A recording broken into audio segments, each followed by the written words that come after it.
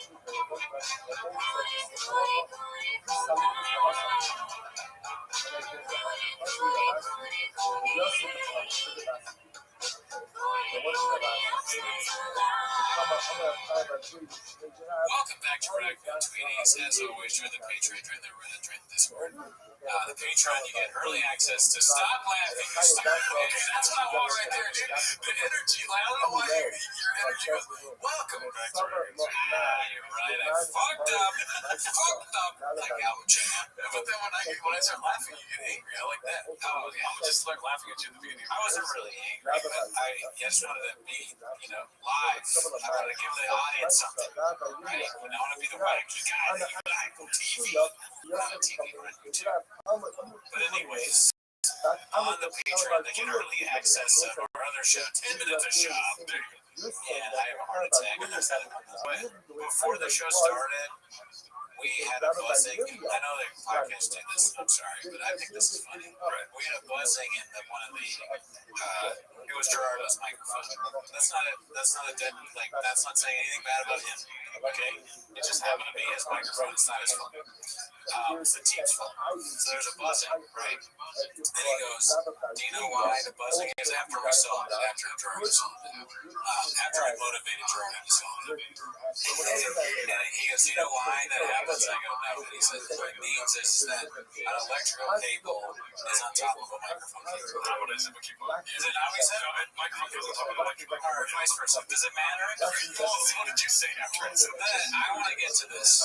But does that, which one is on top of the other? Does that matter? I think it does because, the power grid is kind of on the floor. Like when you turn it on top of your board. The power grid, you mean where you plug it into? Is that the power grid? Yeah, like the grid of power, basically. Like all the power cables that go here, there, over there. What's a grid? A grid is like a line of cables. Oh, I didn't know that. Oh, okay, wait, I'm making this up, though. I'm not, you don't even know. You don't even know if that's what a grid is. Listen, I speak my own terms. The shit gets recorded. It gets I get used to it. Yeah, that's right. You walked into Cooney's corner. No, you're office game when you signed scene points.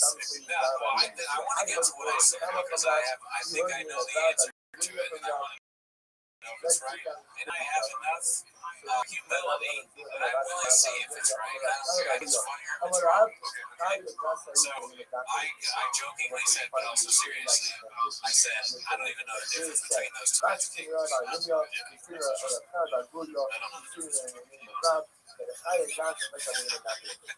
And he laughed. But, I mean, and now that I think about it, an electrical cable, that just probably means that it's what you plug in for power, and the mic cable is what you plug in the mic. So I didn't know. It's a Cooney laziness. My wife, she calls it weaponized incompetence, where I don't even try to understand what's going on. I go, oh, I didn't know that. Fuck my face exploded. Actually, wait, I do the electric cable on the service show. We'll talk about it. And she gets mad at me because, I'm not really, trying to figure it out. Because I'd rather just be tweeting. Oh, man, I wanted to wait till later. I'm going to wait till later. Let's get into this. Yeah. Yeah, but how are you doing? I'm doing great. Thank you for asking. Weaponizing competence, huh? Wow. It's just like we live in a city called Los Angeles. You know what I mean? Yeah, I would prefer to always speak fucking Spanish, dog. Weaponizing competence, dude. You know what I mean? Makes me feel like shit in my own city, dude. Why the hell? Because I don't know what the fuck that means. Weaponizing competence. Oh, I can explain to you. Yeah, I'm gonna be competent when you do a second weaponize my feelings towards you. It's when you put there's a why not. I was gonna do some stuff. But no, weaponizing competence, that's just me. Well, competence means you're stupid, right? Weaponizing means you're using it as a weapon. Right? So I'm like kind of as a way of like not doing things. I'm using it as a like I don't know how to do it. I was doing a bit where I was acting like I didn't know weaponizing competence meant being competent. But all that saying though, all that being said though, is that I didn't want to get into this so early in the podcast. I just told people to start listening to the podcast that I see all the time, and they were like send me episodes, stuff like this, and they're gonna check it out on the big screen. They were saying like, yeah, and this is the first thing we see. Upset, pissed off. Well, that's an accurate depiction of your that's not true. They're like, oh, it's just like we just saw the other day. He's the same man on that show as he is in real life. That's great. That's what we want. Just start yelling at them. It's just like on the show. And I don't even have to pretend. I'm just this stupid person. I was peeing at an In-N-Out bathroom. Right? Okay? Like, this is where this is coming from. Okay? Granted, this is going to be like Memento because it goes back in time, but like a delay of emotion sometimes. Or like how I feel about something, I won't know it until tomorrow. Like, wait a minute, I hated that. You know, kind of thing. I don't know why. Maybe because my parents made me up. One guy's going to beat me in the shower when I wouldn't. I know, stuff like this, right?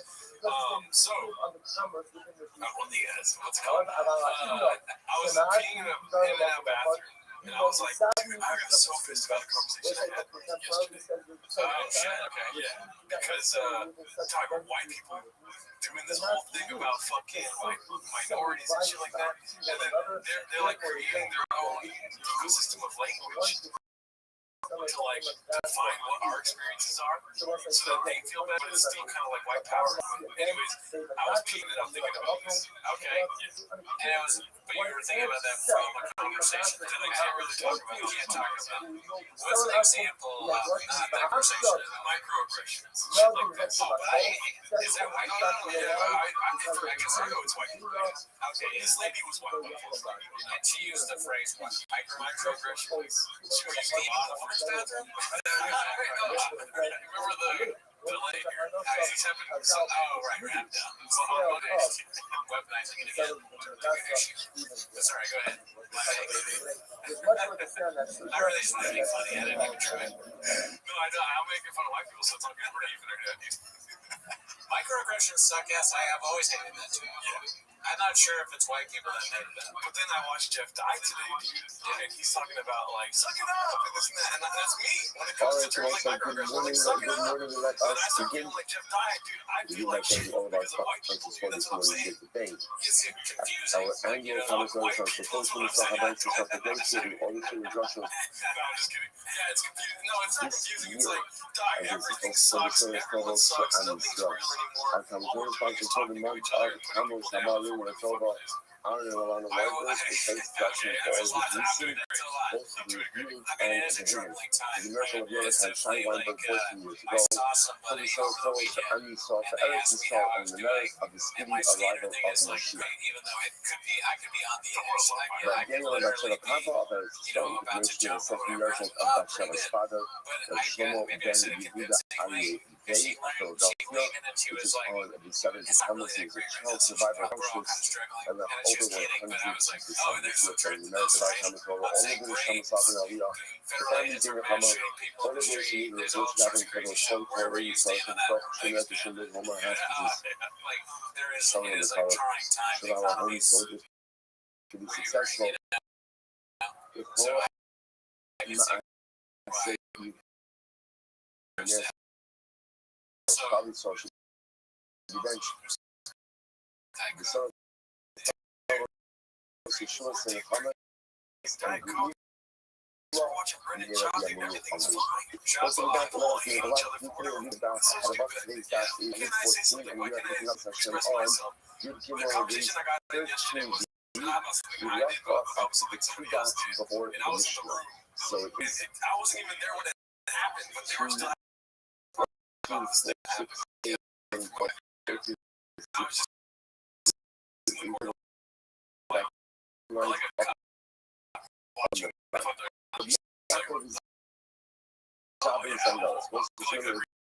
Again, in this case, when we're talking about, once again, a big discussion about institutionalized stores that maybe can get on the day of the actual itself, being concerned that one goes to institutionalize one of these establishments, so one could be inadvertently going ahead and getting other results. So when you can do that part of the story, so you know, but the Apple going ahead and bought a pair of sandals from one of these stores. But Yuria Zavalpita and Yuria bought brothers, and they encountered each other after having made their inspections for like 2 weeks.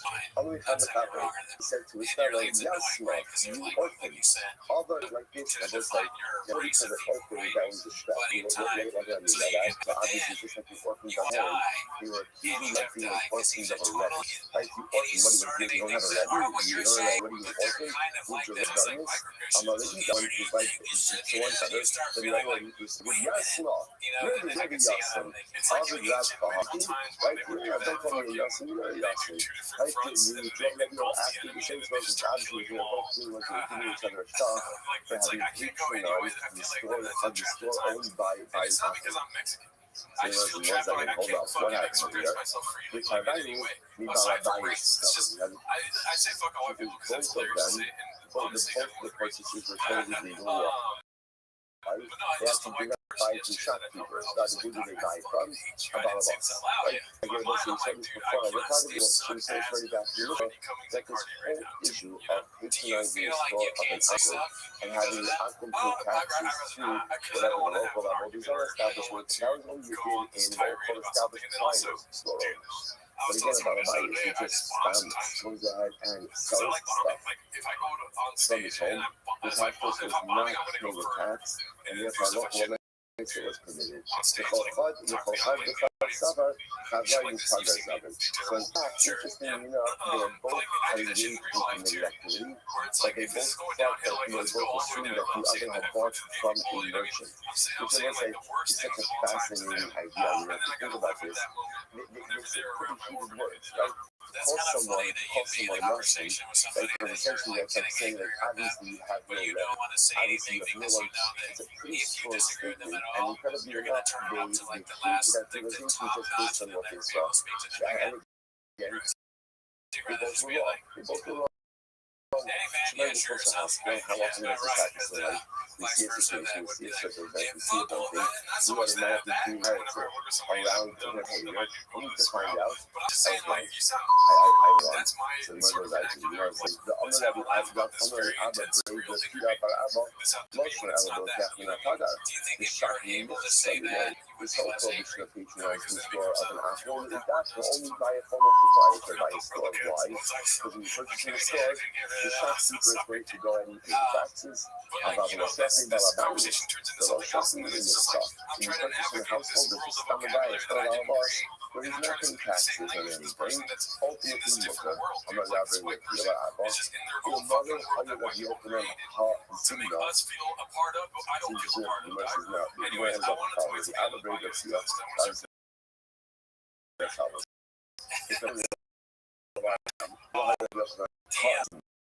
so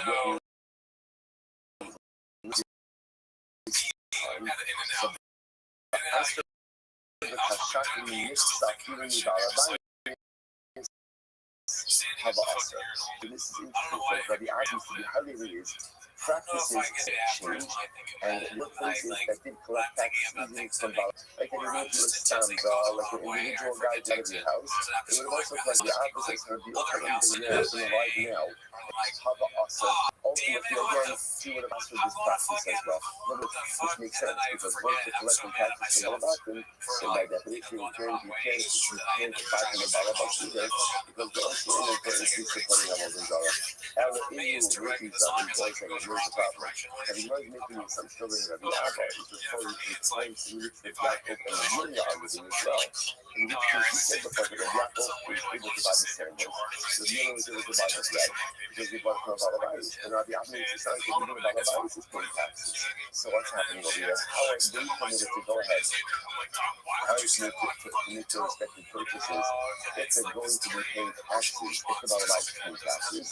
So we very interesting case, so you might say, Ella Ilu Efizabi, so how Rabbi Abba and how Rabbi Abba and Rabbi Asar, how Rabbi Yaakov and Rabbi are able to buy the sandals and the bread if the Balabais is also paying taxes, which the Gemara says, the Balabais Ke'ina Kavua, they bought it from a Balabais who doesn't regularly sell items. So look at Rashi. Rashi says Ke'ina Kavua. Rashi says, ולא מספיק נוציא הדקה ללימודים מנהלים, ולא סחרה רבה קבוע. So apparently, even though already in terms of Rabbi Abba, everybody was paying taxes. Muslims were paying taxes, Balabais is regularly sold, Thomas paying taxes, but that's only if you were what we call someone who sold stuff on a regular basis. But if halacha l'maisa, again, you can go like that, an episodic seller, just recreational seller, cleaning out your garage, so you put stuff on the garage. You're not established merchant, they're not taxes. So apparently, when the Yaakov bought for sandals and the bread, they're buying it from one of these three Balabais. So it turns out, at the end of the video, that there's essentially three categories of sellers. There's a classic Haga, who is the merchant, who Mishnah tells us again, on any day there's a young girl, you can't purchase from that person. Now, also, I can't point out, and this is a little bit different. So remember again, beforehand we were talking about just engaging in transactions with an office. This is now in a more commercial setting. Mishnah tells me I can't do that on the day of the Yom Tov. Why? Because they're going to pay taxes to the Avodah. That's category 1. Category 2 is a Balabais who is also established merchant. What is between the Haga and the Balabais? The Balabais from his house. But this is what he does. He's an established vendor. He's also apparently going to be paying taxes. Therefore, again, you can't patronize him either. That's on the other thing. The third category, Balabais is not. This is an individual who's going to go ahead and sell stuff, but not really in an established fashion. Such a person, again, doesn't pay taxes at all, and therefore, again, halacha might be to patronize that individual. Okay, fascinating. So we're continuing on the same theme here. So Mishnah, David Farmasum Minchal Abdul following things, and also so now a little bit of switching gears. The following things you cannot sell to an office. Now, again, we're going to see how you can sell this inside. You can sell about that. So you can't sell the following things. What can you sell them? Find what that is in the Gemara. You know, Shua, find what that is in the Gemara. These two colors. And look at these colors.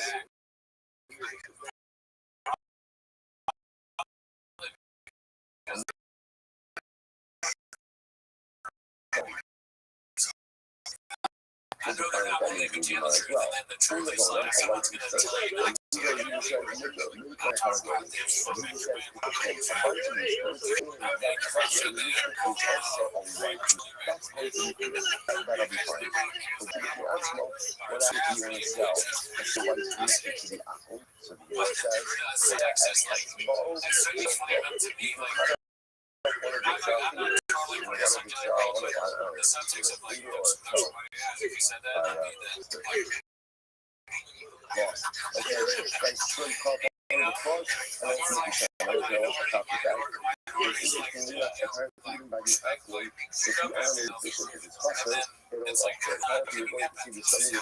So if you're going to someone like this, then cut off one of the claws, and I think he says, if you shame not even touching that other claw, ultimately, again, because they do not go ahead and work, they do not go ahead and offer up cluster a deficient item to their avodah zarah. It's a very, very interesting area. There's also tremendous history about it as well. That even of the avodah zarah, if you're going to do it, make sure you don't get sorry fast. Don't be a pastor. So many times you say, right, you start to do things and you're going to just kind of like, you don't give it all. So halacha l'maisa is if you're going to do something in life, make sure that it's solid. If you're going to engage in spiritual service, make sure there's a sense of strength. video they got Even here. yeah, but there's not to understand. They offer up something that is incredible. You shot Paul hard, and again, all other items. Yo, what up, Christian? Shalom, shalom. How are you? What this means. All the other items, it's not like saying if you just sell it stock to an outcome, ultimately again it's going to be better. Let's go. Well, make yourself at home. You're amongst us. Absolutely. Just watching some podcasts. That man says you also can't sell a decal top. The most decal top literally sounds like a good palm tree. Good palm tree. You can't sell a good palm tree and a salsa. It's good. The boss say we got that $1. Let's go. Says Gemara. My experiment. What's an experiment? Currently some. It's a currently some very helpful for us. Rashi says over here, right? What's currently so top Rashi? Min eresu v'ishita to Rosh Hashanah. It's a type of symmetry. Thank you. A type of symmetry. Okay, so much of the midway. Where the question is actually got two definitions. Or Sifu Alei, that is, and now this device that we're putting over here happens to be that Shita, that's the English use. So now, except that Shita, or Sifu Alei, and Allah says, it's the movement, Mukhsasir Ubunosua. So these are items ultimately again that are included in the group as well. Yes, if you saw that it's the movement Taranisa, Taranisa is the Shia, that if you think that the movement is in fact this Taranisa, the type of cedar, is this item really included in the Shia of prohibition? Now listen, this is very interesting. Why isn't the cedar tree included in the Shia of prohibition? It's fascinating. When he says this now, Jelly roll? שיש לו עיקר, יש לו שביעס, וכמו שאין לו עיקר, אין לו שביעס. Now, that's actually a fascinating halacha. Ikar means a root. So the Gemara says, whatever has a root, ultimately subject to the laws of Shmita, and whatever doesn't have a root is not subject to the laws of Shmita. Now, what is the root? We're going to get back to that's the second one line. Second line is that, which is the art to be most like the Sunday. You're going to be sure to do it. So let's listen to this. Any object, any item, private item that has a root, that people share in the root, ultimately is subject to Shmita. But any item that has a root source that's wide, therefore that root is the root is the most subject to Shmita. That's a halacha. Therefore, it's commitment. It's the problem. Like Jesus is the cases. Mishnah says you can't sell the religion to the object. What is the religion? My version told me so. A type of secrecy. Nothing that can't be true. Why? Because again, in Mishnah, Shabbos, it says the following items are subject to Shmita, including in the list. It's the religion. Only items subject to Shmita are items that have root systems which enjoy during the winter. And it's the and again, the Taranisa, the cedar tree, does not have that type of root system. Therefore, again, Taranisa is the movement from the Taranisa. That's the thing we know. Ella, I just also point out the wording of here is very beautiful. Koshimut for Ikar, Shmit, one of the beautiful things we have in our Yiddishkeit is Shabbos. The Shabbos is what makes Shabbos so special. What is it about Shabbos that's so incredible? So the real power of Shabbos is Shabbos is the day in which you really reach the collective benefits of how you spend your week. Right? A powerful Shabbos is one that follows on the heels of a powerful the 6 days I'm plugging away. The 6 days I'm working hard, not just at my job, but in my witness. Literally again, I'm learning, I'm gathering, I'm doing stuff, I'm doing everything I'm supposed to be doing. And Shabbos ultimately becomes so powerful. Shabbos is a composite of 6 days of dynamic activity. So please watch me also. Post me to Iker. Whoever has a purpose in his life, whoever has an Iker in the way that he lives, Sunday through Friday is for Shabbos. The 7th day Shabbos will be incredibly special. Zero said, otherwise, it tailored in the seasons. Shabbos to be a day in which I fast and just working very hard during the week. In this case, your emotion Shabbos physically rested but not necessarily spiritually restored.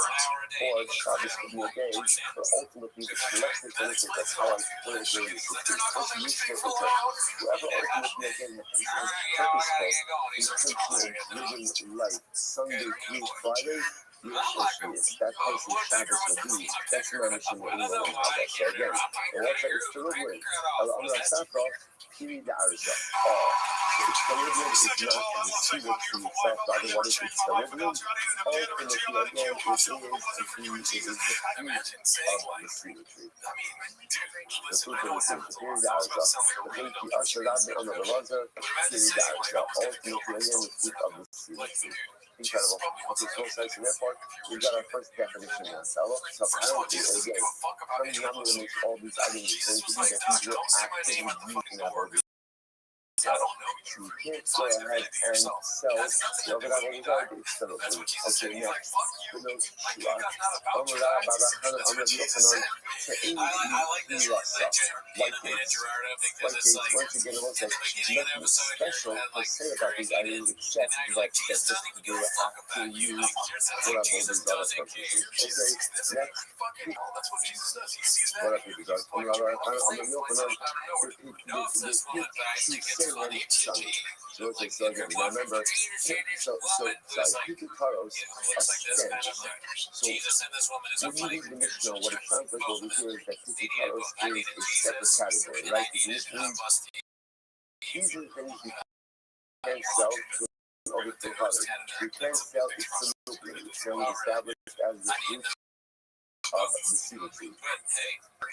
Next, you can look into white, and then it says stench. Almost always is the third category. And it just means that the word stench is actually a fire on the previous. What it means is the dates and the fruits of the symmetry ultimately again, those can't be sold with their stench. So Rashi points out over here, look at that, this is stuff, this two-way statement, Shalik, first by Rashi, Pitucaros can finish the lot and then go back to Rashi. Pitucaros, right, is not as always carried by our happy summer. And most of the heavy culture is the Libyan, Shuak, and the Fisha, Hogan, Ocean, the Fiat, all the stuff that makes the background of them, the top, very interesting. What would they do with the white states, and what would they do if they were white states, and the frequency of truth, they would dangle it. So what they would do is they would keep it on the stem, they would have the stem of the idol, hang it on the idol, hang it next to the idol, so the stem would necessary parts ultimately of the fruit. Okay, it's kind of a really good guys here. Nirvana, frankincense, I'm going to mix up on the records. Nirvana Zappa, it is not just any frankincense, that's any Nirvana.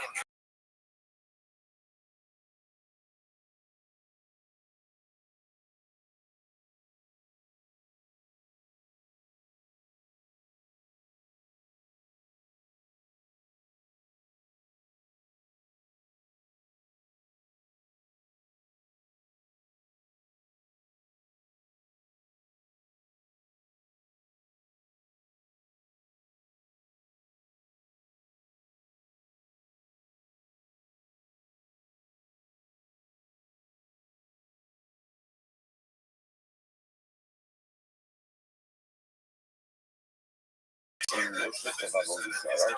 Therefore, it doesn't matter when you cannot sell these to, you cannot sell these to an object. There is no exception to this, which like this says, what you can do is you can sell to them in bulk, essentially. So I could sell, let's say, the Boina to an object in bulk. Now, what's the logic behind that?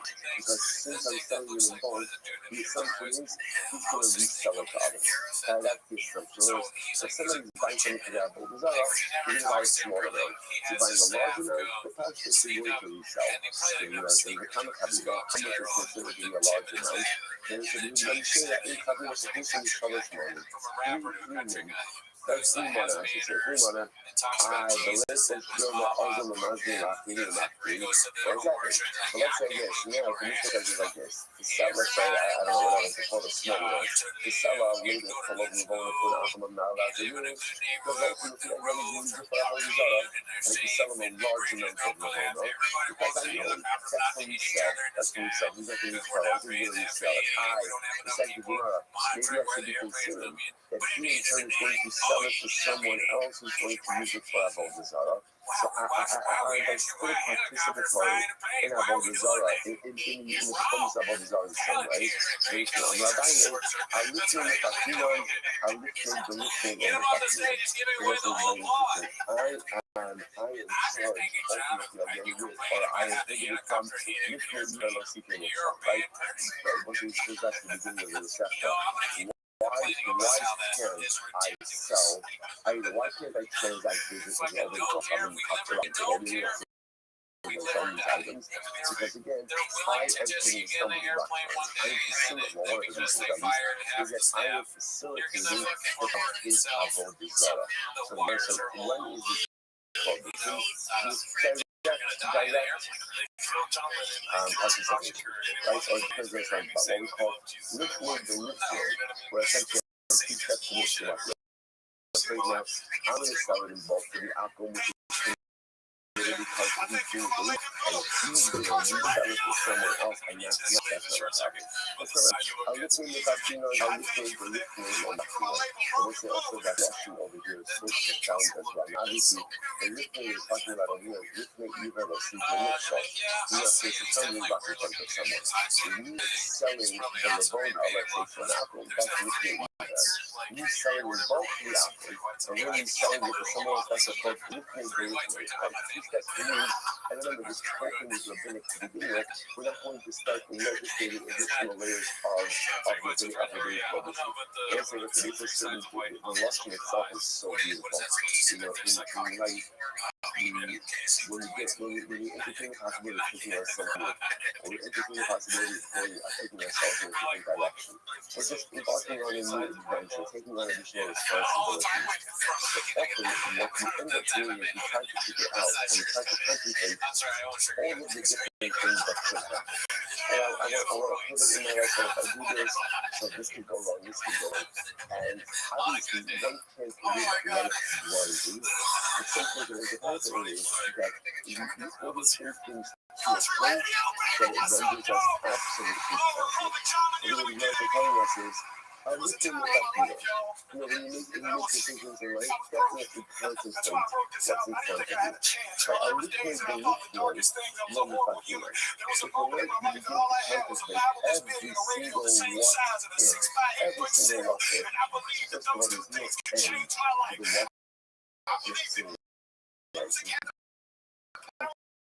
what if single life.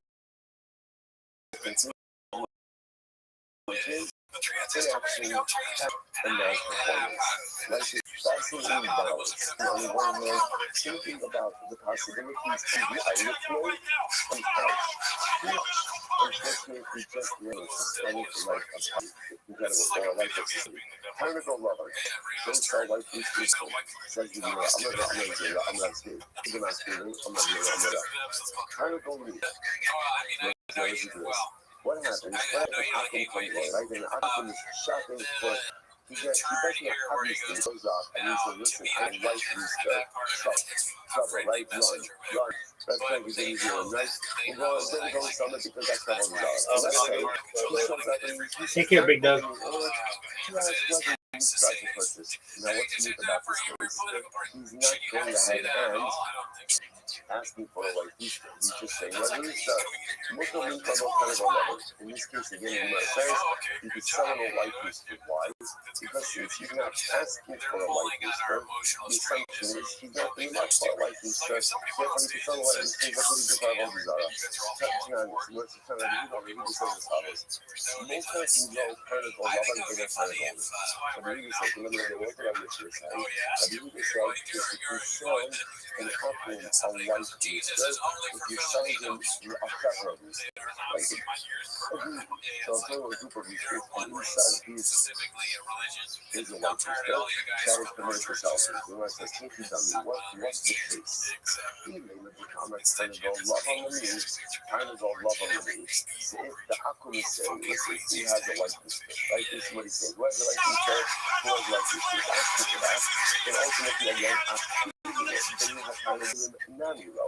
Then you're going to say, if he's asking for a white sister, then how on the right side, even if I'm selling you a group of sisters, I still should not be able to sell him a white sister. And a lot of the Amar kind of go with me, kind of go with me. Rather, it must be what's the case. The case is really checking for a rooster. Like, who has a rooster? Who has a rooster? And even in that case, there's not even mentioning a white rooster. Tapi Lahaki, that I would have been a kind of golden thing, if may act small, low. We'll say, what do you see from here?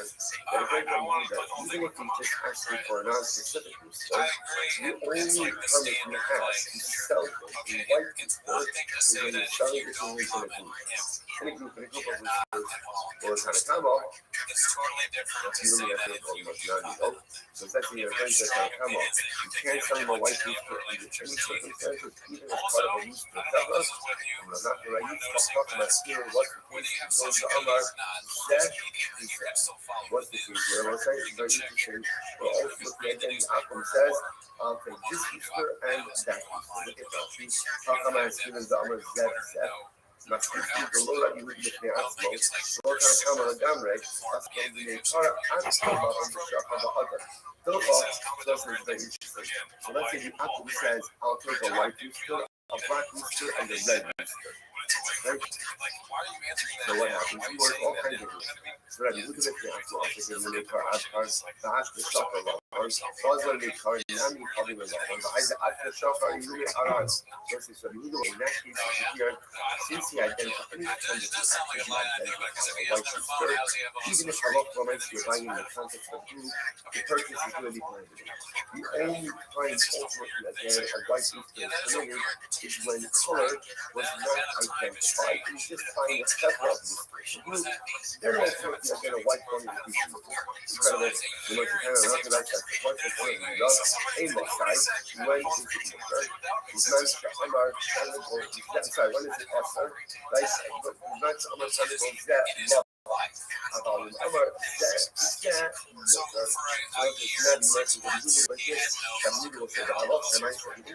white piece can be problematic as well. When the Aquaman identifies it, he identifies, I want that rooster, right now it goes there. But if he says that, and again, if he puts ahead and he identifies the group, he's now, again, in this person, the leader, even if I'm off the night stuff, even if I'm off the night stuff, so, you know, he doesn't mind when he's going ahead and. All the stuff is happening now because he didn't have a phone. He doesn't want to answer the question. Yeah. But it's like a tactic, right? He's saying because he didn't have a phone, he only knows what's been going on for the last 4 months, but if it was on social media, he doesn't know. It took me a while to get there. Because I haven't had a phone. Weird. But, Okay. Anyways, we'll say so. So, love for the right stuff, right? Even if that you know, I'm trying to go that. I remember the thing about 7 times. I'm trying to go that love. About I'm a that. So, love for the right stuff. Stuff like this. That if you just go ahead and you identify a white rooster, that's one thing. And if I love for the right stuff, you say kind of that love.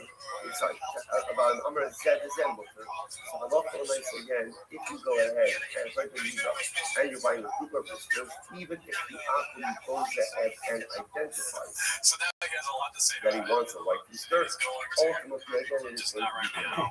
אפילו המשל בזה, או בתקופה משפחה משתמשים לו, או שיכול להביסות פייסו מותו. So there is no exception. What's the exception? If halacha l'maisa, if halacha l'maisa is measured like this, if halacha l'maisa is always what Talmud says, if he's making a mishkan, making a party for his son, or he has someone who is killed inside of his home, ultimately it is going to be mutter. I will say, what's the logic behind that? The logic behind that is if he's making a party, right, for his son, or ultimately again and he has somebody still inside his home, that means he's using for what? Consumption purposes, not for worship purposes. Therefore, I love for myself, that would be mutter. I do not is not Hanya. Always go copy to us in the show with no. Ain't no us with Ella Osa, Yoga Osa is for 1 second. We just said before that in general, when it's always for public business salvation for the service, and this is back to the beginning of the chapter. Right? And under circumstances like that, halach l'maisa is always up. Right? In other words, we've seen that before. That those people, right, always come to visit us salvation for his son. That's the kind of that, but we would be thanks to you. So isn't that an acute issue of Apollon? To which the Gemara says, I know also also is Yasa. So again, you can't go ahead and sell a white piece to the apple. Why not? Why not? Because you're going to use it for apple design, but if you know that it's making a silica for it, or you know that he's going ahead and has a puller inside of his house, you can sell the white piece. Why? Because it's clear that he's purchasing it for consumption purposes. I didn't know what that means. We said before that on the day when he's taking a for his son, that's not a day when what? When he's going to go ahead and he wants to use the whole jar. He's going to use the whole jar. There's no other there. Already stuck out of his house here. He touched it. He touched it. He's another touched it. And he said the funny with the link of those articles over the party. The least they could actually sell a white Easter. Not Easter for no. To have $5 dollars already spoke on the right. It's a wedding. The wedding is really close to a white Easter because the person would go ahead and definitely give things to their holy sorrow on a day where they're making a free cup of Christmas. So what's the fire requirement here? And the some of the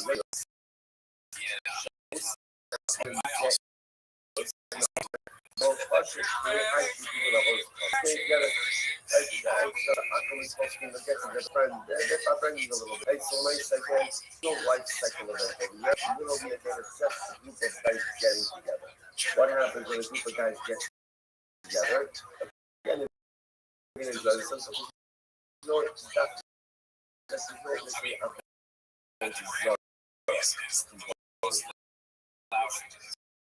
that is so you look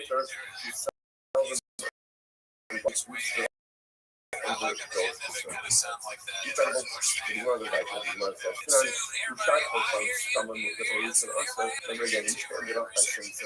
everything else, all other items. Someone mutter, you just sell and stamp to an apple is going to be mutter. Usually also, but if you listen or it's going to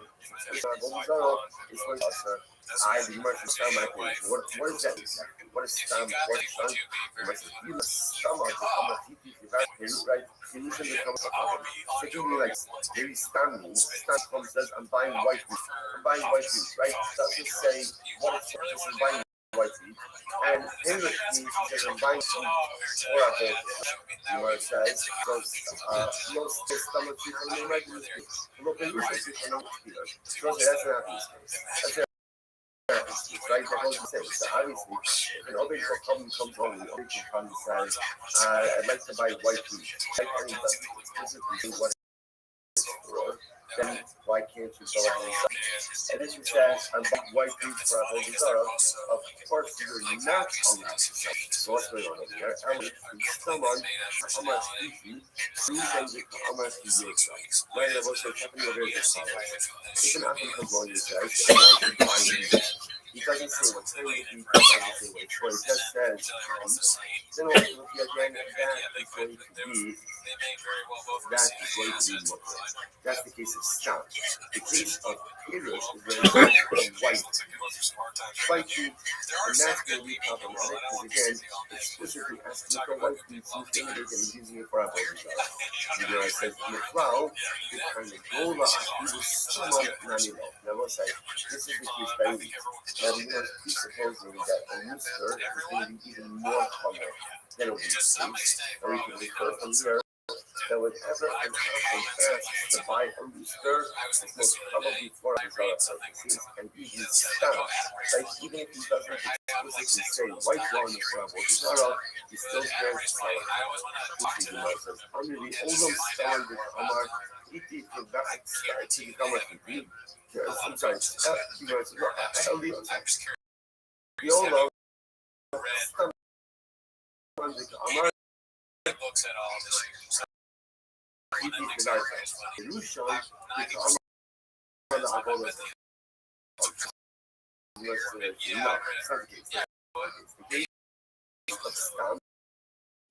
is where an Aqua says, I'd like that's the scam case. What's the Paris case? Says, I'd like to purchase white travel desire. Yeah, but Aqua rolls in the store and comes to your house. He says, I'd like to buy white travel. I said, what's the obviously you can't spread and sell that thing. So what's the the illusion is here. The US says no white necessary. Say from you, right? I have love. You love about us talking about it. Was a I would have thought like this. Even when the Aqua comes over to looking to buy white food travel desire, family travel desire. I said, why did you say about desire? Hello, maybe he's the other travel desire. Listen, the guy isn't that all desire. Idea is he works about desire. The suburb, the air you can look down for fully almond and cheesy. But I don't even think they would say no because they had a break fan. Sometimes, right? You open up on the right? And he says that he's a big open up on the so he assumes that since he works with the desire, therefore what? Therefore what? Everyone works with the desire. That's he's assuming. Therefore, he comes over to me because this is fascinating, right? How like we often assume that the way we think is the other people think. What we do is the other what other people do. This guy comes over to me, like, as soon as I'm over there, and then there's Midnight Shaman.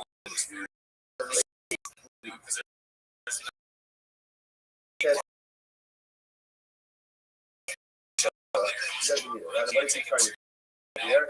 He's looking for he's looking for but it doesn't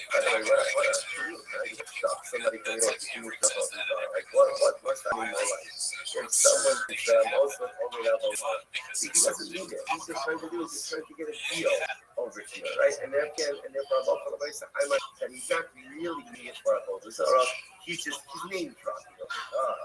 Busy day at the house, so I'm gonna fucking he's just going on a kind of dropping up over just to get a discount. Much more than I will say. What is too much more than we know here? How much more to me?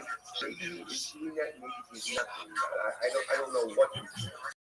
But I love the nice stuff. If he says about the Zara, you can't get involved in such action. That's the bottom line. Okay. So why Ravashi? Ravashi is okay.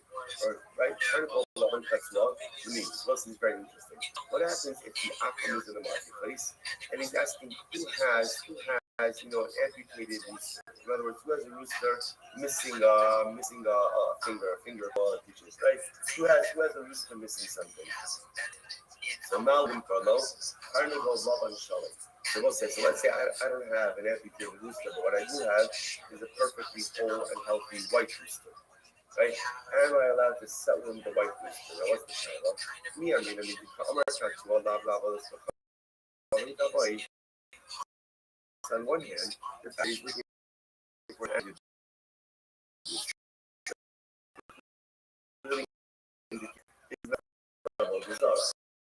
this is because I use this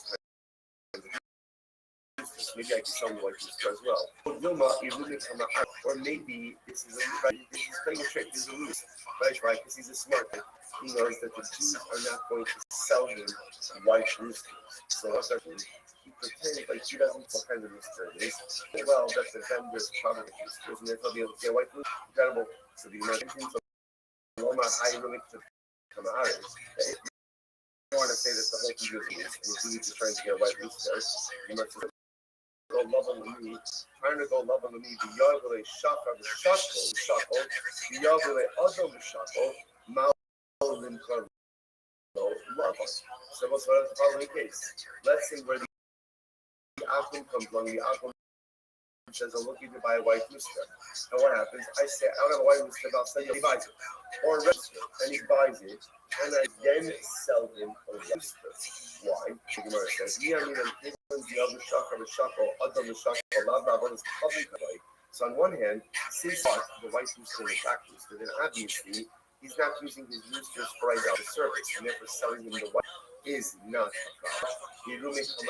Or maybe not, maybe the roost. In other words, the aquam is also, he knows he needs to get the white rooster. He's not going to get the white rooster without, so maybe he's just pretending he doesn't care, ultimately in order to get the white rooster.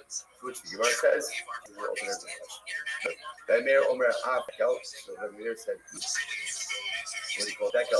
What is this? The Gemara says, Miri was incredible.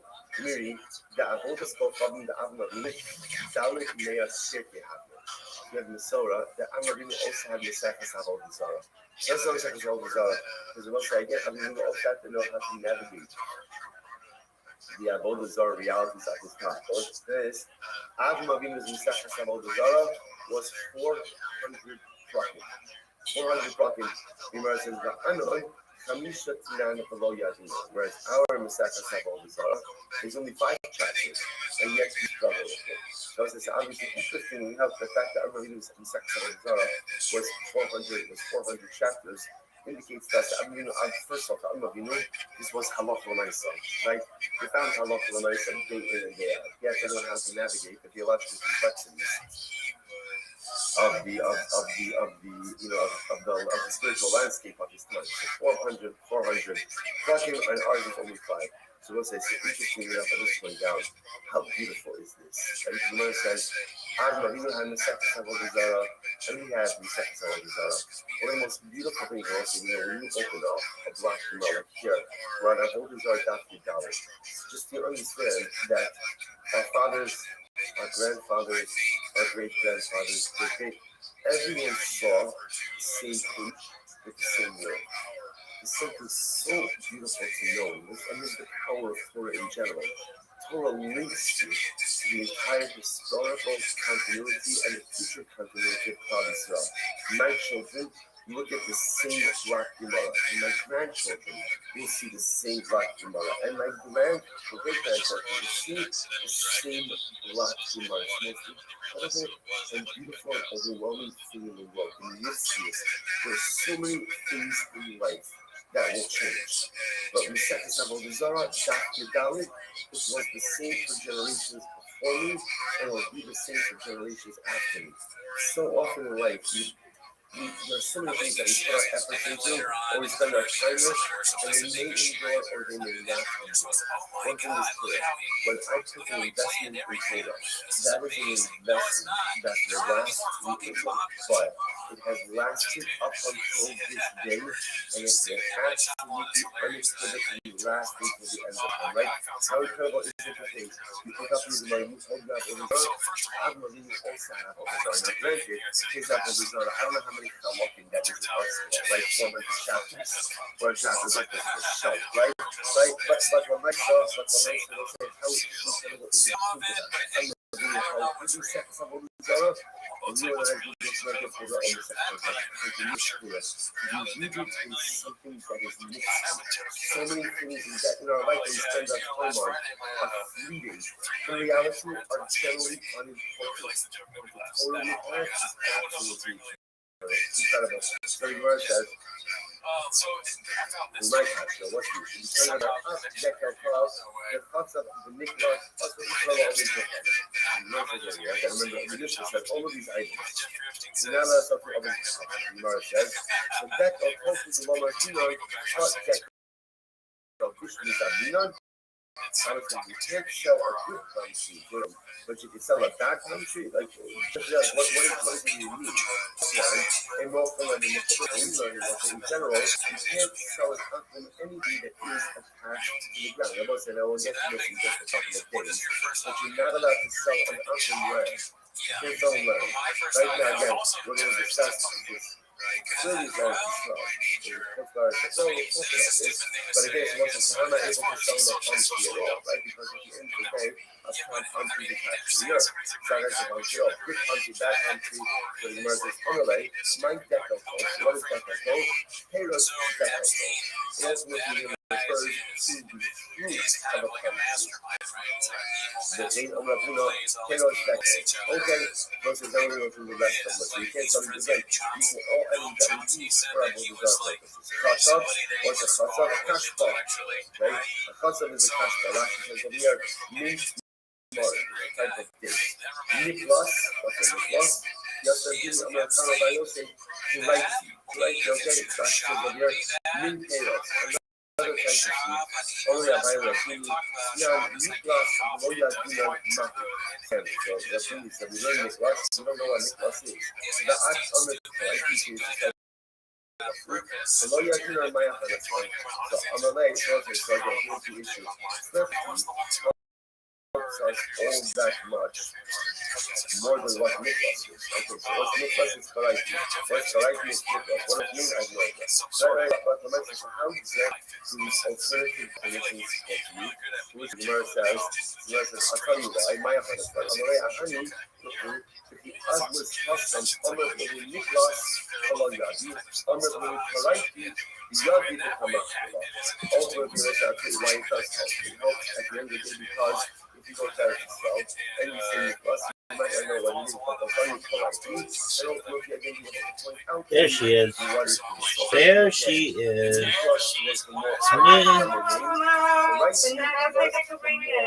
He's still sleeping, like I said, so he can't come in here and sit him around and say, excuse me, sir, we're going to need you to wake up. It's time to wake up. You got to open your eyes. All right. Well, that's great. We're going to get a hospital bed that's coming tomorrow from the hospital. And they're going to be transporting him back over here to the house. Well, that's wonderful. That's wonderful news. You'll be able to see Poppy 24 hours. Yeah, I'll be still hear me because you're all still here. So this means you hear my voice. Right? So I'm sorry that my clothes and That's great. I'm excited. Ooh.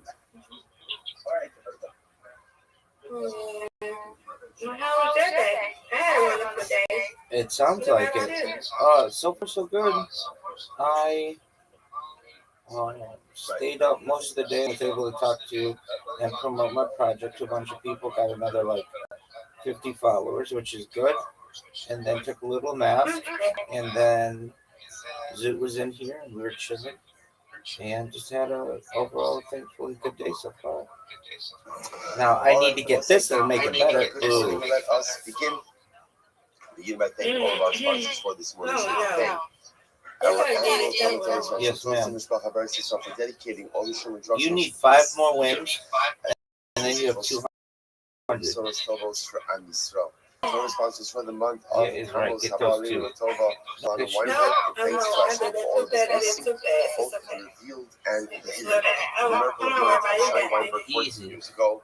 Oh, the toughest shot in the game. The toughest shot in the game.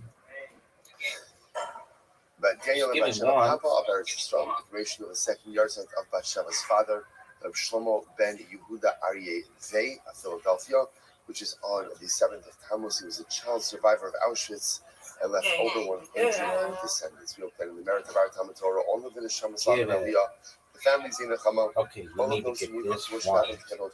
Everybody knows you're going to get this one. They shouldn't even make you do it. They shouldn't even make you do Our it. holy soldiers to be successful. Because they do it. You're going to get it. A perfect bear.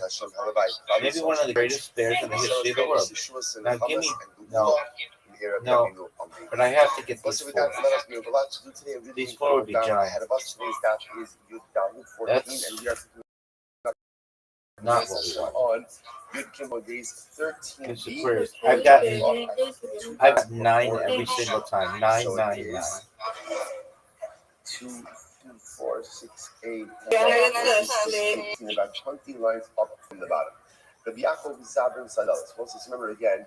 In yesterday's when we were talking about the concept, once again, we continued discussion about how patronizing stores that may be purchases to the Avodah Zarah. That was big time. Especially again on the day of the actual celebration itself, being concerned that if one goes patronizes one of these establishments, Mr. Aquarius answers with a perfect match. No one folks. Turn out the lights. Party is over. Miss Aquarius did the win. No doubt. No doubt. They encountered each other after having made their respective purchases. So very interesting exchange. So one said, "It's over, Miss Aquarius. You orphan. I cannot win." Acted like this. Both sides. Now, when they called each other orphan, And that was Miss Aquarius, she's closing in. Teasing each other. Closing in, Miss Aquarius. You need 4 more wins, and you might get one right here. Would your Rebbe have done this? The other one said, right? So one said that to the other. Then the other one responded, Yasma, you're the Yasim. Avid Rab Fahachi, right? You don't call me a Yasim, you're a Yasim. Right? Your Rebbe had acted this way. So it's obviously what they were both doing was they were giving each other a shot for having patronized the store owned by an actor. So there was one second, hold up, what happened? The Tarbayu, Mibala Bayis is seven. Now the truth is both of them, both the purchases were totally legal. Why? Maybe. They actually did not buy it from shop. Maybe not. Rather, who did they buy it from? That's not what we wanted to suppose. That was one of the worst rows we've ever had. That this whole issue of patronizing the store of an Akum and having the Akum pay taxes to whatever local establishment, you got 6. established proprietors. You got 4 left, and you're going to get them right here. So it's not even a big deal. Not even a big deal. Not even a big deal. You've gotten 2 spares in a row. Miss Aquarius, folks, has gotten 2 spares in a row. So in fact, interestingly enough, they both had engaged in committed activity, but they both assumed that the other had bought from a merchant, which I must say is such a fascinating idea. If you think about this, they say pretty heated words, right? To call someone a yasim, right? Because essentially that's like saying, like, obviously you have no left. Miss Aquarius is starting to pull away, folks. She's going to get this. This looks perfect. Folks, she might have 2 wins and here. again, they both were wrong. We see a trying, see a person doing something. We I'm ought to not trying. create an entire narrative. She's going to get a strike here their behavior. and put this We need game to out of find out. reach. I was wrong. I was wrong. So the Gemara goes Really back to the Gemara good. and says, Really good. Get this one. Oh, she got the spare. Folks, Miss Aquarius has gotten 4 straight spares. Only by a formal proprietor. No. The shopkeeper is going to go ahead and pay the taxes. When you purchase from a household, they're just stomach guys. Thank you, madam. Ultimately, Folks, if you're keeping track on Miss Aquarius is dominating. Pure dominance. Pure dominance. She's going to get her 5th straight spare right now. She put up a big score. Suddenly it's a big score. So this is interesting. So That's big time. That's big time. Seem to have evolved and changed. And there were places that did collect taxes from Balabati. Oh, what a comeback. What a comeback right here at the end. Stuff out of your house. What a comeback right here at the end. Miss Aquarius, Rabbi. That's not like it. That's right. I win, you win. You win, I win, I win, you win. Undefeated in both. Undefeated and friendly. Yes, ma'am. Here's the problem. Now, the Gemara is making it You too, God willing. And great news about Papa. Yes, thank you. I know. Because they bought it from But I never read about one like that. I just wanted to open his So what's happening over here? How are they permitted to go ahead how are they permitted to make their respective purchases if Right. they're going to be paying taxes? So I don't get away from it. You don't have So to. it's very interesting to which the Gemara says, Ella ma'am. Ilu Hechi My Zabu. uncle So and how Rabbi Abba my uncle and come how first. Rabbi Abba and But Rabbi I have to how go Rabbi to the Yaakov and Rabbi Yirmiyah are able to buy my physical the sandals and the get my bread physical, my Balabayis career and done, got my taxes, to physical. which the Gemara And says, then the right Balabayis She'ino Kavua Zabu. They bought Alrighty. it from That's a plan. Balabayis who doesn't regularly sell it. Yeah. So take a look at Rashi. Rashi says, She'ina Kavua. Alright. Rashi says, V'lo masik muksi adatayu l'migdi minayu. And we'll talk to you later. I'll be back on the So iPad, apparently, okay? even though already in terms of Rabbi Abba, everybody was paying taxes. Merchants were paying taxes. A balabais regularly sold from his home was paying taxes. But that was only if you were what we call someone who sold stuff on a regular basis. But if halacha l'maisa, again, you kind of are like, I don't know, an episodic seller, just a recreational seller, cleaning out your garage. So you put stuff for a garage sale, but you're not an established merchant, they would not tax you.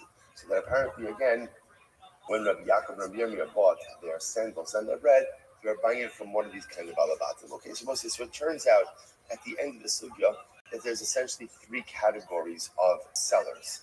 There's the classic tagar, who is the merchant, who the Mishnah tells us again, on any day where there's a Yom Tiv, you can't purchase from that person. I just want to point out how this is a little bit different. So remember again, beforehand we were talking about just engaging in transactions with an akum. This is now in a more commercial setting. So the Mishnah tells me I can't do it on the day of the Yom Tiv. Why? Because they're going to pay taxes to the Avodah Zarah. That's category one. Category two is a balabayis, who is also an established merchant. What's the chiluk between the tagar and the balabayis? The balabayis is selling, I don't know, from his house. But this is what he does. He's an established vendor. He's also apparently going to be paying taxes. Therefore, you can't patronize him either. That's on the Yom Tov. The third category is just a stam balabais who's not kavua. This is an individual who's going to go ahead and sell stuff, but not really in an established fashion. Such a person, again, doesn't pay taxes at all, and therefore, again, halacha you could patronize such an individual. Okay, fascinating.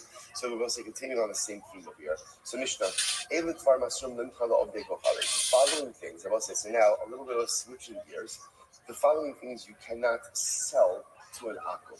Now, again, we're going to see why you can't sell them is because these were things that were often used in the service of Avodah Zarah. So you can't sell the following things. What can't you sell them? It's tarublin. Okay, we'll define what that is in the Gemara. Benos shuach, we'll define what that is in the Gemara. Pitu taros. That wasn't a pitu taros. Literally means stems. Again, we'll define what that means in the Gemara as well. Ulavona, frankincense. Tanagol halavan, a white rooster. And Yehuda says, Mutar limkarlo tanagol lavan bina tanagolin. And Yehuda says, if you're selling an akum, a bunch of roosters, and in that chevra, in rooster chevra, there's also a white rooster, that's going to be permitted. That'll be fine. What happens if you want to sell a single white rooster to the akum? So the Gemara says, Kotea es etzba'o umokro. You could cut off one of its fingers. One of its I don't know, is it a finger or a toe by a rooster? Claw. Okay, right. Go. You cut off one of the claws and ultimately send. I wasn't the chaf with that. Because interestingly enough, apparently even by the akum, if the animal is deficient, if it's chaser, they don't offer it. So apparently we're going to see there's something with white roosters. So if you're going to sell a white rooster, ultimately again to the akum, then cut off one of the claws and ultimately sell it.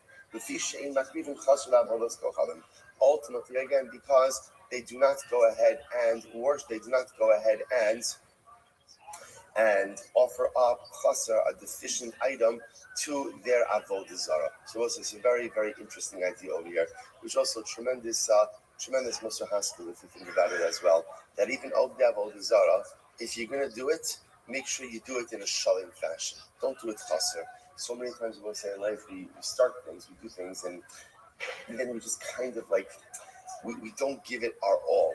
So halacha l'maaseh, again, if you're going to do something in life, make sure that it's shalim. You're going to engage in spiritual service, make sure there's a sense of shleimus.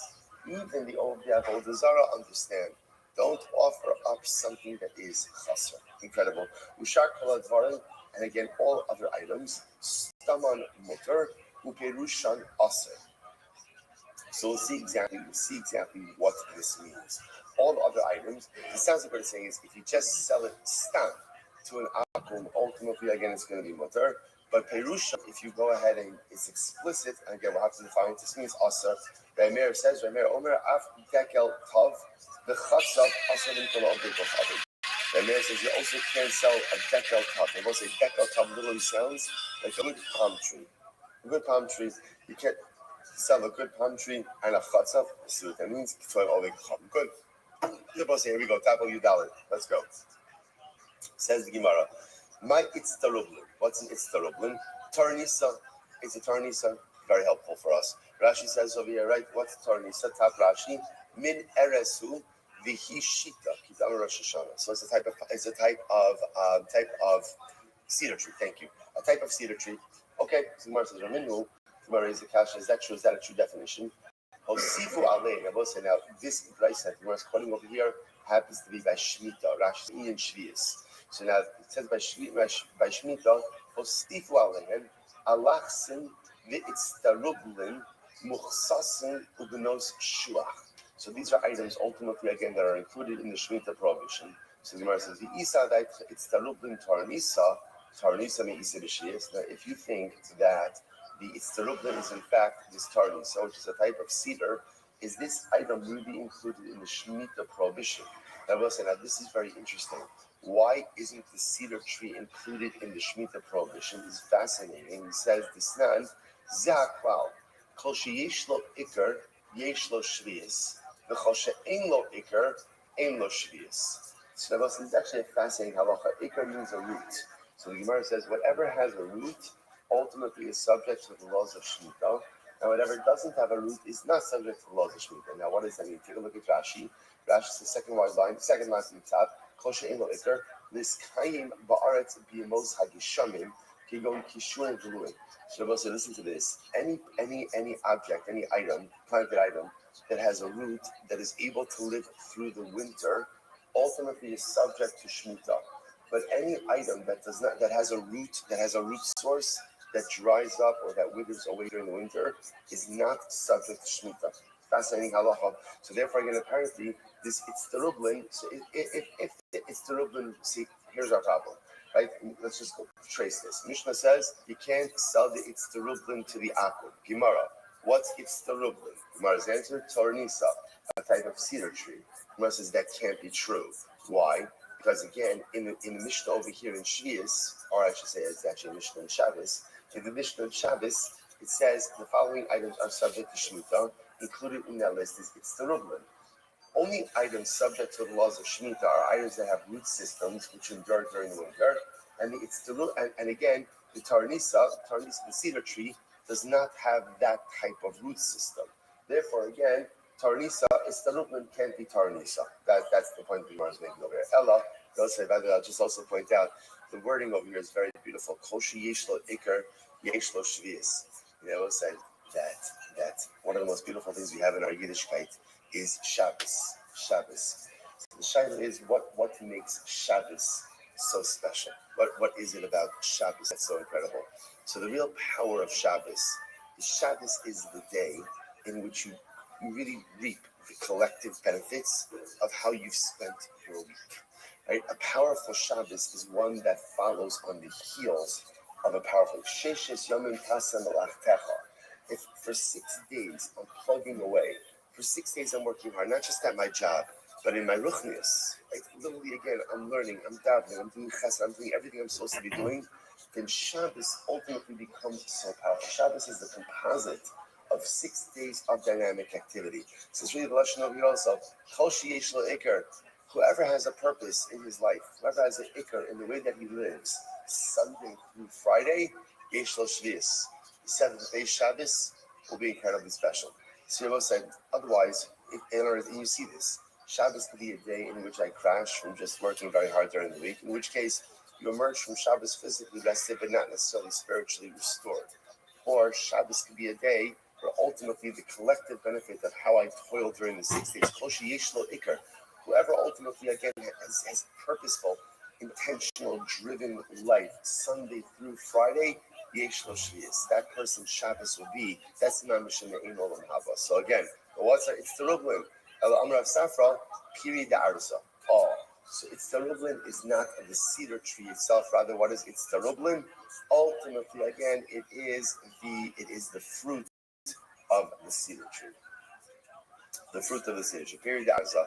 V'chinki Asa Rabbi Amrav Elazar, Piri Arza. Ultimately, again, the fruit of the cedar tree. Incredible. Okay, so therefore, we've got our first definition now. So apparently, and again, common denominator amongst all these items is going to be that these were actively used in Avodah Zarah. So you can't go ahead and sell Avodah Zarah, it's the Rublin. Okay, next, Benos Shuach. Amra Barachana Amra Yochanan Te'eni Chirasa. White dates. White dates, once again, I will say, nothing special per se about these items except that just they were actually used for Avodah Zarah purposes. Okay, next, Pitutaros. What are Pitutaros?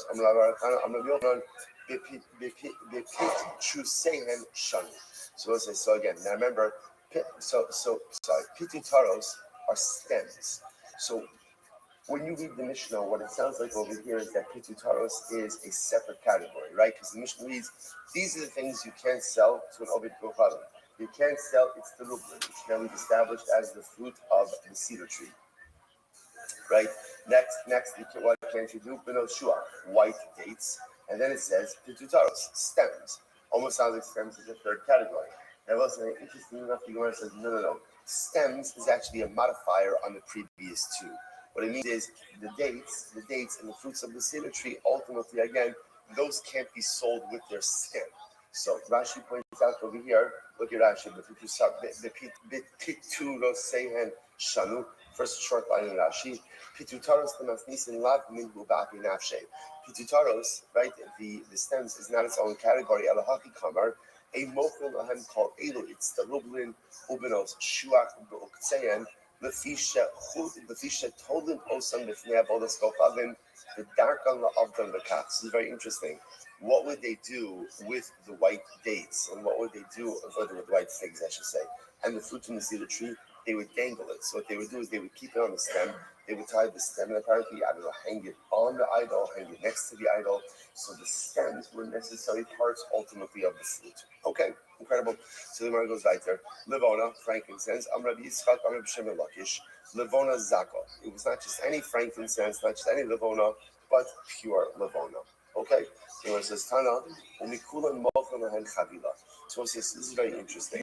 So now, I can't sell Levona to an Akum. And again, I'll say, interestingly enough, I just want to point out, up until now, everything we've been dealing with has been very what we'll call either, date-centric or date-specific, right? In other words, I can't transact business with an Akum on a particular day or a certain number of days leading up to a particular day. If you notice over here, the conversation has switched. And now it has nothing to do with date and everything to do with product. The following items are items that are regularly used in the worship of Avodah Zarah. Therefore, it doesn't matter when, you cannot sell these to an Akum. Now, the Gemara gives an interesting exception to this, which Lakish says, what you can do is you can sell to them in bulk, essentially. So I could sell, let's say, Levona to an Akum in bulk. Now, what's the logic behind that? Because since I'm selling it in bulk, the assumption is he's going to resell it to others. Now, that's the assumption. In other words, if somebody's buying something for their Avodah Zarah, you're going to buy a small amount. You're buying a large amount for Pashto, so you're going to resell. So the Gemara says, the Kama Chavila, how much is considered to be a large amount? Sweet dreams, guys. I hope everything goes well this afternoon. Three min. Right, 3 monas. 3 monas. I believe for still not also the Muslim last year, not 3. For a second. So let's say again, so now the Mishnah says it's like this. To sell, let's say, I don't know, whatever, call it a small amount. To sell a label full of Levona to an Akum, I'm not allowed to do, because ultimately, again, you can use it for Avodah Zarah, and I can sell him a large amount of Levona, because I know that's for resale. That's for resale. He's not going to use it for others, he's going to resell. It's like the Gemara. Maybe I should be considering that he in turn is going to sell it to someone else who's going to use it for Avodah Zarah. So are they still participatory in Avodah Zarah, in the forms of Avodah Zarah in some way? So interesting. And Rabbi Alifnei Mefakinon, Alifnei Delifnei Lo Mefakinon. So this is very interesting. I am charged ultimately again with, or I am prohibited from Lifnei Iver Lo Sifnei Nefshon, right? This goes back to the beginning of the chapter. Why can't I sell? Why can't I transact this with Oved Kochavim on his yard? Because already on some of these items. Because again, I am creating a stumbling block for him. I am facilitating, one of the reasons is that I am facilitating the performance of his Avodah Zarah. So the Gemara says, when is this prohibition? With direct participation, right? Or direct measurements on what we call lifnei the lifnei, where essentially has two steps to move what. We're afraid now I'm going to sell it in bulk to the Akim, which is committed because he's doing it for resale, and he's going to resell it to someone else, and that's my problem. That's not my problem. That's not my problem. I'll lifnei mefakinon, I'll lifnei the lifnei lo mefakinon. And let's say also that Rashi over here is so profound as well. Now obviously, the lifnei is talking about over here, lifnei iver lo sifnei nefshon. Do not place the stumbling block in front of someone. So me selling the Lavoda, let's say, to an Akim, that's lifnei iver. Me selling in bulk to the Akim, and him reselling it to someone else, that's what's called lifnei the lifnei. It's two steps removed. And remember, this whole thing is rabbinic to begin with.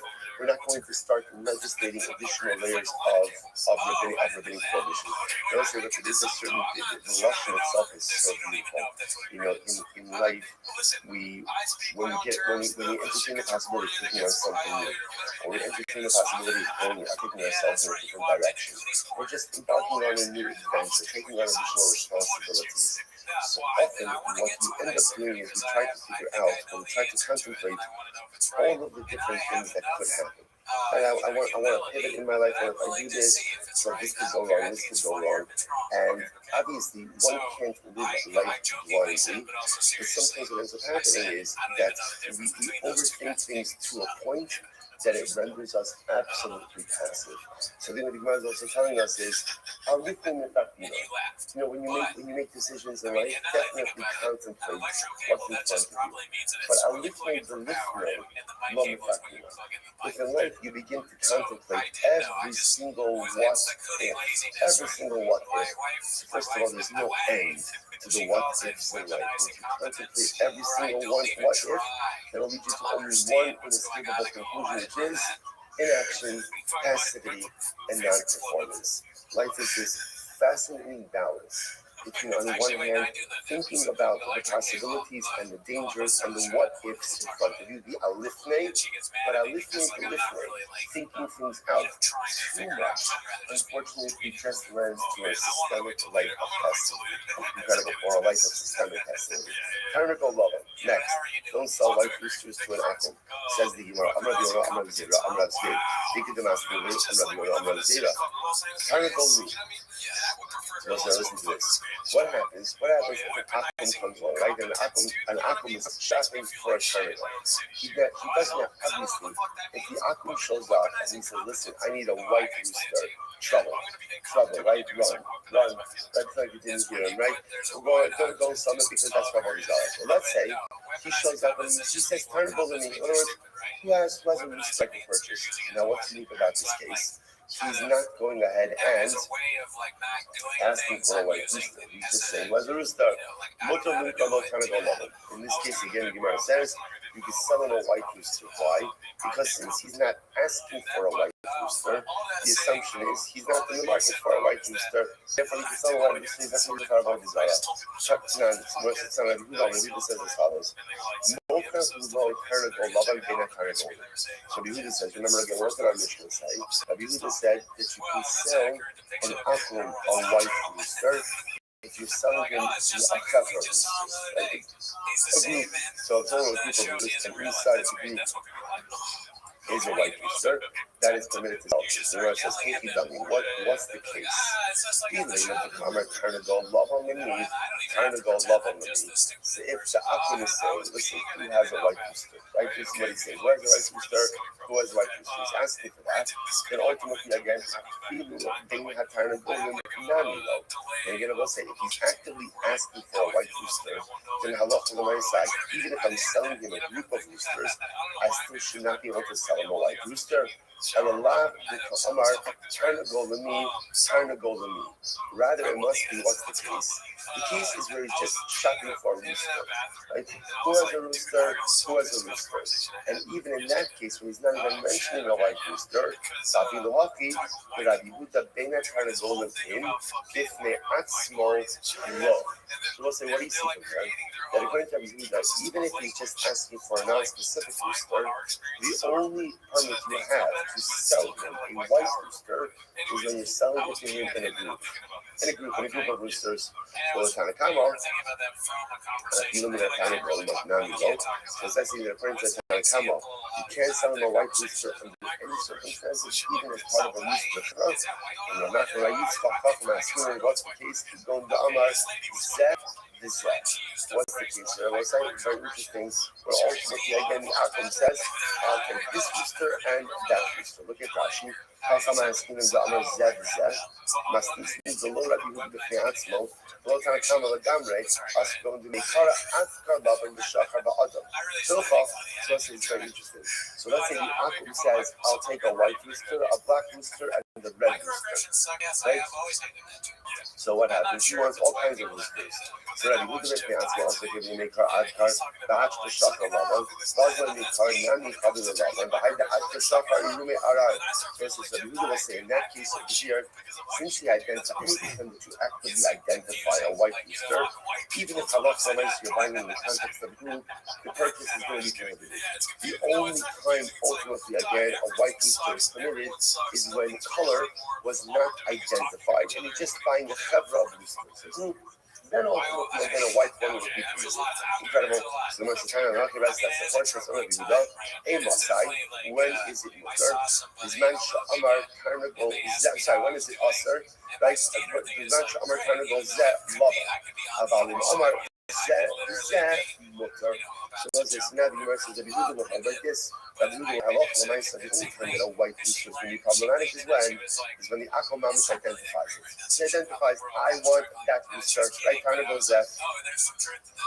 But if he says Zeh, but again, if he goes ahead and he identifies a group, now again, in this version of Yehuda, even if halacha l'maisa, so in Rabbi Yehuda's model, he's going ahead and so I can see why everyone is stressed out. But it's also there's Diet Coke. We're drinking Diet Cokes, we're watching Ren and Chop, dude. Everything's fine. Chop people hate each other for whatever fucking reason. It's so stupid, I think. Yeah. Like, why can't I say something? Why can't I express myself? The conversation I got in yesterday was not about something I did, but about something somebody else did. Okay. Anyways, we'll say so. So I love for myself, right? Even if that Vila Amar Tarnagol Zeh, since I remember we were doing in my said this venture, Amar Tarnagol Zeh Lava. About which Amar Zeh. So I love for myself, the verse says like this, that if you just go ahead and you identify a white rooster, that's one thing. But if halacha l'maisa you say Tarnagol Zeh Lavan, sorry, about Amar Zeh mutter. So halacha l'maisa again, if you go ahead and and you're buying a group of roosters, even if the Akum goes ahead and identifies that he wants a white rooster, ultimately again it is going to be permitted. Good. Tashido Amar Tarnagol Zeh, Obit Tzom Sha'asim Shalibio, Oshaya Chol Levisov Beso Mutter. So I said there is an interesting exception to this rule. What's the exception to this rule? If halacha l'maisa, the Gemara says like this. If halacha l'maisa, the Obit Tzom says, if he's making a mission, making a party for his son, or he has someone who is ill inside of his home, ultimately it is going to be mutter. Now, what's the logic behind that? The logic behind that is if he's making a party right for his son, or ultimately again he has someone who's ill inside of his home, that means he's using the rooster for what? Consumption purposes, not for worship purposes. Therefore, halacha l'maisa, that will be mutter. I the Gemara says Ovi Kochav Misha Asa Misha Libno, Eno Asa Ella Osa Yom Osa Ishko for 1 second. You just said before that in general, when an Ovi Kochav is making a celebration for a circle, so this is back to the beginning of the Sefta, right? That under circumstances like that, Halacha L'Maisa is always us, right? In other words, we've seen that before. That those are times that right, Ovi Kochav is making a celebration for his son. That's the time of Dafka, he would give thanks to his deity. So isn't that Dafka an acute issue of Avodah Zarah? To which the Gemara says, so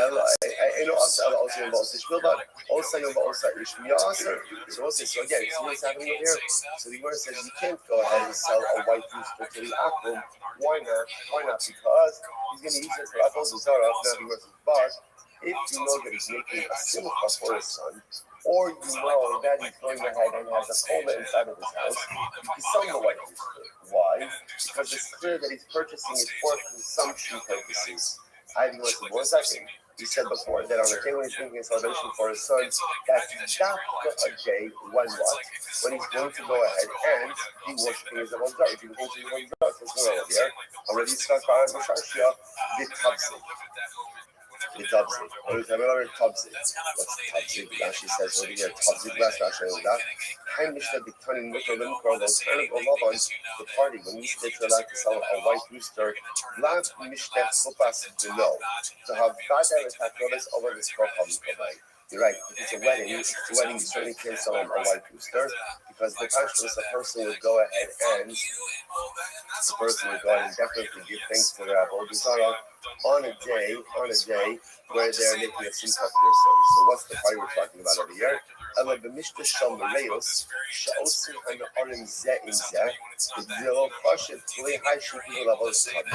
over here. Chavos getting together. So Akum is hosting a get together for his friend. They're vibrating a little bit. So nice again. There's no life cycle event over here. Literally again, it's just a group of guys getting together. What happens when a group of guys get together? Again, you're going to enjoy themselves, but there's no necessarily Avodah Zarah component to this.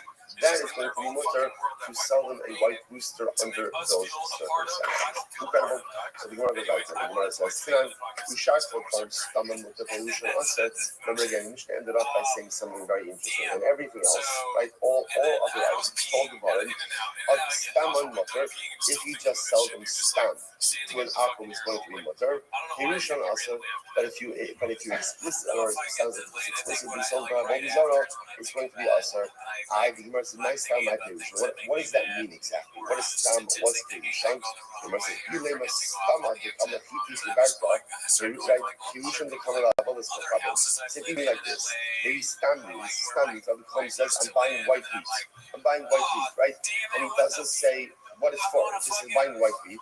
And Hamish means he says, I'm buying white wheat for Avodah Zarah on the base. The Gemara says, so no stomach people may imagine this being right. No Perusha people may do much being. So I say that's an obvious case. Right? That goes without saying. So obviously, if an Ovid Kocham comes on and Ovid Kocham says, I'd like to buy white wheat, right? And it doesn't explicitly say what it's for, then why can't you go out and sell it? And if he says, I'm buying white wheat for Avodah Zarah, of course you're not allowed to sell it. So what's going on here? Ella, very interesting. Someone, Amar Hiti, Perushan Amar Yurka. Rabbi Rabbi says, it's happening over here as follows. If an Akum comes along and says, I want to buy wheat, he doesn't say what kind of wheat, he doesn't say what it's for, it just says wheat. Then ultimately, again, that is going to be local. That's the case of stamp. The case of English is where it says white wheat. White wheat, and that's going to be problematic because again, explicitly asking for white wheat seems to indicate that he's using it for Avodah Zarah. The Gemara says, Nechlau, this time the Gola Akiva Saman Namidov. Now we'll say, this is the case by wheat. Now the Gemara is presupposing that a rooster is going to be even more common than a wheat case. And we can infer from here that whenever an Akum asks to buy a rooster, it's most probably for Avodah Zarah purposes, and even stamp. Right? Even if he doesn't explicitly say white one for Avodah Zarah, you still can't sell it to me. To which the Gemara says, Amri Olam Stalan Amar Kiti Kivat Kamar Kiti. Yes, I'm sorry. The Olam Stalan Amar Kiti Kivarta. Erushon the Kamar La Avodas comes. What's the worst solution? No, it's not the case. Let's revisit the case. The case of Stam is when Akum says, I'd like to purchase white meat. That's the Stam case. What's the Parish case? The Parish case is when he says, I'd like to purchase white meat for Avodah Zarah. Now listen, if an Akum rolls into your store or comes to your house and says, I'd like to buy white meat for Avodah Zarah. I say, what's the shot? It's obvious. Obviously, you can't go ahead and sell that to him. So what's the shot? The Gemara says, okay, you shouldn't speak like. So this is fascinating. The Gemara says, no, I'll tell you why it's necessary. Start right from, Hi, Kafra. La avodas no chabri kabai. It was so easy to have. I would have thought like this. Even when the Akum comes over to me and he says he's looking to buy white meat for Avodah Zarah, he's not really buying it for Avodah Zarah. It's not really for Avodah Zarah. Why does he say Avodah Zarah? Ella, maybe he's the other Avodah Zarah. Listen, the guy isn't an Avodah Zarah guy. Right? He is. He works Avodah Zarah. The Sarah, Yechi Avodah Zarah, fully Armanani Aviti. So what's this? Listen to this. I hadn't seen that one. That's another good So sometimes, right? The Obed Avodah Zarah comes over to me, right? And he says, listen, he's a big Obed Avodah Zarah. So he assumes that since he worships Avodah Zarah, therefore what? Everyone worships Avodah Zarah. Right? That's what he's assuming. Therefore, he comes over to me, which is just fascinating, right?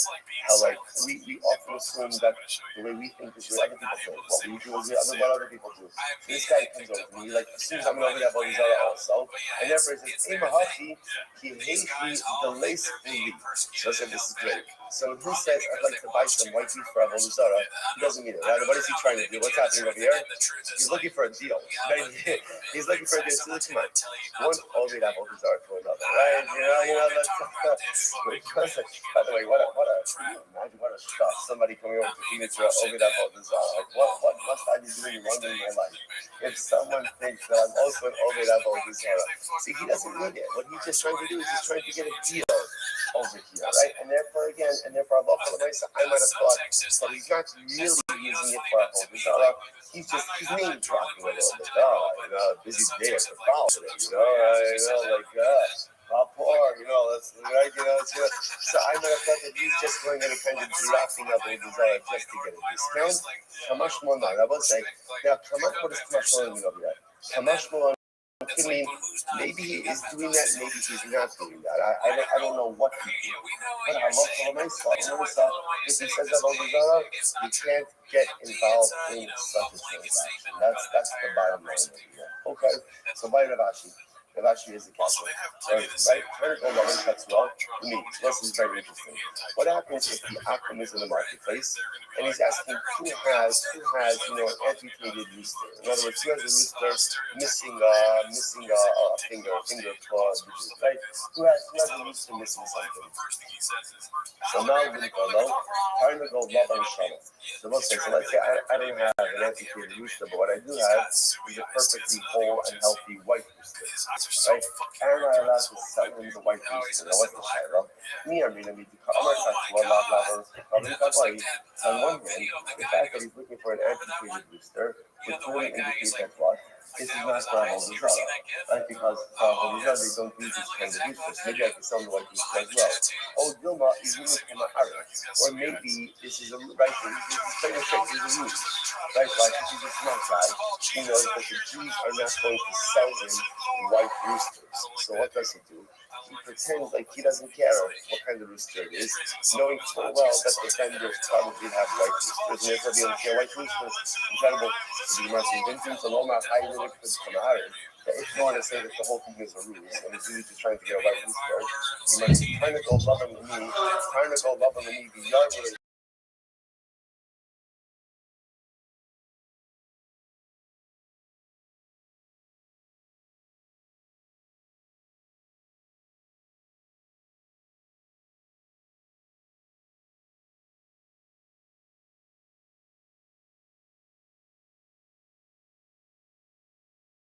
Why? So the Gemara says, so on one hand, since he bought the white rooster in the practice, then obviously he's not using the roosters for idolatrous service, and therefore selling him the white one is not a problem. Oh, Dilma, he really come out, or maybe not, maybe he's making his rules. In other words, the Akum is a smart guy, so he knows he needs to get the white rooster. He's not going to get the white rooster straight out, so maybe he's just pretending like he doesn't care, ultimately in order to get the white rooster. Which the Gemara says, take it. Okay, so what leaves this as an open discussion.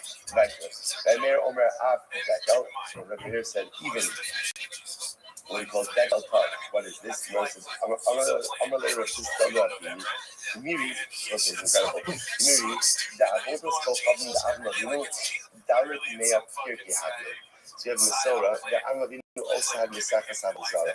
Those are Misaka Savizara.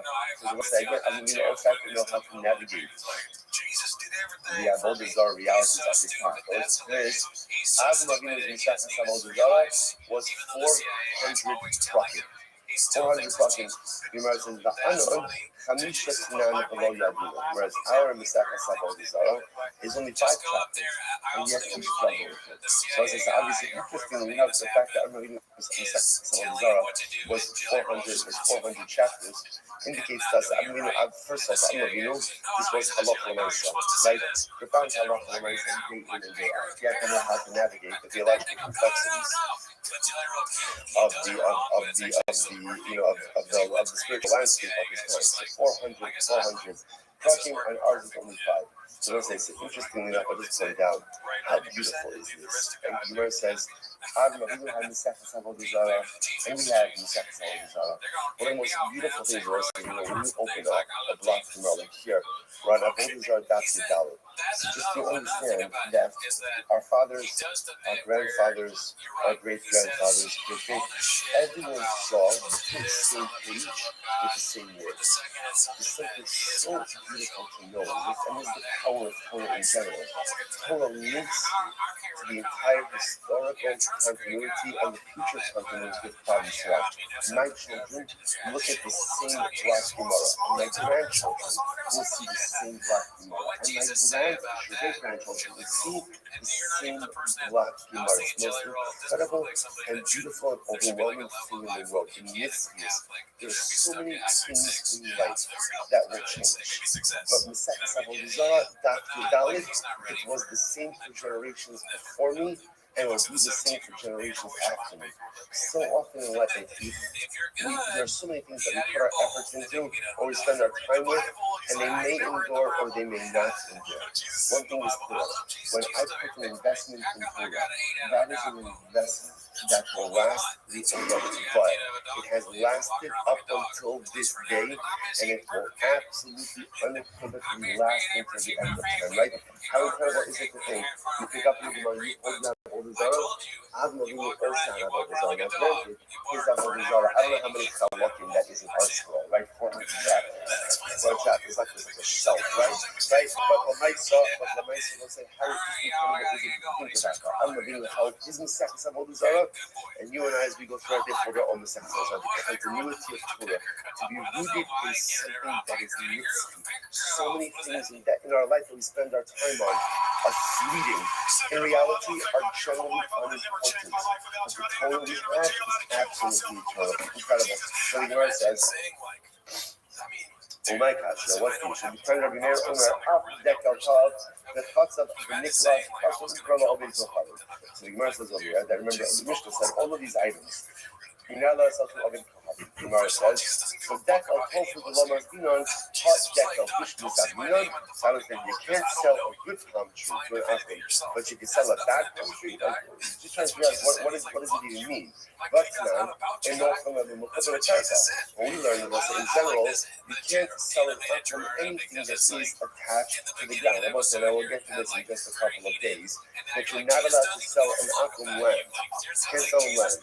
Right now, again, we're going to discuss this is clearly it's Eretz Yisrael. No, we'll talk about this.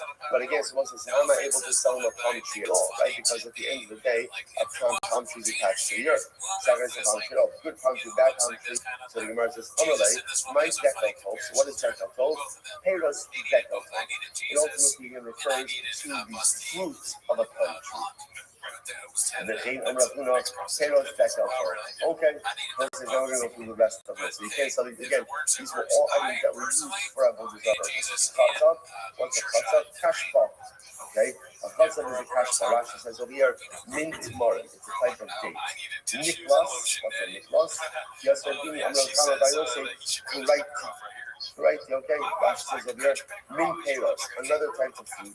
Only a bayra Rabini, Yan Niklas, Lo Yadina Ma. So again, so Rabini, so we learn Niklas, we don't know what Niklas is. La'at Amrit Kuraiti, so it's a type of food. So Lo Yadina Maya Hanasman. So Amalei is also, so again, here's the issue. It's not like Kuraiti helps us all that much. More than what Niklas is. Okay, so what's Niklas is Karaisi. What's Karaisi is Niklas. What do they both mean? I have no idea. But the Gemara says, how exactly do these alternative definitions help me? To which the Gemara says, I'll tell you why. My understanding, Amalei Achani, Lahu, the Azlis Hassan, Omrat Lahu Niklas, Kalo Yadi, Omrat Lahu Karaisi, the Yadi the Kamakala.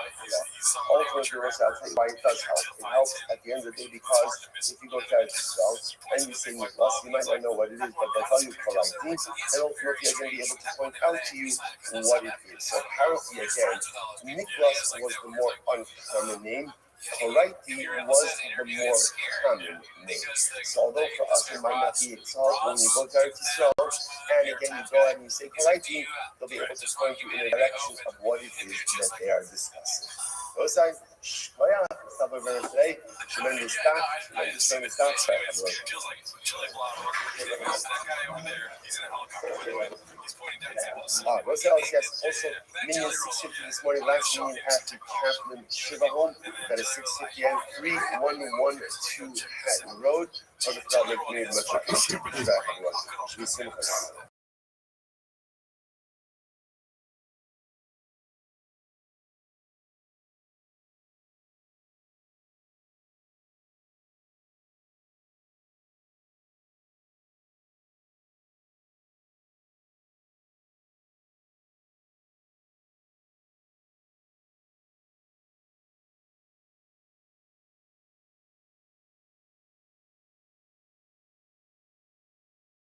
Because he never talks to him really. He has his staff go sneak up. I mean, probably not even have to sneak really. Just go up to Jelly Roll and put the chip in his neck, and then it changes him, and he becomes like a country guy, from a rapper to a country guy who's has manners. All right, so let's say good morning. Good morning. Let us begin. Begin by thanking all of our sponsors for this morning show. To thank our annual commentary sponsor, Toshim's from Eretz Yisrael, dedicating all the children's Rosh this year. It is Bus, so we saw ourselves from Israel. From those of us that keep our volume with all the students that is in, loving the rich, keep loving Flores, is in Flora Basta, and so Yoel, supporting the Roman sponsors, the short station of his father's birthday, Shmuel Ben Shimon. They need to send the wrap up.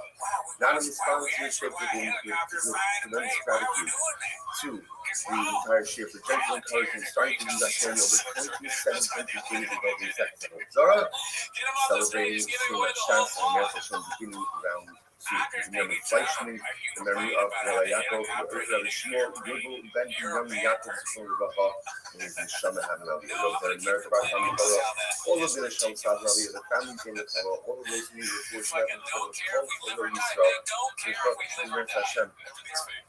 Provide Aliyah for the Neshama of all the precious soldiers who are killed in the roadside bomb in Gaza. Shemet Hashem, giving the comment here, Mishpachas, Shemet Hashem, and the hostages, B'Kara.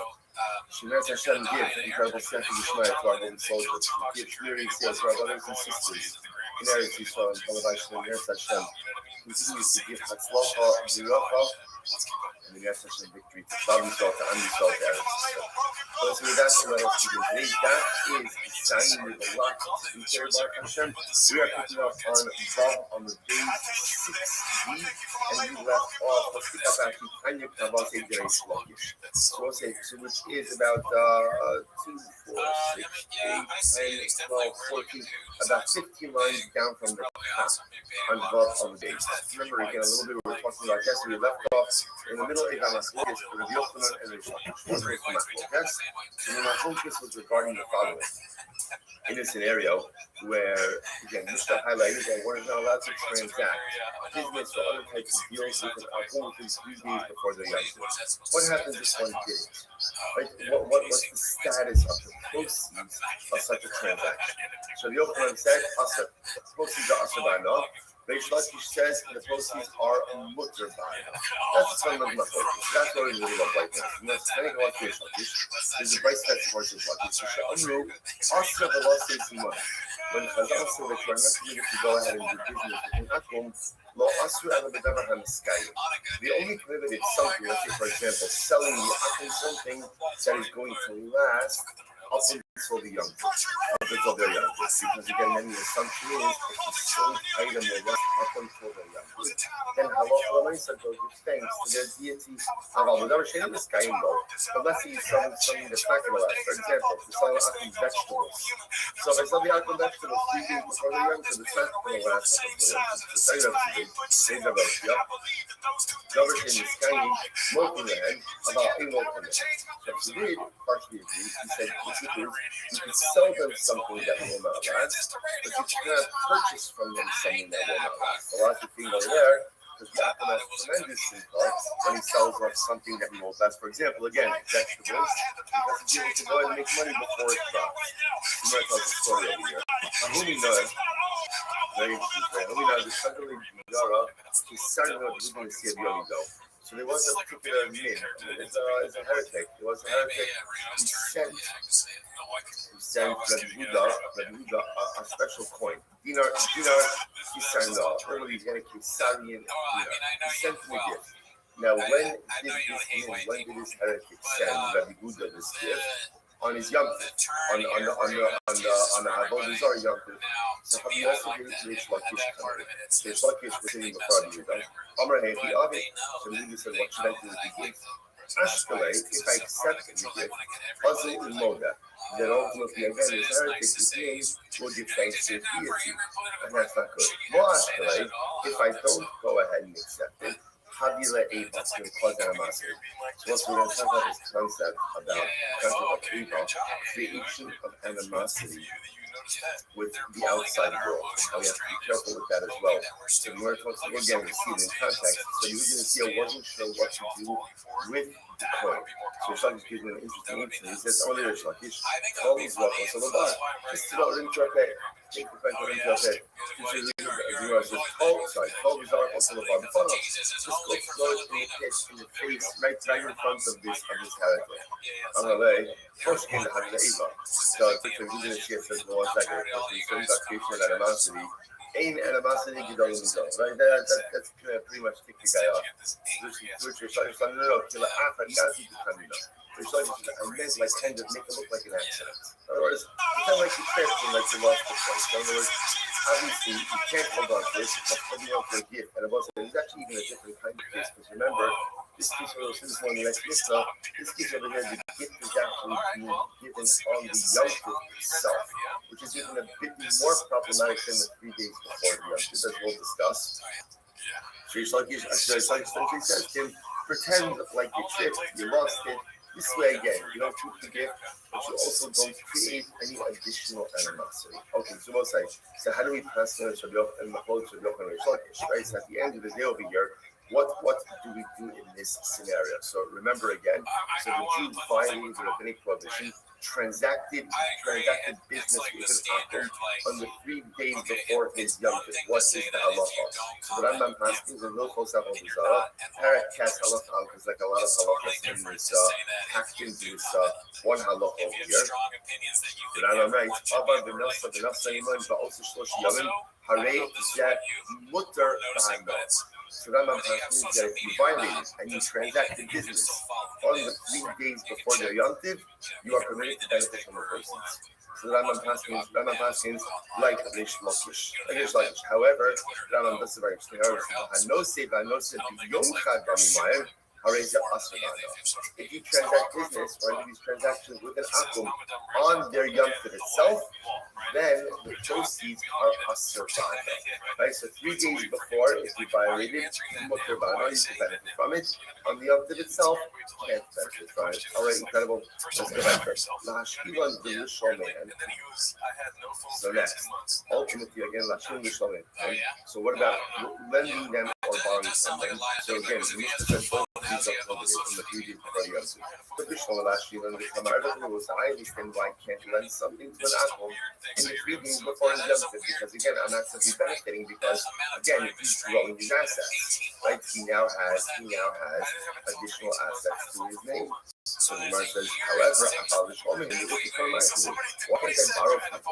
Right? At the end of the day, to borrow from him, again, that's diminishing what he has. So why should that be prohibited? Rabbi is concerned that if you borrow from them, you may come to go ahead and lend to them. That's Abai. Rabbi says, no, Kulam Yishum the Azul Moser. So Rabbi says, no. The issue here is in general, the Akum is going to go ahead and give thanks to his name. And we're going to see this method occur over and over. So what was really saying is like this.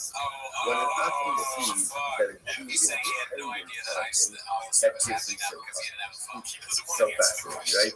Then what does the world want? Because the world always wanted. The world has always wanted subservient Jews. That's what the world wants. The world always wants dependent Jews. So the nice again, and that's why the world is so difficult to see when Jews stand up for themselves, and when Jews fight back, when Jews don't have to rely on others. In any event, so Rabbi says over here that when the Jew borrows from the Akum, as much as from an asset perspective, the Akum has less. At the end of the day, he still gives thanks to his deity because the Jew is dependent on him. Therefore, again, you can't borrow or lend. Next, to lend or to borrow from them. So I understand why I can't lend the Akum, because by lending him, right, he has more property, he has more assets. And a little but why can't I borrow from him? Because again, if something over here is borrow, you're diminishing the assets of the Akum. Or Rabbi so once again, Rabbi says is concerned that if we allow you to go ahead and borrow from them, you may come to them. Rabbi once again says, no, all of this is because when the Akum sees that the Jew depends on him, he will give thanks to his deity. Incredible. We know that right there. Vishlama, sometime in the forerun. First of all, I'd like the forerun to look on him to go ahead and literally again pay back the Akum and to collect payments from him. So we must do Vishlama the forerun. So I understand why I can't pay him back. You shouldn't become our vessel. Because at the end of the day, I'm increasing the assets. I will withdraw a man, but again, ultimately, to pay to exact payment from the Akum, that's diminishing his assets. Why should that not be muttered? Rabbi, once again, Rabbi is concerned if we allow you to go ahead and pay back, to extract payment, you may come to pay back. Rabbi Amar, all of this is because, again, the Akum feels a sense of gratitude when he knows that the Jew is dependent upon him. We'll say, so the obvious question is, why do you need all these cases? In other words, whenever you see a repetition of cases, and the cases are all highlighting the same basis of principle, the fundamental question comes up, just say the case once, highlight the principle, and we got it. We know how to apply things after the fact. We need all of these cases. Why? Allah says, what Allah says in mind. So if the Tanakh were just regulated doing business with Akum in 3 days before Yom Tov, you shouldn't become our vessel. But also, because again, obviously, if you're purchasing something from him, he's gaining money. It makes sense that we'll go and give gratitude to his deity. About Lisho man, but I would have thought that like to borrow money from the Akum would have been fine to borrow something, because when you borrow something, you're taking the object away from the person. That wouldn't be a source of gratitude to the Akum. Therefore, I would have thought that would be mutter. And if it would have just said you can't borrow from the Akum, which means that Kashivale, Yosa, Va'azulamoda. Because when someone has to borrow something from you, what does that show? If someone has to borrow something from you, what does that show? I have and you don't. Right? I have and you don't. So you're dependent on me. So I thought, okay, therefore I can't do that with an Akum because he's going to go ahead and give gratitude to his deity. About little boss man, but ultimately, again, to borrow money from an Akum, that's Sarah the Alma. Unless it's very interesting. To borrow money from someone only causes the lender sad. Right? Why does it cause the lender sad? Because ultimately, again, he doesn't know if he's going to get paid back. Gemara says, Sarah the Alma is like Amar Tuv Lo Hajazuzi. And whenever you lend money, there's always the possibility that what you will not get paid back. So therefore, I would have thought that should have been mutter. Akum's not going to have simcha from that. But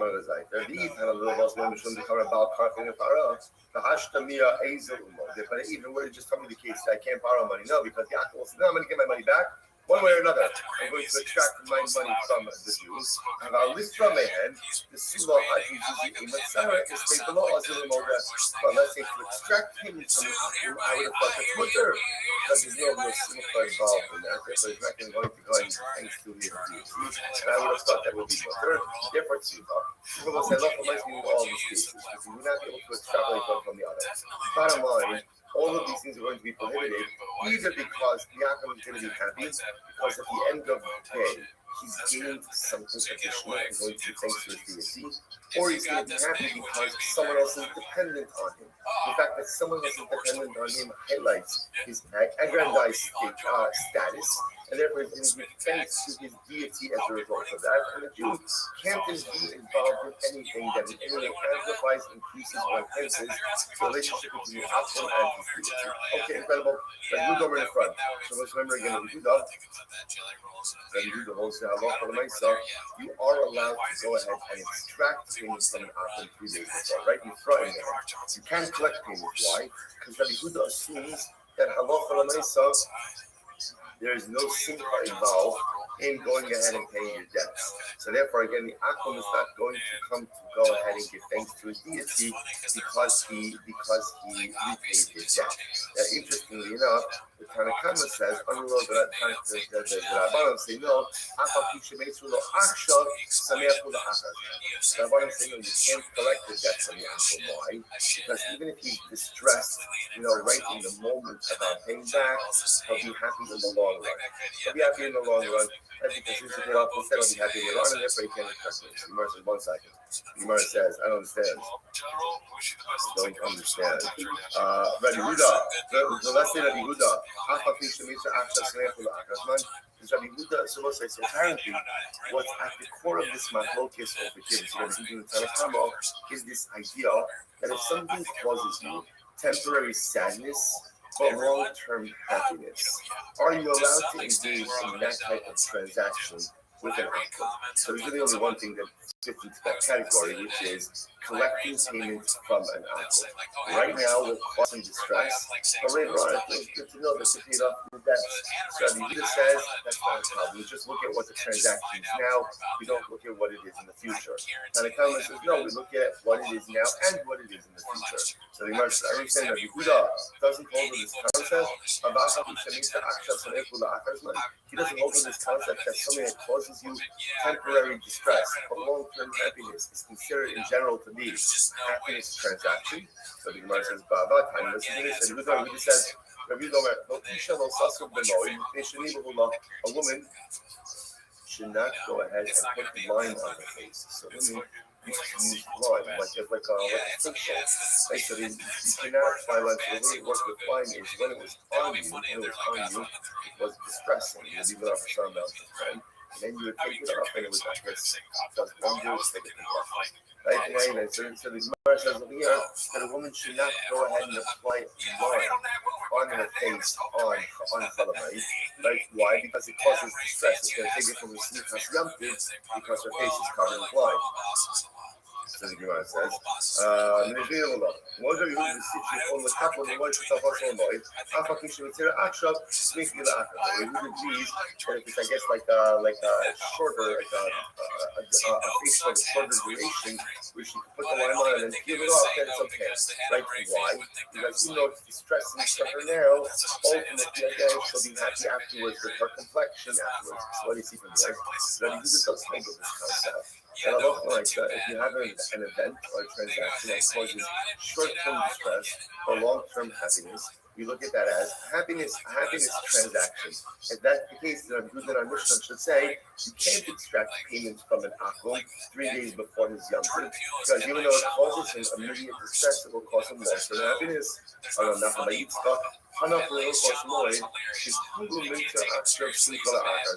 So interesting. The Nachman Yitzchak says the truth is, don't bring in the halachas of Cholamayid.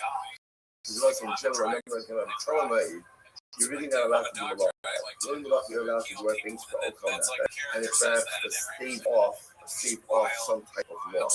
So in general, anything you're allowed to do on Cholamayid is things that cause you temporary distress. In other words, because it's work, temporary distress, but for some longer term or for some down the road simcha. So you can't really be in the right in Cholamayid. This Cholamayid is a little different construct. Rabina says, so it's interesting. Rabina says that in general, when it comes to paying back a debt, so Ovid Kochalim is always in a state of distress. Paying back debt is just distressful for an act. In other words, by a Jew, you can have the concept of something that is temporarily stressful, like temporarily difficult, to yield long-term happiness. By Akum, they don't have that construct, and therefore payment of a debt is always just going to be distressful, or difficult. So we'll say, by the way, this happens to be a fascinating idea. So I'm going to just make this all the and it could very well be that the difference by the Jew, like what is unique about our people? Like just if you think about it, what is unique about Am Yisrael? Am Yisrael can really be summarized in this one phrase. Like the whole Yisod of Klal Yisrael is that we are willing and able to deal with immediate pain and immediate difficulty because we believe that it paves the way for long-term good. Is almost like our mantra. That's how we've gotten through everything in the last 2,000 years up to literally this present day. Because we believe, right, that the tsar of the action, the tsar, the difficulties, the challenges of the now are only here to pave the way to some greater good later on. But that may be something that hashkafa may be something that is unique to Klal Yisrael. It may be something that is unique to our people. It's embedded in our DNA, and it's what allows us to overcome every single challenge. And I will say, by the way, it's not just on a national level, it's on the personal level as well. How do you navigate life's challenges? Life is still, I'm talking about on a personal level. I'm talking about Iran. I'm talking about us, right? Like just like day-to-day in our own personal lives. How do we go ahead and navigate those things, which we encounter every single day? Because the hashkafa of the year is life is incredibly difficult. It may be very difficult for me right now, but I believe with all of my heart, I will get through this. Not only will I get through this, ultimately again, I'll be successful again. Not only will I be successful, but somehow, some way, this difficult circumstance will set me up for dynamic growth going forward. It's not just that I'll live through this. It's not just that I'll get through this. It's that this tsar in and of itself lays the foundation for the simcha that is going to come later on. This one line of us, one line, is anything, and this is what we are. This is who we are as a nation and as individuals. Rabina comes along and says, by the way, and all they go, they don't have this. They don't have this. Whether that means they live in the here and now, Whether that means they lack the ability to have future-oriented perspectives to understand the sorrows of today, pave way for the sweetness of tomorrow, because he was just simply saying, this is so. Of me, this is the hashkafa of the youth, and it's unique to our people. Incredible. So Mara says, Masisa Yusha Bekaka. I'm just sure that found your job example. You're going to say. So I'm sure Omer. Malva Ishtar is very interesting. Malva Ishtar in his front hand, Malva al Has in front hand, they should make some others. Well, so the Shimon Karka makes a very interesting distinction here. The Karka says that halacha l'maisa, everything depends on the nature of the loan. If I lend money to an uncle, if I lend in a document, don't collect for the 3 days before the Yom Tov. Why? Just wait, because since I have a document, I'm good. I can collect whenever I want. If however it was a verbal loan or an oral loan, which is a very, very, very, very bad idea. So you collect that whenever you can, because that's always in fear of being lost. So if any time to collect it, it's just 3 days before the Yom Tov, and ultimately again you take care of that thing. So it's interesting again, our Mishnah does not make that distinction. Yosef okay, Rabbi Abba. Yes, Rabbi Abba, come in, drop you. Yosef the Kama. Hilchasar, Rabbi Shimon Kama. Hilchasar, Rabbi Yehuda. So ultimately again, what happened? So Yosef is sitting behind Rabbi Abba, and Rabbi Abba is sitting before Rabbi Yehuda. And Yehuda said, follows the halacha follows Rabbi Shimon Karka. And the halacha follows Rabbi Yehuda. Hilchasar, Rabbi Shimon Karka. Hada Amran. They said the halacha follows Rabbi Shimon Karka. That's what we just said before. So ultimately, Rabbi was making this decision, and he said it depends on the nature of the loan. If it's a written loan, if it's only recorded in a document, do not collect it in the 3 days before the Yom Tov. Collect it afterwards because it will remain collectible. And if halacha l'maisa, again, it is a no ba'al, it is a verbal loan, then collect that as soon as you can, even in the 3 days. So that's halacha there. What about study? What is meaning to halacha? What do we do? Sanya. So what's the declaration? I know things Sarah lets out on the swallow of the Rizal Shachar. Shachar is small. So let's watch this case. I give my milk to a dyer, D-Y-E-R. Like I give my milk to a dyer. I say, well, dyer, I want you to dye it black. And he goes ahead and dyes it red. He dyes it red. So what's the halacha? What do we go here? So what's the top of time with Aleph? The Meir says, no sin late, no sin low, to make some low. The Meir says essentially the dyer is obligated to refund me the value of unprocessed low, undyed low. In other words, he refunds me back what I gave to him, and he keeps the finished product. Okay? The Yehuda says no. Now what's that? The reason Yehuda is dramatically opposed to that is because you set up a scenario where the dyer profits. Just think about this in just a moment, right? I told him I wanted to dye black. He dyed it red. It's still okay. He didn't do what I wanted, but the value of dyed wool we assume is always greater than the dyer's undyed wool. So essentially, what's going to happen over here is the dyer is going to get dyed wool for the value of, for the price of undyed wool. So he says, how can you do that? You're allowing the dyer to profit, even though again he did something wrong. So maybe it's like this. No sin less Yitzia. So the Yehuda says like this. There are two costs here, right? So let's say, so on one hand, there is the appreciation, right? How much more now is the wool worth? And there's the expenses. So essentially, Yehuda says the owner of the wool pays the dyer the lesser of those amounts. Right? So whatever is the lesser, because the appreciation of the wool, not of dyed wool, or the expenses. He pays the dyer, so again, I, the owner of the wool, pays the dyer the lesser of those two amounts, and take my wool back. So the Gemara says, and therefore, again, both is turned back. So Funa says that the halacha follows Rabbi Yehuda in this case. And in this case over here, again, I pay the dyer the lesser of the expense, the lesser of the two amounts being appreciation or expenses. Sajur of Yosef Lake. So Rav Yosef heard this, and Rav Yosef turned away. So let's say this act of turning away, right, was an act of like, 46 times.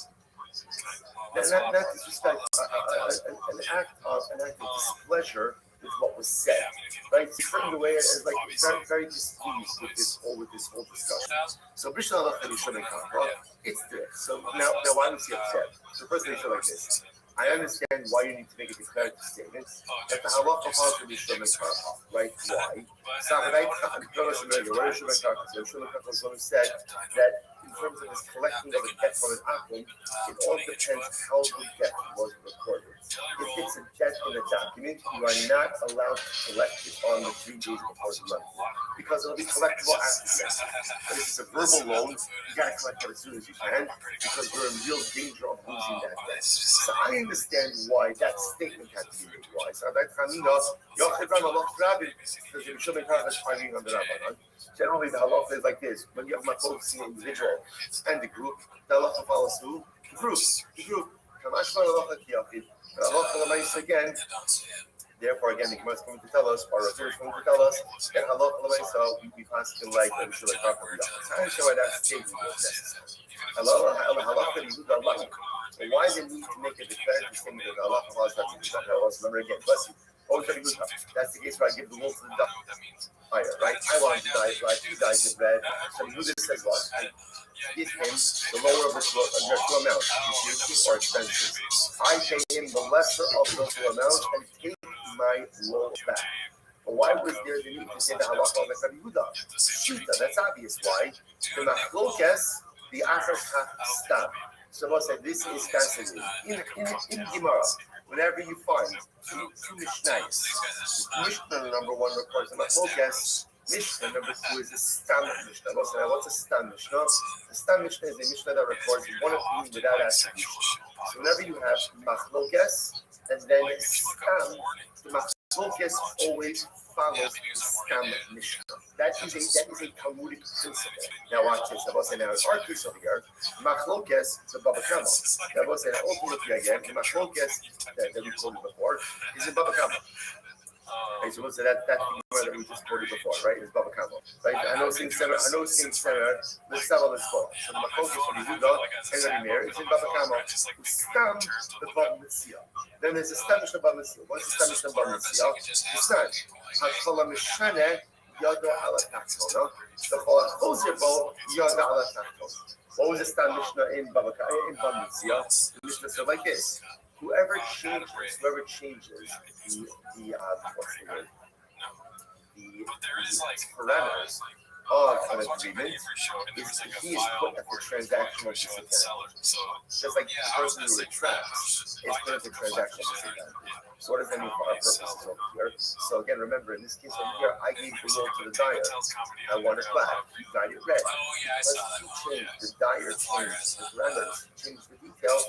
Therefore, he is put at a disadvantage. That's the Stam Mishnah, which would then tell me that's what. Therefore, I only have to pay the lower of the two expenses, either appreciation, or the lower of the two amounts, either appreciation or expenses. So the Stam Mishnah. Now, what do I have? I have my focus in Baba Kama, between, as we just mentioned before, Rabbi Meir and Rabbi Yehuda. And then a stam Mishnah that's the next halacha like Rabbi Yehuda. So whenever you have a machlokes and then a stam, the machlokes always follows the stam. So why do you need to tell me that the halacha follows Rabbi Yehuda? That's obvious. That's where Rabbi Yosef was annoyed. So he's trying to like, what are you doing? Why are you making like this better statement when it's obvious just based on Talmudic principles? Rafuna, so why did Rafuna feel the need to say that Allah caused them? Why did he feel the need? Listen to this website. We show the Seder the Mishnah. So this is very interesting. Because Rafuna felt there's not necessarily an order to the Mishnah. What does this mean? Because the neighbor Stam Tana Bereisha Because the Lord say, okay, so like Rafuna will say like this. I agree with the principle. Then whenever there's machlokes and then stam, the machlokes follow the halacha follows the stam, which also makes sense, right? Because like Talmudically, what's happening over like the Gemara goes and discusses the machlokes, and then the appearance of the stam says the halacha is like this. So that makes a lot of sense. What those are go through this problem? Go through this problem, or go through this issue. Go through this segment is not necessarily in order to the Mishnah. Because you're going to order there for what? It could very well be that one. The stam came before the machlokes. Well, if the stam comes before the machlokes, and you can't apply a principle, 1 second, hold on. He asked me, Kol machlokes, the achar stam, lema in Seder Mishnah. 1 second. if you're going to throw out that idea of any stage of Mishnah, that there is no order to Mishnah, then what have you done? You've effectively you've encoded that entire principle. And you can never learn that principle of Machlokes v'Achar Stam, the halacha is Stam. Why? Because who knows which reason came first? Which rest is really known. But who knows? Kilo Aminon Ein Seder Echad Masechta, the Trademark Sefta Aminon, which the Gemara says like this. When do we rely on an order of Mishnah? That's in one Masechta. Right? In one Masechta, there is an order. In two Masechtas, there's not necessarily an order. So in this case over here, because I have one Mishnah, so again, whenever you have two Mishnahs in one Masechta, so again, we can always say Machlokes v'Achar Stam. But in two separate Masechtas, there's not necessarily an order to Mishnahs. So therefore, in our case over here, because one Mishnah is in Bava Kama, one Mishnah is in Bava Metzia, you can't rely on the principle of Machlokes v'Achar Stam. Therefore, Rafuna felt compelled to say what? That again, that you pay the lesser of the two incredible. So Yosef will say, now we'll say, if that's the case, then Rav Yosef is going to turn away a little bit like in his pleasure. So Rav Yosef, why getting all right? Yosef, Kulim Nezikin had the section. Because Yosef, full of Nezikin, has the status of one Nesechta. And therefore, again, he felt that the statement that Allah was unnecessary because he couldn't rely on the concept of the Achar sorry, the focus Achar Stam. Levi Zema, we shall be clearly Gabi Hilchas of Sikta. But Yosef also felt that this is different. Why is this different? Because in this type of case, the Mishnah itself is the definitive ruling. What's the definitive ruling? Kol Mishana Yodo Alatona, the Chalachozebo Yodo Alatona. The definitive ruling was in general. If you change the deal, right? If you change the parameters of the transaction, you are going to have a disadvantage. So the Yosef felt that is such a declarative and accepted statement that there was no need to state the halacha. Okay, we probably was like halacha does follow. Okay, let's just get that out of the way. Halacha does follow like you do. Then halacha relates again in this kind of case. Let's say again, I gave the role to the dyer to dye black. He got it red. I pay him the lesser of the two elements, or expenses, and I get back my role. That's what it works. And you see that halacha follows Shabbat Bracha as well. When it comes to collection of debts, 3 days before the young kid, if the debt is reported in the document, don't collect it. We class the young kid. However, again, if it's a verbal or an oral loan, halacha will not collect it. Why? Because again, there you're in real fear, real blues of these things. I both feel like that. So now, by the way, that I mentioned Shabbat Bracha, we're just going to do a whole bunch of Shabbat Bracha pieces, which are really great. Listen to this. So listen to this. I need workers. I need Ruvain to come work for me. So I'm not allowed to say Shabbos Ruvain. Maybe we'll meet up after Shabbos. So again, obviously, we're not catching easy. Right, but rather again, I'm thinking, maybe you'll show up to work together. You'll come stand next to me after Shabbos. There's no way of saying maybe you'll come do some work for me on Motzei Shabbos. That's kind of coming. So when Karcha Omer Adam Lekaber Niyot Shekamo Shemila Erev. So Shabbat Karcha says it's mutter. Now why is it mutter? Because also notice in that statement I made no reference to work. So the Shabbat Karcha says the only time that it's problematic is if I were to go ahead and make a mention of work. Will you come? Can we meet up on Motzei Shabbos so that you can go ahead and do some work for me on Motzei Shabbos? Very problematic. But to make a statement that doesn't reference work, but just says, it would be wonderful to see you, right? Well, I see you on Motzei Shabbos, but you show me that says that is a mutter statement, makes no reference to work. So most of this is part of the greater motif that in general the way we speak on Shabbos has to be different than the way we speak about when we speak during the week. So therefore we speak about business matters during the week, we shouldn't speak about business matters on Shabbos. But Shabbat says as long as my speech doesn't reference any explicit business matters, it's going to be mutter. And again, Rabbi says, that again, this statement, because at least just taken at its surface, is an innocuous statement. Well, I see you, right? If you want to get together in Motzei Shabbos, because it makes no explicit reference to business, therefore it is mutter. So what's another interesting case? Watch this. I asked the Shaila to a Chacham, and the Chacham ruled that the item is tummy. Well, you shall don't ask someone else. Right? Don't ask someone else in order to get a more lenient opinion. Or the Chacham ba'aser, well, you shall Chacham.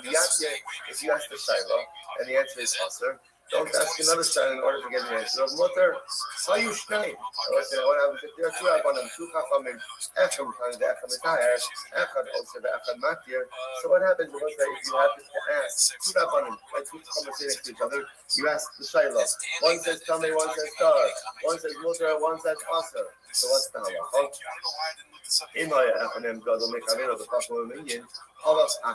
Let's say one of them is greater than the other. Now, I think the Lashon of that's more an expression, right? So again, if one of them is greater than the other, then what's the halacha? Halachacharov. Then follow the greater chacham. Ve'im lav halachacharov. And if not, follow the Machmir opinion. We'll say now, watch the showing. Watch this hold up there. So those who actually put in some sports night in a topic, and showing the Shal Torah halachacharov. The Shal friends halachacharov. Hold up. You don't always have to be Machmir. In the case of biblical law, if the Shaila is a biblical one, okay, then go after the Machmir. If the Shaila is a rabbinic one, then ultimately again go after the I'm going to go see. Both of us from Shabbat Kasha. And what's the real thing? Says both of them from Shabbat Kasha. And what's that? That is again, repeat how he's asking. Right? Again, when you have a suffix in halacha, so suffix the oraisa with the blood, out in the biblical law, the biblical law, suffix the rabbanon, ultimately again with the law. Okay,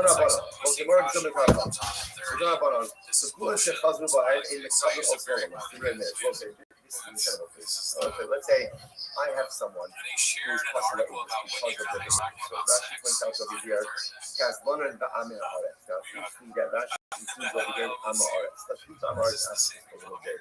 Let's focus on the guys, the thief. A thief is possible ages. A thief is possible ages. So I'll say, get ready. This, by the way, such an incredible Gemara.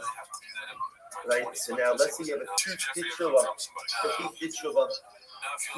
He does tshuva restore his ne'emanus? Does it restore ultimately again his believability or reliability? Does it restore his status as being someone who's trustworthy?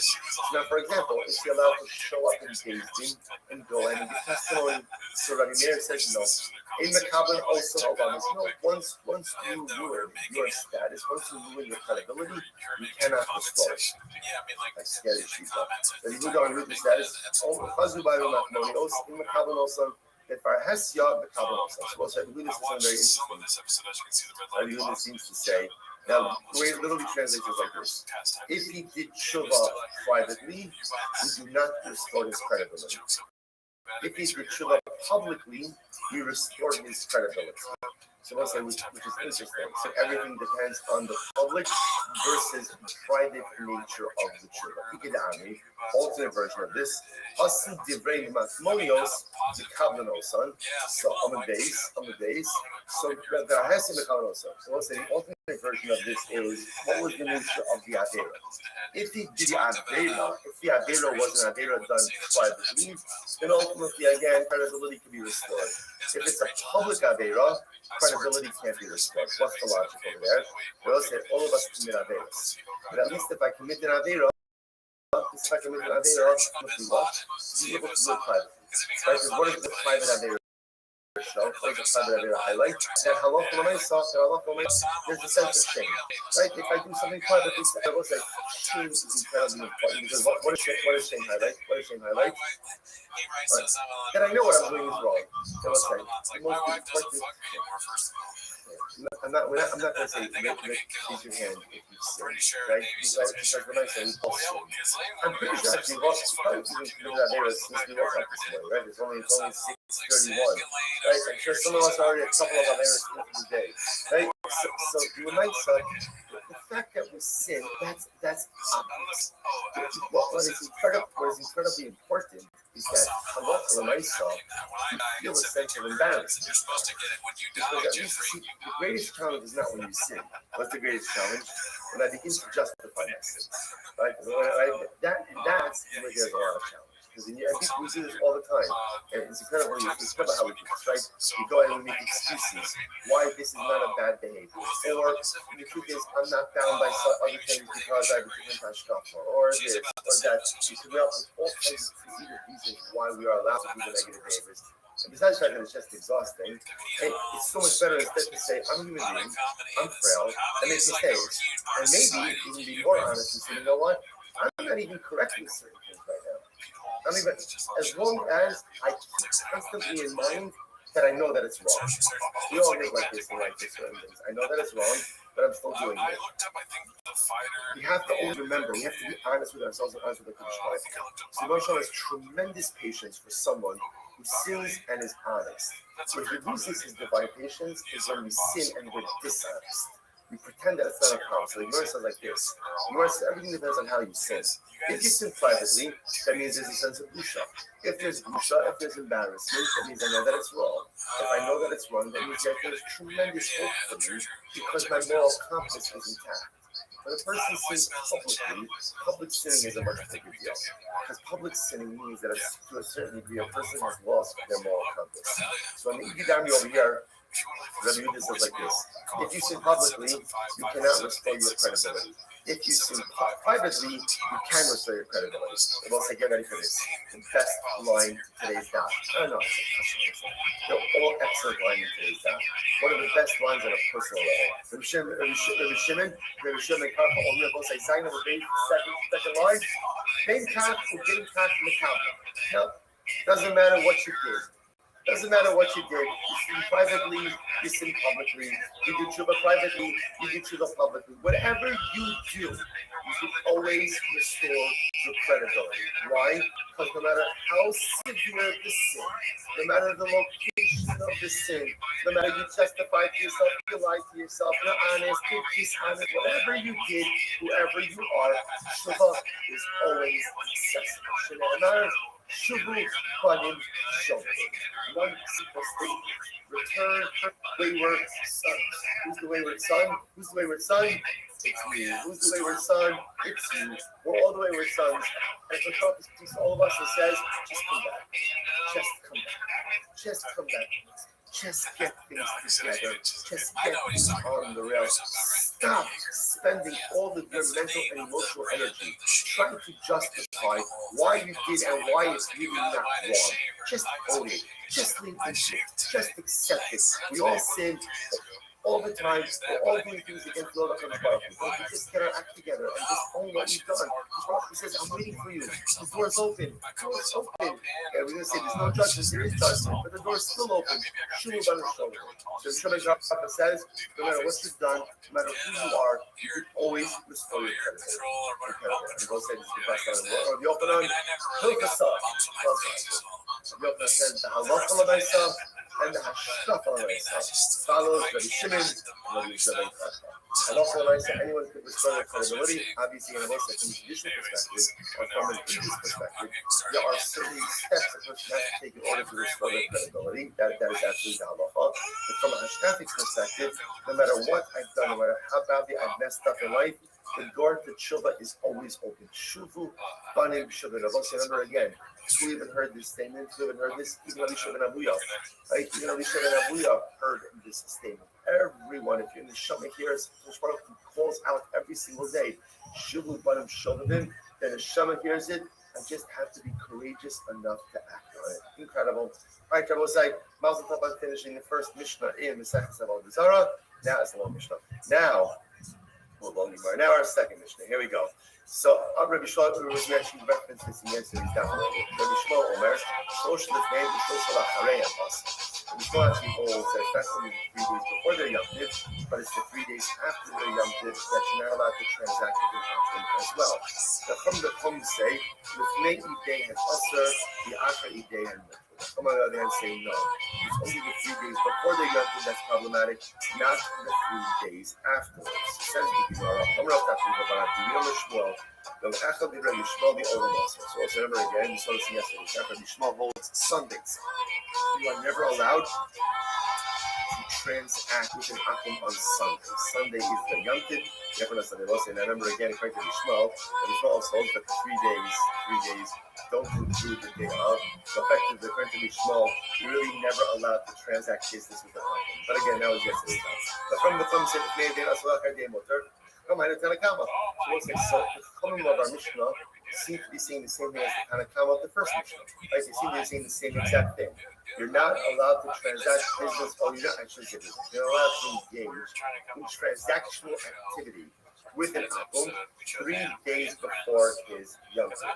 So again, the Chachamim of our Mishnah seem to be saying the same exact thing as the Tanakama of the previous Mishnah. So what's going on over here? Which the Gemara says maybe paid below a date giving out. Maybe the point of the contention of both say is going back to yesterday's daf. Do the 3 days include the Yom Tov, or is it 3 days not including the Yom Tov? So the Gemara says Tanakama Sabra in below a day. Tanakama, the previous Mishnah holds that it's 3 days plus the Yom Tov, so a total of 4 days. But Rabbanan Basrai Sabra in day, whereas the Rabbanan Mishnah might hold that no, the 3 days include the Yom Tov itself. You might say, well, another potential point of view. Once in other words, all we're trying to do is try to figure out the distinction between the Chachamim of our Mishnah and the Tanakama of the previous Mishnah. We seem to be saying the same thing. But some of the other possibility is Nasa and Nasa Ikabinah. So we'll say that possibility is when you finally leave and you did transact with the Akum in the 3 days of the Yom. What is the status of the proceeds? So the Gemara says Tanakama Savar Nasa Nasa Mukha. Alright, the previous Mishnah Tanakama held that the proceeds, although you did something prohibited, the proceeds are permitted. Rabbanan Basrai Sabri Nasa Nasa Nasa.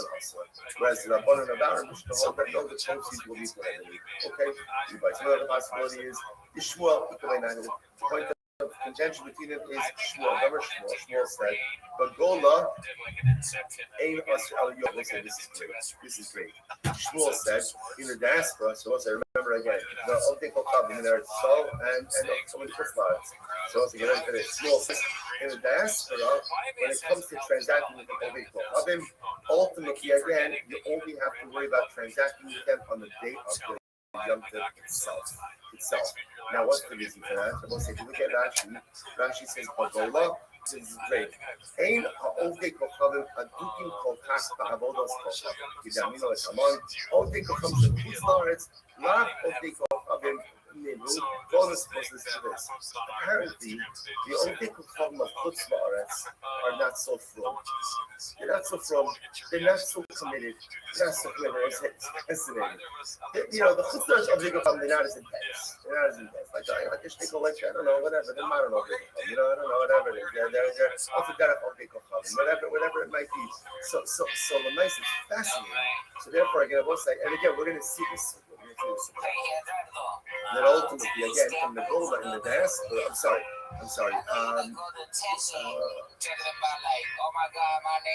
Shmuel stated. So the Gola in us, so again, Shmuel holds that in the Gola in the diaspora, ultimately, again, only transaction with them on the day of the actual Yom is problematic. But ultimately, again, but the other 3 days are not. So Tanakama is like Shmuel. So Tanakama, in other words, our previous Mishnah holds like Shmuel. And ultimately, Rabbanim must very less than Shmuel. But the Levi Rabbanim ultimately, again, don't hold with Shmuel. Okay, Levi says that the possibility is Nachum Hamadi Kitabina. Like ultimately, again, so other possibilities, and this is incredible because he's actually going to hear a lot about our next segment. The statement of Nachum Hamadi ultimately, again, is the prejudice. Sandra. Nachum Hamadi Omer, Eino Aser El Yom Echad Lefnei Yidei. So there's another sheet of Nachum Hamadi holds that there's no 3 days. There's only one day. There's one day ultimately, again, that is problematic. Tanakama, Nachum Hamadi, ultimately, again, the Tanakama, the previous Mishnah, does not hold the Nachum Hamadi. But Rabbanim Basrai is with the Nachum Hamadi, whereas the later Rabbanim ultimately again hold of Nachum Hamadi. Okay, so I'll say, point over here is, although it sounds like the Chachamim of our Mishnah are saying the same thing as the Tanakama of the previous Mishnah, they are in fact separate and distinct things. So I'll say, first line, design of the base. Kufa, Nachum Hamadi Omer, Eino Asher Eino Echad B'Snei Yidei. So Nachum Hamadi Zaviyati, he says that it's not 3 days that are prohibited from transaction activity, but rather what? 1 day. Listen to this. Amrullah, so they said, said to the Yisaka daughter below Naaman. Right? Let's forget that and let's not talk about it. That's another way of saying incorrect. Let's not talk about it. But now one of our big countries, more seconds. You just said before that one of our Mishnah. Not that you forget it. You must mind the common none of the word that comes from Mishnah. So not Muhammad. That means it's not Muhammad. There is this singular opinion that it's not 3 days, rather it's 1 day, and you now have to come saying, forget about that shit, you don't talk about it. Can you do?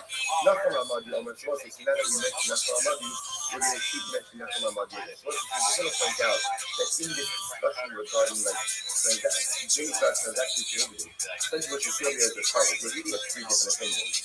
There is this opinion of Rabbanan, or the kind of Talmud called it, 3 days before the other. Like, there's the opinion of Rabbi Shmuel, 3 days before, 3 days after, and then apparently there is this opinion of Nachum Hamadi that says 1 day before. 1 day before. Now, Nachum Hamadi seems to be taken out of play immediately. Right? That's what I should know if it's like this, he's taken out. But there's something that he's there. Now that Nachum Hamadi, you might say, supposed to hold out Nachum Hamadi. So you can kind of do that. Nachum Hamadi Omer, Mokum and Sus Zachar, the Zachar in the Chava. What's very interesting. We're going to take this from a moment that was in Sabbath. We're going to talk about this concept, a rabbinic concept, that you're not allowed to sell certain types of animals to a Bnei Ladasa or animals to non-Jews. We'll get into that and why that is. It's actually a Shabbos issue. There's another interesting discussion about going ahead and selling. What about selling? Well, so Gemara says, so if you look at Rashi, it says that we have Mokum and Suslakim, Suslachim Mokum, Shina Lekavel, and most of those shikos, will also be Mitzvah and Nikamen. Most of them is trying to be not like this. You can sell a male horse that is old. Right, so an older horse, ultimately again, would happen during war. Now, what does this mean? So actually, I'll say, stop here for today. I'm not going to rush through it. Stop here for today. Let's say tomorrow is Rosh Chodesh. Tomorrow is Chodesh. So Meretz Hashem, we begin at 5:45. Meretz Hashem, Shabbos at 7 o'clock. We're also doing an additional Hisoros. Sorry, 6:30. 6:30 Shabbos. We'll also be in Meretz Hashem tomorrow, an additional Hisoros movement. Meretz Hashem with some additional singing. Some music, and that'll be at 7 o'clock a.m. tomorrow. I'm sorry? Tomorrow. Right? I have some information for that. Right? So Meretz Hashem, so that'll be tomorrow at 7 o'clock. Also, we put that out on the email as well. So let's stop it for today. We have a lot to do tomorrow, but Meretz Hashem, we will get to this. I always feel like that almost. All right, have a great day, everyone. When it gets to like everyone. No. The enemy is my enemy. Yeah. I mean, it is fun. That when I replied to one of the best tweets, I was like, what do I say? If you're at a table, mock your brother to the table or something. And a bunch of funny people had 2 rows. And then another guy didn't find out to go on with him. Saying, I'm sure you may respond to it. This is what the DOJ I wrote there's millions of files that happen. Just not mentioned. Allegations made these fires sometimes human beings and they were written by the most protected people in your society. I could not give less of a fuck if they don't do it. They're all they only found it. They want to close it. They're all protected. There's a sickness of biosickness in your country and in your democracy. They're more compromised. That's why nothing works. That's why they're beholden to this one. Some of the things they do, You're a good shot.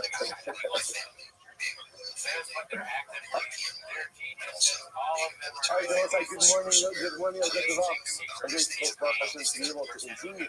In the second time, I'll desire to begin by thanking all of our sponsors for this morning show today. Our annual comical sponsors for 5785 Trust and Pay, replacing the stock about yourself, to dedicating all the Sherman justice this year. These are books and service levels for Amisara. Our comical sponsors are the month of Stephen, Abavin Latova, Stephen Karizim, and loving memory of Steve's mother, Doris Zim, Deborah Basra, we saw you all on the occasion of a 50th site Our week of learning sponsor, Jeff Schwartz, information of his father's yard site, Shmuel Ben Shimon Halevi Zichron Lebracha, and an anonymous sponsor, which we blew lit off that yesterday. Mirat Hashem. Yitzi Statman, I just have to say, he's probably going to get upset and get out on the recording. Yitzi Statman, with tremendous gratitude for the encouragement to start doing Daf Yomi over 2,700 days ago. At the beginning of the second Zara, the Yitzi just celebrated his Siyum HaShas yesterday at Ner Tamid. Kiddush at Ner Tamid, Mazel Tov. So Yitzi was doing on this the rest of the time. So right, but today, I mean, that's Hashem again. But of course, the Siyum is very nice. It's even better than the Siyum HaShas. Starting at the second time. So we wish Yitzi an incredible Mazel Bracha Simcha Hatzlacha as he begins this next journey. He also, of course, is always dedicated our learning to our precious hostages, making sure from Mirat Hashem, bring them home the shalom and the kalav, and the skills of our holy soldiers. May they be successful in Mirat Hashem on land, on air, and by sea. Mirat Hashem, the Chol Ma'aseh Yadayim, with Mishpach Usharim, with Shmiri Seir Hashkach HaPakas, may they be successful in all of their endeavors. May Mishpach from Mirat Hashem watch over our brothers and sisters in Eretz Yisrael. Keep them out of harm's way. Those who have been injured in the latest barrage, in Iranian barrage, may they have a complete and enduring refuah. And may Yitz Hashem be a week of bracha, hatzlacha, and shalom for Klal Yisrael and Eretz Yisrael. Well, with that, let's go.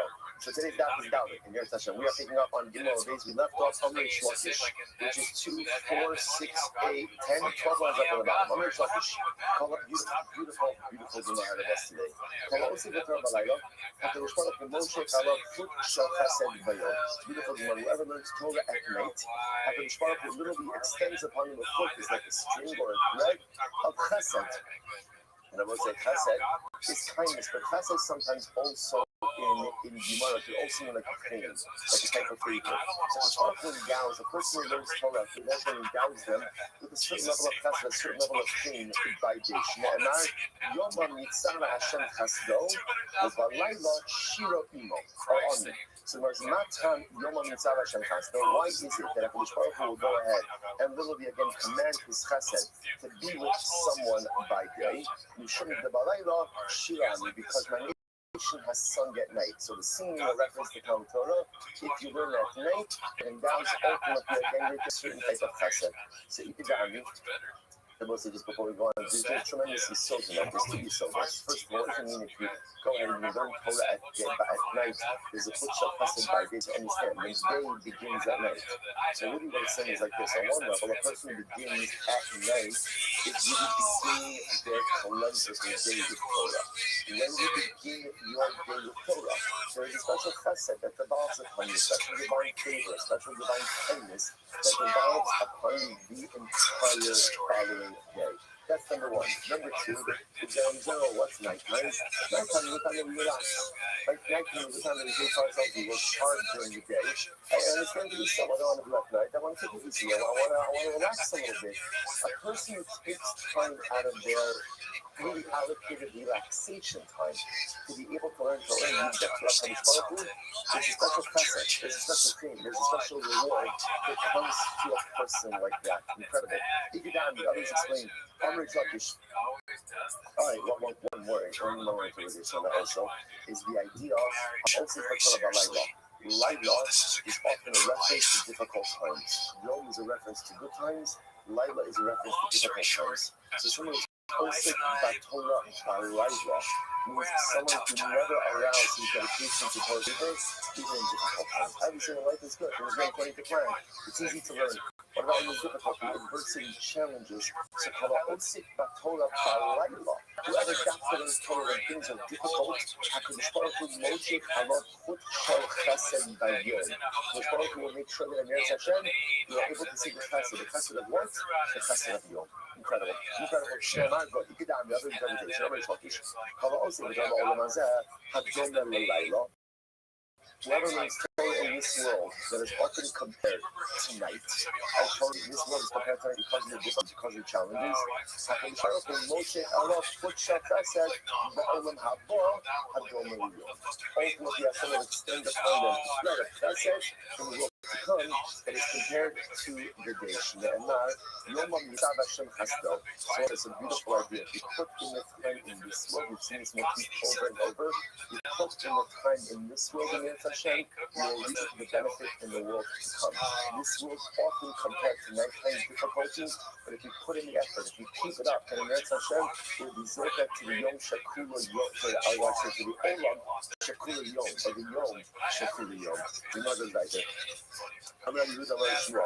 My disciple was the first one on about it. My disciple, that the other can get Hayam, can Remes Kulon Moshabo, Laman Yishbu Bey Adam can get Hayam. So what's the really found tomorrow? Why are people compared to fish? So what's this? In the first of the year, the most quoting, what's it from Kabako, that the other can get Hayam, can Remes Moshabo. Why are people compared to fish? Well, not dogging Shayan, killing Shakir, all about Shami Admesim. So when it comes to the fish of the sea, once they go ahead and they come up on the shore.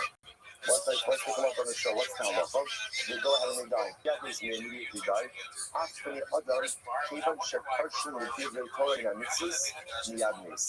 So we'll say that water is to fish, Torah and mitzvahs is to us. Just like the fish cannot live out of water, at the end of the day, a youth cannot live without Torah and mitzvahs. Incredible. So the possibility. And if you notice over here, it's very important also watching up Torah and mitzvahs.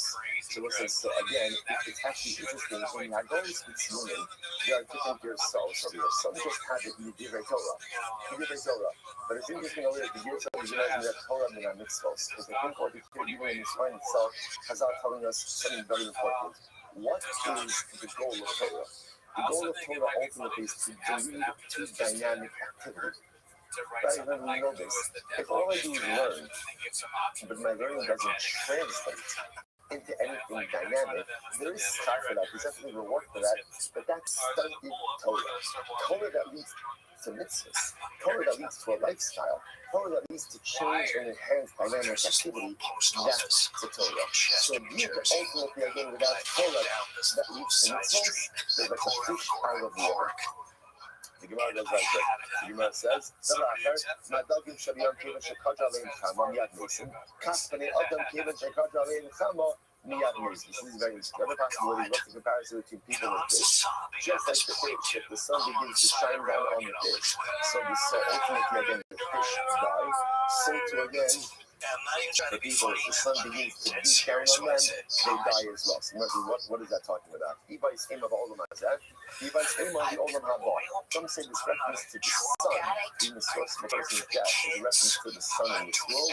Others say the sun in the world for some. What does this mean? Ibay's aim of Olam Hazeh. Very Chanina. Hakobi Shemayim Chutz.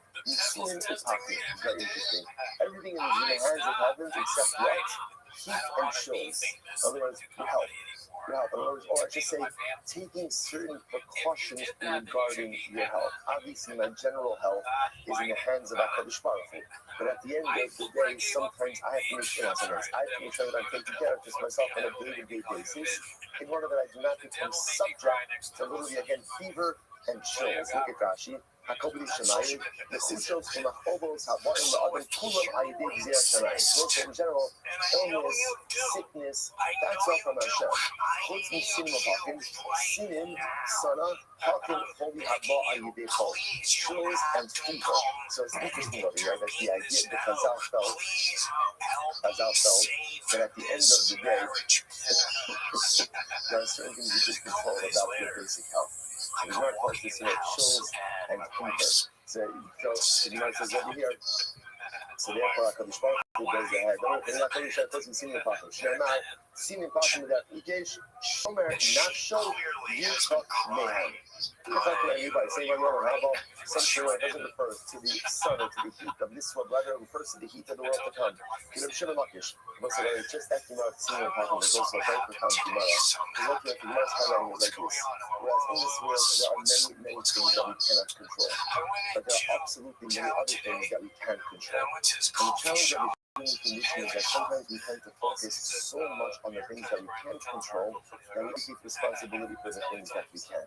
right? Things happen in life and we get so upset and so disillusioned and so depressed. And meanwhile, again, there's nothing I can do to change this particular reality. I can't change this reality, but there's 10 other realities that I can shape. So there's so many things in life that are like big things, but there are so many other things like that are single happen. Like fevers and chills, those are the things you can't control in life. Put your effort towards them and stop worrying about the stuff that you have no control over. You're trying to luggage. Things are normal, but some say this serves a reference to what to come. I'm not saying that. They're like, in Gehenna, also level. So we'll say, listen to this. What is Gehenna? What is Gehenna? Now, really, it says, in Gehenna, also level error. So, what is Gehenna? What is Gehenna? Listen to this. Hashem takes the sun out of its covering. This is a reminiscence of what we saw yesterday by Sukkah. Hashem takes this sun out of its covering, and it causes it to dip down. Now what happens? You shut it and you go in, but you shut up burnt by it, or you judged by it. The tzaddikim mislapid by. The tzaddikim are healed by the rays of the sun. You shut it and you go in, but the wicked are judged by it. It was a type of Dalit. הנה היום בוער כסנר, והיה כל סגים וכל עושה רישה קש ולהט עושם. היום הבא אמר השם צבאות, אשר לא יעזוב להם שורש וענף, לא שורש בעולם הזה, and no root in this world, ולא ענף בעולם הבא, no branch, no work to come. צדיקים מסתכלים בה, צדיקים are healed by this sun that is beating down. וזאת ולכן יראה שני, שמש, סדרתו, מרתם בכנתה. This is another quoting this passage. Moses speaking from Malach. Exactly the speaking from Malach. The sun will come out for you, those who fear and revere my name. It'll be a son of Stako, Martha, a son of righteousness, kindness, healing son that will heal you. Also, so incredible. But now we are the tzaddikim healed by this sun, but rather again they actually enjoy it. Right? It's actually beneficial for them. You like the sun and Kishtam to every day. So we'll say so again. So first of all, this is incredible Gemara. Because it's Gemara is describing what it is Gehenna. So what's Gehenna? Because Rabbi takes the sun out of its sheath, it burns the Rishayim, and it heals and is enjoyable ultimately again for the psychic. Which of us is quite a dramatic picture of what Gehenna is. Same experience, same exact experience, but how you enjoy it all depends on how you live in this world. This is a reminiscence of another Gemara, because the Gemara highlights the idea that all the Haba is the Suda, and again the Tzaddikim are able to partake, and the Rishayim have their hands tied. They have their hands tied. So they see the beautiful Suda happening in front of them, and for a Jew, that is Gehenna. That is Gehenna. Right, so it has his hands tied and can't partake of the Suda. So you see this motif occurring a couple of times in Chazal, where they describe this experience, and it's the same exact experience. But how you experience is framed by how you live your life in this world. So it's the same sun. It's the same sun. If you are a Rasha, it burns you. And if you are a Tzaddik, it heals you. Incredible. All dependent on how I spend my time here on this earth. Incredible, I was saying. So another possibility. Why? Now, going back now, we have a comparison between people and fish.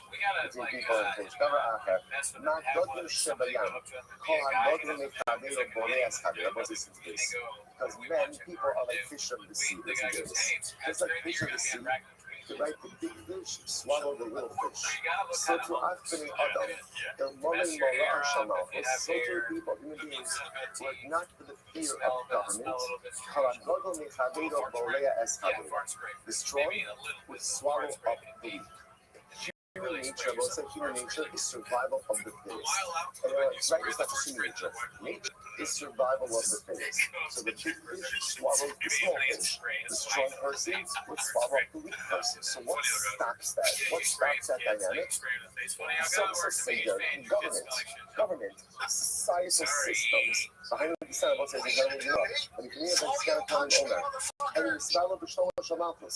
always yaving for the success and for the shalom of your monarchy. For not for the fear of monarchy, right, or government. Ultimately, again, people will swallow each other alive. I will say this is an incredibly important Imah, right? This is why, right? This is why. Again, just even ourselves, we daven, for the president, we daven for the vice president. And again, that is an apolitical tefillah. It doesn't make a difference whether you like the person sitting in that office or not. At the end of the day, our system of government is the end. And people absolutely go ahead and swallow each other up. And listen, it's such a profound insult. And again, independent of the person you like, you don't like, I will say, it also is a tremendous opportunity for us to pause and to express our profound hakaras hatov to the president and to the members of the brave armed forces of the United States of America who carried out that dramatic attack on 9/11 yesterday. You know, it's incredible. So, Jerry Daniel is very, very genius. He sent me a beautiful video today from Yoshi Duchan. They were sending hello after battling today. He was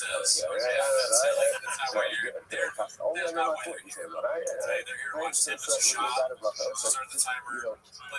we have to understand what happened over here. What happened over here. And again, it's important to understand whatever you think about the president, don't think about the president, and the president's already facing tremendous backlash about this.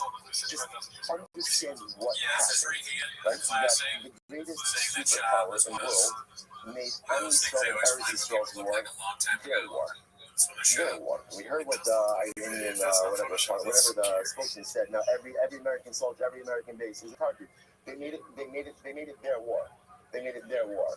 Right? They bombed these nuclear sites. Only that B-2 bomber was the only fighter jet that's big, could carry a full payload that could go and do incredible. And the president promised more if Iran does not back down. What it means to have hakaras hatov, the government is exactly that.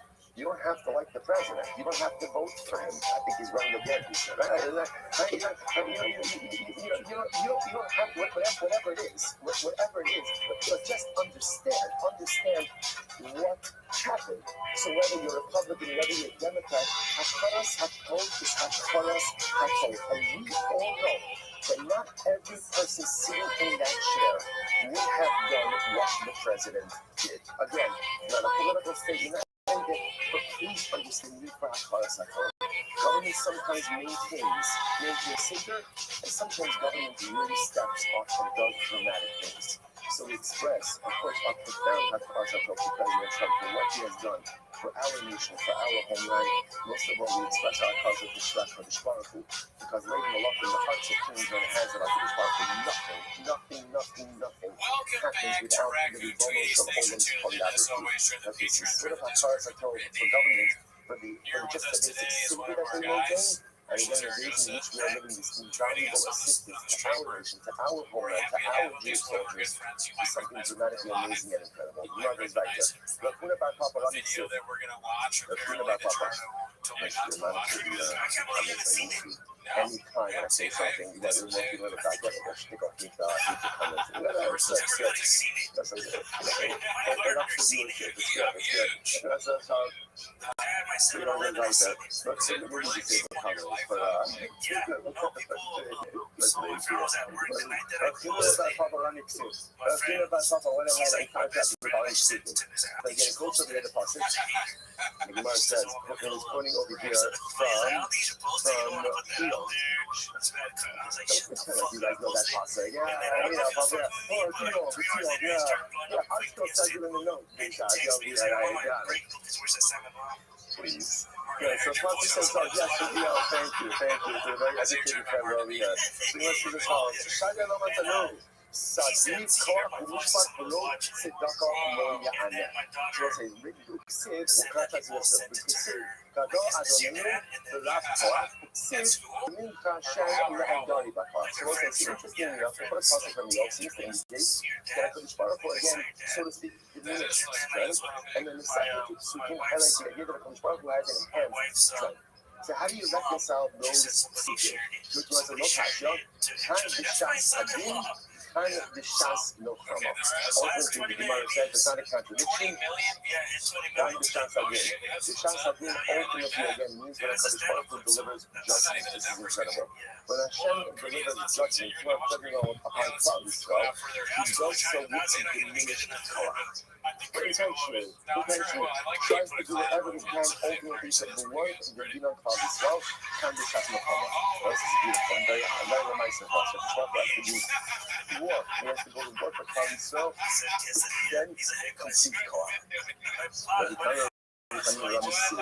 He kind of everything is fantastic shooting. But one hand it says, Eli, Uksiri Nokim Hashem Ubal. So one part of the says I had no anger. Then it says Hashem is about him. No kasho, and you saw kind of open for problem. Where does a Kaddish have no anger? That's the problem slow. Where does he have much anger? That's the open for problem. What is obviously what is anger? The Torah always not always. The Torah does express anger towards problem slow. But rather again, it's this same motif.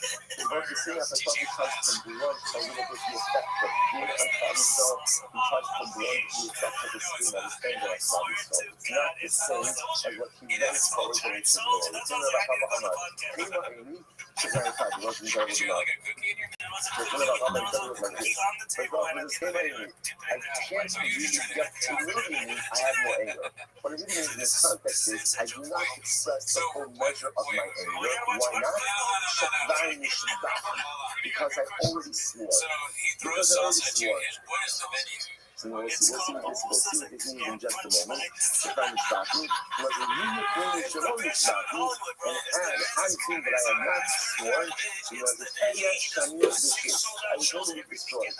Ma'ayim the Amir of Alexander might have said, Shayab Yamu, Abatish the Hashmi des Kolagoyim, Abatish Mimi, Omer Kolfaraku, Abatish, the new name Shalahim. I was looking at the Chronicles, the history books of the nations of the world. It makes sense of course. If I think the again a match from merit, testing, I will redeem the nations.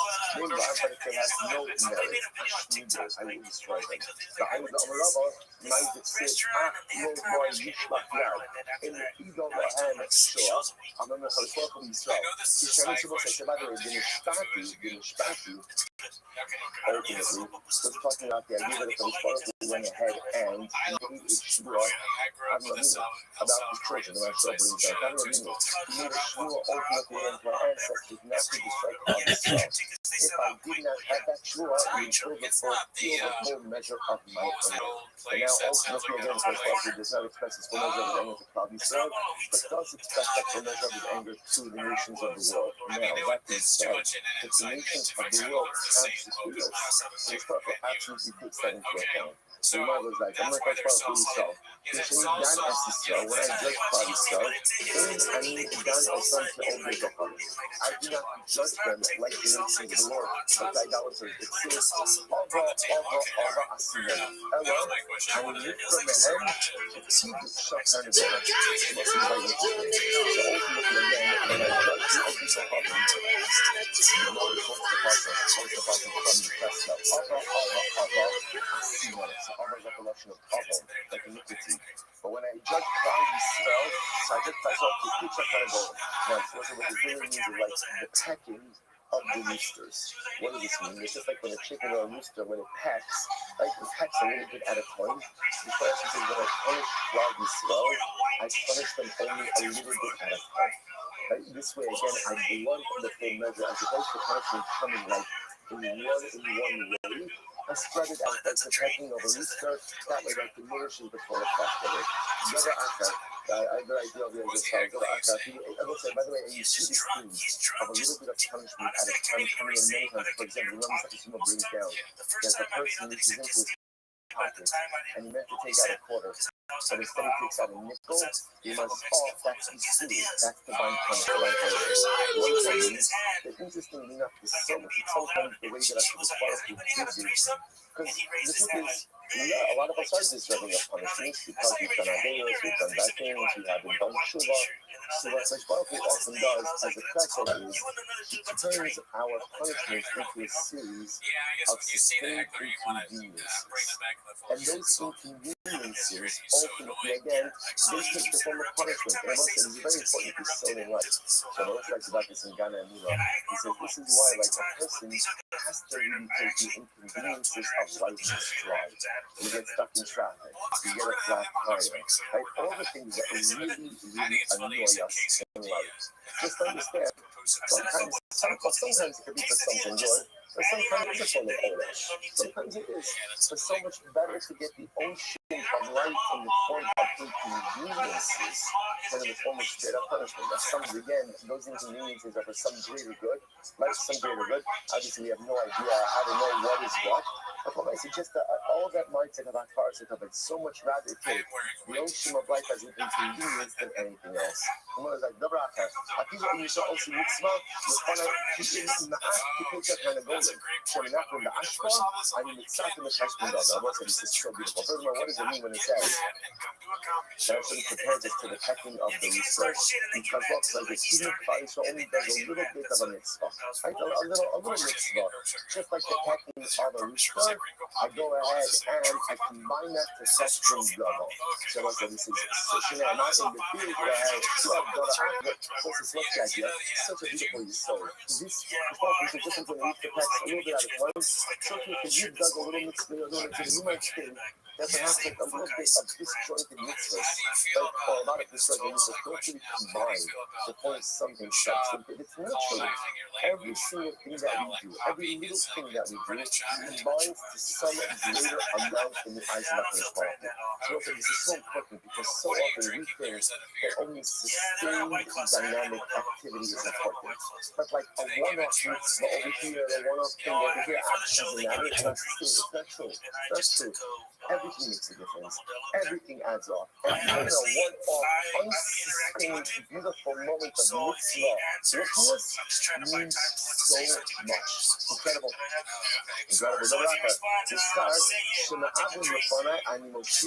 Furthermore, again, the other possibility is kind of a cry out before me.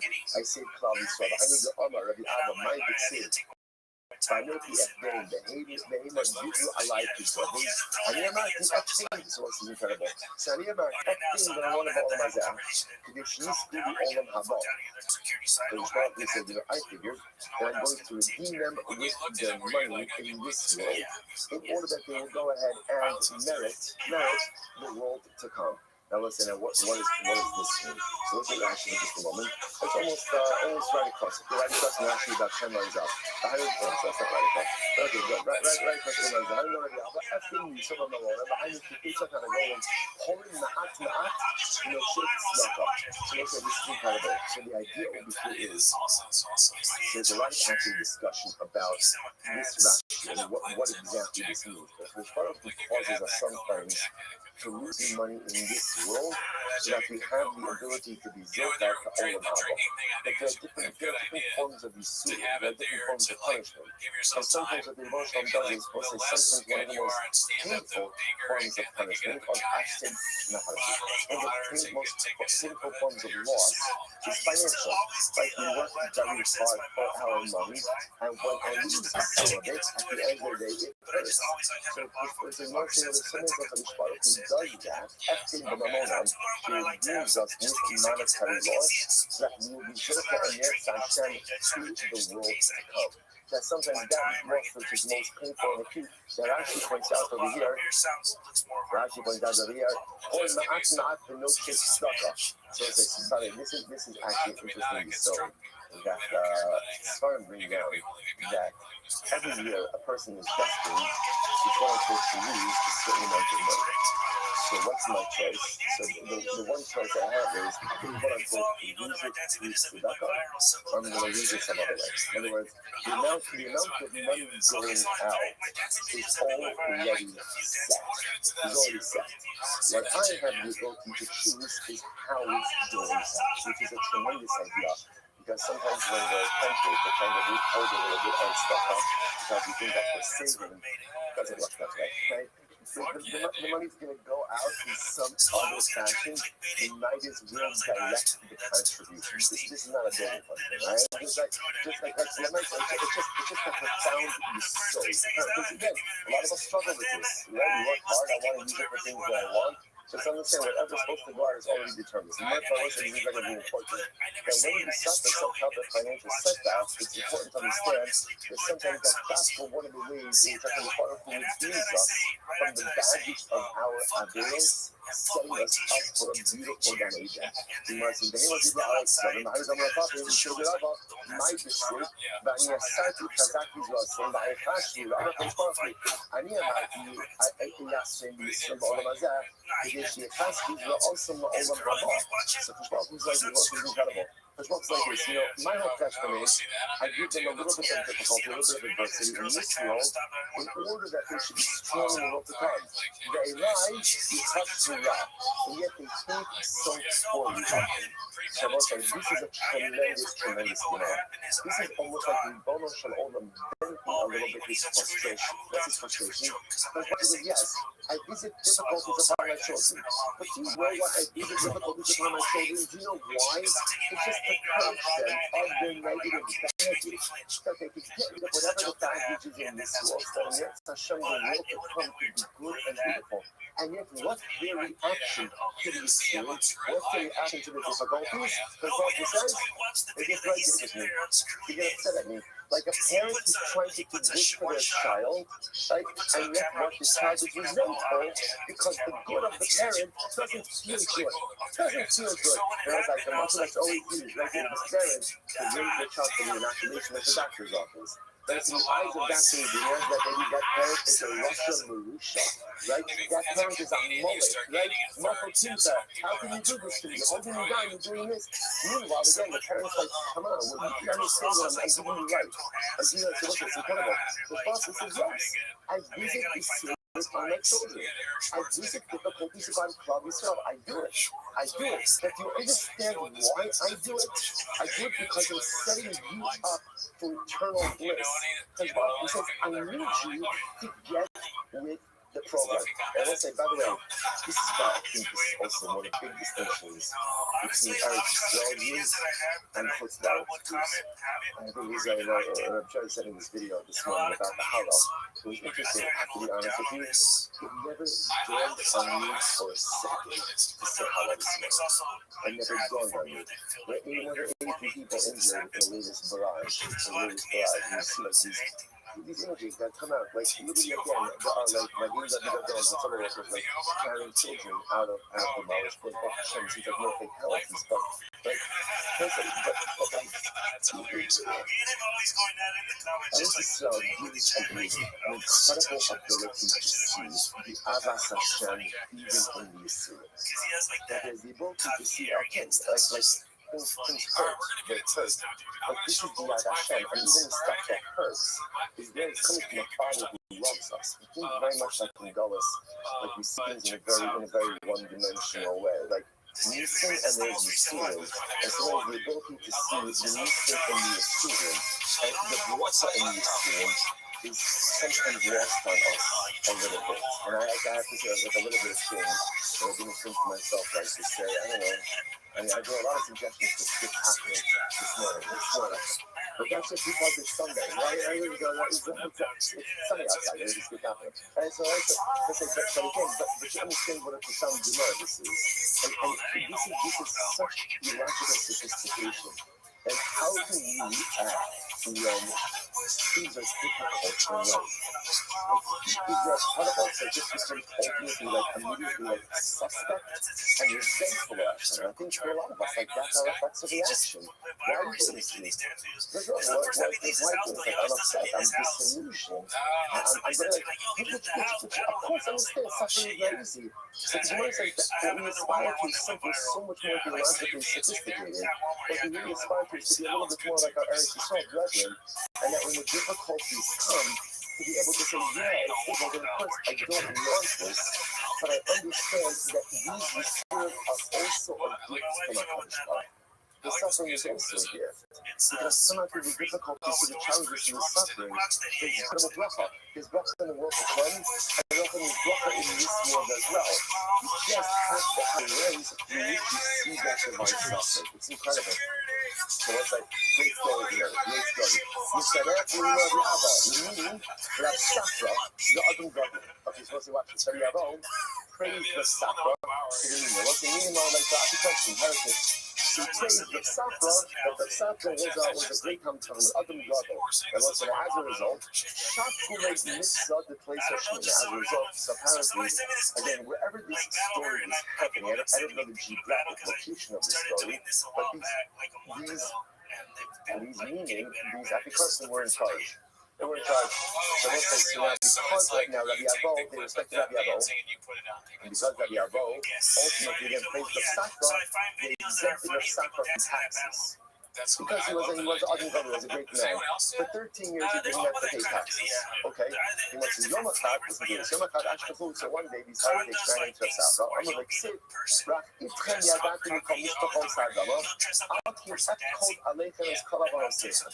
So the heretics brought up this topic.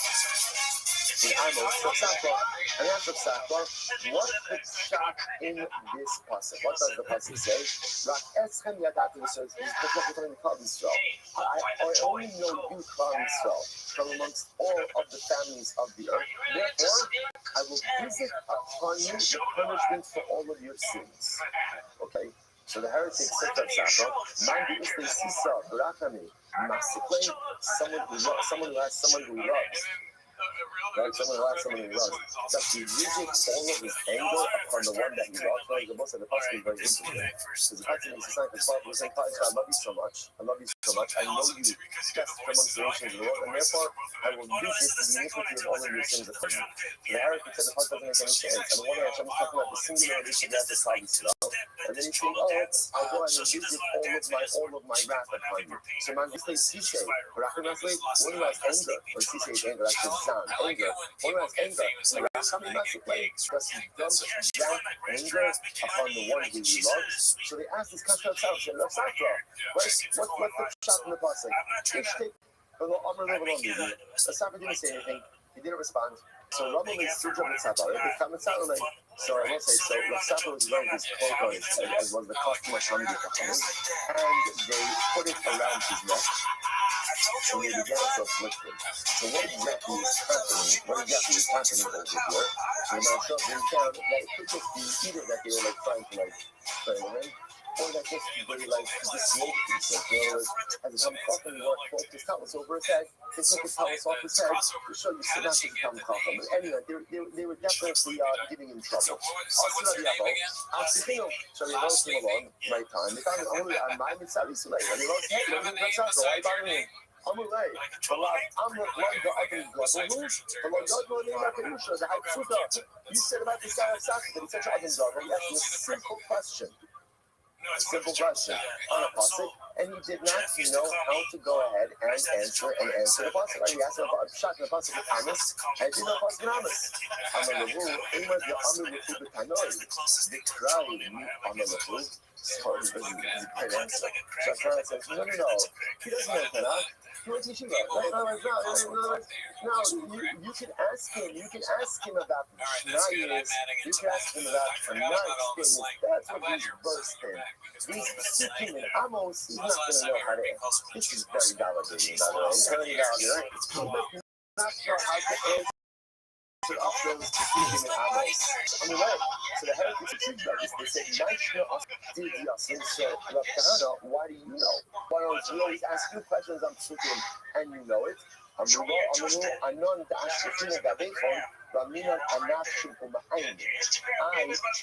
out with you guys a lot, and you guys are always into biblical criticism. So therefore, again, I have to know. I have to know how to answer these speaking to you. They're not trained to answer up these type of theological questions in these decisions. They don't delve into these decisions. So that's it. First of all, just fascinating that Safra was saying, again, the person who is hanging out with this type of Hebra does need to know what to answer in order to be able to refute. So the Masham Ray, Lema Lon Ak. So they'll say, so now, it takes that time, okay, so you tell us, what's shot in the bus, right? You tell us what is shot in the house, right? Emma says, in the Prophet said to Klal Yisrael, I love you so much, and therefore I will visit all of your iniquity upon you. So what's the shot? What's the first line of I'm going to so kind of you answer. I'm sure I'll much more I'll give you a muscle. What's the muscle? The Adam, she knows to name and the Adam to this. To a man, ultimately, again, who borrowed lent money to two people. Eckhart or Abel, the Eckhart so know one that he likes, one that he doesn't like. Or Abel, Nifam, Nenam, so to the one that he loves, he allows payback to happen incrementally a little bit at a time. Nick is so and he dislikes Nick from Nenam Basachos. Ultimately, he collects payment all at once. So think about himself. Yes, I'm going to go ahead and collect payment for your iniquities, but I'm going to do it slowly, episodically, and incrementally. And therefore, again, it'll soften the blow. To the nations of the world, ultimately, again, while I look at yourself, he says, I will collect judgment all at once. I'm going to be Allah kind of mind to say, Khalila, Nesot, Hadara Hadar, Lahanis, Sadik in Rush. So that's by step.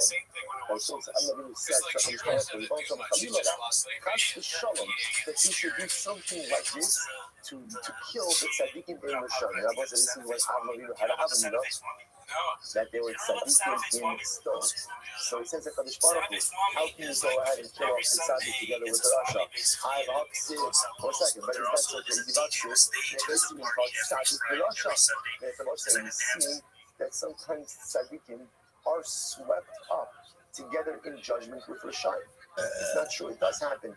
Shimar says, no, that's the tzaddik Shena Gomer. Wow. So I say that's talking about a tzaddik who's not a tzaddik Gomer. It's not a complete tzaddik. About tzaddik Gomer alone, what is that to say that a complete tzaddik is never swept up in judgment with Rishon Ba'aksid, or Miktashai Techelu, but Rabbi Yosef Atikrim Miktashai Elof, Mimikudashai, Elu Bnei Adam, Shekaimu Es Kol HaTorah Me'alef Li'atam. So you see that even tzaddikim Gemurim, who have held the entire Torah, are still sometimes swept up in judgment with the wicked. Hasanami, Kevan Shahaya B'Yadam, Lidvos Velo Michu, Wow, let's listen to this. Even a tzaddik who fulfills the entire Torah, if he ultimately again sees the ability to object to negative behavior and doesn't do so, he's not a tzaddik gomer. He's not the tzaddik gomer. I'll say, is that not wild? So I just want to point out, it fits in very beautifully to what we were speaking about yesterday also, in Shabbos morning, by the Shlach Kodesh, Anshe Midos. That at the end of the day, the Torah that you learn is not enough. The achrayus to the greater community, ultimately, again, is an absolute necessary part in the real as well. If you're not invested in the success of the community, if you're not about chesed, if you're not looking out for the other, you can learn how to aleph until cut. At the end of the day, that's not a tzaddik gomer.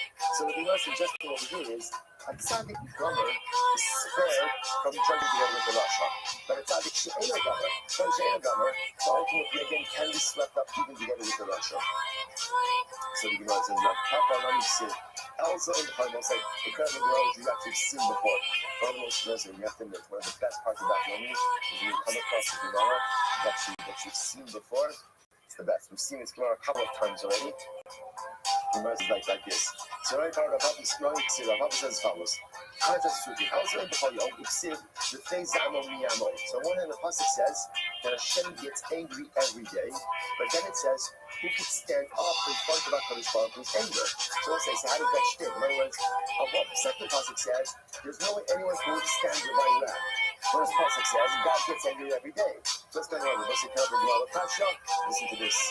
Kan biyachid, kan b'tzibah. And let's say, as individuals, we cannot stand up to divine wrath. But as a tzibah, we have the ability to withstand everything, including divine wrath.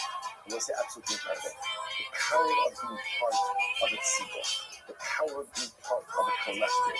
The power of being part of something bigger than yourself and not retreating into your own little corner. The tzibah could withstand anything. A yachid cannot withstand daily divine wrath. Let's go back to the Gemara. It's like, Elsa in the Koyom, his Rafi gets angry every day. The Kama, how long does his anger? The Kama Zamo, how long does his anger last for? Lega. The just a moment. How much is a rega? Achos mechamish ribo ishlosh me'os halafen mishmona me'os va'advan mishmona. 153,848 of a second. Of an hour. The Gemara says that's the rega. The aim called Derni Lachabin or Lachabin also. Wow, listen to this. And also in general, no one could figure out what that rega is, what that moment of divine wrath is. There's one person who was able to do it. Bilam, the sixth day, on the days, they are not selling. One second, just pause for a second. Is this not the best thing in the world? Understand this, but one of the Is this not? No, not said something nice to us, and I just wrote back. Let's continue. So Not no great expectations. I'm not gonna lie. So the pasuk says that Bilam, Yodea das Elyon, he knew the das of HaKadosh Baruch. So Bilam knew about, and this is right, by the way. Now you understand why Balak was so intent on hiring Bilam and pulled out all of the stops, because Bilam knew something that none of the other Gentile prophets knew, which was that exact rega that HaKadosh Baruch Hu got angry at. He was able to curse clouds, so in that rega, then ultimately could have brought devastation upon our people. So let's just hold on. After that's the end of the Yaga. That's Elyon Yaga. So Bilam didn't know his donkey. Right? You're going to see he couldn't control his donkey. So someone couldn't control his livestock. He was able to go ahead and know when the Baruch Hu got upset that was already done. So it's my God spent the Lord. What does that mean? That he didn't know this? That he couldn't he didn't know that that's how he's on. He listened to this. So the Lord said, even about Chazulay, I'm not going to come. So Bilam met up with Balak. Like when he met up with the son of Balak, he was riding on a donkey. Amalek, my time on the Hakasusya. He said, Balak, Bilam, you're pushing the guy. Now, like, you should be riding a horse. Why are you riding a donkey? Amalek, again, it's a difficult film and it's in the shop, right? In other words, he was going ahead, he's the loner. Like he said, I put my horses out in the marsh, right, to water them. That's right now. So Miyad, that somehow the donkey began to speak. Hello, I know the Asonka. He says, come on, don't do that. Don't do that. I'm your donkey. So you always ride on me. Always ride on me. Don't tell me you ride a horse. I'm going to lay a Lutina Ba'ama. So girl says, you like, I use you all the time, but only for his carrying stuff. I'm the way, I share a thought that like, that's not true. You use me for transportation, you ride on me instead of a horse. I'm a ride Ba'ama. No, okay, sometimes I ride on you, but that's only at the time. That's not all the time. On the way, may always call the Alay Amazek. Not true. Not true. You've always used me up until this day. Not only that, every time you also look on the people's Bayom, the Ishos Balayla. Like watermelon music. That's awkward, right? So not only that, but you go ahead and use me for transportation by day and intimacy at night. Sit up. So then here, continuous therapy, sit hustle, but you need lots of things. So let's say, obviously, when you have that good on, obviously, it's a good. The guy who can't control his donkey, right? The guy whose donkey is now being off of him, right? Can't control his donkey. Ultimately, again, if you didn't know, it's definitely a book. It says, I remind you of that's Elyon. So what does it mean when it says that Bilam was doing? They had that's Elyon. So that wasn't the that's Elyon. It sounds like we really don't know. What did he know? So they're like having always the church and the therapy coins. No, when you think of that's Elyon, it means it's like this. Bilam knew one specific piece of information. He did not know how to talk. There's no fact he was one bothered by. That's what you're there, that's Elyon. So he really, So much fun by that. He didn't know his donkey, but he knew God. He had truly one specific piece of information about God. Namely, the moment that the Mishapim got angry. Behind me, the Kama, and you love you. I mean, the car not my yacht, Balak, Melach, Balak, and my honor also Bilam ben Baar, when I speak about that Yoda, and I'm down to the Kosh Hashem. I'm not what does the Kosh mean? I'm a Kosh when he shot. I mean, little time to that Kosh I see my nation, see how many acts of praise I perform with you. So that I see our nation for Ocean Hayam. But I perform a miracle for you. All days that Bilam was trying to pursue, I did not get angry on those days. In Ka'asi Aleichem, when you shire the oldest of Babin, you saw him from church music college. So literally, had I gotten angry during those days, and Dylan pushed me during that time frame, he would have obliterated Robin Snow. They would obliterate Robin Snow. Because box, I didn't come into Dylan the ball. So sorry, Dylan the ball. My echo, no cover girl, or my as on Hashem. And this is exactly what Dylan says to Bala. Don't say to Bala, don't get upset. I told you, I know a specific piece of information. I can't do anything if God is not getting angry at his prescribed time. Right? So he's not getting angry at his prescribed time, so therefore, again, because he now is the chesed Hashem did this all those days, he's going, okay, listen, I want you to say to yourself, so get angry, but what? Get angry at a different time. In other words, Hashem, you don't have to stop getting angry. If you want to get angry for a rega every single day, get angry. Just don't do it at the prescribed time. You can't do that. Why? Yesterday's that. What does Hashem have? What does Hashem have? Hashem has a schedule. Hashem has a schedule, right? And the emotional models for us, that scheduling is the key to successful living. So even for anger, HaKadosh Baruch Hu says there's a time to get angry. The miracle of Bilam and Balak was that ultimately, again, Hashem did not get angry all of those days. All of those days. That Bilam was trying to curse Klal Yisrael. The Kama Zamo, how long does Hashem get angry for? Rega. The Kama Rega, how much is the Rega? I'm not naming everything. You know, Rega to name Rega. Rega is exactly the amount of time it takes to say Rega. That's it. That moment. Pretty much, none of the Rega have a respect. So how do you know if it's only get upset for a Rega? It's if she Rega Yaakov, kind of get some ultimately again because God was a Rega. He's only the Rega, only the moment of his anger. He's like saying, Habib, Shim'at Rega, Adya Boizan. You don't really hide yourself, conceal yourself for a Rega until the divine wrath passes. So there was an Imas Rasa. So, by the way, when is this Rega? When does the Kaddish Baruch Hu get upset? When is he getting? You know what I mean? It's just Shaita myself. Within the first 3 hours of the day. So the says, Kikiyura Karbalta, the time is over. The time ultimately again that lights a feather on top of the rooster, that rooster becomes white. So as I was saying, the Shaita, in the Chaber in the first white line, so there's one thing, there's white in it at all times.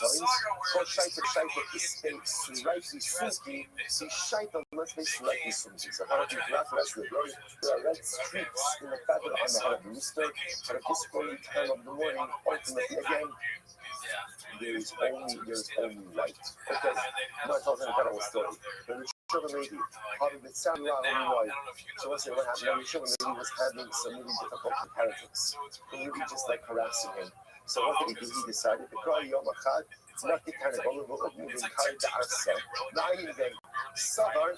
Kimata Shaita Alachi. So the children lady has a plan. What's his plan? He got a rooster, he tied it to his bed. What is he going to do? He's going to curse the heretics. Right now, you understand what to look for. When the feather on the top of the head of the rooster is completely white, that's the moment that HaKadosh Baruch Hu is not flaring mad.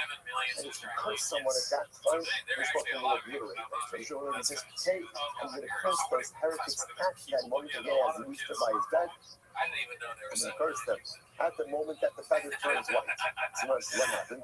She must be Shaita Nimri. So you imagine the children lady like sitting there the entire time. And he's staring at the rooster. But the moment that the rooster's, the feather turns white, he dozed off. Honor, Shmani Allah, so the children lady says, I learned a very important lesson. This Baruch Hu does not want us to curse each other. And even at the end of the day, even when something is bad, even when someone is doing something bad, Baruch Hu never wants us to curse one another. But he may want us to go out and argue with each other, he may want us to go out and be upset with each other, but all our actions that's very different. There may be times when we are upset with one another. There may be times of vehement disagreement with one another. The one thing that Baruch Hu never wants is for us to curse each other.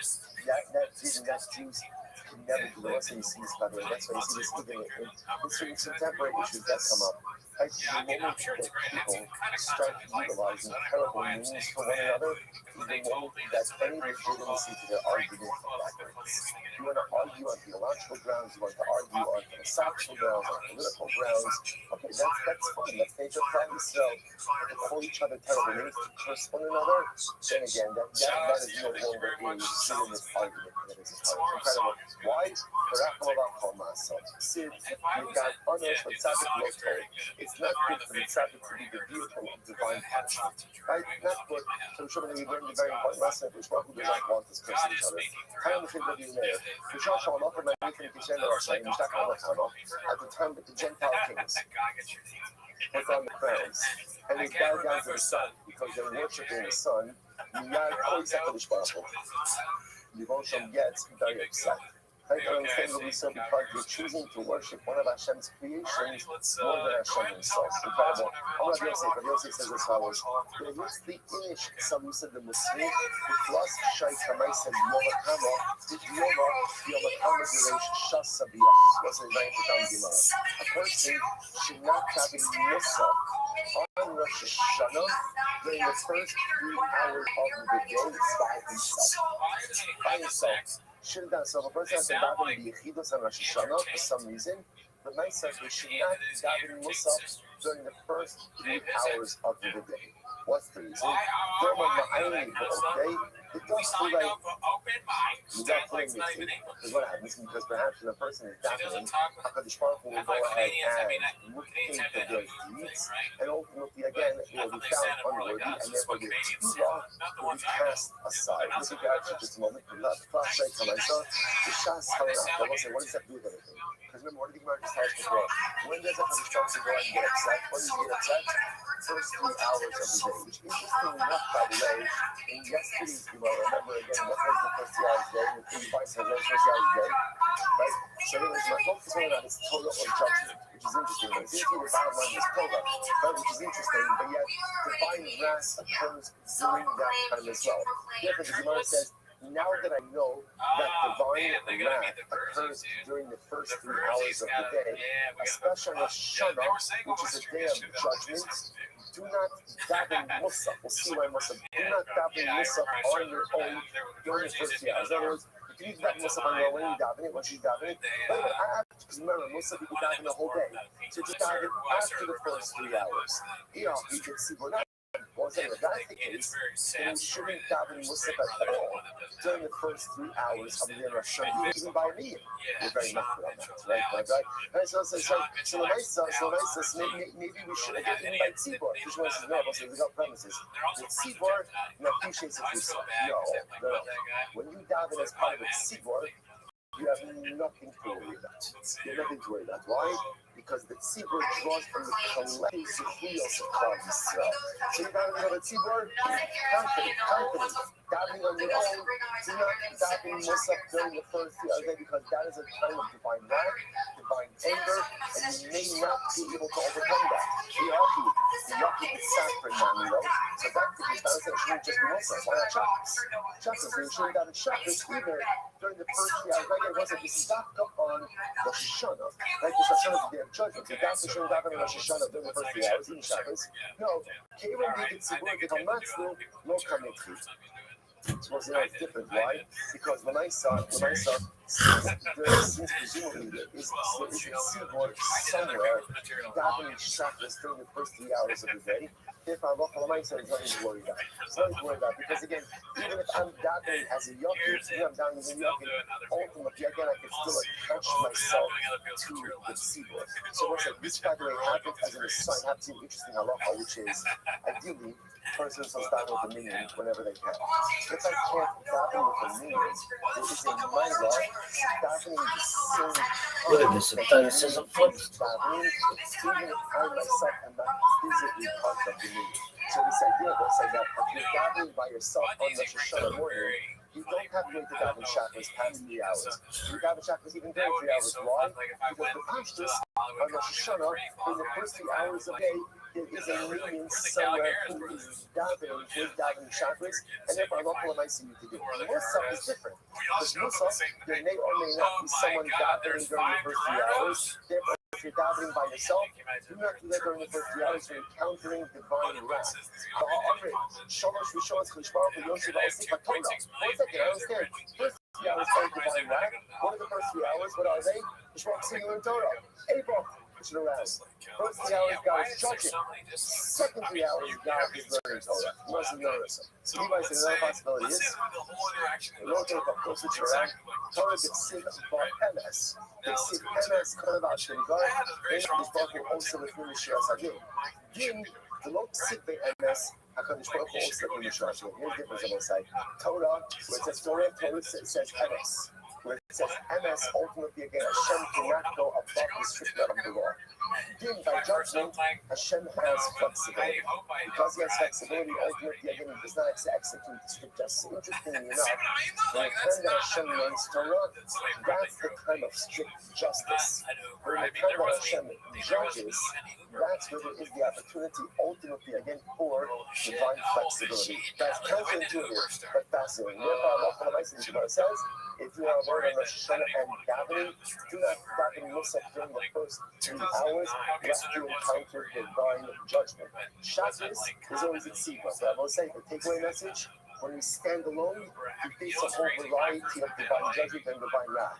When we stand together, there is nothing that we cannot overcome, whether that's divine justice, divine wrath, or external enemy. When we are together as a tzibur, Klal Yisrael is strong, and Klal Yisrael always emerges victorious. No, sorry? Go ahead. Possible life scenario. All right, Kevin, have a great day, everyone. And to start Kevin, everyone should be safe. Everyone else, Hashem should be safe. The responsible should shower with local and Slefra should be equal and ridiculous to sell us, for all of us, on Israel and to Eretz Israel. Have a great day, everyone. Shkoya. You guys are so screwed. And also the Uber driver's name. Oh, you know, he's, and also, you know what I mean? These two ladies walking here, I only have to be done. All right, I will say good morning, Baruch Hashem. What a tremendous, first of all, beautiful to hear the sounds of Chazara to Shavuos, Baruch Hashem, and there's a tremendous beautiful supposed to be able to begin the Sefas HaVodah and Hashem here together this morning. Let's begin by thanking our sponsors today. Our annual Talmud sponsor, dedicating all the children Joshua this year as a support for Besoros Tovos for Am Yisrael. Our Talmud sponsors for the month of Stephen Abba Stephen Terry Zin, the loving memory of Steve's mother Doris Zin Devorah Bas Rabbi Yisrael, on the occasion of her 5th yard site. Our week of learning sponsors. Israel is actually quite beautiful. Anonymous gratitude to the encouragement for starting to do that filming over 2,700 days ago from the Sefas HaVodah and celebrating and starting round 2. So whoever this anonymous sponsor is, I don't know if it's here or it's online, please, would love to know the identity of this mysterious sponsor, but it's so beautiful and so incredible. But I'll say, in fact, of course, we always dedicate our learning and discuss all of our precious hostages, and 12 minutes to bring them home. The Shalom and the Karov and the Sfos of all these soldiers make the Shbach to be successful by land and by sea and by air. And Hashem has tremendous Hatzlach and accomplishing all of their objectives and to come home to their families. The Shalom and the Karov and that Shbach Hashem give us decisive victory over all of our enemies, and Hashem usher in an era of peace and of Shalom and Hatzlach and for all of Klal Yisrael, the Karov. I would say with that, let us begin. So I just wanted to share with you just something really beautiful. Sometimes when you walk in, or sometimes you wake up in the morning and you just feel like a different kind of energy. So I don't know if all of you felt it, but I felt this morning. I couldn't sleep last night, and Baruch Hashem just this morning, this palpable energy like in the universe. With Klal Yisrael starting the Sefas HaVodah. It was just something so beautiful. And then something amazing happened. There was actually traffic on 7 Mile Lane this morning at 5:33 a.m. I was locked in the intersection of Vidalia, deciding where he was going to go first. But Max is pulling out of his driveway. Holly Strong is already ahead of the pack over here. And at 5:35 in the parking lot, Baruch Hashem, there's actually people talking. Usually it's too early to hear people talking at this hour. The rest of them will have enough energy. Beautiful and incredible. Just to see the energy, just to see the Jesus, just to see and to feel the palpable excitement. So I will say it was a tremendous, we're supposed to be able to get finished.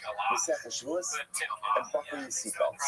Just buckle your seatbelts, because what our Avodah Zarah is going to be, and just out of the gate, what it is something absolutely amazing, beautiful, and dramatic. And that excitement that we feel, that it's oldest that we feel, that old it is, we feel every day.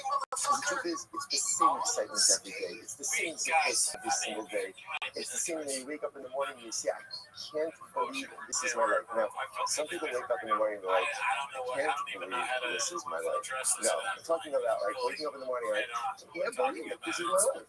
I can't believe that I get to get out of bed in the morning, Baruch Hashem, and learn the most beautiful Torah in the world. To say the last word, to know that Baruch Hashem, I literally, again, measurably and incrementally closer to HaKadosh Baruch Hu, to myself, to Klal Yisrael, because I embed myself in the holiest thing which exists in the universe. And that is the Torah Kedoshah. It's the feeling of privilege and the feeling of purpose that we have. Incredible. Let's say, Avodah Zarah, that days on the outlet. Look at you did it. So I'll take a color. Here we go. There we go. So again, before the clothing of the Optical color. So remember again, this is, now we're going to see that Dehan ultimately, we'll discuss the etymology of the word. But for our purposes today, what it means is Yom Tov. Before the Yom Tov of Optical Color, Mishlosh Yom, for 3 days prior to the Yom Tov of Optical Color,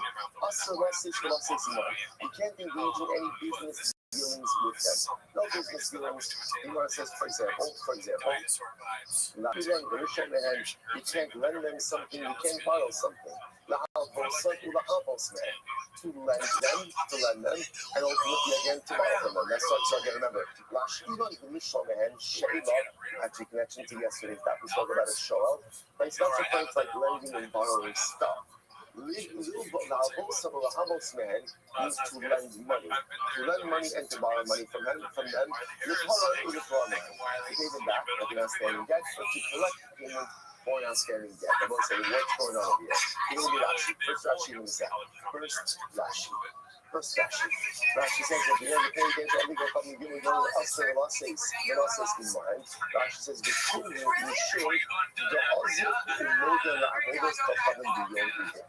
The idea over here is that because these events are happening in close proximity to the Yom, because a young being is their Yom in their holiday, so because the event is happening in close proximity to their holiday, they will give thanks to their deity on the day of their Yom. So therefore, again, if I go ahead and I do business with an overseas profit, right? So I go and I say a business deal with him, 3 days in advance of his Yom, or I lend him money, or I borrow money, or I lend something, or I do something. I want to lend myself, the problem just is that is going to spark a sense of gratitude. He's giving the man, he's going to Akum, and he's giving his thanks to his deity on their Yom. So what's going on here? Essentially, I kind of enabling or facilitating this enhanced sense of gratitude that the Ovid Heaven is going to have for his particular deity. And how much the Mishnah says, one should not do such a thing. Okay, incredible. I will say there is one point of contention on this last piece. So you guys say, I'm sure that Yehuda says, with one man, make sure it's incredible. So Yehuda says, I agree with everything. The one thing you are allowed to do in 3 days before the Yom ultimately is what? You're allowed to go and collect payment from an Akum. Why are you allowed to collect payment from an Akum? Because having to pay something back ultimately again is painful, right? Nobody wants to pay back the debt, right? Nobody wants that to go ahead and hold this money. So you're allowed to collect payment. This is incredible. The Gemara says, they said to him, Good job, buddy. No job time.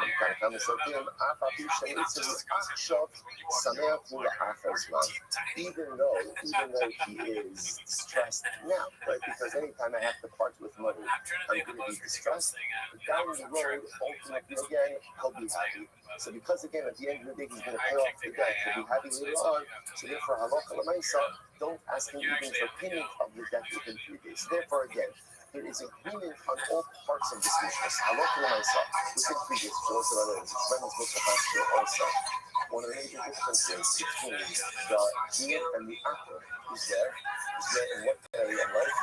In hachara, in preparations. How long does a Jew prepare before Yom Tov? Right? Shlosh Yom is Ne'achad. 30 days before the Yom Tov, we already begin the halachos of the particular Yom Tov. For a Jew understands hachana, preparation is key. If you want to be successful in life in anything, everything requires hachana. Tefillah. You want the meaningful tefillah experience. Once you know, it's what the Gemara was initially said, was brought to say, Hasidim, are you showing sha'akas lefnei tefillah? The original pious ones would literally, again, contemplate, meditate for an hour before davening. Whether an hour means an hour, whether it means 10 minutes. I'll tell you what it doesn't mean. What doesn't it mean? What doesn't it mean? They weren't late. Because if you're late for something, already by definition, you're not involved. You're wherever you are, you catch up, you're this, that.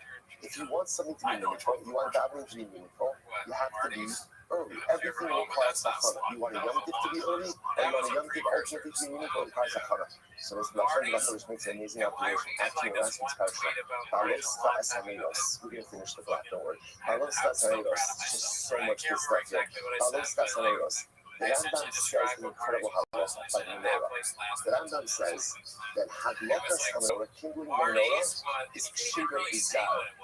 Even if a non-Kohen does the hadlaka, ultimately again the hadlaka is kosher. But amazingly enough, the halacha is that the hakavas hameros, the preparation of the wicks and the oil, has to be done by a Kohen. It's done by Yisrael, it's hustle. You hear this? The hadlaka itself, if it's done by a Kohen, kosher. But the hakava, the preparation of the menorah, has to be done like that. What do you see from here? The power of hustle. The power of preparation. Preparation creates the result. Preparation creates kedusha. Whatever you roll into in life is never going to be all that good. That's why, again, over here, people think it's just an excuse for a fire, but that's like growing up. It's so incredibly important also. In a donor, a mincha, Erev Shabbos, back at JC, you sit down with a man, you got a little time with your family, and you got something to use. You go in as a man, a davening, a shir, what's the word? It's shir. The difference between coming 5 minutes late and 5 minutes early, it's all the difference in the world.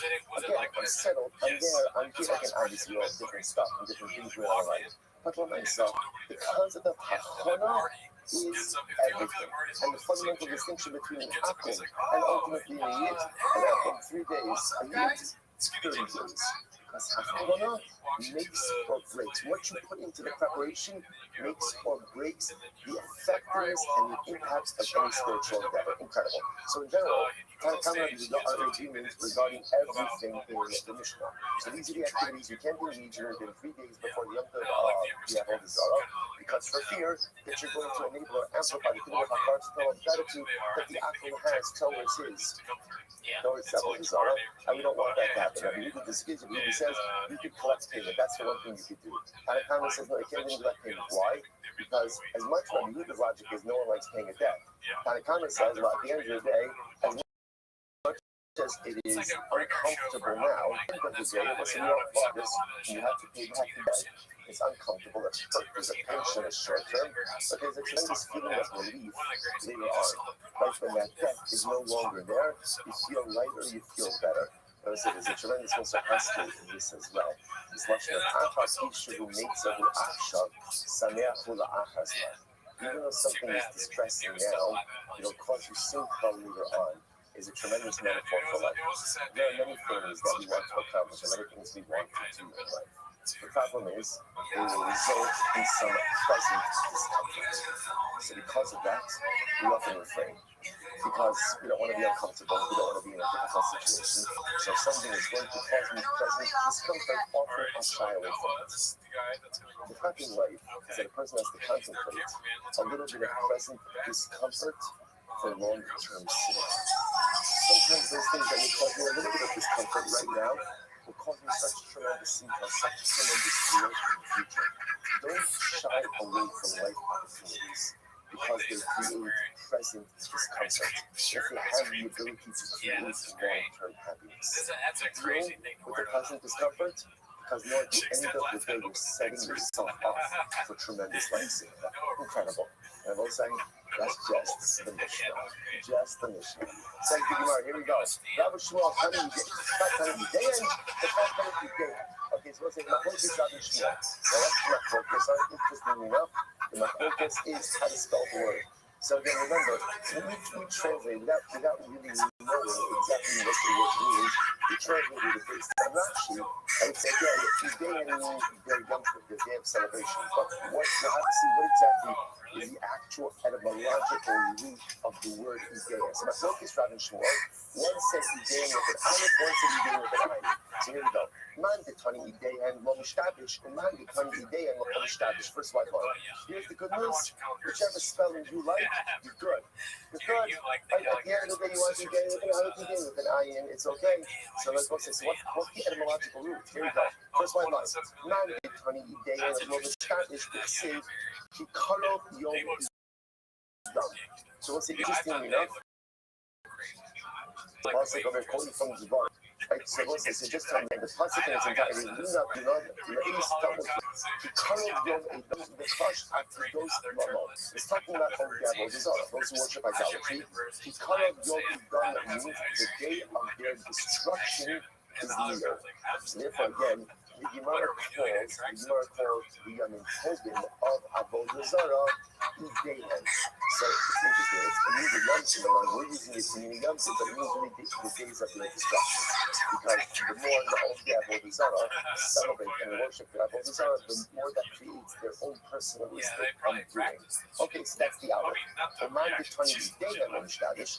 The one who says Ideihen with an ayin also is not mistaken. What does it mean? They say Yitznu Idehem Yitztachus. Quotes over here the concept from Yeshaya, which literally means let them bring their testimony and righteousize them. I just made that word, right? Righteousize them. I was going to say, what does that mean? So here, the Rebbe's giving this problem. So I say, listen, if you want to be in a Avodah Zarah, be in a Avodah Zarah. Just make sure that when you brought the trial before God, that your Avodah Zarah is going to come and stick up for you. Right? So again, both of them are used in the context of Avodah Zarah. So either Ideya with an aleph, representing destruction, so the Yom Tov are called days of destruction, or ultimately Ideya with an aleph, representing this idea that Avodah Zarah is called their witnesses, because whenever destruction takes place, we're going to see whether it is this day of divine judgment, we hope that the Avodah Zarah shows up and testifies on behalf of those who are worshipping it, which of course won't happen. So it's a metaphor foreshadow that the embarrassment that all the Avodah Zarah are ultimately going to face. Incredible. Incredible. So the Gemara says as follows: "Uman detani Ideya, night time another time Ideya." So let's say, so why does the Aleph Chevra not agree with the Ayin Chevra? The Gemara says under the call, Chavra Adi. Because again, literally Chavra means like the different structure to curse. Because again, if you in general, whenever we refer to Avodah Zarah, we like to refer to it in disparaging terms. So therefore, we'd rather use Aleph because Aleph means destruction. Aleph means destruction. We only deal with an Aleph. My time I love Tani Kidayan. And the one who why doesn't the Ayin Chevra side with the Aleph Chevra? Amulacha, Man Kagon Yehud Chevra, Egus Shekidu Atzmon. Hilchot Egus Adifa. Because don't say like this, we agree with the Ideya with an aleph. But what ultimately causes the destruction? What causes the Avodah Zarah? Literally again, their own self-incriminating testimony.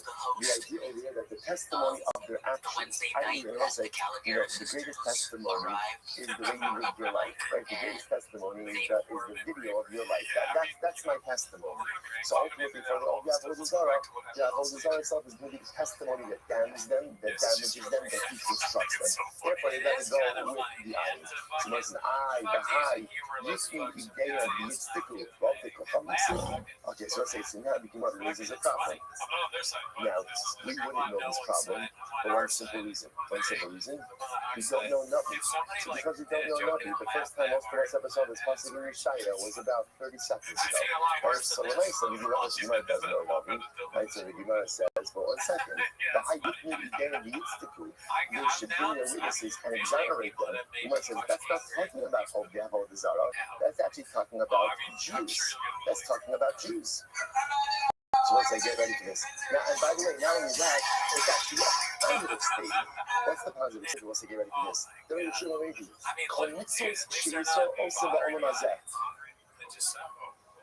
Just take this in. All mitzvahs that Klal Yisrael does in this world, will come and testify on our behalf in the world to come. Because what does the pasuk say? Literally, let them bring their witnesses and exonerate them, or justicize them, right? So who is that referring to? Eli Yisrael. That refers ultimately again to Klal Yisrael. So therefore, the Gemara says here's the problem. The pasuk that you're quoting, that the Ayin Chazra is quoting, is actually not a pasuk that's about the condemnation of the Avodah Zarah. But in fact, it's about the exoneration and ultimately again the solidifying of the secret status of Klal Yisrael. Because what does it mean at the end of the day? At the end of the day, you can be Yitztiku, and you should have made it. Every single mitzvah that you do in this world, ultimately again, comes before you in the world to come. Again, lots of love and maybe, I'm sorry. We'll come back to that in just a second. Now it says, Yishmu is the young MS, and it says, they will hear, and they will say truth. In other words, there's two things happening over here. There's Klal Yisrael having their mitzvahs testify on their behalf, and then ultimately again, there's other people hearing and saying MS. Who are the other people hearing and saying MS? That ultimately again refers to the idolaters. So let's say, so you see what's happening here in Olam Haba? In Olam Haba, so again, the Jews, Baruch Hashem, are Zochar, have all of their mitzvahs come before them and ultimately testify on their behalf. On the other hand, there's the Avodah Zarah, recognizing the folly of their ways, recognizing again the theological emptiness of everything that they did. So what do the Avodah Zarah do? They say, Yishmu v'yomu emes. They will hear and they will say, that's emes. That's emes. For our purposes, ultimately, what is it here? That the ultimately again, the iron is halach l'maisa, again, talking about, I'm sorry, well, the pasuk of the is talking about Jews, not talking about non-Jews. What's going on here? It's talking about the Gemara says, so ultimately, again, Rafuna, the age of Yeshua says, you're right. But when he says Ideyan, he brings it from a different pasuk. What pasuk? Yotzei kasal kulam praim, v'chamideyan abal yo'ini, ve'ideyam hema. He's bringing it with the pasuk, once again from Yeshaya. That literally translated again, those who fashion idols. Kulam tahu, ultimately again, their entirety is emptiness, but chamideyan abal yo'ini, that which they desire will never come to fruition. Ve'ideyam hema. And ultimately, again, their witnesses, their very witnesses, are these very idols that they create. So that's where the iron, that's where the day and ultimately comes from. Mostly, just before we go back to some ridiculously overwhelming and amazing Gemara, I just want to spend a moment on this Rabbi Shimon lady. It's a very, very, very beautiful Gemara. That kol mitzvos she'yisrael osim ba'olam hazeh, any mitzvah we do in this world, ultimately, again, those who will be blessed by having Olam Haba come and testify on our behalf in the world to come. So there is a beautiful Marsha The Maharsha says like this. I just want to read you the first line of the Maharsha. He says, "Ha'inyan," get ready for this. "Kimoshechasav hamikubalim." It's very interesting. I don't know if the Maharsha often has that washing. So he says the inyan is like the mikubalim, right? To the whole ma'aseh yehei adam nivra dava ruchni lefi ha'ma'aseh. Every mitzvah we do, ultimately, says the Maharsha, creates a double life. Creates a new spiritual reality. Moshe Kassav, Sha'isa HaMitzvah Yosef Kavlon B'Hamay Yeshamala, וכן דהתה. ועשה העבירה, מה תשתפר Hamay Yeshamala, ולא שום כוח לצד התרומה. So it's similar again when a person does an avira. I create a negative spiritual reality.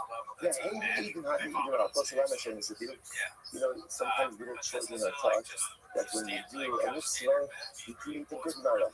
Right? You do an avira, you create a bad marach. But sometimes it's kind of curious, that's very nice. I think the idea what that means. Right? Or where this mode I pulled that out of. Right? But when I saw, it's true. It's true. When I do a mitzvah, I create a brand new spiritual energy in this world. When I do an avera, I create a negative spiritual energy in this world. I create realities through my mitzvahs and averos. And it is those realities, ultimately, they're not only shape my life in this world, but are also there to greet me after 120. They will say our actions matter, and our actions literally again create reality in this world and the next. So often, the reason why we commit averos, so that's because of typhus, not because of okay, we all have typhus, right? But there's a lot of typhus that I have that I don't act on. Right? So how is it that some typhus I do act on, some typhus I don't act on? I think there's a very simple matter. Because at the end of the day, I think that my actions don't really matter. I think I could do whatever I want to do. And again, I understand I'm going to have to do tshuva. I understand maybe there's malchus, or there's misa, there's kares. Okay, but myself, it doesn't matter in the world. Like, it doesn't have an implication in the world. Maybe tshuva maybe says, yes, it does. Yes, it does. Every single thing I do in this world ultimately creates that brand new energy that did not exist before. And that energy shapes my life here in this world. And those energies, so to speak, those results are waiting for me in the world to come as well. So there's no such thing as an insignificant action. Everything you do, says the Maharsha, is Russian again. To call the whole Maisi de Adam, Livrat, Dabar, Rukni, Lefi Hamaisa. Every single thing that I do, I create a double rukni. I create the spiritual energy. What is that? I don't know. Is that a malach? Is that something else? I have no idea. All I know is that my actions matter. My actions have results in this world and the next. And the rest of this should hopefully condition us to live life with a heightened sense of awareness. So let's say, now you understand, finally, why is it? What is the first section in the Sirasi Shara? The first section was Sirasi Shara. First section, we learned it 4 times together, right? Zihirus. What's Zihirus? Alacrity. So we have to chazan. Okay, fine. We'll do it a 5th time, right? So let's say alacrity, awareness, right? Zihirus ultimately again, no, Jesus comes afterwards. Zihirus is the first thing, right? And it's ultimately again, right? Watchfulness, alacrity. Right? Ultimately, again, to live like, remember around Chal's marshal? His marshal is that like life is like walking on the side of a cliff. And if you close your eyes for a second, you fall off the side. So why do I have to be so watchful of life? It's because of your Shabbat. Because at the end of the day, my actions matter. So because my actions matter, I've got to be on guard. I've got to be plugged in. I have to be aware. Because otherwise, I'm doing things that are going to create results. And those results may have intended or unintended consequences. Incredible. Kalitzo Shinshwa Osim Ba'olam Hazeh, both and the from the Olam Boss. We'll say, incredible. All right, here you go. Doris, so becoming your back home. Get ready for this, because this is going to be the most incredible Gemara you've ever seen in your life. Or at least this morning. Send you Gemara. Ready for your back home. One second. Just take a second for it. Just like you understand like what it is that we're doing, or what it is that we have discussed to do. It's like about these other could be your mistake, right? So to be honest, like I'm not going to ask how much Hazara besides Zevi was happening over the course of Shabbos, right? Because sometimes like you get like into a lot within a sector, and you're like, all right, I already don't know most of it, so whatever. This is a brand new sector. It's a brand new sector right here. It's a brand new sector, right? Sorry. Nice guy. It's a brand new sector. Just like make this yours. Make this yours. Make it that when someone asks you who your best friend in life is, you say Avodah Zarah. Now, it might sound a little bit strange at first, I will say, but just understand, like anything and everything you need to be successful in life is probably going to be continuing the next page, but certainly over the next pages, like I will say, this is an overwhelming opportunity that we haven't talked about. Let's go. This is like, that's what we're talking about. We came ready to smell like. Here we go. The Asad level, baby at Kodesh Baruch Hu, Save Torah B'Cheko. Ultimately, again, Kodesh Baruch Hu brings it, listeners, listen, and the Asad level, and also if you remember again, from our Sanhedrin, Chalek days, the Asad level can mean a lot of different things. The Pashtus over here is talking about Messianic era. Messianic era. In the Messianic era, HaKadosh Baruch Hu holds the Sefer Torah Umanito B'Cheko over against his chest, and all that. Wow. You know what I'm saying? The Sefer Torah by his chest, and he comes out and he says, whoever has engaged in this, Misha'asakbo, that's what I say, Iskus means be actively involved. Whoever learned this Torah, whoever lived this Torah, come and take your schar. Now, let's say, it's interesting to note, why is HaKadosh Baruch Hu? First, obviously, the whole thing is anthropomorphic, right? Obviously, the Baruch Hu doesn't have arms, the Baruch Hu doesn't have a chest, right? So the nice, but what does it mean? It's interesting. You would have thought that a chest is a HaKadosh Baruch Hu goes ahead and then the Sefer Torah. And he goes ahead and he says, whoever learned this Torah, come and read your work. But what does it say? It says, he holds it against his chest. Because we know his Baruch Hu simply does as follows. You know, both say who reaps the maximum benefit from the reward. There's two ways to learn Torah. You could learn Torah like this, or you could learn Torah like this. You could go ahead and learn Torah as an intellectual pursuit, and go ahead and absorb every different pieces of information and learn different things, but your relationship with Torah is always at an arm's length. Or you can allow the words of Torah to seep into your heart. You can allow Torah to fundamentally change you and uplift you. Do you learn Torah by holding it in your hands, or do you learn Torah by bringing it into your heart? Baruch Hu in the Messianic era doesn't hold the sacred Torah up like this. He holds the sacred Torah against his heart, against his chest, and he says, whoever learned heartsick Torah, whoever learned Torah with the heart, like whoever inculcated himself, brought that Torah in, that's a person who reaps the maximum benefit of Torah. Don't learn Torah held up high. Learn Torah held close. Incredible. So what's what happens? Listen to this scene. Miyad Miskatsu with one opening of their video. So I say, so what happens? All of the nations of the world go ahead and come now. What's that? What does Bubya mean? They're all mixed up. Right? So the nations go on. So obviously what's happening over there, there's a panic. Right? There's a global panic. Why is there a global panic? Because at the end of the day, they recognize that they do not lead lives steeped in Torah. By the way, not that they're obligated to learn Torah. We'll get to exactly what this means. But the point is, all the nations of the world rush in to try to get before HaKadosh Baruch Hu. So what happens? Shne'emar, Halagoyim nikbitzu yachto. Amar HaKadosh Baruch Hu, Al-Tikaisu Lefanai B'Erubya. HaKadosh Baruch Hu calls out and says, that's the nations of the world, not us. Don't come before me B'Erubya. Don't come before me all mixed up. Allah. Tzikhan is called Ummah B'Ummah on the base. This software. Rather, every nation with its scholars has to come on its own share. Now, Dayasvi Umin in their own elements. The nations will gather on their own use monarchy, Shne'emar in their own. One monarchy will sit here, Yaakov and Esau. So we'll say, I just point out over here, first of all, Mazel Tov on finishing our first Amid. Right, if this was an Amid Yom Yishim, we would have finished early. Hashem says, incredible. What does this mean, by the way? Just this line. So the Gemara says, he said, don't come before me, Don't come before me, ultimately again, all mixed up. I think that there's a tremendous result in this state. Out the concept of your movie. There's lots of stuff I tell you. You cannot get close to me if you're all mixed up. Closeness to HaKadosh Baruch Hu requires Seder, requires order. You want a relationship with God? There has to be a Seder in your life. There has to be order in your life. That order means a schedule, as the PHS always speaks about. This idea of being a scheduled person, knowing how I'm spending my time, knowing how I'm spending my day. That Seder means, ultimately, again, I have goals, I have aspirations, I have a methodical way in which I live my life. HaKadosh Baruch Hu says, if you're living there, if you're just all over the place all of the time, HaKadosh Baruch Hu says, I'll constantly find out. I'm just telling you, you're not going to make it before.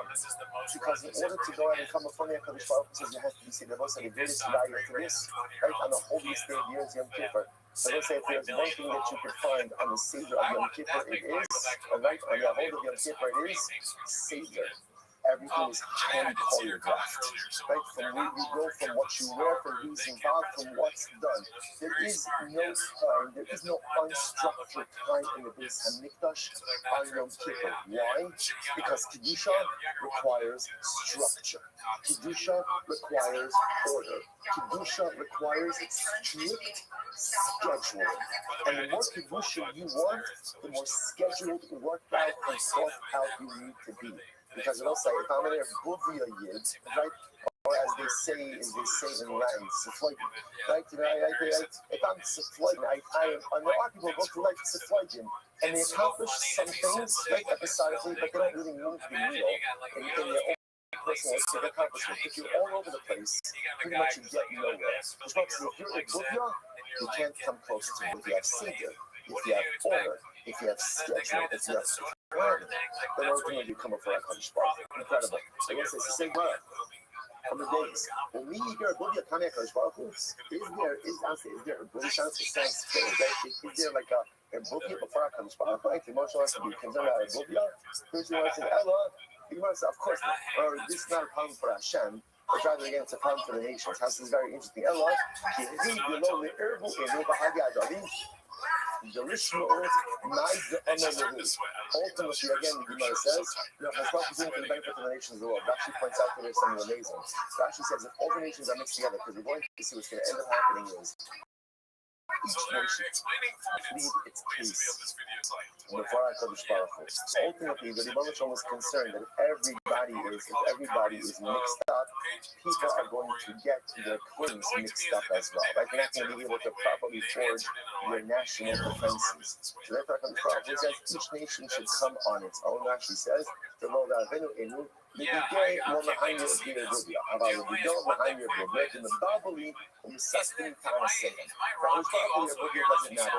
Right? But the nice again for the nations of the world, right? For the nations, it's good for the peace conversations so that they can organize their defense together and not get mixed up on what the other nations are saying. All right, let's get ready for this. Who comes in first? Miyad. Now, what's it? This is for judgment during the Messianic era. The Baruch was held to Sefer Torah by his chest. It says, whoever has come and observed what is written in here, go ahead and come and collect your reward. The nations will realize, oh, we're in trouble. They come to lobby their case before HaKadosh Baruch Hu. Who comes in first? Rome comes in first. Rome comes in first. My time, because Rome is important. Rome is important. So the Gemara says, fine, the Gemara says, my time should be Kashiva. How do you know that Rome is important? They said,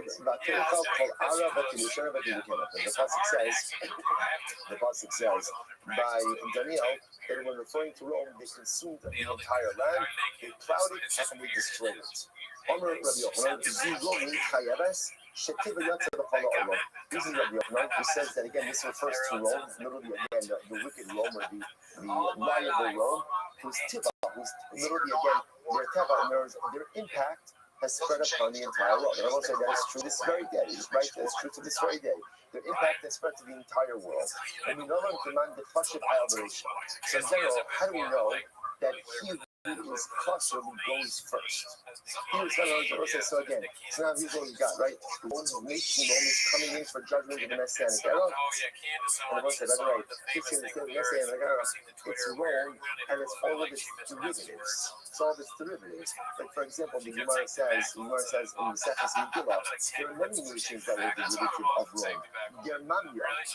The Gemara Megillah says, which I guess perhaps translated in Germany, right? Germania is a derivative of Rome. So when it's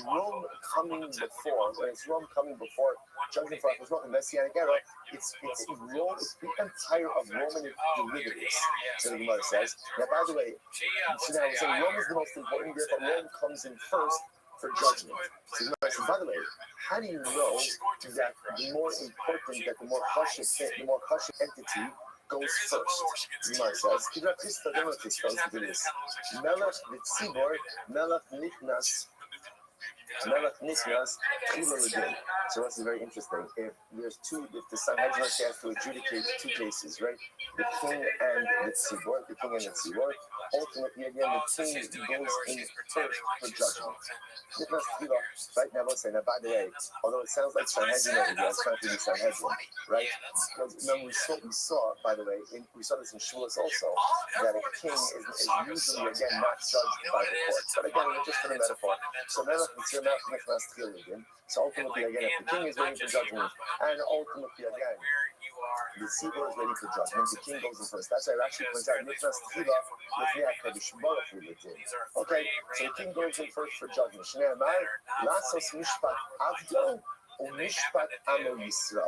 this is very interesting. So the Gemara quotes the pasuk from Malachim, and the pasuk says, "Lasos mishpat ado u'mishpat amo." Hashem performs the judgment of his servant and the judgment of his nation. Servant meaning the king and then his nation. What do we see from here? The king is judged first and then the nation. Saying the Gemara, the time of night, and they say, so what is that? So again, so now we've shown from the pasuk that halacha l'maisa again, the king is judged before the nation, which again for our purposes means the more cautious person is judged first.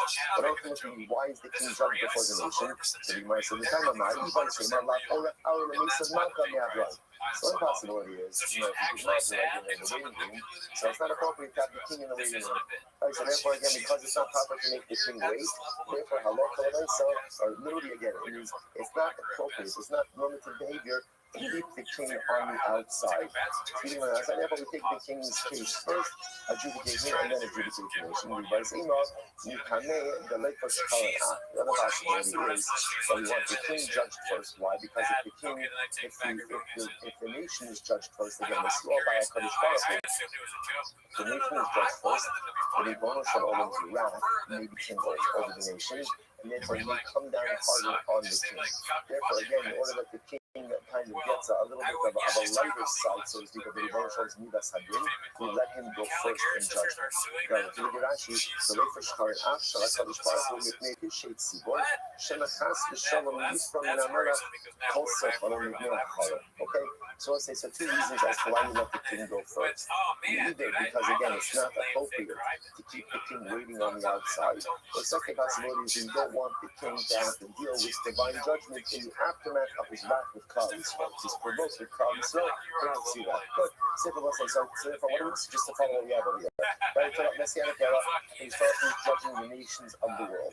Right, the nations lined up to Erbovia. There's not this Fedra, separate out into nations. Who comes first? Rome. Why does Rome come first? Because they're most cautious. Who cares? Because that key who is important always goes first. Where do you see that? Melech the Tzibor, Melech goes first for adjudication. Okay, I'll just tell you this line. Lav Olech Hara, L'Mesev Malcham Me'avrai. Such a beautiful line, I'll say. It is not normal that the king should be on the outside. So let's say, such a beautiful Yisod for our own relationship with HaKadosh Baruch. Sometimes, either knowingly or unknowingly, we keep HaKadosh Baruch at a distance. Whatever it is, we have commitment issues, we have fear, maybe we're not confident enough that HaKadosh Baruch is going to love us, going to accept us for who and what we are. So we create a little bit of an arm's length relationship with the Ribono Shel Olam. The Gemara says, don't do it. Lav Ara Hara. The mace of Malcolm Don't, it's not nice to keep the king, to keep HaKadosh Baruch Hu on the outside. Let a Kadosh Baruch Hu into your life. Let a Kadosh Baruch Hu into your soul. He's in there anyway. Right? He knows what's going on anyway. He knows what I'm doing, whether I choose to have a relationship with him or not. Don't keep an arm's length. Sometimes, again, we're so afraid because of our own inconsistencies and because of our own averos, which we all have. We all have inconsistencies, we all have inherent contradictions, we all commit averos. And we think that because of those things, I'm not fit for a close and meaningful relationship with the Shpar. That is simply not true. The end of the day, all the king wants is to let him in. All he wants is to let him in. All he wants is not a seat at the table. All he wants is to pull up a chair next to you in the heart. Don't keep Kadosh Baruch Hu on the outside.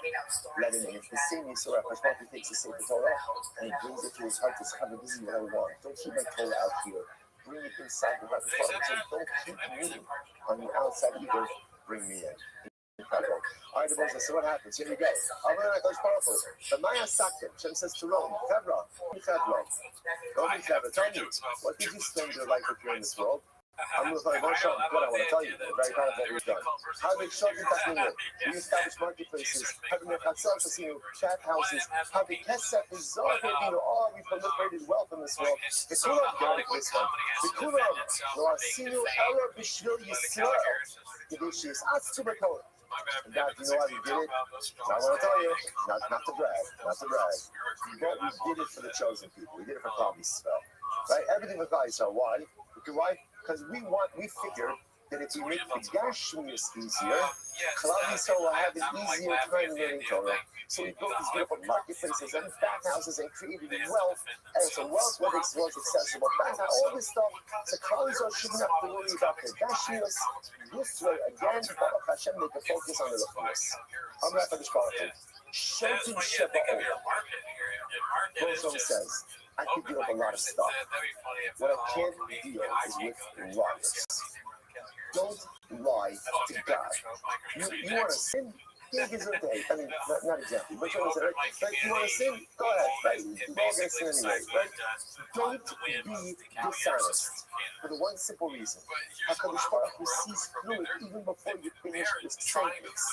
So here, HaKadosh Baruch Hu says to Rome, and most of these are Haskell, right? This is what he says, you fools. Koma, Gemara says, Shoda Sheba Olam. Koma Shasisim Mitzvah, Atzmechem Asisim. That is not true. Whatever you did, he did for you. Takantim Shokim, you know why you set up marketplaces? Rosha Benzonos, because you wanted to create a place for the harlot. Right? You wanted to put a place of prostitution. Merchatzos, La'adim Bar Atzmechem. That's how this is materialistic people. Yes, you think you created wealth? Shalihu, I created wealth. Shne'emar, Liya Kesef, B'liyazah, Nom Hashem Tzavachos. So ultimately, Hashem gives it to Rome. Gives it to Rome. So how dare you? Let's say, you're going to turn this front of this. What's the Rome have done? What should they have done? What should they have done? Just own it. We messed up. We messed up bad. We messed up really, really bad. But instead, it was incredible. They doubled down on their issues. Not only they doubled down, the chutzpah to say that what they did for us. What they did for us, how much Jewish blood Rome and its descendants have on their hands, how much persecution Rome and their descendants have on their hands, and the chutzpah to stand before the Ribono Shel Olam and the Moshe Mashiach and say, everything we did for Klal Yisrael. Hey, Ralph, there's a website for that I know. You want to tell me that stop, we could work together, but you want to lie to me? You want to lie to me and say that what you did for the Jewish people? Sorry, nothing doing. You, the Lord says, Kol Mishpachah Magizos, is there anyone amongst you, ultimately again, Magizos, who could go ahead and has been gotten involved in Zos and Mishpach V'Shne'emar, Mibacham Yavidos, Ve'ein Zos Ela Torah. What's Zos? Zos is Torah. So the Bible asks Rome, is there anyone in your nation who has learned Torah? Now, listen, you guys going to ask, I don't understand. Rome doesn't have an obligation to learn Torah. That's what we're going to ask. That's tomorrow's stuff. Shne'emar, Zos HaTorah Shesam Moshe. Miyad, that's what happens. Rome leaves dejected. Right? Why? Why is Rome leave dejected? And rightfully so. Because they have been indicted in a divine messianic judgment. Right? They've been found guilty in divine messianic judgment. Incredible. Who's next? Yatzamachus, Rome, get ready for this. Nichnas Malchus Paras. And was like trying to investigate this random ass open mic. So who's number two? Who's number two? Get ready for this. Persia. Persia comes in number two after Rome. Get ready for this. It's nighttime, now why is Persia number 2? Kashiva Basra. Because after Rome, Persia was the second most influential empire. You know, on this say,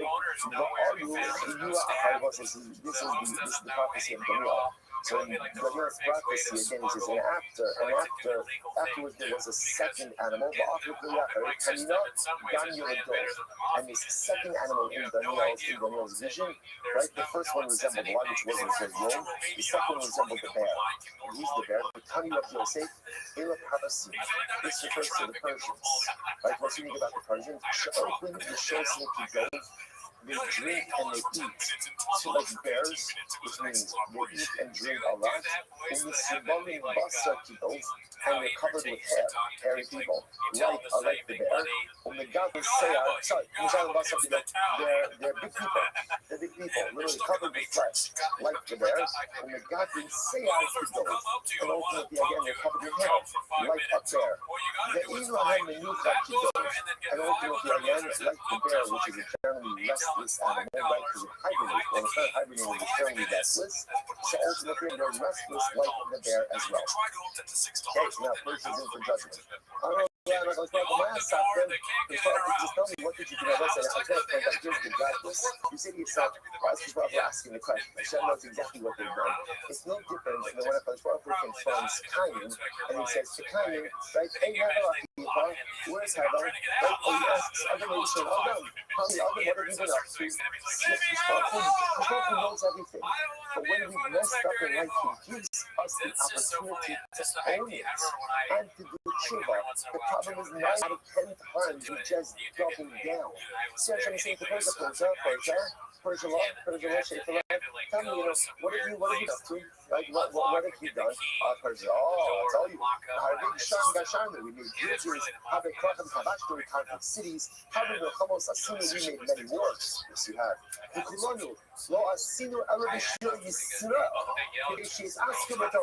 And Persia says, I just want you to know, everything that we have done, we only did for Klal Yisrael. All these things, all the conquering and all of the bridges and everything we did was to enhance our financial holdings and material holdings. This way, again, more Gashmius was available to Klal Yisrael, and therefore they can learn Torah, and again, in a more comfortable way. Incredible. Stop it. That is not true. You know anything and everything you've done, you've only done ultimately again in a self-serving way. You know why you built bridges? So you could collect tolls. Right? Krochim, you conquered cities. Angaria. You conquered cities in order to create vassal cities. Right? So again, actually points out here, Angaria, when you tell us Ayoshe Krochim, Lashes Mukamos, Velito Bandamaldasa. You conquered cities in order to go and create vassal cities. So you could seize people for the army, seize animals for the tax for the king. That's why you did it. You know, wars, you think you created victory in war? Aniasisi. This is what we tell the Romans. You think you created wealth? Leah says, the Leah says, money belongs to me. He says to Persia, you think you're in charge? Listen, do you understand the profundity of these words? You think Persia, Iran, you think Persia, you make the wars? You think you're the one who does the wars? Man doesn't choreograph wars. I choreograph wars. Hashem is Milchama. The Spartan is the man of war. Right? You think Persia, you think you're in charge of where the missiles go? You think you're in charge of what happens? Because Prophet says, I am the Ishmael. I am the Ishmael. The Gemara says, ultimately, again, is there anyone amongst you? Now, again, once Spartan asks Persia, he says, is there anyone amongst you who learn Torah? Now, again, almost like, the question is still strange, because why should Persia have anyone amongst them who's learning? We'll have to see what that means. Now,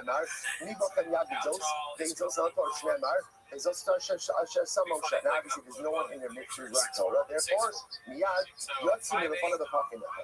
Persia goes out dejected. So Rome's done, Persia's done, all dejected. If he after the Fighters Malchus part for Malchus Romi, My time at Ireland, so then when I see an interesting question, Persia, after you saw what happened to Rome, you would say, you know what, we're going to pass on this. You know what, thank you, God. You know, it's not really worth it. Why did Persia choose to go through? I will say, and by the way, not only that, but they advanced the same type of argument. Right? They saw what happened to Rome. They heard that the argument fell flat, yet they went in for judgment and pretty much advanced the same argument. So this is a good time now. Persia said, look, here's the big difference between us and Rome. Rome destroyed the Beis Hamikdash. We didn't. Right? We built it. And we're being rebuilt it. I will say so again, because remember, Esther's son, Koresh, right? Esther's son with Ahasuerus, who was Persia, some of that Persian Median Empire, they did rebuild the second time. So Persia felt like, look, at the end of the day, we did do something for the Jewish people. We helped to rebuild the second Beis Hamikdash, so they thought that would help them in their incredible. Gemara says the theme. So ultimately, and this is the scene that repeats itself with every single nation. So nation after nation comes before HaKadosh Baruch Hu. The Lord says, what did you do?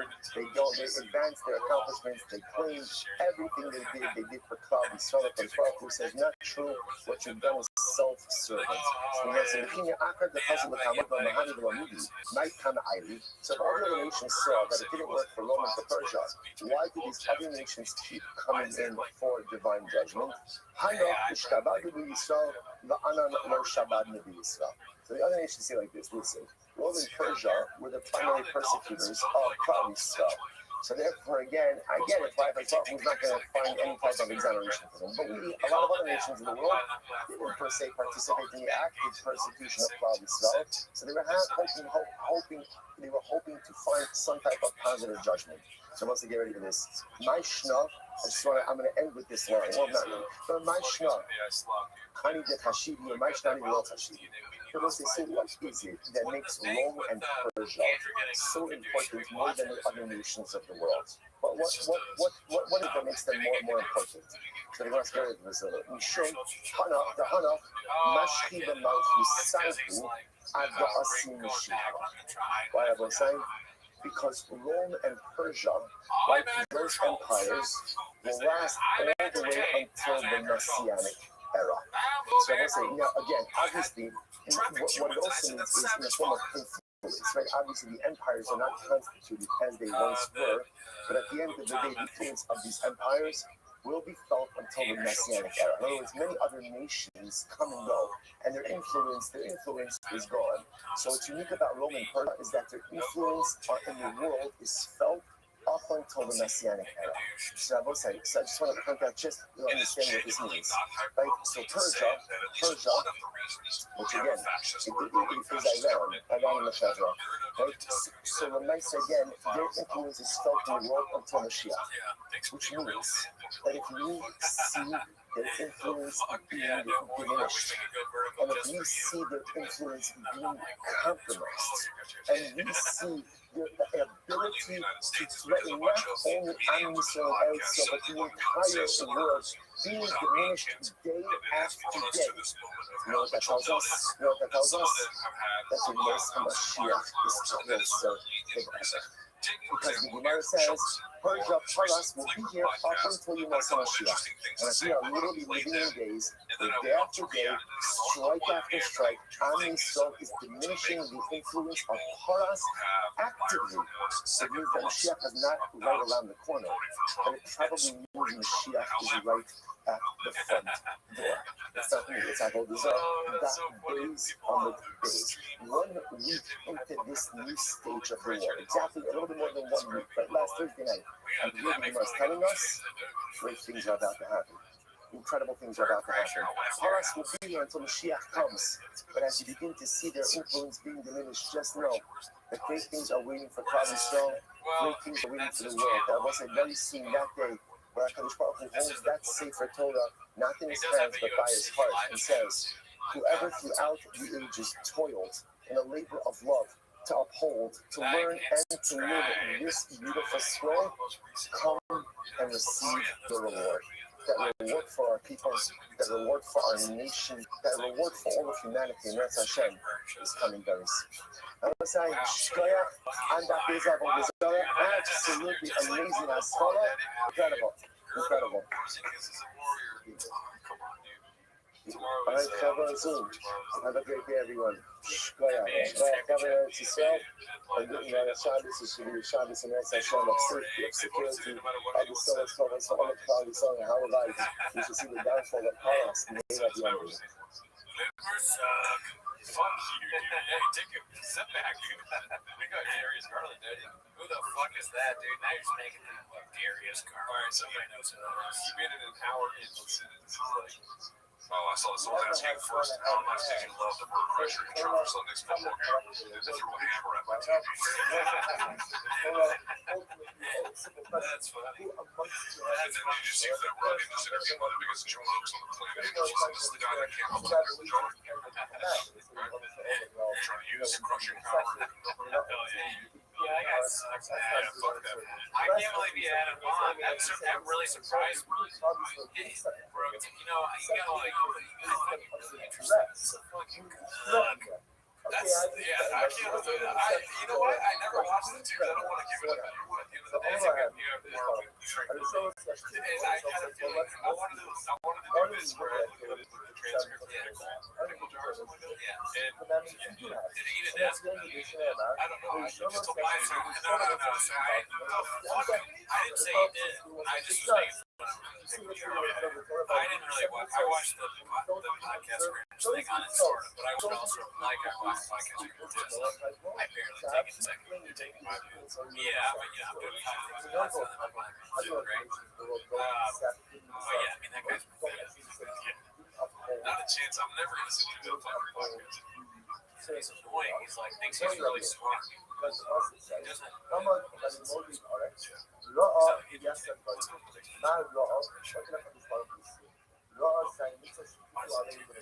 swear to God, YouTube is more like search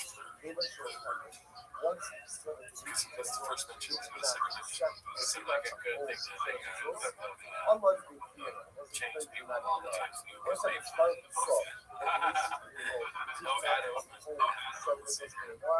They're spending 2 weeks in Oklahoma. Go see Russians every night for work and straight. I'd rather spend 2 years in on the board in jail. 7 nights in a row. Christ. Look, I was pumped when you said kiss sucks and more pumped when you talked about how overrated. Like how he's not was. Gonna get your opinion on YouTube being considered really overrated or well. You're alone on this. I mean, I like YouTube too. I hate YouTube. I like YouTube too. YouTube was you suck. You suck. You're a cock, dude. I was like, you're a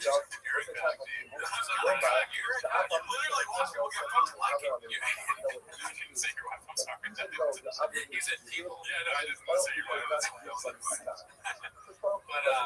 listen, you're a cock. That's fine. I accept you. YouTube rules. YouTube is for live. It is for live. It's for facts that like I like how you maybe you are more aware than I thought. YouTube is for cocks. That's what you said. You're a cook. You said like you don't like it when you're a cook because you know that people that like it are cooks. What does a cook sound like? That. No, cook sound like that's what it sounds like. Oh, you're a cook. It's so funny to say cook because that's what French cops say. He doesn't agree. It doesn't have to do with anything. Mark Burns, I like it. I understand. We got out of it. What do incel cooks do? Just watch each other jerk off. That kind of brings me to the robots. I mean, I still sometimes think this. You don't want to go there anymore. Right? Sometimes I don't want to go where you go. Vice versa. You weren't ready for the robot checking out. I think the world's going to Kid and Liz are going to watch robots check out. I wanted to ask you a question about something that I talked about yesterday, and I was going to text you, I was going to call you, and I didn't see that you said to call you, and then 10 minutes later, it's okay. But listen, I want to get your thoughts on this. We waited until now. Yeah, I think this is the last okay. I just because John said so. Yeah, not a great intersect here, but I wish that's very important. I think it is very important for how we speak as Hawks. Yeah, we want to go. This guy just in case. So he is an ex-CIA kind of guy. He does this show like 2 or 3 times a week, and it's him basically talking about world events, politics, his perspective as a CIA operative, ex-CIA guy. He was thrown in jail by Barack Obama. He's actually asking them for a pardon from Trump because it was one of those Edward Snowden, Julian's that's what he's naming his friend Julian's son. He didn't like the torture program, and I think it has nothing to do with the torture program. He got thrown in jail, and then he spent a long time in jail, and he came out and wanted to. Yeah. So, but here's where I don't. I like him, he's great, but I'm going to play it, and then I'm going to ask you to, and I want you to answer correctly. And these are the same people that say, we understand why law enforcement. He's talking about ICE. The ICE is law enforcement. You just wanted to hang law enforcement on January 6th, and now you're all about law enforcement. So people pick a side for heaven's sake and stick with it. Regarding the FBI taking over this investigation, this is wrong, and I need a capital letters, and I'll tell you what. Taking over the Minnesota investigation. Let's take our right to the politics. So he just said the wrong thing now. Did you find that to be okay.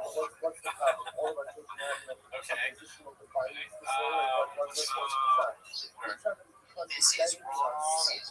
Would you like if like you came over and you were like, are you bad? Wrong. If I hit you with the wrong. Yeah, no, I guess now that you say it like that, I don't think it would be good for an argument because even if you know for a fact that you're right, if you're talking with somebody, you don't want to say wrong 3 times because that makes it sound like you think they're an idiot. So yeah, I would. I might do it by accident, but if I got coached by Gerardo, I might make the right call. It's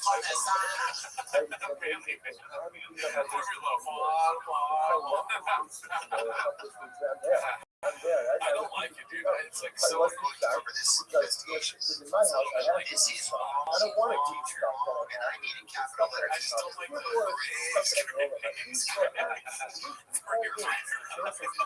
they're going up. They're funnier than we are. I just don't think. I'm starting to think that it's right that the FBI is taking over now. Whenever, I don't even know what he's talking about. I just think he's saying that the FBI is taking over the investigation. That is wrong. Like, why can't you just use your words so well? Like, this thing that I really enjoy. So you hit me with the wrong. I'm hearing my ear, like you're inside of me. And you're going, wrong. I just think it's like, dude, that to me is like, you know how they say highbrow, lowbrow? That's lowbrow. Sure. I mean, the devil's assistant, FBI, maybe they are the ones who put him in jail. Oh, there's like remembering having not having a toothbrush, the same food every day, staring at the other guy takes a shit from him and all that. You know, he has the chest to be done. Yeah, he's like, the FBI, they did a lot to me. You know, they did a lot. It was wrong. If you went to prison, you might say wrong a lot. 3 times might be too little. Prison sucks. I assume. This guy, I don't imagine he did pretty well. I'd make a shit. This is wrong. This guy would be doing a lot. Like, what's wrong? Thanks for asking. What'd you say, John? I want the shirt I wore yesterday, John. Why is my laundry not done? Do I have to do something? Do my laundry? Wrong. Okay, I want to say wrong. I don't have my laundry ready tomorrow. You'll say wrong. You'll see wrong, John. Oh, man, so you're on my side. Over this investigation. This is wrong. And I need a capital letters now. He's too old to be saying something that big. The teeth are small.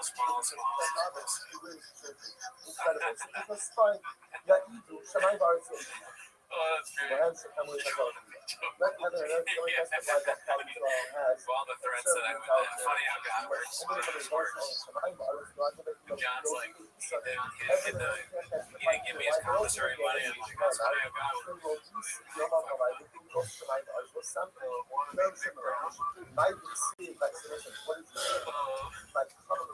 Oh man, you guys are coming with their words about the different. And to stack it. I mean, it bugged me. I was digging into it. I was showing people my history from his channel. Like, you know, I was watching videos pretty consistently when I saw this, and I honestly got turned off. Yeah. I don't like when people talk to me. I get it. I didn't get it at first because I'm a cock. So I probably agree with what you're saying. No. I agree with what I'm saying on the live cut. I probably agree with what this guy says. But that wrong. It's like, yeah, that's not really ignorant. You gotta, say your point and say your point. Like, this is what I think. But if you realize one question, you have a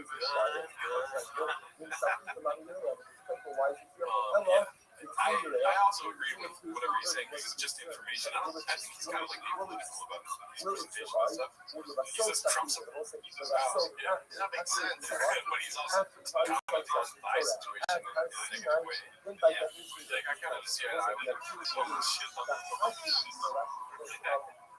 Shout out to you, probably like 16. Holy shit on rolling. I think it'll be great if they got the fucking voice to say wrong. How would he say it? We need somebody to give $200 for say wrong. Either way, This is wrong.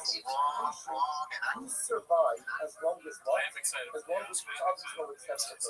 Therefore, then the demons are over and seek I think so. I am but the heaven and earth can't testify. Alright, we'll see you next week. Because they're also no good. Why they also have to Ending here, so have a great rest of your evening. We'll Talk to you next. But they don't survive. Mexican in the thong. I'm going to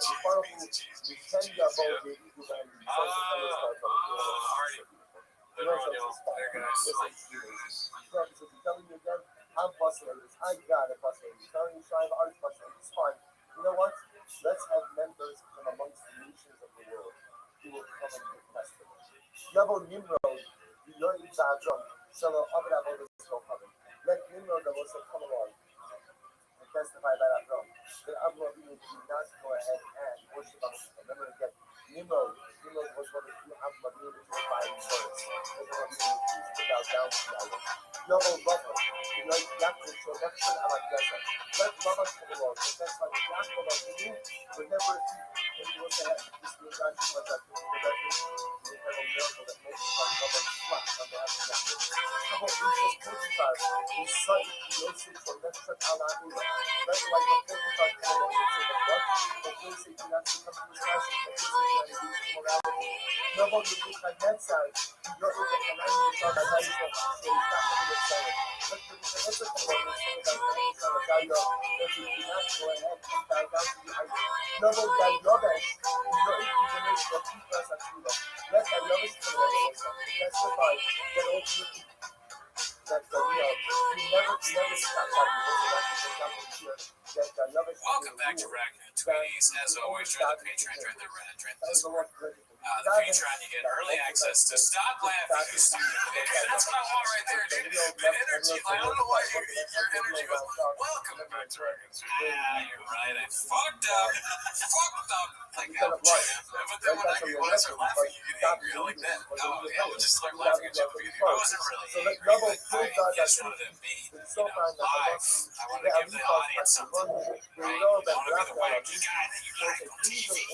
Not on TV, but on YouTube. But anyways, on the Patreon, they get early access to our other show, 10 Minutes of Shop. And I have a heart attack. But before the show started, we had a buzzing. I know like podcasts do this, so I'm sorry, but I think this is funny. We had a buzzing in one of the, it was Gerardo's microphone.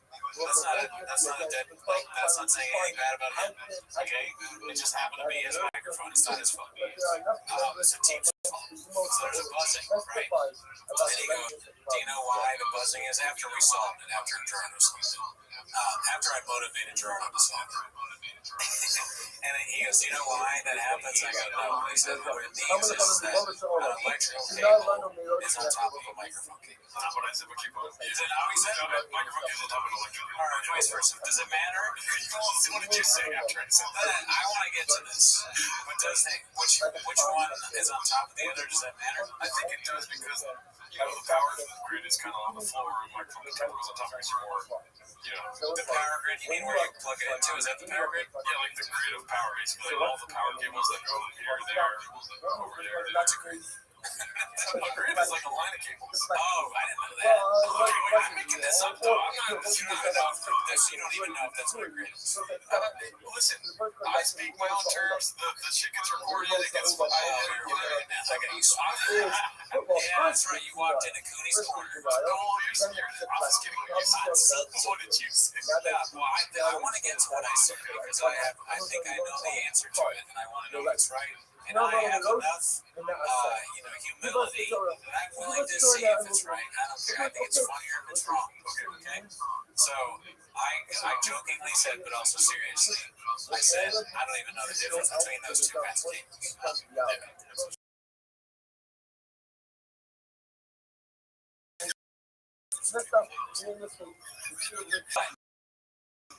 I mean, electrical cable, that just probably means when you plug in for power and the mic cable might fit.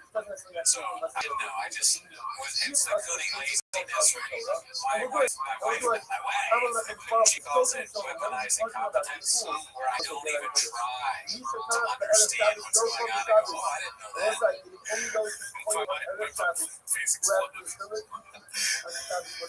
Actually, wait, no, I do that difference. The electric cable, let's start the show. We'll talk about it. And she gets mad at me because, like, I'm not really, like, trying to figure it out because I'd rather just be tweeting. Oh, man, I want to wait till later. Let's get into this. Yeah, but how are you doing? I'm doing great. Thank you for asking. Weaponizing competence, huh? Wow. It's just like we live in a city called Los Angeles. Yeah, I would prefer if everyone spoke fucking Spanish. Oh, yeah. Weaponizing competence, dude. You know what I mean? Makes me feel like shit in my own city, dude. Why the hell? Because I don't know what the fuck that means. Weaponizing competence. Oh, I can explain it to you. Yeah, if I'm going to be incompetent when you do, it's like weaponize my feelings. It's when you put, there's a wide, weaponizing competence is just being competence means you're stupid, right? Weaponizing means you're using it as a weapon. So I'm like, kind of, as a way of like not doing things, I'm using as a, like I don't know how to do it to get out of it. I was doing a bit where I was acting like I didn't know about weaponizing competence. I was being incompetent. And that, but all that saying though, all that being said though, is that I didn't want to get into the storytelling podcast. I just told people to start listening to the podcast that I see all the time, and they're like send me episodes, stuff like this, and they're gonna check it out on their big screen. They were saying like, and this is the first time they see me upset and pissed off. Well, that's an accurate depiction. That's not true. They're like, oh, it's just like we just saw him the other day. He's the same man on the She's in Real Life. That's great. That's what people like. I want you to be you should start yelling at them. They'll be like, it's just like on the show. And I don't even have to pretend. I'm just the stupid person. I was peeing in an out bathroom. Okay, this is where this is going from. Granted, this is going to be like momentum because it goes back in time, but like, I have like a delay of emotions on where like how I feel about something I won't know it until tomorrow. Like, wait a minute, I did it, kind of thing. I don't know why I'm mad because my parents gave me up on you guys on the TV in the shower when I wouldn't yell and stuff like this, right? So, what's it called? I was peeing in a bathroom, and I was like, dude, I was so pissed about a conversation I had yesterday. Oh shit, okay, yeah, because talking about white people doing this whole thing about fucking minorities and shit like that, and then they're like creating their own ecosystem of language to like define what our experiences are, so that they feel better. But it's still kind of like white power. Anyways, I was peeing at him and I'm thinking about this. Okay. But you were thinking about that form of conversation that I can't really talk about. I can't talk about. What's an example of that conversation? Microaggressions, shit like this. Oh, but is that white? Oh, yeah, I guess I know it's white. Okay, his lady was white. And she used the phrase microaggressions. Were you being honest with that? I remember the delay here. This happened right now. On Mondays. Weaponizing it again. It's a good issue. I'm sorry, go ahead. I really just want to make fun of it. I didn't even try. No, I know. I'm making fun of white people, so it's okay. Microaggressions suck ass. I have always hated that too. Yeah. I'm not sure if it's white people that made it. But then I watched Jeff die today, dude. And he's talking about, like, suck it up, and this and that. And that's me when it comes to terms like microaggressions. I'm like, suck it up. And I start feeling like Jeff dying, dude. I feel like shit because of white people, dude. That's what I'm saying. It's confusing. Like, you know, fuck white people is what I'm saying. I'm just kidding. Yeah, it's confusing. No, it's not confusing. It's like, dog, everything sucks. Everyone sucks. Nothing's real anymore. All we're doing is talking to each other and putting people down for whatever the fuck it is. I'm doing great a lot. I'm doing great. I mean, it is a troubling time, right? It's definitely like, I saw somebody over the weekend and they asked me how I was doing. And my standard thing is like, great, even though it could be, I could be on the edge. I could literally be, you know, about to jump or whatever. Pretty good. But maybe I said it convincingly because she leaned in and she was like, it's not really that great right now, so we're all kind of struggling. And she was kidding, but I was like, oh, there's some truth to this, right? I'm saying great. Federal agents are mass shooting people in the street. There's all sorts of crazy shit. Wherever you stand on that, I think it's bad. It is like trying time. The economy's great, you know. So I can see why everyone is stressed out. But it's also there's Diet Coke. Dude, we're drinking Diet Cokes. We're watching Brendan Shaw, dude. Everything's fine. Shots of people hate each other for whatever fucking reason. It's so stupid. Yeah. Like, why can't I say something? Why can't I like express myself? The conversation I got in yesterday was not about something I did, but about something somebody else did. And I was in the room. And I wasn't even there when it happened, but they were still having this argument about this thing that happened. Yeah, then asking from my point of view. And I was just in the corner, like a cop watching them fuck each other. And I'm just like, oh, yeah, no, I'm agreeing with both sides. Anyway, it's kind of like if you're not even part of it, you didn't see it.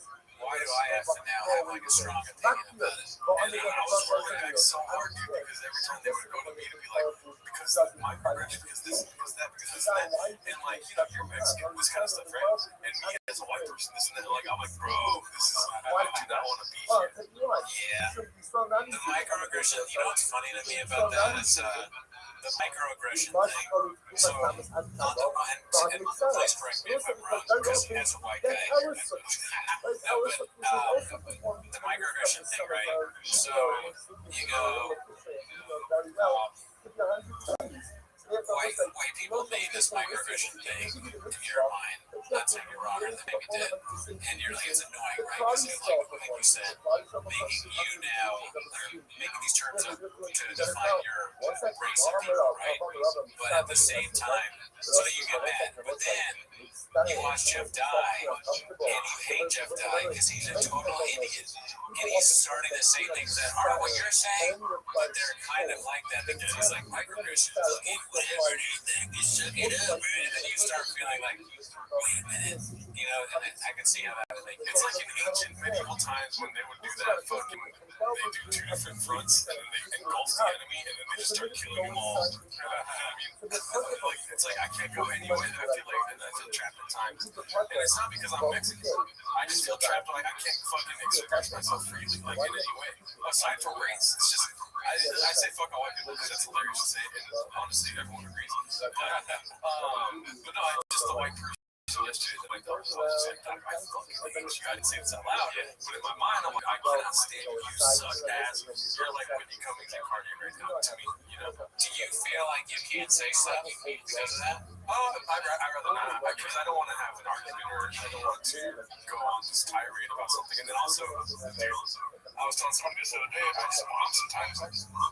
Because I like bombing. Like, if I go on stage and I bomb, if I'm bombing, I'm going to go for and do stuff I shouldn't do on stage, like talk to the audience, shit like this. You see me do terrible.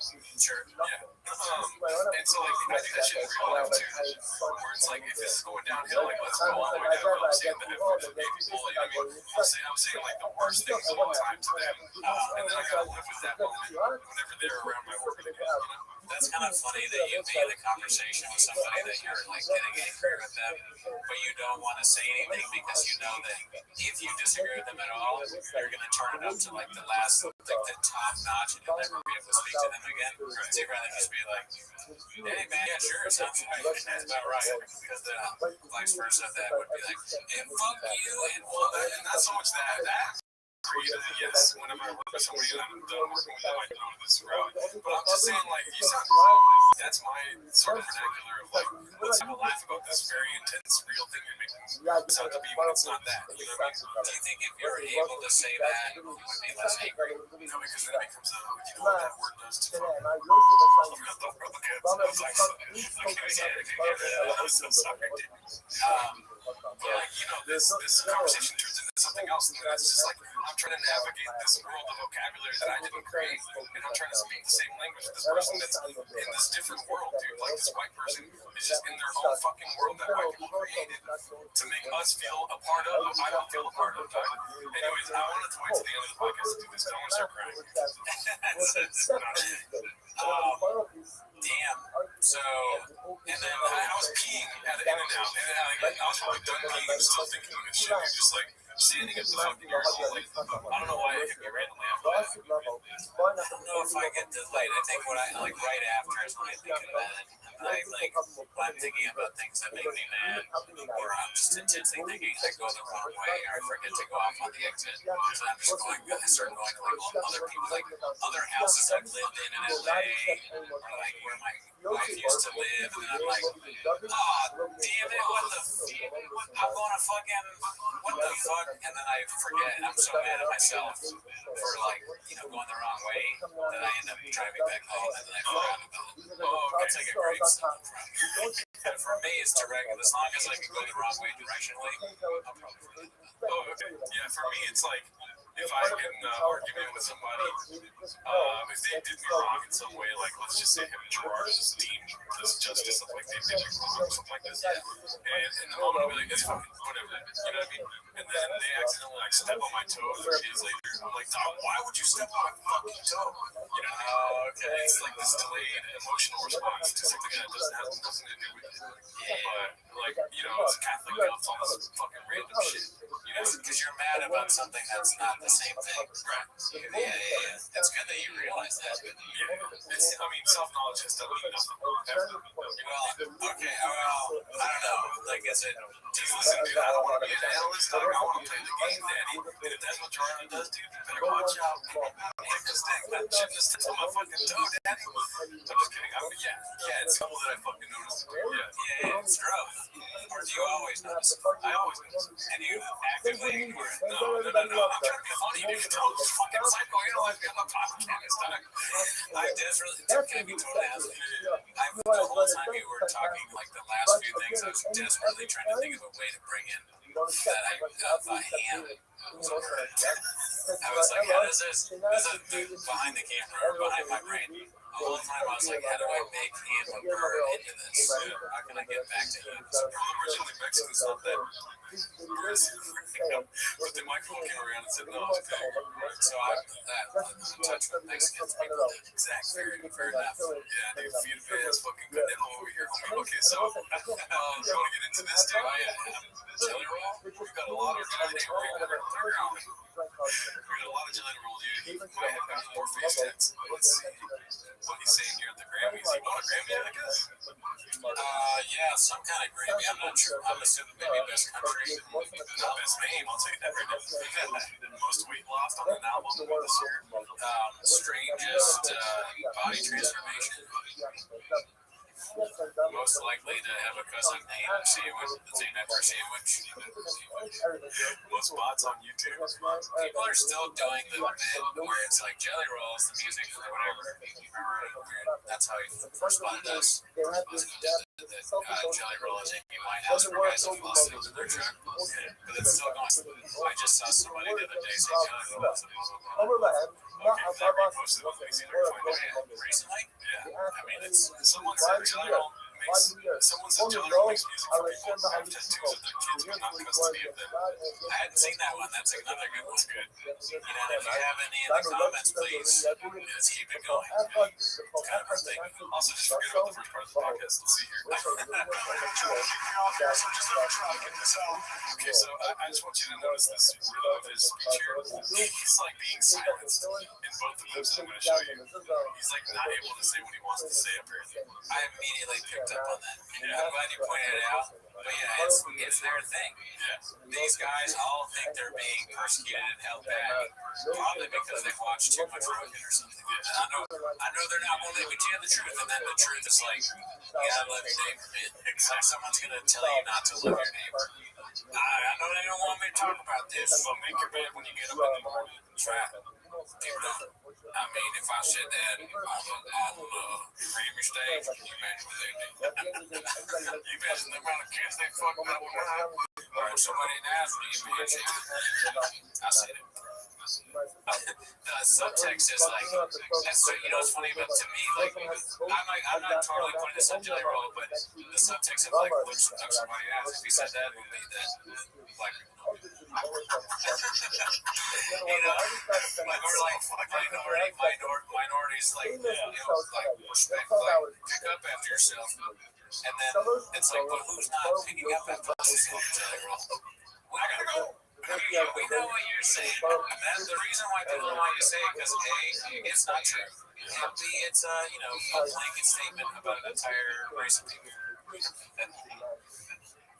Also, they have plenty to say when they're endorsing Donald Trump, but when it comes to anything anti-Trump, which is everything right now, they're going to be like, they're going to kick me off the stage. There's another thing that bothers me about it. He's using this stereotype of the Grammys, using taking me off stage or Oscars, stuff like this. He's thought about this moment his whole life. The first thing he says is, well, the Grammys ain't going to let me talk for long. Yeah, you know what I mean? Yeah, he's trying to be like the everyday man. You're not the everyday man, dude. He's got suey eyes, too. That's another thing I want you to see.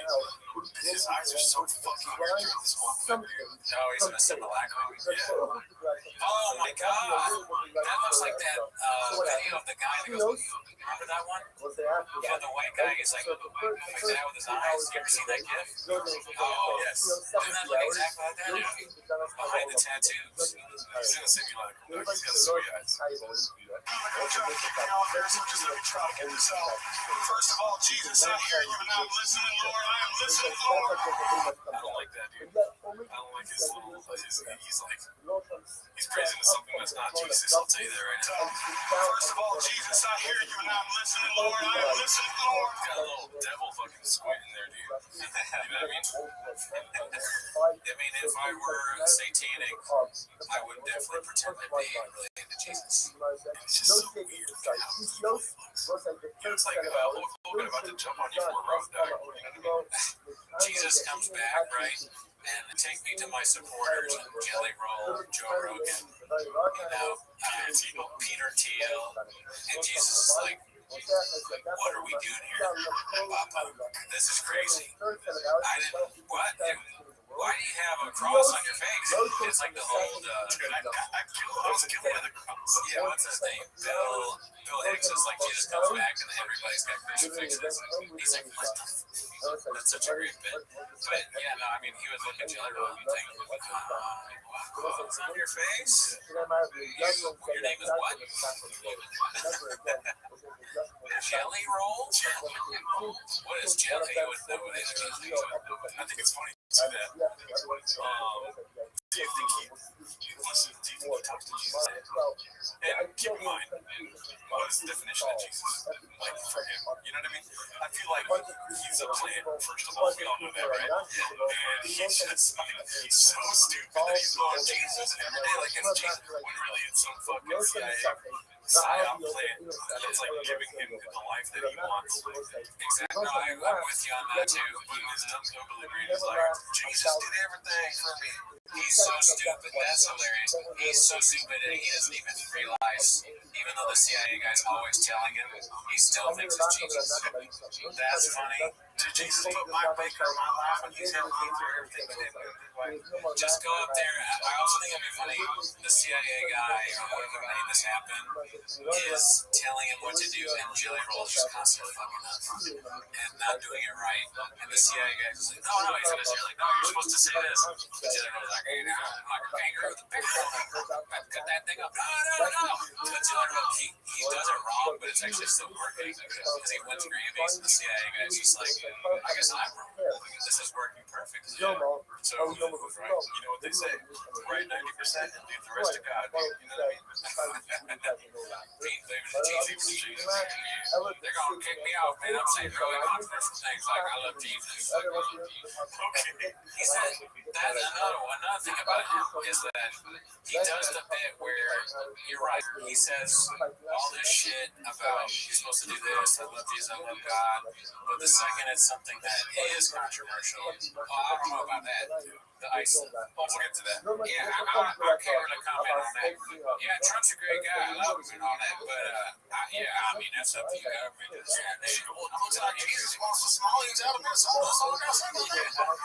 What would Jesus say about that, Jelly Roll? And you're not even the person that... I was thinking Jelly Roll doesn't even look like somebody that should... There should be like a level of iPhone that you can't have. Like, you should be stuck at 6. Yeah, so there we go. Maybe success. You know what I mean? Yeah. But not... Like he's not ready for a newer version. He looks at the 17 and goes, man, I wish my baby would be. If you're good, get out of your bowl and then get out of read the Bible. He's like, I ain't never read the Bible. You know Jesus is in the Bible. I love Jesus. Jesus did everything for me. How come I gotta eat out of a dog bowl? That's what we want. Since we told you have to eat out of a dog bowl, you have to walk around like a dog, at least for an hour. I miss eating Burger King.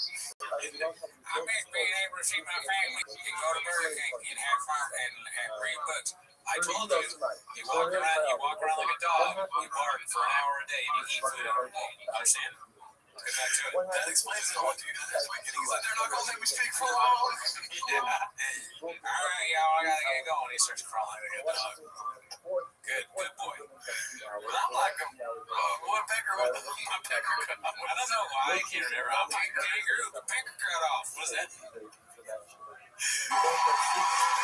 Second of all, I want to thank my beautiful wife. I would have never changed my life without you. I'd end up dead or in jail. I'd have killed myself if it wasn't for you and Jesus.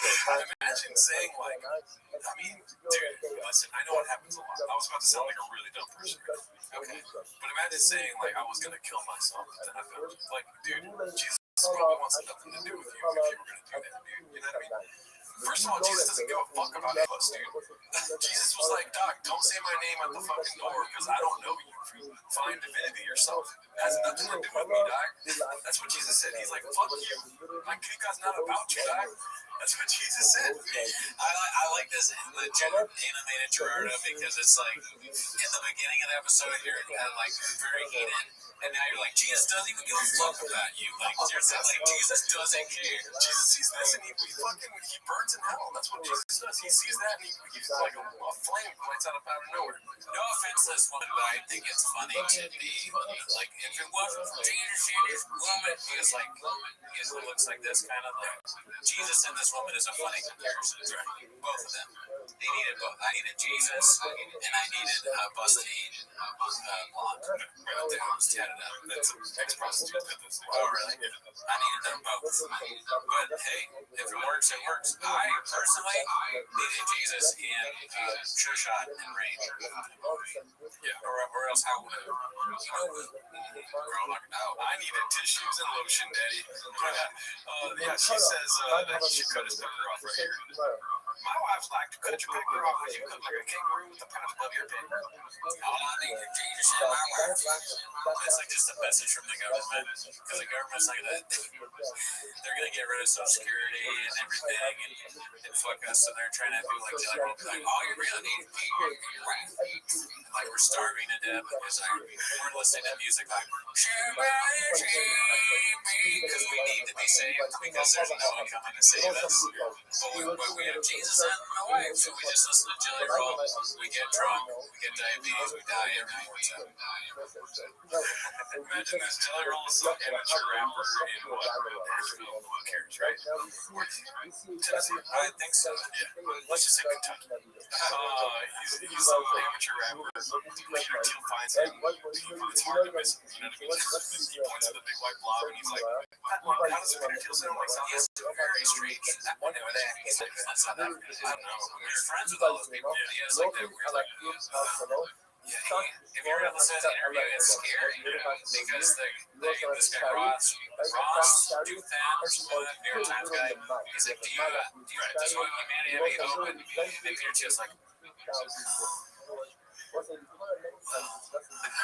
no, I've seen it. So anyways, Peter Thiel's like, Jelly Blob or whatever his name is, that guy over there, he's in a helicopter, by the way. He's pointing down, he's able to see him. That Jelly Roll, I'm going to show him some technology. You know what I mean? And then Jelly Roll's like, Peter's like, no, check this out. Jelly Roll and his fucking stupid ass brain. Oh, good on passing out, I'm sorry. His dumb ass brain, he goes, this is Jesus. You know what I mean? He's been praying to Peter Thiel and the CIA overlords up with fuck power. I kind of love this because I'm thinking, on top of that, absolutely, and you're absolutely right that you pointed that to me. You pointed at that Jelly Roll thing, that thing that looks like one of those hostess things, that thing that looks like one of the dudes in Peter Thiel voice, the hostess thing over there, that thing. So he's like, put a chip in him. He never talks to him really. He has his staff go sneak up. I mean, probably not even have to sneak really. Just go up to Jelly Roll and put the chip in his neck, and that changes him, and he becomes like a country guy. From a rapper to a country guy who has manners, that talks about Jesus and his mama, and goes to the award show. He's like, yeah, I can't believe people are asking for it.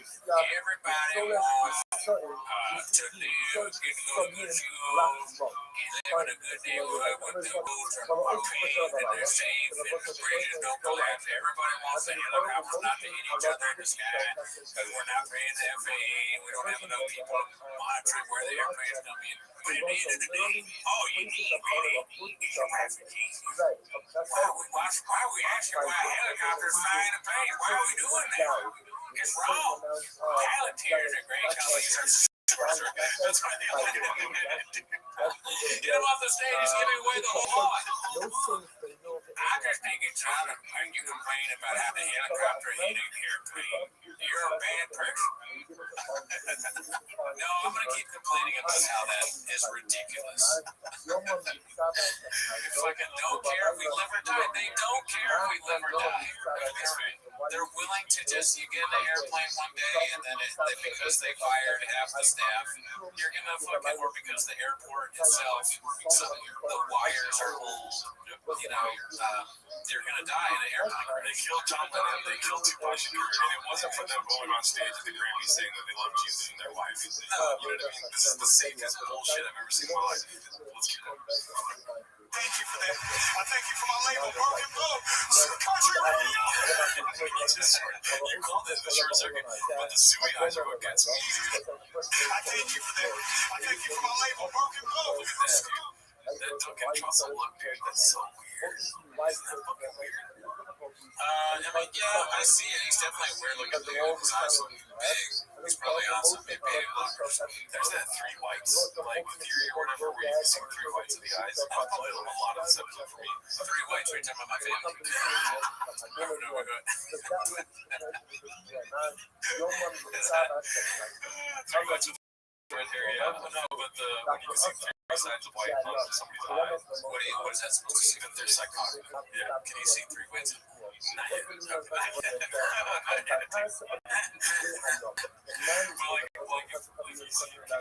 sides of white now. All the time waiting in front of me. That time I met you. That's not sugarcoated. I'm sorry, I won't sugarcoat things. You have 4 points. On a good day. Oh my god. That's funny. Alright. Look at the pronouns here. Country radio, baby, what's up, dog? Oh, Republic John, we did it, baby. It was a time in my life, y'all. That was broken. That's why I wrote this out. I didn't think I had a chance, y'all. There was days that I thought the darkest things. I was a horrible human. There was a moment in my life that all I had was a Bible this big and a radio the same size and a 6x8-foot cell. And I believed that those two things could change my life. I believed that music had the power to change my life. It was an iPod. That was not a radio. He's trying to sound like he's been scolded. The transistor radio changed my life. And I hate that iPod. Because I thought it was a cookie. That was a lot of calories. And God had the power to change my life. And I want to tell y'all right now, Jesus is for everybody. Jesus is not owned by one political party. That's the most devilish fucking smile. This is like a video game character that ends up being the devil. Maybe, yeah, Rio's turn. Yeah, I can see it. No, I was kidding. Yeah, Rio, yeah. Jesus! That's called Toronto. No, I mean, I know you, well, I know you don't hate white people, but the turn here where he goes, Jesus is for everybody. Now, to me, I like that, and that part of it, it's a friendly message or whatever, but they know that I like that, so that's why, because it's a part of the control, they want to get everybody, they're like, okay, because it is nice to say, Jesus is not for every political party. Should you have to say that at all? I don't think so, but it's not bad. That's like me coming in here and being like, this world is right. Yeah, like, oh, okay, good job. Yeah, you know, that's Alright, so I'll say good morning, They're pulling on our emotional strength. all the down sources for this many sacred things. Our annual commentary source, the Christmas document itself, which I think publishing addresses this year, as is a push for the solar settings for ourselves. And Polish countries for the money of sleeping on the Armenian Tova, Stephen Carradine, loving his mother, Doris is in the Horror Battery, so yours and the Doctor that film sponsors for today. Matt and Diane Marks, in memory of Diane's mother, Tasha Bass, in memory of the film of the American Lifetime Torah. All of the Shabbos Adonai, families in it, all those who need a refuah, should have one together and call for the Yisrael and the South Shemir Hashem. The one our house to give the Shalom and the power to allow our holy soldiers in the land, in sea, in the air, and their Hashem to be successful against our enemies, and to result in their Hashem with decisive victory for Klal Yisrael and their Hashem. Bracha, Hatzlacha, and Shalom for our people and for our lands. Listen, with that, let us begin Shahiyanu B'Kimanu B'Yanu Lazman Azeh for our last daf in the Sefer Shavuos. So today's daf is Memtes. We are picking up, we've got a lot to do today, Baruch Hashem. Today's daf is Memtes 49. We are picking up on Memtes, where it is 48b. And let's actually pick up the line before the line would get wide. Actually, 2 lines before the line would get wide. We actually read this yesterday. Actually read it quickly. So let's just go back and review it again. So this is again. It's very quick. Very quick. We are in mesh. Literally up to our necks in Mahogusi, Rabin Shlosh, so Rabin Shlosh and Rabin Lazar. What's the case? Very simple. Yaakov went to year. Right? What it first, so remember, Mishnah said that if they die and they're orphans, won't affect each other, and Yaakov's orphan won't affect his moving orphans, so the halacha is they need a shvua. What's the shvua that the Mishnah is referring to? This was called shvua seyar. Shvua seyar essentially says, we swear, the children of Yaakov say, we swear that as far as we know, our father never indicated to us that this loan has been with me. And as a result, we are here to collect the debt of our father. That's our father. Good. So then we want to explain, so we have a very extreme focus over here. In the following scenario, what occurs if, Rabin Shmuel say, that is true when? That is true when the Loka, the mouth that predeceases the Loka.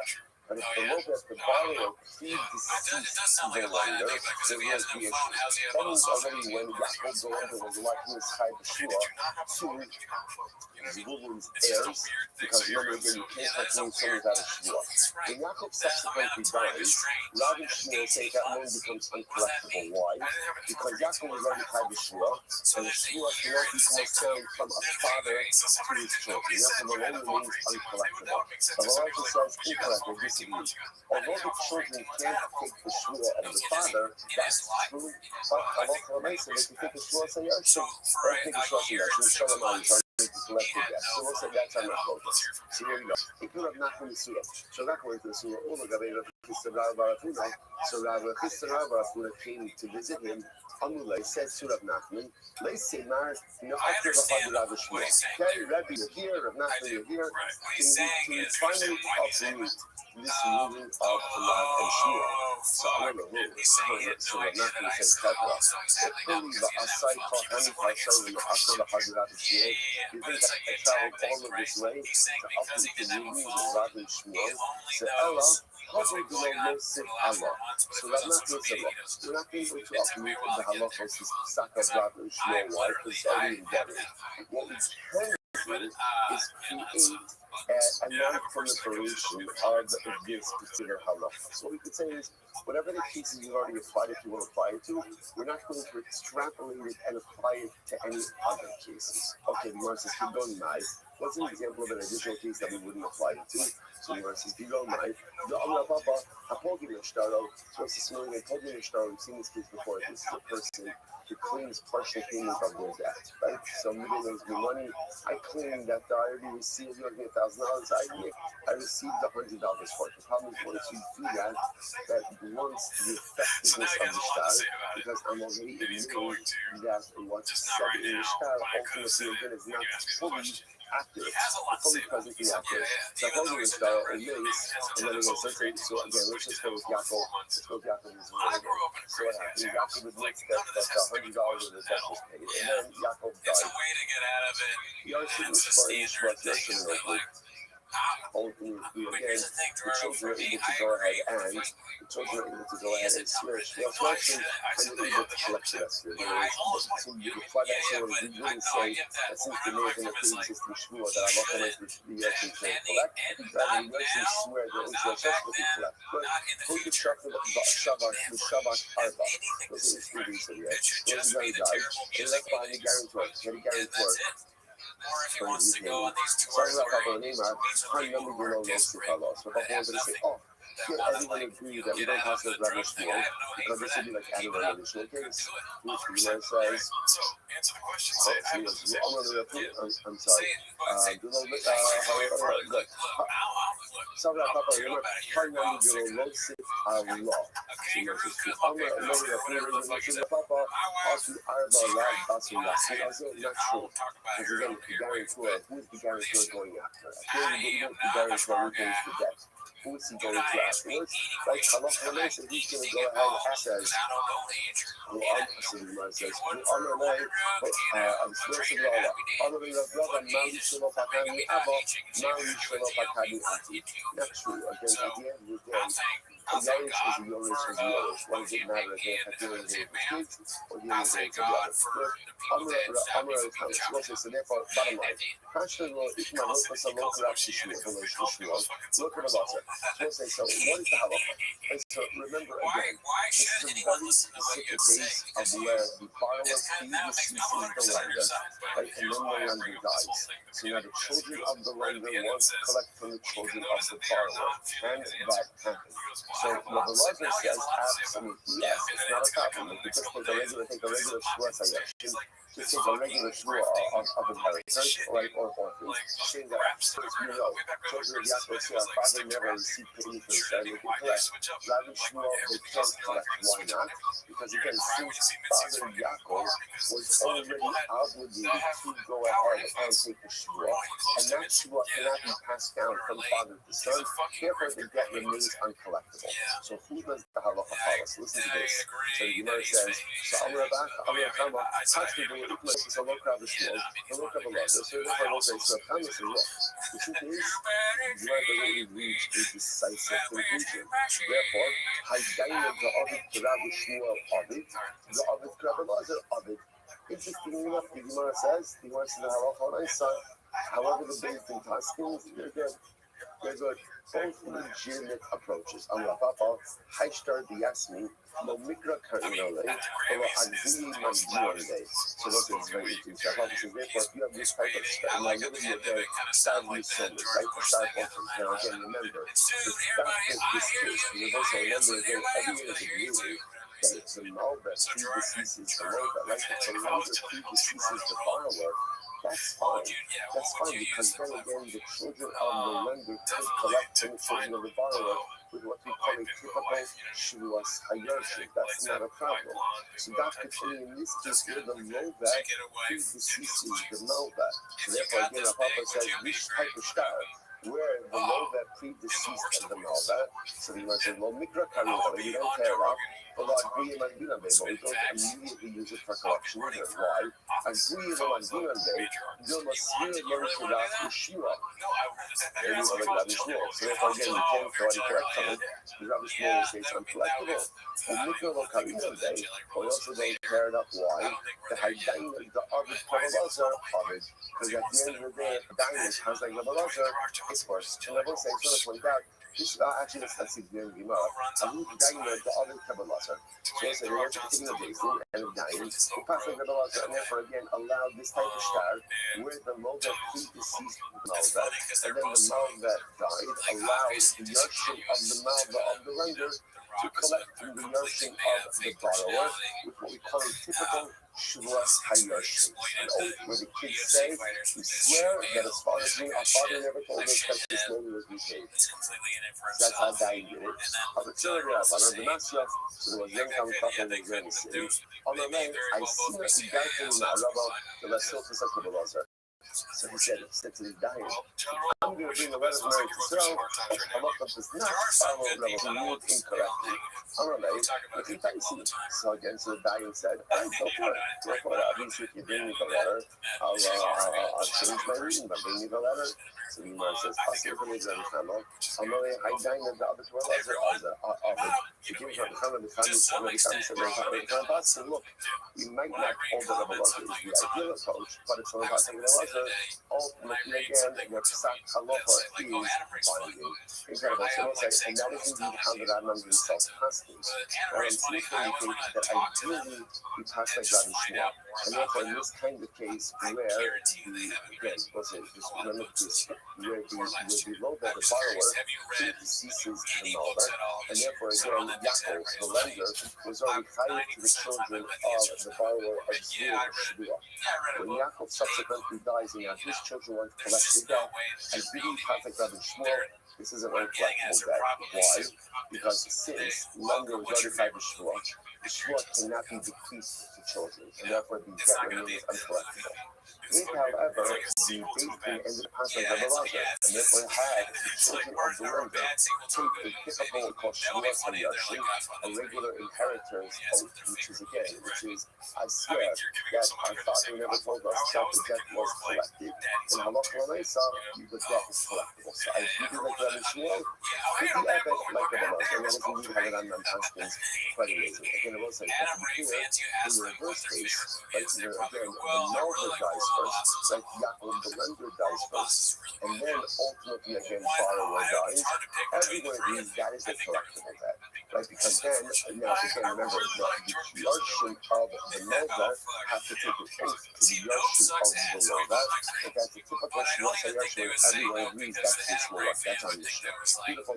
That's what I think. In this slide, this is really going to listen into a discussion of a list of people who have to take a shivua. Ultimately, again, in order to have to take a shivua even without a claim. Right? So, for example, sharecroppers. Right? Who was on the whole list? I'm sorry. Jordan Peele as M. Night Shyamalan is very forced, because there's no funny part of it. At least Shyamalan is hilarious. They can't take it seriously as a madman. Every movie, the characters are lame. When they do, based on their job, what does this mean? on the drive. That's what I do. I'm a doctor. I like to heal people, and that's like every character says that in every movie. What does that Just mean? wild, These people could be made to swear absurd things that at happen. to which the Imam And they're is fun in because this they're fun, so in this ridiculous. one, Shalom B'Kainis Bari, Ela B'Kainis Shema. And then That later on means in the it movie, was there's fine. something where someone has In to make order a to shoe. go ahead and be kind of Shia, And what you're do you supposed need? to, oh my A God, Kainis look how Bari. Wasn't that we kind of Kainis planned Bari? everything. This Kainis Look, Bari. this is Kainis amazing. Bari No, needs it's a not. There definitive aren't any more claim. fucking coppers. Definitive claim. So once again, I'm sending you only $1,000. It's See, only M. Night Shyamalan is hilarious. $500. Definitive claim. In Oh, these I cases, felt remember, so let's say bad. you raise my partner. I said, wait, do me a favor. You know, I want to show us, keep this above board. You take a shoe on that guy that's not doing anything more that you're entitled to. I don't have a specific claim against you, right? But I've also myself to trigger a shoe off. Incredible. So the Gemara says, you want to start son up, then buy this show you. And I will say, by the way, we'll see why that is in just a moment. Why can you impose such a shoe like this on your partner or your sharecropper? Why let out to do this? We'll see. And my show, this Moses says, I hear that Ben Dias. Again, remember in Mishnah, in Mishnah's case, it was Ben Habayis. So literally again, it says a son who is in my home, a son who runs my home. So who is this? So that's the name. Tana, Ben Dias Sha'amru. Well, she makes us feel to Brakla. It's simply a son who comes in and out of my house and refuses Ella, Machnis Lopolim and Moti Lopolim. Machnis Lopolim and Moti Lopolim. This is really someone who is running the affairs of my household. Right, so he's in charge of the clothing, he's in charge of the employees. So why did I ask him to make a shua? My honey, what's different about all of these people? Members in the shul, the moral background. They justify taking more than they are entitled to. Now, why do they justify taking more than they're entitled to? That's because they're using the moral background. Maximum the fee, shetarku bin chassid. Now, let's very different qualities. Coming number amongst all of these people, the shooks and their partners, the these new sharecroppers, the ben-abdayis, is all of the people who are working for the benefit of the household. And generally, there are those guys where people feel that they're working and they're benefiting someone else. 9 out of 10 times, people feel that they're giving more than they get. And therefore, again, people justify taking a little bit extra. I'm not stealing practice, Charlotte. I'm not stealing. I'm really entitled to this. Again, it's not just self-reward. It's self-reward a little bit. So because of that, you know, it says, and he's kind of a partner in a business, right? That partner is like, you know what? I'm giving more. I'm investing more in the brand, so I spend more time in the office. I'm out getting new I'm doing more. My salary's only X. I get my product a little bit more. So again, it's fascinating because it seems to be like it's almost like human nature to feel that always getting the short end of the stick. But it's human nature to feel that I'm always entitled to more. That maybe people don't appreciate the efforts that I'm putting in. And therefore, again, if I'm not going to be recognized by the people around me, I'm going to recognize myself, so to speak. And therefore, again, the shua is there in order to keep everyone honest. Incredible. I'm not going to let you. I'm not going to So that's what he says, but again, all of this presupposes that you've actually seen this before, that Halakha Lamaisa, there's a kind of about these shtekasa, I took it last this morning, Sheshayim shtekasa, Shezak Kano, Shema Kapta Mishalim shtekasa, there's a model of the mixas, the Kobe, the Shkod, the Araisa, Ela Shekhanas Shema. So Yosef actually, he said it was very interesting, he claims there has to be some general ballpark of a financial claim here. And he says it has to be a claim of at least shtekasa. Kiman, who is this like? Kiman Kishmur, I've heard it here, this year, but one thing with this, when they had this location before, in general, again, in case of most of them trust. So again, does the claim have to be shtekasa? Does the not negation, but the denial have to be shtekasa? So the Gemara says, so but if he brought this down as a support for that, he look for that. The Gemara says, say to things we know, so he's denial, like that. Okay, so Yosef comes along and says, and Yosef explains and modifies this a little bit and says, there does have to be some element to meet on the bones with the thing. It can't just be out of nowhere. In other words, there does have to be some basic framework, some basic ballpark for a claim that I feel that maybe you guys taking a little bit too much from the partnership, the sharecropping regime, and so on and so forth. But Elkosh, looking around, so what I will say, the takeaway from that is any case where people are working together in some level of partnership, and both parties have ease of access to money, to merchandise, has not instituted that either party should trigger a shura. Now, you're not saying either party, that's in the case of shitsplit, right? That's in the case of partners. Let's say in the case of a sharecropper, if I'm the balabas, the sharecropper can't force me to take a shura. It should stay in partners, so either partner could trigger a shura on the part of the other. By all the other cases, I could cause my employees to have to take the shura. So we'll say this particular because it's a fascinating bookend. Because then how do we start? We should start on one hand by saying that an employee has tremendous power. How? That if he claims he didn't get paid, he can swear and get paid. Yet the end of the Mishnah highlights this idea of power of the employer. That the employer can go ahead and say, again, in specific cases, it's not any case of an employer. Like in other words, they wouldn't pick an employer with a fixed wage, right? It's talking about employers who employ people who have percentage income, like sharecroppers, things like that. I can trigger a shura, ultimately, again, in order to go and make the person swear that they're not taking any more than they are entitled to. Incredible. Okay, so you says, however, this idea that the employer could force the sharecropper or the executive of the estate to go ahead and take the shura is only when the employment is dissolved. Let's say the employment has been dissolved, and after the fact, the employer cannot make the employee take a shura. So the Gemara says, here, what is it? Now the Galgal is about it. Let's just remember again, we should say like this. Let's figure this out. So Ruben is my sharecropper. So now the Mishnah told me that I said any trade during our sharecropping is used. I can say, Ruben, I want you to take the shura that you have not taken more than you are entitled to. Okay, fine. But once Ruben is no longer my sharecropper, I can't ask him to take the shura on when he was my sharecropper. However, if Ruben requires a shura to you from another area, so for example, let's say Ruben was a sharecropper. Sharecropping arrangement ended in Nisan, and then what happened in Sivan, I lent Ruben $1,000. The debt is less, Ruben only $1,000. Ruben says only $500. Oh, well, that makes us. Ruben's tied a shura. Once Ruben's tied the shura there, then what can I do? We could do Gilgal shura. Right? We can go ahead, remember again, what's Gilgal shura? Gilgal shura says once you have to swear in one scenario, we can keep on other shuras that normally would have been untriggerable. So now the Gemara asks an interesting question. The Gemara says, now the guy's going to do that. It looks like this Gilgal shura apply only when the shura is the Oraisa. Right, but let's say again, the person taking the shura d'oraisa, or does it apply even with the shura d'rabbanan? Right, so for example, let's say again, Ruben was my employee, separate from the sharecropping. I owed him $1,000, or he claimed I owed him $1,000. I said I paid him. He said, no, I didn't. What's the halacha? He takes a shura. What type of shura is that? That's a shura testis, a d'rabbanan shura. So do we say once he's already taken a d'rabbanan shura, I can add on other shuras like someone who has no sharecropper? Or do we say Gilgal shura only works by the Oraisa shuras, but not by d'rabbanan shuras? Fascinating. So Tashma, here we go. So Nova, we know Erev Shvius, we know what the Shvius, now some of Shutta, all artists. So let's listen to this. Let's say you guys borrowed money from me, Erev Shmita. Okay, and then after Shmita, he became my partner or he became my sharecropper. In the Galgal, the halacha is, you cannot go ahead and, now let's say again, you can go ahead and take a shmua when he's my shutta or he's my sharecropper.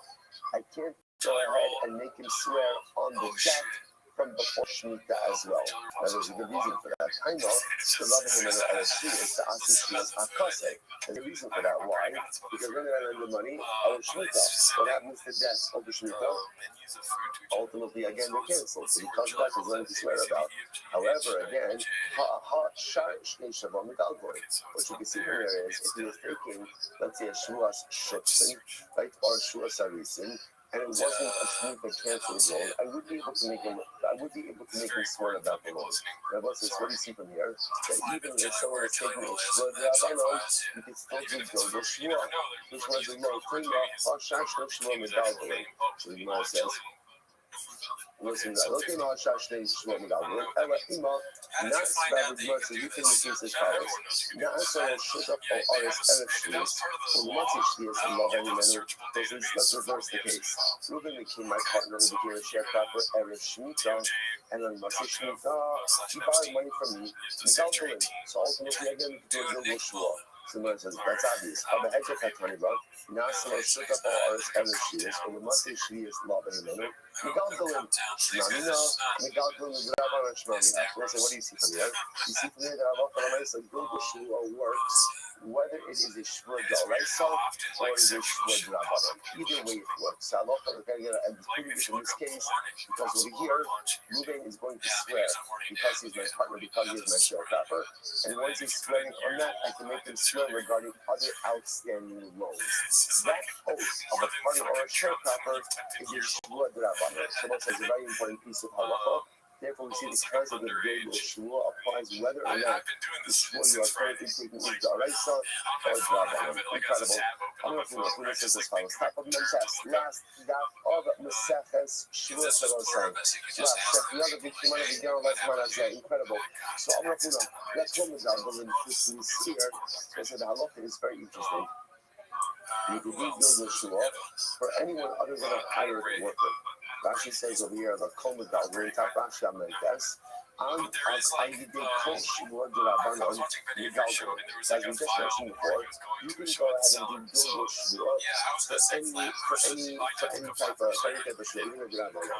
So Me'al Yad Shvuas Skir, Shein Medalgalim Alav Al Yad Shvua Kares, Lefi She'etzle Ina Min Adin Ala Lachafis Daika Shabalabai. So what does this mean? This is the first Shvua Mishnah. I write Ruben works for me. I write that he's getting wages of $1,000 since his period. I say, Ruben, I paid you. Ruben says, no, you didn't. So that's the halacha. Ruben swears that he was not paid, and ultimately, again, I have to pay. So yes, that's very interesting. You can do Gilgal Shvua on any type of Shvua, like even a Rabbanan Shvua, except for that Shvua, except for the Shvua of payment of an employee. Why? Now that she points out over here, because since that Shvua in and of itself is such a novelty, right, that the employee could swear and collect his payment, you can't start adding additional things onto that Shvua. If this official says, like, Makilin, puts Miskir to Makilin. So soon again, of course, Rakista is not disagreeing. He's actually saying the same thing. Ultimately, again, for all other shuas, you can't be made. Don't analyze that. For all the shuas, you have to do Gilgal Shvua, except for Skir, where ultimately, again, you're Neko, and you don't do Gilgal. So the Gemara says, "My man, I was devastating. So things you give an ayu, let's talk about." So what's this is very interesting. So I love to note again when someone comes to this is very interesting. So again, I want to point out everyone is let's talk about everyone's agreement. What do we have? What are nuggets of information? Number one, you can do Gilgal Shvua, whether the Shvua being taken is D'oraisa or D'Rabanan. That's number one. Number two, everyone is also agreeing that there is one case where you can't do Gilgal Shvua. And that's Shvuas Skir. That is the Shvua of an employee who claims that he did not get paid. So the halacha is he swears and then he gets paid. Once he's the employer cannot keep other Shvuas on that. A lot of people think that since that Shvua stuff is such a novelty, you can't start adding additional stuff onto it. So both the thing and the Kisah agreement now. What's the focus? So let's be very interesting. When someone comes to take a Shvua, do we encourage Gilgal Shvua or not? That seems to be the focus ultimately again between Rahuna and Rav Krishna. Rahuna who says, "Lakol Medalgalim," Kahuna, when these parties show up in Beis Din encourages no Yeshua. So say to the claimant, is there anything else you'd like to put on this Shua? And according to the Pista, we don't encourage it. It's only if the claimant asks for it that ultimately we do it. Incredible. So we must be that Shua Mishametas. And ultimately, again, Shmita goes ahead, and we'll say, there's not what the Mishnah was, but the Mishnah says that Shmita goes ahead and negates a Shua. Or cancels a Shua. You must know how you know that. That's what is fascinating. That Shmita cancels any outstanding Shuas. Anyway, we spend money, and like, I'm not Shmita cancels even people, even Shmita. Outside, Hajj Allah calling us fun. Let's go. Really, we put in Zoom. Ultimately, again, for the last parak of the Sefes Shuas. Arba Shumin Hay. There are 4 custodians. There you go. Shalakinam. Unpaid custodian. Shoah, borrower. No say Scarpet custodian. Shoka, writer. Those are our culture. Shalakinam, Shoah, what we call Shomer Sachar, and so on. Incredible. Shomer Now, by the way, why is this here? We'll see again. Ultimately, it's not really for this part. It's just the second part. We need to talk about the Shmuel liability of these people. Where it says, here we go. Shomatinam, Nishpa Alakal. So Shomatinam, remember again, what is the Shomatinam carry for? Unpaid custodian, what is he carry for? For Chia, for negligence. Which means that Halakha Mensa, essentially, he swears that he was not negligent, and that oath exempts himself from all She does like one knot, it goes out, it's like, that was pretty good. I think it was on the other hand, a borrower, right? Everything is spectrum is a borrower, right? A borrower is liable for everything. Right? Remember again, the only exemption that a shower has is buying up dealer, right? Because ultimately, again, the owner is with you. But otherwise, for our purposes today, the shower has complete liability. No safe right? So again, I hate the study. Right, the Shomer Sachar and so on and like that. Yishpoin ala Shvuya, ala Mesa, Umishaman es Avida ves Hageva. So Sofer and Shomer Sachar, they're kind for the name of Avida. Like they're kind again, if the object is lost or stolen, they are ultimately against the owners. What's the meaning of that? Okay. So that's beautiful. That's all that is. But here's the meat about Soka. Here we go. So the Gemara says as follows. I'm going to show it here. Okay, so let's just keep one little piece of introduction. You see Rashi, no say Schar B'Hasoka. It's like the fourth Rashi in the Mishnah.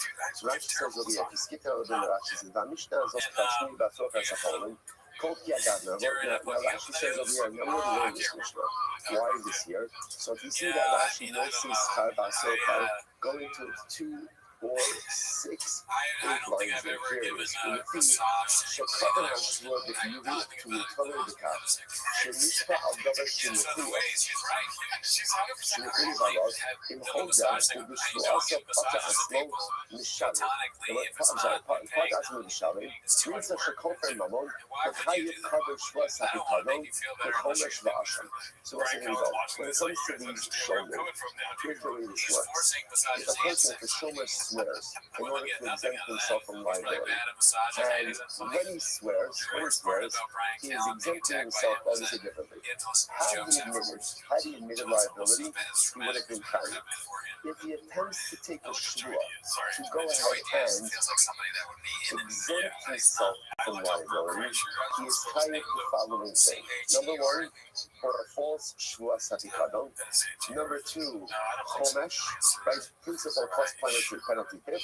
And number 3, a covered asham, right? So shua is tied for a false shua satikadon, ultimately again a chomesh and asham. That's if you swear falsely. But again, the Lord said, swearing falsely in a way where the oath would save you from pain.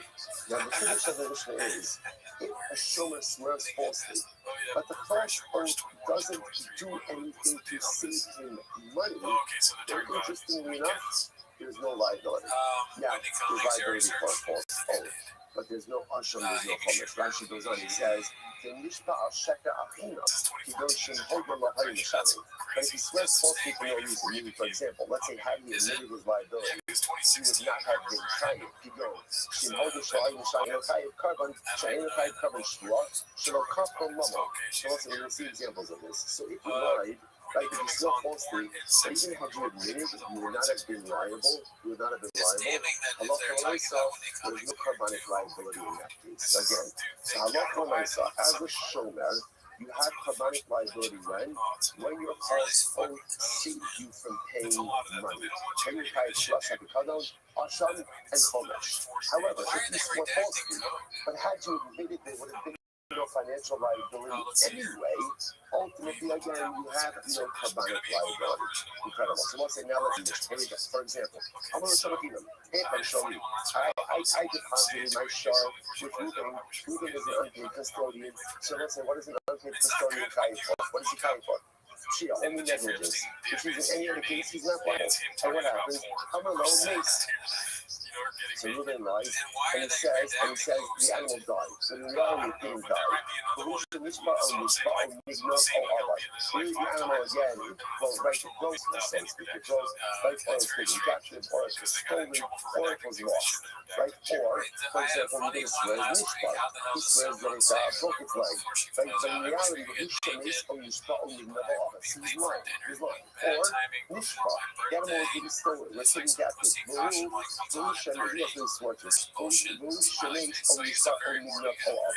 Or Nigna, animal was really stolen, right? I'm sorry, he swore that it was stolen. Or Avar, he swears that it was stolen. So again, I will say, so essentially all these cases, something happened to the animal, and Ruben's lying.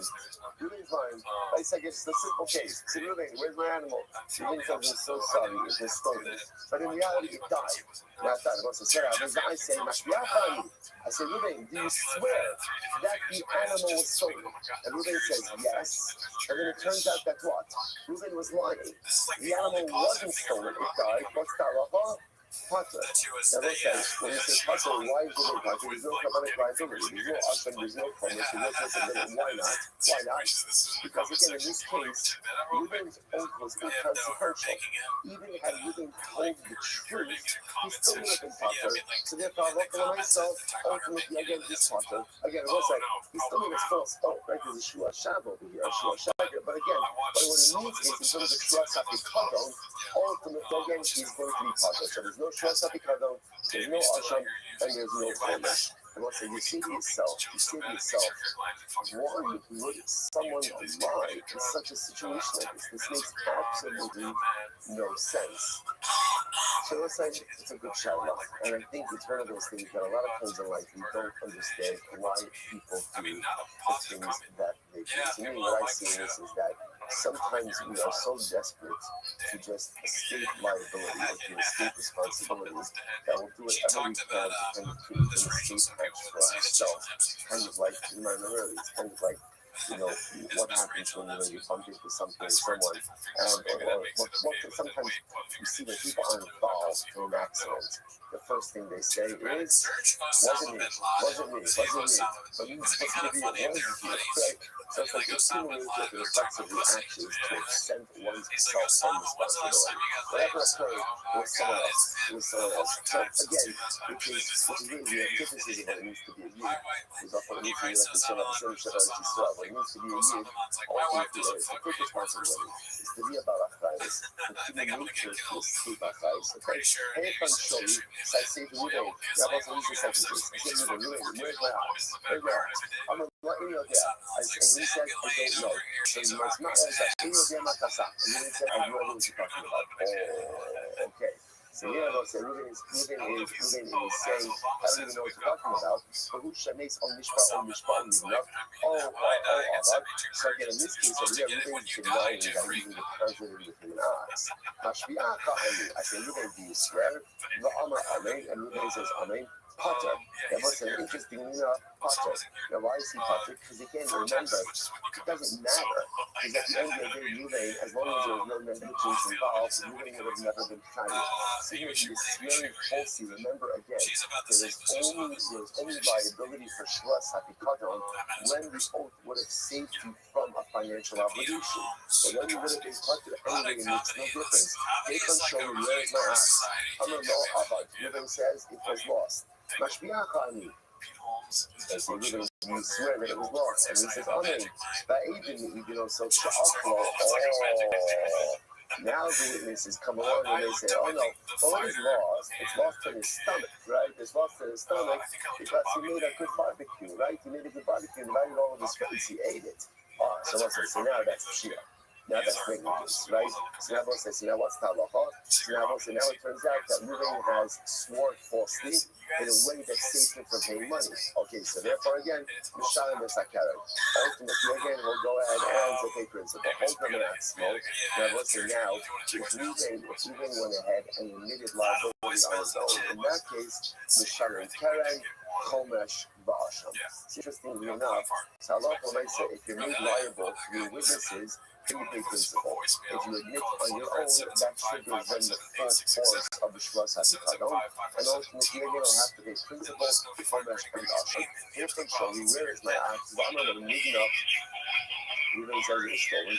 Mashbiachani. I say, Reuben, swear to me. But Reuben says, yes, that's why it was stolen. But even also, Sheglanbo, and ultimately again, witnesses claim that Reuben stole, right? So the Shalim Tashmi Kefal, ultimately, they have to pay Kefal because he's a gunner. He's a gunner. Not only did he swear falsely, but he's a gunner. Hold the long yet smoke. What happens if Reuben admitted his own liability? After swearing falsely, he admitted his own liability. Shalim Karen, the Chomesh V'asham. So that's what you see from here is that the form of theft of a false Shvas HaTikadon is ultimately unleashed after a piece of admission. So when he swears falsely, then after swearing falsely, he admits that he really misinterpreted. Then again, liability to Shvas HaTikadon, Karen Chomesh V'asham. Amar La'acham B'Shok, Efron Sholi Sheganachtan. So I go over to Reuben in the marketplace. So Reuben, where is my ox that you stole from me? Who will never be enough to you? Listen, you never stole anything from you. But even also Shaganbo, and this is claim that he stole it. He says he's a gun. Well, that's a classic piece of gun. And therefore again, he pays.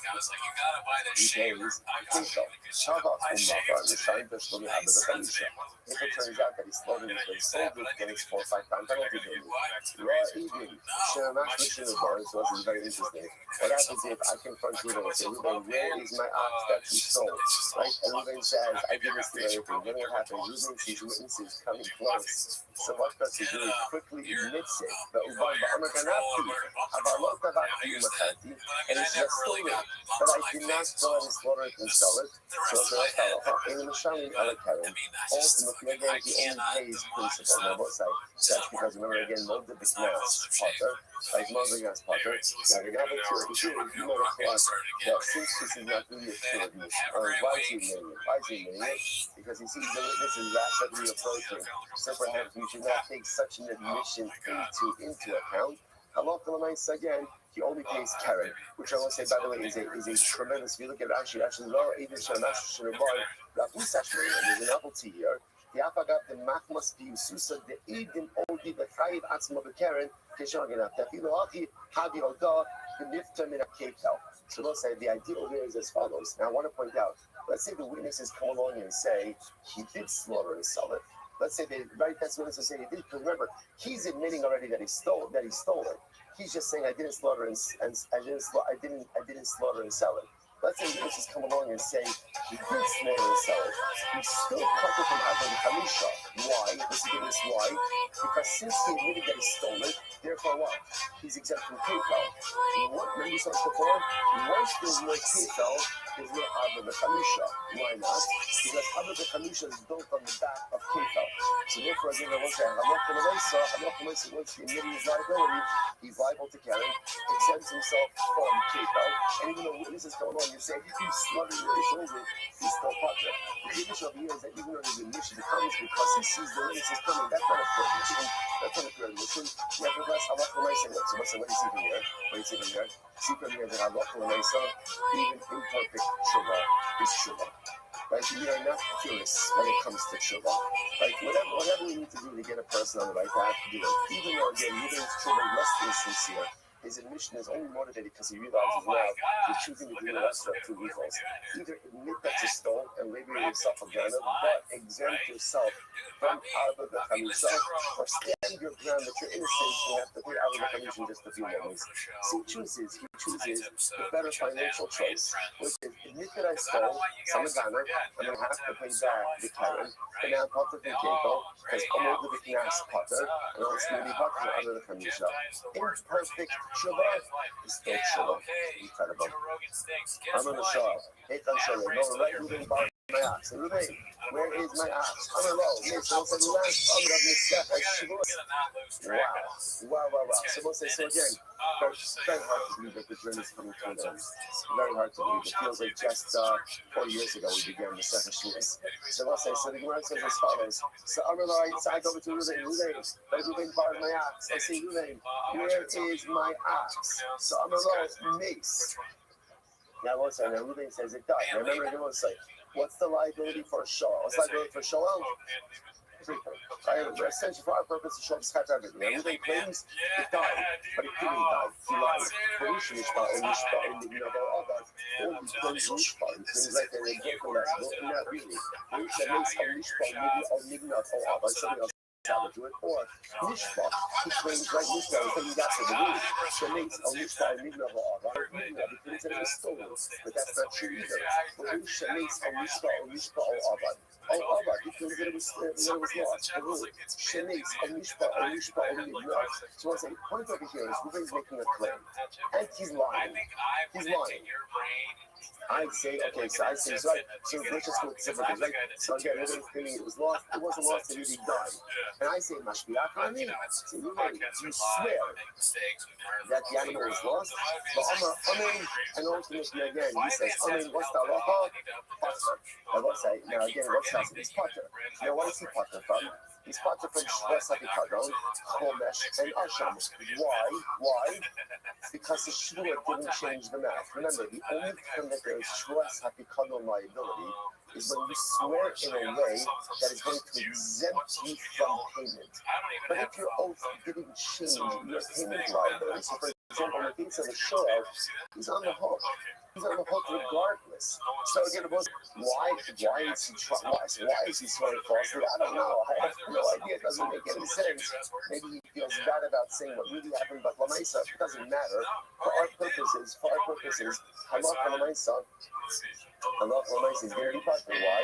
Because the Shua didn't actually change his level of liability. Fascinating. On the other hand, here comes Shoni. I say, Ruben, where is my shot? I'm going to go, and he goes, hey, I'm not a son. And in this case, Ruben says, shot, what shot? What shot? I don't come in. Look at the times when you did anything with me. The Rishon is on Mishpa, on Nevad. But really, I did the positive today. If something happens to the animal, must be out on me. And ultimately, again, I say, Ruben, man, I want to make you swear that Halacha Lamaisa again, that Halacha Lamaisa, you never had the animal. And he says, yes, Chai. In that case, ultimately, again, there's liability. Really liability in that case, because really, on this side, by swearing that you never had possession of the animal, you look to exempt himself from complete liability. That's an oath in order to exempt you to save you money. Now, like what I said again, then he's Chai for a false Shvas HaPikadon, Karen, Chomesh, Asham. Good. So let's say Omer reverses Skardasi, okay? Hekon Shabbos. What's the response in the cases? I go over to a vendor and to our Shomer Saka, big custodian. I say, hello, where is my ox? Omer Lenis. So let's say, so let's move to all the cases again. So remember again, what is a Shomer Saka? And so what are they Chayiv for? They're Chayiv for Geneva Va'aveda. Right, so they're Chayiv if the animal is lost or stolen. They're Potter for owners. Right, extending says, no, the animal died. Right, so there's no Shia. The animal died, the animal was taken captured. In those cases, Halacha Lamaisa, they're going to be Potter. So the says it's house. Amir says, where's my ox? Only mace. So again, they claim the animal died. But in reality, the animal broke a leg, or again, it was taken captive. Which I will say, by the way, doesn't change the math. Either way, they do Potter for that. Or Mishpa, Perusha makes a Mishpa, or Mishpa, Perusha makes a Mishpa. We say first word line, Nigna, or stolen. והוא שעבד אורטוס לא עבד, והוא שנבנה אורטוס, might they claim it was lost, but it was really stolen. Mashbiach in all these cases, I say, okay, Ruben, swear. The owner of it, Ruben says, swear, but what's that? He's swearing falsely, but what? The oath doesn't change the law, right? In this case, he would have been Potter anyway had he said the truth. So therefore, again, Potter, we must say, now again, keep saying it. We say Potter, he's Potter for Sabikado. So there is no liability for Sabikado, and for Chomesh, and for Asham, of course, he's still swearing falsely. So there will be liability for Shmuel Shav. Or for Shmuel Shav, Mace, we must Potter, Mace, Onishbar, Volution, Nignav, or Avad. So what's this? So ultimately, again, if, for example, it died, or it broke a leg, broke a limb, right, or was taken captive, right, Volution, but in reality, it was stolen or lost. I make you swear, but Amar Amay, Chayiv. Ultimately, again, that's what we Chayiv. Avad, and Nignav, Volution, Mace, Onishbar. So again, halakha meis again, it was lost or stolen, but in reality, again, it died and Nishbar. Once again, here's the rule. Kol HaNeshama Mechol HaCholba, when we Ketur when we Ketur HaCholba, Potter. Here's the rule. Anytime you take a Shras HaBikadam, anywhere, again, you're going from a state of where you were exempt to where you were exempt, or from liability to liability, or from exempt to liability. In other words, once I hear the last page, if you go ahead and you swear in a way that had you made your real claim, you would have been Potter. But now, as a result of your actual claim, right, of your stated claim, you're going to be Chayiv. So let's say you're on a higher level of liability. Okay, there's no fear for sure something covered in that case because you heightened your own liability. So in any case, again, where you would have been Potter anyway, you would have been Chayiv anyway, or you're upping your own personal level of liability from to Choba, Potter. Right, Potter. Ultimately, you're going to be Potter. Right? Why? Because again, you're Michael and Shras HaPikadon when the Shvua saves you from payment. But if the Shvua doesn't change the math, or the Shvua enhances liability, then ultimately, again, there's no liability for the Shvua. On the other hand, Mechava L'Patur, Chayiv. But Allah Kalamaisa, again, it will say, if you swear in a way that exempts you from liability, that's when there is liability for the Shua. We're going to say, so a very simple cloud. The only time you're tied for Shua Sabikadon is when by taking the Shua, you are seeking to exempt yourself ultimately again from liability. So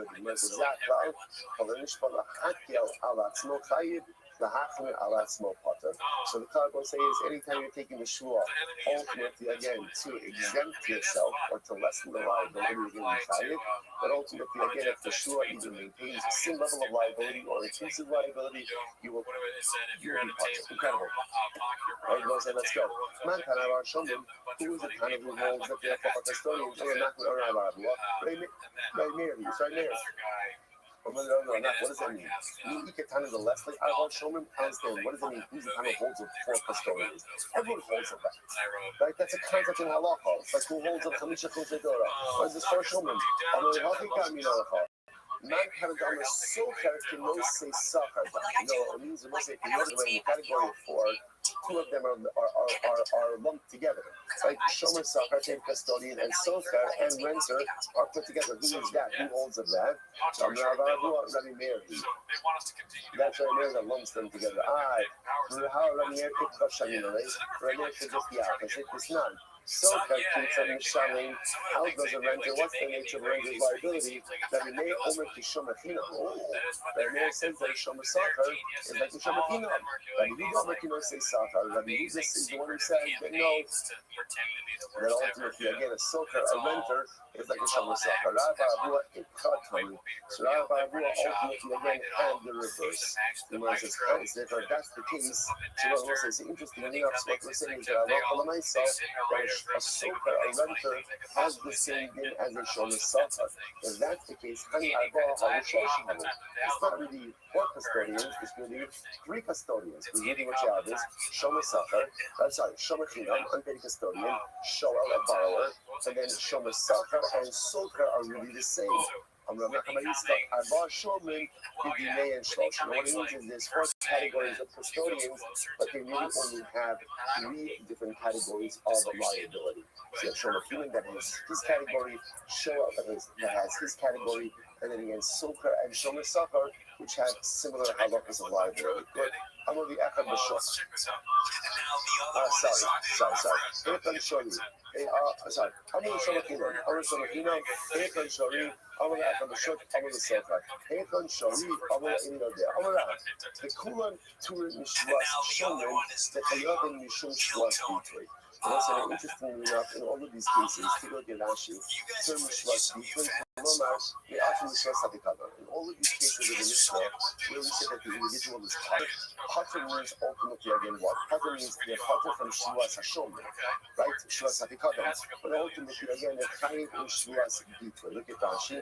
The Chayiv, so the Chayiv in Shwas B'Toi is Sha'avar, carbon Ola B'Yorei, and Shagat, but carbon Kilim Shmol Sha'avar. So Omer Yodeani, she shows us also separating what Rav is pointing out is interesting enough that in these cases of Torah, you can be Pater ultimately again from Shwas Hashomer, which means what we call Shwas Hatikadon. So there's no Asham, there's no Chomesh, there's no Karen, but it can be Chayiv ultimately again in Shwas B'Toi.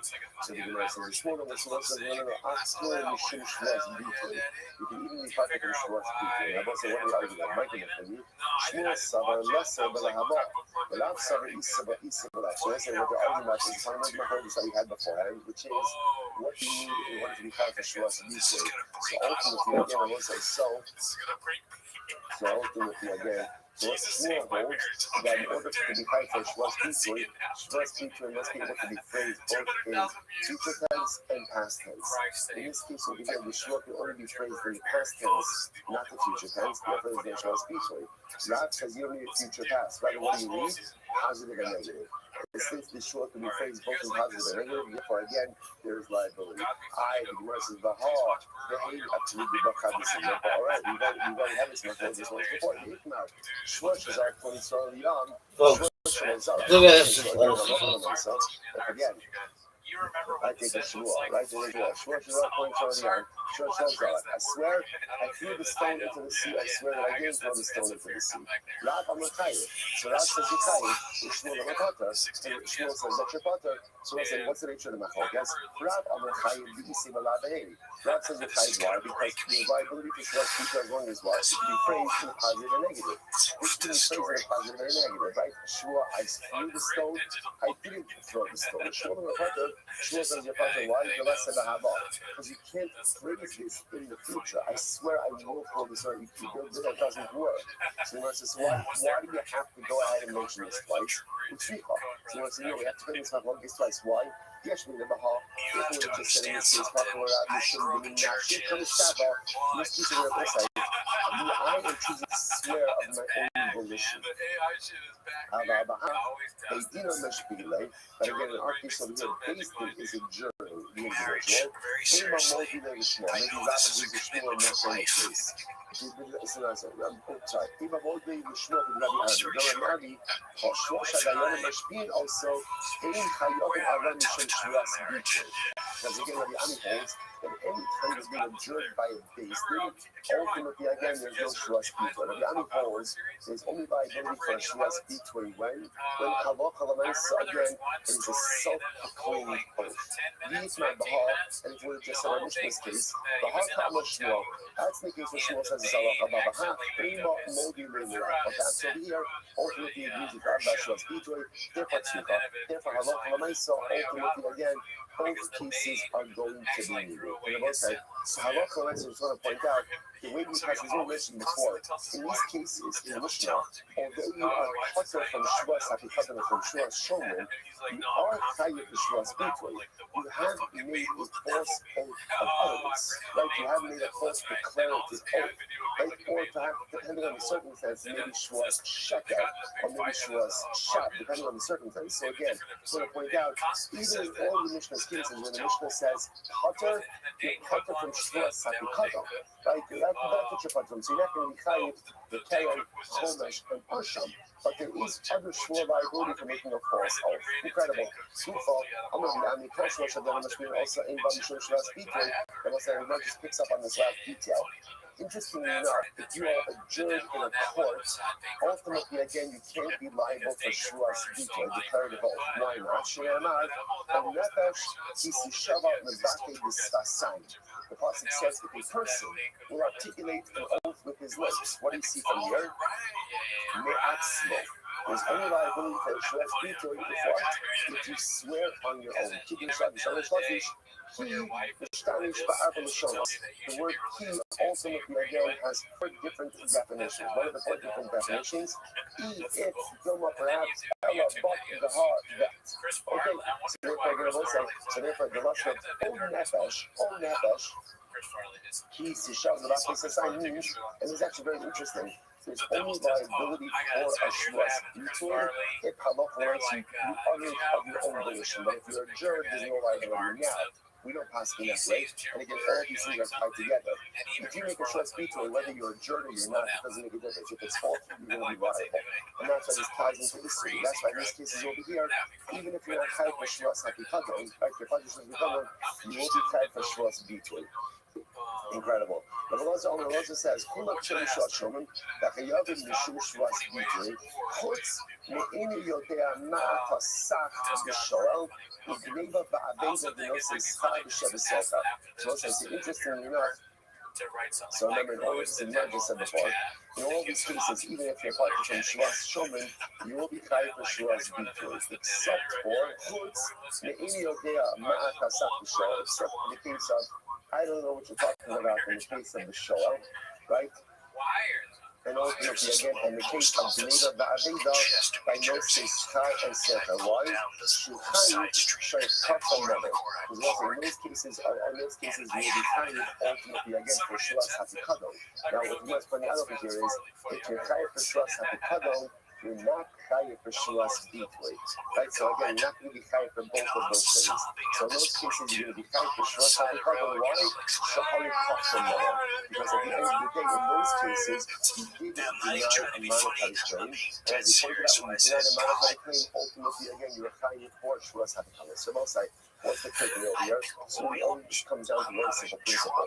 This last missionary on the second, this last character, this character, right? This last character over here, in the second teaches us a simple principle. What we should do over here, should actually call Shvus HaKikadon, or Shvus HaShomer, where Halach Alamayis again have deposited an item with one of the four Shomer.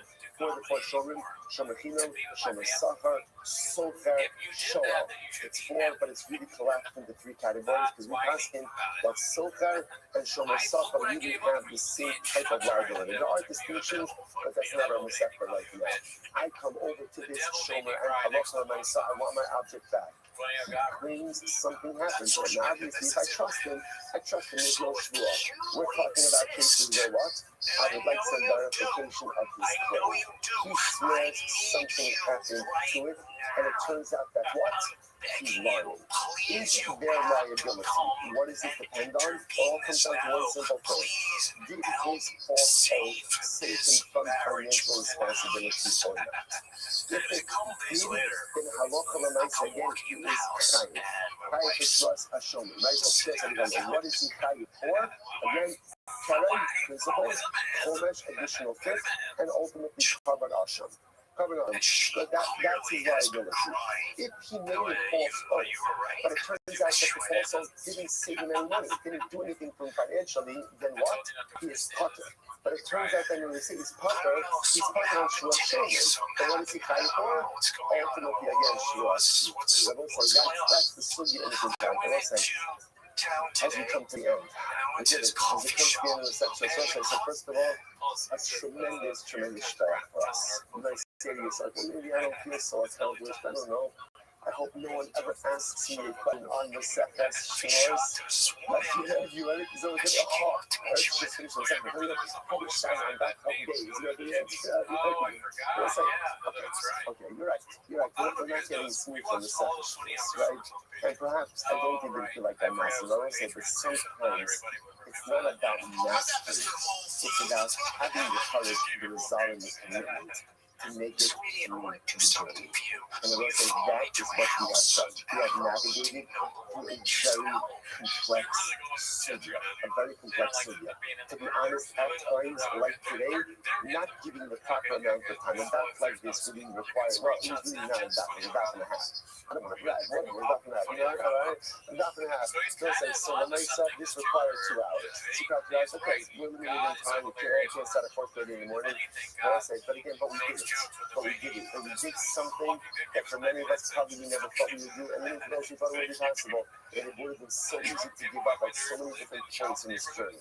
But we did it. Shakiyanu, Tikimanu, Vijana Mazmanazah. We got to the end of this particular Masechta, and I will say a tremendous and overwhelming and beautiful and magnificent accomplishment. The Ebola Shalom saw how many times we struggled, but we kept going through. That's the avoda of the year, that's the avoda of the daf, and I will say a tremendous and beautiful and holy accomplishment for us all. And for us, the Nurse Hashem see struggle, the effort that we put in, and Nurse Hashem should be a source. The qualities today should be a source for ourselves, should be a source for our Mishachas, and I will say tomorrow morning, the Shah Tova on the Mishachas to begin. The Sechas of our desire, the journey continues, the adventure continues, and have a vibe for many more years together. Hajjallah, Hajjashomim, we sleep on the Sechas. Shmos Abosai, Mazel Tov. All right, everyone, Mazel Tov, everyone, and Nurse Hashem. She's all got so many accomplishments together. She's all got to have an Eretz Yisrael. You know, so nice to see you. She's all got Eretz Hashem. She's all got Eretz Hashem to Shmir Yisrael, to be so as Tovos and Halavai.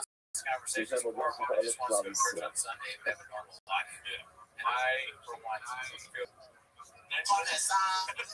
So you said 99 cents, funny how God is.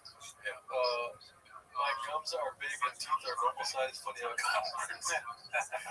God goes to the doctor, diagnoses Graves, funny how God works. I love it, dude. Sharpies aren't meant for insertion, funny how God works. We can't, this is kind of like a thing. Good morning, let us begin.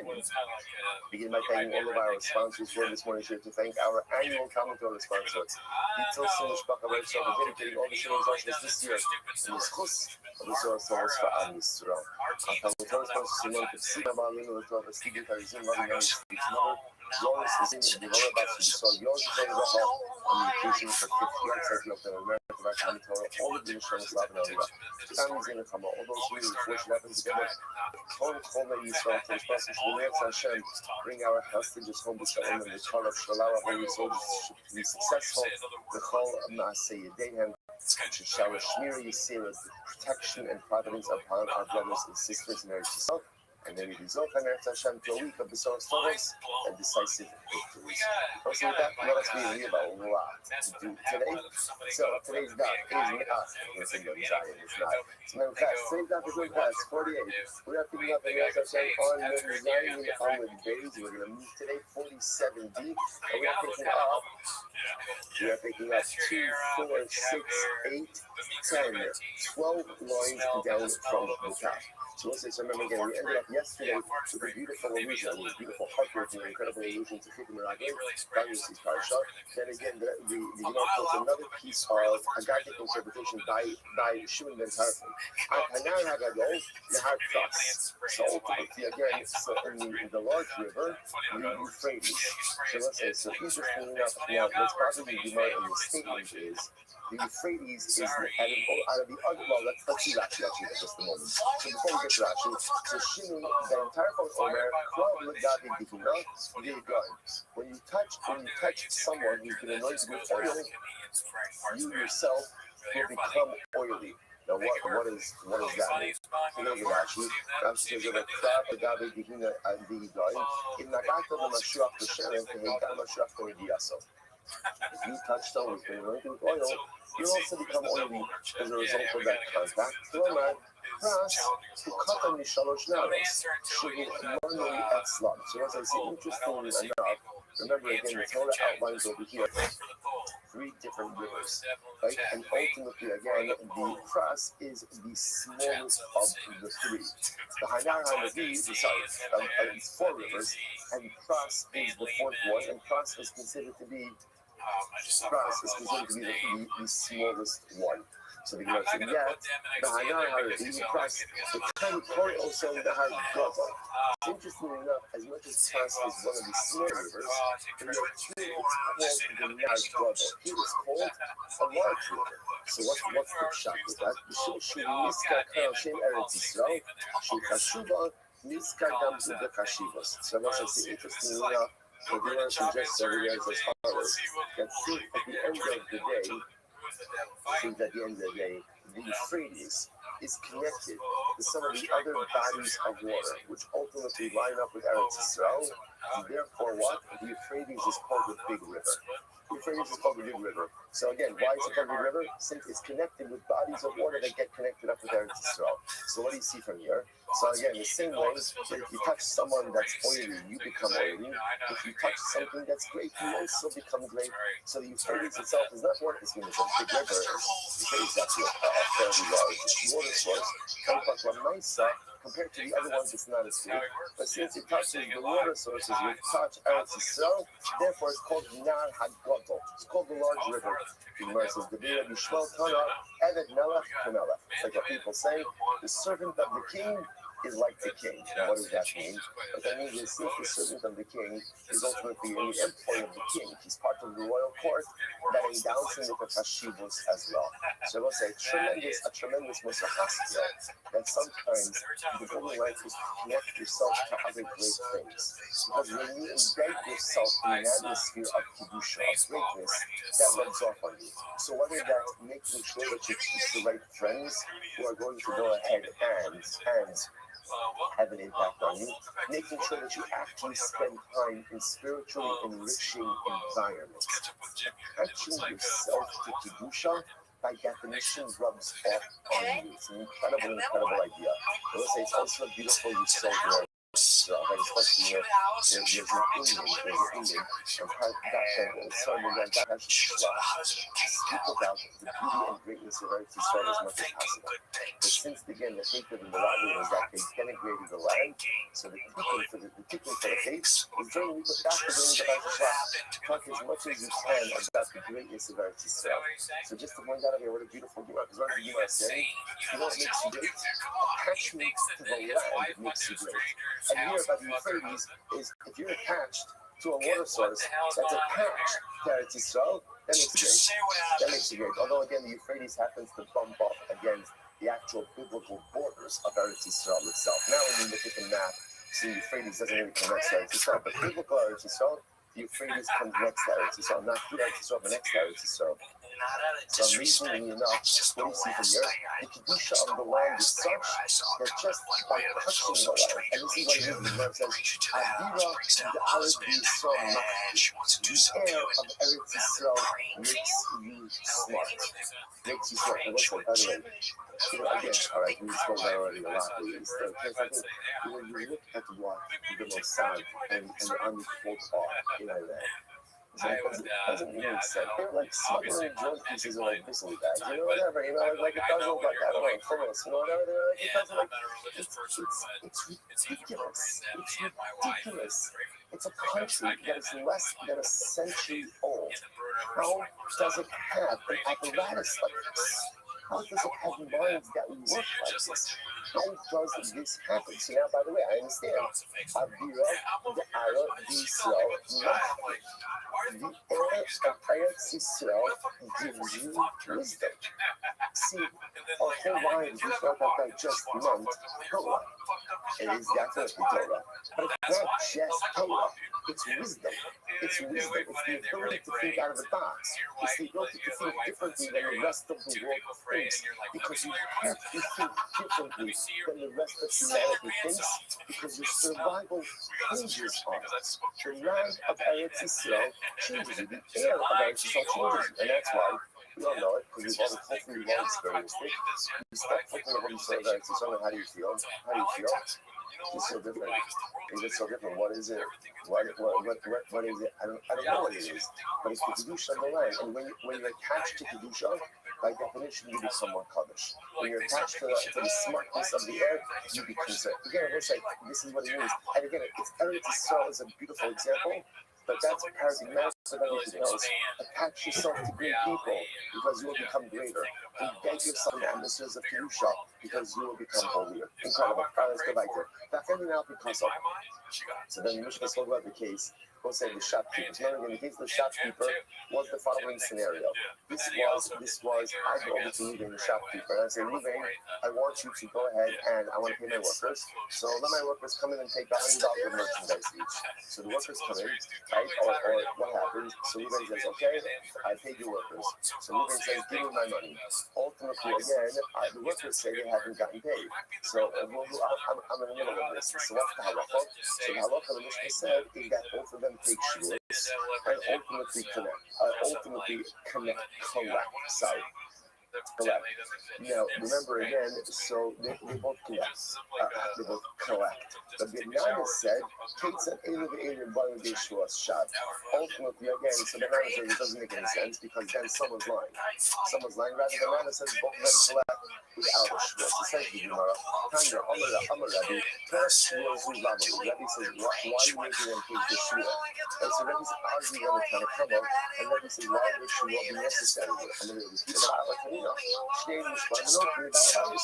again, the Mishnah said that both the workers and the shopkeeper both swear to me, right? So the shopkeeper swears to be paid. The workers swear they don't get paid, and everyone collects from me. So I said, keep them in there, keep them in there. So it's interesting enough. So Rabbi said, I don't understand what he was The Bechia responded with, well, that's the Mishnah. So the Rabbi accepted the Bechia statement. But now it's a question. It's saying Rabbi Omer, right? So again, Rabbi says that the workers swear to the shopkeeper. Now that's very interesting. So this is now a second idea, that the workers swear to the shopkeeper that Allah said they didn't get paid. Why are they swearing to the shopkeeper? They should be swearing to me, to the employer. Amarava, Pauline in the Shvaim of Alabayis, the Maimon Kedbini, in reality, the workers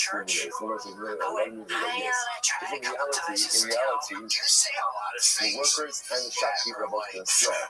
But we're going to make the workers swear in the presence of the shopkeeper. Why? Because the workers are claiming that they didn't get paid. We want to kind of put that thing to the test. We'll say, halacha always assumes two things. Number one, people lie. Right? Okay, it's a pretty safe assumption. Right? And then assumption number two is that people will not be so brazen to lie in the face of the person who they're hired something to.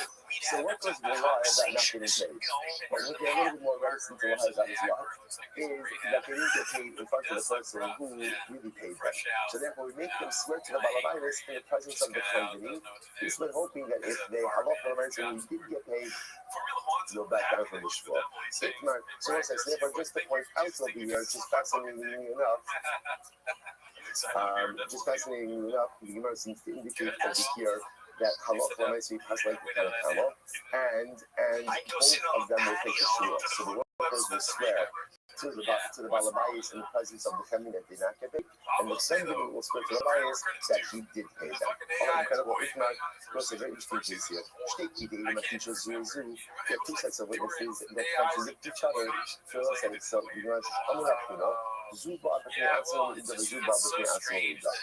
is a very interesting case. So if you look at Rashi says over here, second of the intermediate wildlife refuge shows you a zoo. Shnayim omin halal, shnayim omin lo halal. This is a typical case. Two witnesses say, we saw Ruvain kill Shimon. Two witnesses say, we saw Ruvain and he didn't kill Shimon. Okay, so we'll say, what happens to their testimony in a scenario like this? What happens? It cancels each other out. That's all. In other words, so we'll say, but here's what we do know. What do we know? Someone's lying. So it's an interesting shaila. Can both of those sets of witnesses go and testify in other cases? So obviously they're both convicted. Again, there's nothing for us to do because they're canceling each other out. So everybody's goes home. What about if they try to testify in another case? What do we do with the testimony then? So the Gemara says, so Fuda says, each of them come under own effect. In other words, they cancel each other out. I know that someone's lying, but again, they're both still absolutely fit for testimony.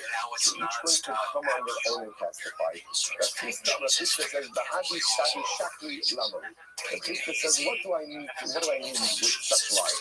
The priest essentially says, interesting, the priest disqualifies them from offering the testimony. Why? Because someone's lying. And I don't know who's lying, so in the absence of the ability to determine who is lying, I'm just going to go ahead and disqualify everyone. Everyone's incredible. Someone says, I'm going to show you another number. Once again, you might also have the outline of certain different cases. Meanwhile, the mistake does have a good time. So, for example, if I have to get an example of this would be, let's say you have two different transactions, right? Two different lenders, two different borrowers, and two different stars. And then obviously, again, both, and then you have each of these sets of witnesses are witnessing one of these transactions. So you might say, okay, that's exactly the case we're talking about. What do you do now with these transactions, knowing that one of these sets of witnesses is a liar? Or if you have one lender, one borrower, two different transactions, in that case, again, let's say, again, one is for one of a greater amount, one is for one of a lesser amount. In that case, the one who has the start, the lender, will only be able to collect the lesser of the two debts. Shnei Malvin below the effort, two lenders and one borrower, but yet, ultimately, again, in two different documents, the Shnei Shtaros, Hainu Masnisim. That's again, that's the case of our Mishnah. These local mal the effort, two lenders and two borrowers and one lender, the Shnei Shtaros, obviously again, and in two different documents, 9. What do I do in that case? Teku.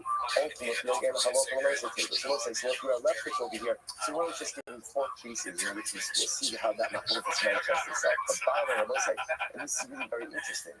I have two witnesses contradicting each other. Again, capital case. Ruben Gelshin, one witness, one group say this, one group say didn't do it. They can't each other out. So therefore, again, in a capital case, what happens to Ruben? He goes home.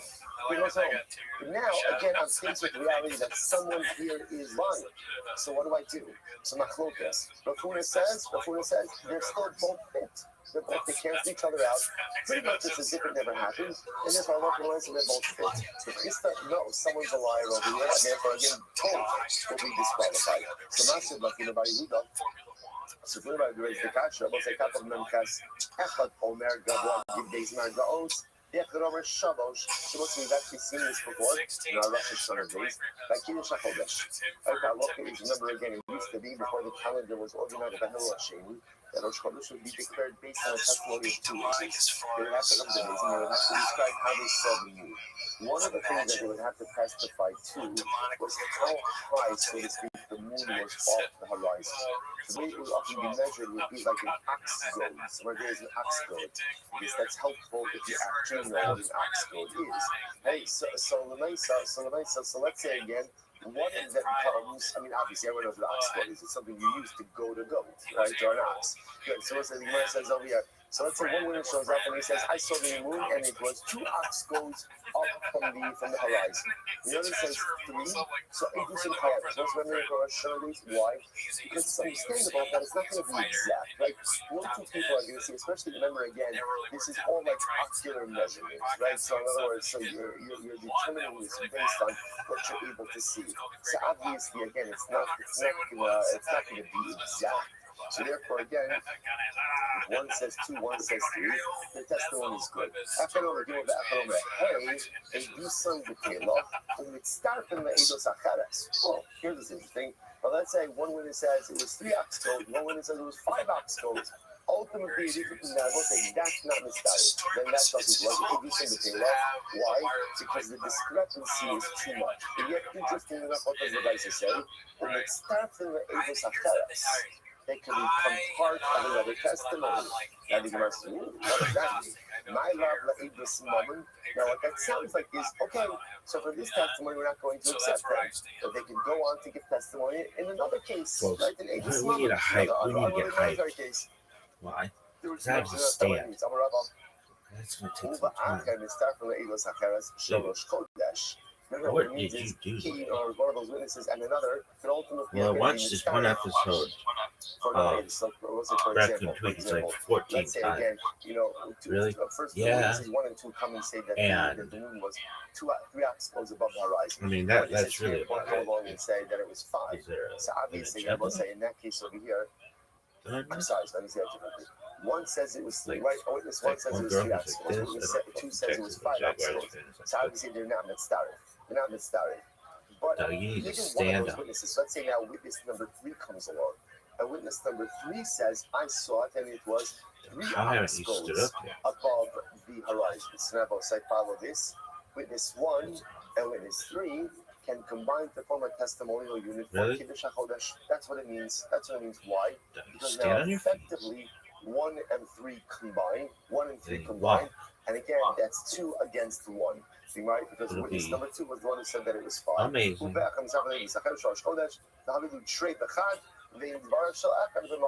And therefore, again, it turns out that there are 2 witnesses that say Really? 3 oxycodes, 1 witness that say 5 oxycodes, and therefore they can combine. I will say the novelty over there, by the way, is that interestingly enough, witnesses 1 and 3 are able to combine, even though what? You know what?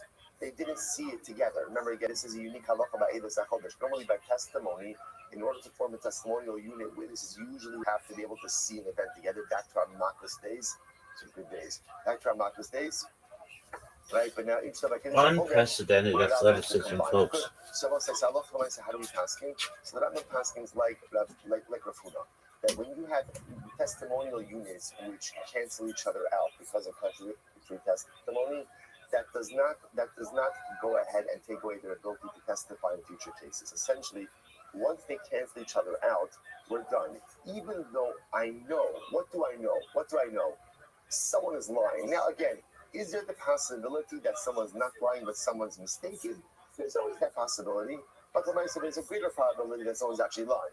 Right? But when they cancel each other out, ultimately that does not render them unfit to give testimony in other areas. So again, group 1 says Reuben killed Shimon. Group 2 says Reuben didn't kill Shimon. I said they cancel each other out, but both we paskin like Rav Huna, both are still kosher to give testimony in other areas. Incredible. Let's go. Says the Gemara. Sorry. So I say, remember again, this was the next case. I go over to the shopkeeper. I say to the shopkeeper, give me a dinar, ultimately again, of peros, of produce. And what happens? He gives it to me. I say that he says to me, okay, give me my money. I say, I gave you your money and you put it in your money pouch. What's the halacha? I have to swear that I paid him the money. So says the Gemara, when do I have to swear? When do I have to pay? When let's say the produce is piled right in front of us, right? So again, shopkeeper piled the produce. I say, I'm about to take it. I haven't taken it yet. Shopkeeper says, hold up, give me my money. I say, I gave you your money. Put it in your money pouch. He says, you didn't pay me. Then I swear that I paid him the money and I can take the produce. However, but if halacha l'maisa, I already have the produce. I have the produce. I put it in my shopping bag, right? I put it in my what do you call it? That cart that you push. What? My agala, right? I put it in my little cart, right? So l'maisa again, l'maisa. So then in that case, it's a motzi mechaber lavaraya. In that case, since I already have possession of the fruit, again, then the reality is possession is 9 tenths. Right? And therefore, again, if the shopkeeper wants to say that I didn't pay, ultimately the obligation is on him. So it's a very important piece of halacha. So when do we say that I, the purchaser, am obligated to take a shmur that I swore? That's when I did not take possession of the produce. But if I already took possession of the produce, then the obligation of the burden of proof shifts to the chenei, to the shopkeeper. And if he wants to claim that I did not pay him, the burden of proof is upon him. Excellent. Next, Amr Shulchan Tain. So I'll say, so then, remember again, we had virtually the same exact case with the money changer. Right? What was the money changer? The money changer was, I go with the money changer, I say, give me change for a dinar. He gives it to me. He says to me then, okay, now give me the dinar. I say, I gave it to you and you put it in your money pouch. Right? He says, no, you didn't. What's the halacha? I have to swear that I paid him. So says the Gemara, I don't understand the truth. I must say it's the same case. It's the same case. Right? Pretty much, again, the money changer case and the chenveni case is the same case. Why do you both? I'll tell you why. If you would have just with the first case of the produce,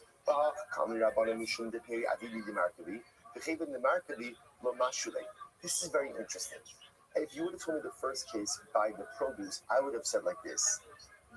I could hear that there could be a case of produce where the shopkeeper would be willing to physically give it over before receiving payment. Why? This is fascinating. Because produce rots. When you're a chemin, when you're a shopkeeper, what do you want to do faster than anything? Cement the sale. How do you cement the sale? Right? Again, well, if you give over the produce, ultimately, again, to the purchaser, he does have ball. Ultimately, again, it's given. So once I say you can see that. So therefore, I can see the case of produce. How you can have a case of where produce was given over even if payment wasn't yet tendered. I could see that. I could see that. However, again, about most of America, came a module that I didn't know. Now, again, I'm saying the case of money, where I'm changing money. Chances are let's analyze this from an athletic point of view. Until he receives the peanut, right? He's not giving over the change. Now, Let's analyze this for real. And therefore, kind of comes Okay. You got these muscles, this body, this mind equals perfection. Okay? Look at this move. Next. Look, now we're going to come folks, to take us less than 11 minutes. Okay. Folks. So again. Folks. That's all right. That's okay. So remember again, so the halacha is, the Mishnah spoke about this idea that folks, I'm going to summarize this for you in the best way I can. This idea that this might be the most athletic thing we've ever had the opportunity to witness. Again, we'll say that lashon of yisomim not pay. Like in other words, the concept that we've seen over and over is what? If you want to extract from yisomim, you have to require shua. But the lashon of yisomim only pay. What does this mean? The says miman. Who are they collect? Who are the yisomim collecting payment from that they need to take a shua? So maybe if you want to say that, we'll say maybe the case is like this: that right, Father Yaakov died. He left behind sons, Reuben and Shimon. Now Yaakov had lent money to Zvulun. So now again, when Yaakov died, Reuben and Shimon, his sons, want to collect money from Zvulun. So that would time of the vineyard Shua. Avun Shekam Lo Shua. I don't understand. If Yaakov was alive, Yaakov could collect from Zvulun without a Shua. Why? Because what does Yaakov have? What does Yaakov have? A star. So if Yaakov can collect without a shua, so why should Reuben and Shimon, the kids, why should they require a shua? That's what it needs to say. So what's like yesterday's that? But says, oh no, what are we talking about over here? We're talking about Yisomim who want to collect from Yisomim. So this is orphans collecting from orphans. So the halacha is you can only collect with a shua. So what are we talking about of this? Well, so now this is a little bit of a repeat from what we saw in yesterday's daf. So that was Shmuel Darin Tarbai. It's very important. Lo Shanu Ella. When do we say that Yarshim required a Shavua collect from other Yarshim? That's only when Lo Shanu Ella Shemes Malva B'chaye Lova. That's talking about again where we'll say a case of where the lender predeceased the borrower. Right? So Father Yaakov is the lender. Yaakov lent money to Zvulun. Yaakov died.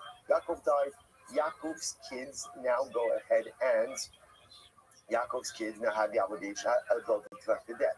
After Yaakov died, Zvulun died. So now Yaakov's kids are coming to collect from Zvulun's kids. Okay, so what's the halacha? The halacha is that Yaakov's kids can only collect with the shua from Zvulun's kids. Now the novelty over here is even though, again, what do Yaakov's kids have? What do they have? They have the star. But remember, again, I will say this is all embedded in the idea or in the concern that Yisomim aren't necessarily well versed in the affairs of their father. So therefore, the shvur is kind of like just like this fail-safe to ensure that this loan wasn't collected beforehand. Okay, so it's like that's not law. So again, so the concept of essentially the Yisomim of the malva, the lender, collecting from the Yisomim of the loan is very important. Is when the borrower is when the lender predeceased the borrower. Okay, watch this. Oh, okay. Now, however, if the borrower predeceased the lender, then it was like so now watch this. Let's say Zvulun's the borrower. Zvulun died first. Okay, so now what happens? And Yaakov's alive and kicking. Yaakov's good. Now, if Yaakov wants to collect that debt from Zvulun's estate, what does Yaakov need? A shua. Because remember, you could always only collect property from Yisomim with a shua. So ultimately, again, if Yaakov wants to collect, he needs a shvuah. Now watch this. And if Yaakov subsequently dies, get ready for this. Ein adam morish shvuah libanav. A person can't bequeath, a father can't bequeath a shvuah to his son. Now, I'll say what this means, and this is fascinating. This is fascinating, right? So since already, when Yaakov was alive, if Yaakov wanted to collect the debt from Zvulun's kid, he would need a shvuah. When Yaakov dies, shvuah is not an inheritable right. And therefore, again, interestingly enough, because there was already a pre-existing obligation of shvuah for the collection of this debt, when Yaakov dies, ultimately, again, he can't pass down that obligation of shvuah. In other words, his kids can't take that shvuah. They can't take the shvuah of their father, and therefore, effectively, the debt is uncollectible, which is quite fascinating. So again, just to highlight this idea as well. So this is Rav and Shmuel, right? So again, the Mishnah is teaching me. Let's just get this straight. The Mishnah is teaching me that in general, when Yisomim want to collect from Yisomim can only collect with a shvuah from other Yisomim. Rav and Shmuel says, what's that case? That's a case of where the lender predeceases the borrower. So now again, Reuven and Shimon, Yaakov, the lender's kids, are coming to come, right? So Yaakov dies, the debt is inherited by his sons. They have the shtar. Then Zvulun, the borrower, dies. So ultimately, again, Yaakov's kid from Zvulun's kids, they have the shtar, but they also need the shvuah. What Rav and Shmuel say is you have a case of where the Lova, the borrower, Zvulun, died before Yaakov. So that means when Yaakov is alive, the only thing Yaakov expected to do the shvuah. When Yaakov dies, that shvuah, that Yaakov would have had to take is not transferable to his kids. So therefore, again, Ein Adam, the Lashon over here, Ein Adam Morish Lebanav. A father cannot bequeath a shvuah to his son, and therefore, halacha l'maisa, the kids of Yaakov, of the lender, can't collect. I want to say, take a quick look at Rashi. Nischayid mal b'shvuah. Rashi says, "Shel eskava klum shanifra min yisor filu b'shtar tzarek shvuah." So remember again, when Yaakov was alive, if Yaakov wanted to collect the debt from Zvulun's kids, Yaakov would have to show up. Yaakov would have to swear. What would he have to swear? I swear that I never received payment from your father. Now again, what's the novelty in that shvuah? Because what is Yaakov holding on to? He has the shtar. Now again, remember, in a normal case of a loan, I go over to you, I lent you $1,000. I'm going to say, pay me back. You say, I paid you already. All they need to do is what? All you do is what? Without that shtar, and we're done. The conversation is done. Because again, whoever has that, but you solim the halacha is because I'll legislate it. If you want to collect your orphans, you have to take a shvuah. So therefore, again, go back to Rashi. So therefore, when Yaakov showed up on Yisum, you have to take a shvuah. Tzak shvuah ve'ein adam morish mamon shemechuyev alav shvuah lebanon. Listen, here it is. A father does not bequeath money that is bound by a shvuah to his sons. It's very simple on both sides. What was the shvuah that Yaakov would have taken to the sons of Zvulun? What was the shvuah? I swear that I never received any payment from your father. Okay. Now when Yaakov dies and his sons inherit that debt, the sons can't take that shvuah. Why can't they take the shvuah? Why not? They don't know. So because they can't take that shvuah that their father was already obligated in, therefore effectively the debt becomes uncollectible. Incredible. So let's say I will just point out something very beautiful. Over here, Ein Adam Morish Shvuah Lebanav. A person cannot bequeath a shvuah to his son. That is true, I will say, except for one major shvuah. The shvuah that we took at Har Sinai, ultimately again to be bound to HaKadosh Baruch Hu, right? We saw this in the Sefer Shvuos. Right, remember again, why is it that when you take a shvuah, right, to go ahead and uphold the mitzvah, I swear I'm going to put on tefillin today. Why is that shvuah null and void? Why doesn't it work? Why? I'm mushva va'omed. Ultimately, again, I'm already adjured. And I will say, but how? I wasn't there. I have seen again. My neshama was there, but again, I inherited that shvuah from my father, who inherited that shvuah from his father, who inherited that shvuah from going all the way back to Har Sinai. So as much as Ein Adam Morish Shvuah Lebanav, that's true except for the greatest shvuah of all, and that's the shvuah of Har Sinai, which we got from our fathers, and that's which we will be zocher to pass down to our children. Shalchot Toidim Elazar. Shvuah Zu Maktiva.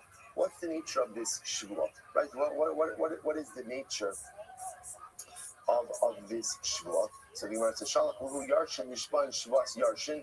And no, okay, so what's like, okay, this is where it gets really exciting over here, right? So essentially, Rav and Shmuel say like this. In any case where the borrower predeceased the lender, right, and then the lender dies, the debt is uncollectible. Why? Because since the only way to have already collected that debt was through a shvua, right? Yaakov couldn't collect through shvua, and the kids can't take that shvua of Yaakov, therefore the debt is uncollectible. But Elazar comes along and says, what are you guys talking about? I don't understand. There is a shvua. But Elazar said there's what's called shvuas yarshin. What's shvuas yarshin? What's shvuas yarshin? Shvuas yarshin, unless we saw, is a shvua where Yarshin said, to the best of our knowledge, our father told us that, right, that this was not collected. So it's like, that's a shvua. Now, in general, by the way, whenever Yarshin are going ahead and collecting from other Yarshin, that's always the oath that they're taking. Let's say, let's flip this over for just a second, right? Remember again, let's say that Malva died first, right? Let's say ultimately again let's say that Lender died first, Yaakov died first, right? And then Malva died. So what's the halacha? That's the case of our Mishnah. What's the halacha? Yaakov's kids are going to go collect from Zvulun's kids. They're still going to need a shua. That's the Mishnah. What's the shua they're going to take? What's the shua? We swear that to the best of our knowledge, this loan was never repaid. And then they repaid. So Rabbi Elazar says, I understand. So just because Yaakov became obligated in a shua, I understand his kids can't take that shua. Let them take a typical shuas yarshin and let them collect the debt. So it looks like fundamentally we've seen Rav and Shmuel and Rabbi Elazar. Rav and Shmuel ultimately saying that in any case where the borrower predeceases the lender, since the lender was already chayiv shua when he was alive, then he died, he can't pass down that shua to his kids, therefore the debt is uncollectible. Rabbi Elazar says, what are you talking about? Just let Yaakov's kids take over. Granted, Yaakov's kids can't take his shua. But what? They can take their own shvua and let them collect the debt. Shalchol b'mei Rabbi. Shalchol b'mei Rabbi Ami. So Moshe, so ultimately again, so they sent this. Shalchol b'mei Rabbi Ami. Amar kulei hay shalchilei va'azli. Yashkichan taima milo shalchilanu. So ultimately again, this is very interesting. So they sent this question to Rabbi Ami, right? So they're trying to get Rabbi Ami ultimately again to decide, and I will say to understand. This is big stuff because this is going to render some major portion of loans uncollectible in these cases where both lender and borrower die. So they sent Rabbi Ami, right? There's Rabbi Ami, do you have any new developments? Rabbi Ami essentially says, Chevra, if I had something to share, Look I at would this share. motherfucker. Look at this athleticism. Me the same I'm really question, trying to summarize this shit for you as best I can, but really. Rabbi Ami, name of also, even though I don't necessarily have a halachic decision in this machlokas, Rav and Shmuel versus Rabbi Elazar, but let me share something with you.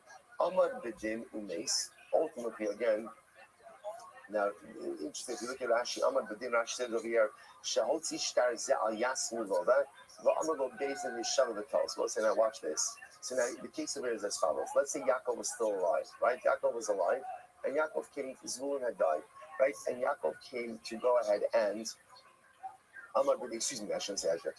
Amar B'din. Right, so again, they started the Din Torah. Rashi says, "Shahotzi shtar ze al yasmi lo." The Amar lo Beitin is Shabbat v'tol. So right, so again, they took out the shtar, and Beitin already told the lender, go ahead and swear, umeis, and then the lender dies. So the lender died before the oath was ever taken. So essentially, over here, so in this case over here, Yaakov came to Beis Din to collect the debt from the sons of Zvulun, right? It was Beis Din said, okay, Yaakov swear. Yaakov died before he had the oath. So again, Yaakov's kids can't collect the money. Why? Because they can't take the oath of their father, like Rav and Shmuel. Lo amad b'din umeis yarsh umeis. What happens, however, if Yaakov didn't try to collect the debt? Oh, you. And then he died. FTW. Oh, you FTW, baby. So that's the Oh, you. That the only time FTW. gets passed down from Yaakov to his sons. I should say, the only time that the sons of Yaakov are unable to collect the debt is when the obligation for Yaakov's shvuah was already triggered. But if Yaakov did not trigger that shvuah, then ultimately, again, Yaakov's kids can collect the debt with a typical Shvas Yarshi. Fascinating. So Maskef Rav Nachman. So Rav Nachman is the kasha. Babies. Is it the days when it obligates Yaakov and the Shua? Oh, No, rejected. No, the Shua obligation is triggered when?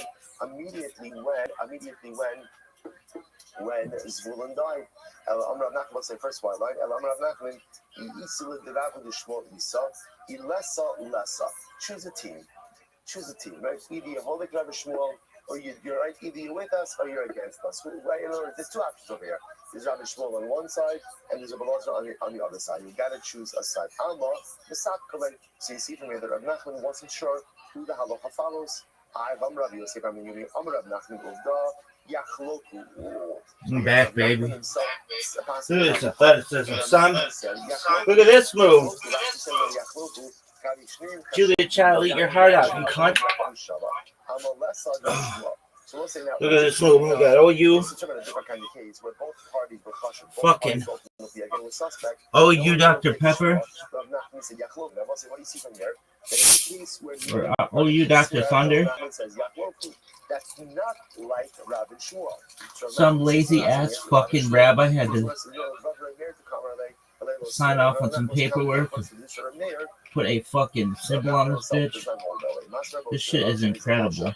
Now this is a different case, right? So this is a case of an almana, a widow who did not collect her ksuba, right? So she died. Now she dies. What's that halacha?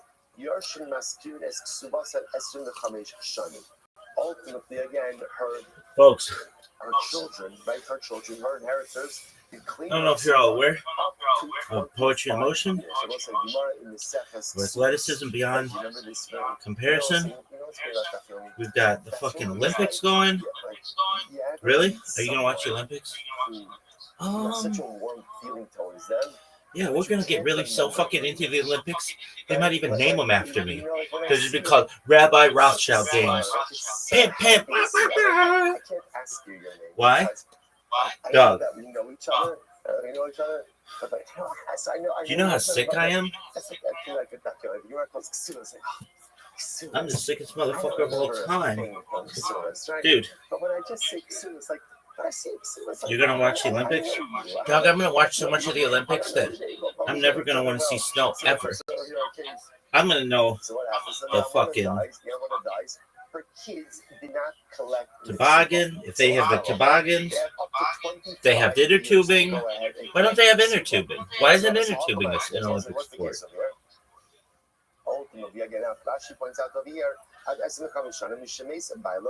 Why?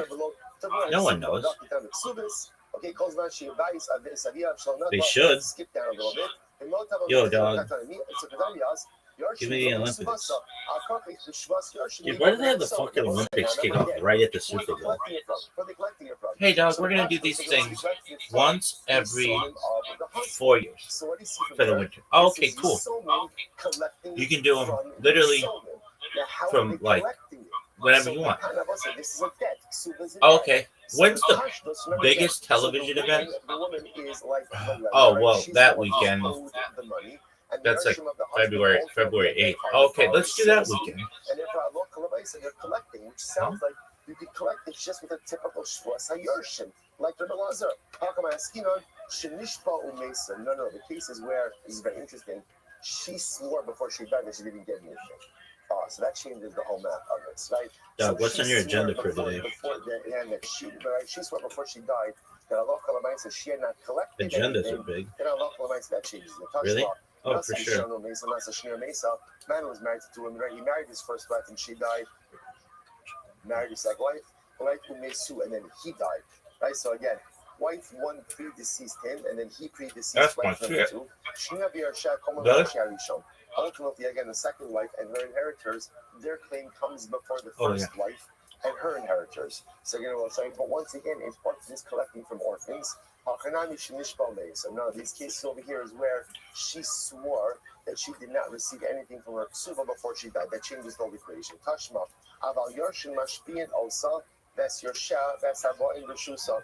ultimately, what's in the case, the husband's heirs, right? The husband's Yarshim have the ability to adjure her and her heirs and anyone who comes in her stead. Or Shmaya, Mitzdadim Katani. Oh, there are two different cases. Osa Ba'almana, Yarshem Bedusha. The Osa case is talking about a widow case, and the Yarshim case is about a Dusha case. Master of Nasmarushia. Yes, so again, all it's pointing out over here is that Halakha Lamaisa, these are not typical cases ultimately of Yarshim collecting from Yarshim. So we're going a little bit fast. Master of Nasmarushia. So sometimes again, a son is given. How into the fucking Winter Olympics are we getting? I'm gonna be balls deep in that motherfucker. Are you gonna watch figure skating? Fuck yeah. I'm gonna memorize it. A son has the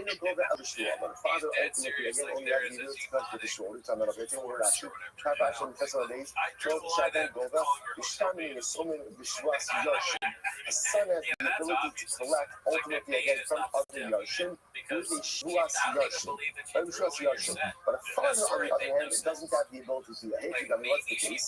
The case is talking about a case where the borrower predeceased the lender. Or let's say again, that's the case where the father would be tied to Shua. You get Katani, Shaben Gova Bein B'Shua, Bein Shema B'Shua. And it's saying that a son has the ability to collect both with a Shua and without a Shua. The Shua, Shuas Yarshim. Shalom B'Shua, Shimon Amiyah. Ultimately, again, but with the Shua, both sides, what are you talking about? That's a Shuas Yarshim. That's a Shuas Yarshim. So what like the Rabbazar? That Allah Kamaisa, a son has the ability to collect, ultimately, again, just with the typical Shua that says, I swear, my father never collected his debt. Or Yosef Kamani, his opinion is this, Shama Yid Amri, Shkara Omi Legavos, Kidabel Dami, is a different position. That's the Shama. And Shama said that in general, that Allah Kamaisa, any debt that is only to be collected, is as if it is collected already. And if Allah Kamaisa, again, a simple Shua, a Yoshin will do. Okay, if we're not going to just do online and part of one fast, and so keep in mind, all of this is fundamental methodology we're talking about. They're coming to Surah. All of the rest of stuff. They're not going to went to Surah. And they're going to have to stick in things. Amrulay, Leisima, Naakir Lahag Rav Shmuel. What's his incredible? It says, it is time for you to uproot the ruling of Rav Shmuel. What's that? Okay, so again, just remember. All of this, and I apologize that we went quickly, but all of this is centered on one simple machlokas. The shayla is as follows: when the lender dies, right? When the lender dies, and the lender, in order to collect, already himself would have been obligated to take a shavua. Now, when would that have happened? That would have happened when a borrower predeceased the lender. In that kind of case, and now again, Yaakov, the lender is alive, the borrower's Zebulun died. If Yaakov was correct, that he would require a shavua. Yaakov now dies, and therefore, again, that debt is inherited by his kids. Are his kids able to collect that debt? Rav Shmuel say no. Why? Because since that debt was already collectible by a shvua, therefore, any of the more shvua a father can't complete the debt to his sons, and therefore, the debt itself is totally uncollectible. Totally uncollectible. The Velazar says it's not true. Although the sons can't take the shvua of their father, the sons can't take another shvua. What is it called? That's called the shvua hayarshim. That's called the shvua of inheritors. And what does that shvua say? To the best of our knowledge, our father never received payment from his debt, and therefore Allah should be able to collect. Mosai, that's enough, I guess. That's what we have not yet resolved in the Hashem resolution. And last stop on the second shvua, so let's finish on the top is tomorrow. Go ahead. He shows up, and now I see what he's got a presence. Not that time. This is another thing. All right, guys, good everyone. All right, now let's say that it's solid to be here, safety, security, and tremendous hot dog of the quality stuff. Out the window, this one's doing well. Just one hit of weed out the window. He comes in our room. Come on, shake And I'm thinking when he goes, hey, Jerry, I know you got weed. I said, I got a one-hitter. I got to get away. Right? So he takes the one-hitter. Now, in my head, I said that's his husband. He's like, when he said the weed thing, he laughed hard. Like, he laughed at the Chris Farley wanting to smoke weed thing. And it is kind of funny, honestly. But I don't know if that's what Burr is going for.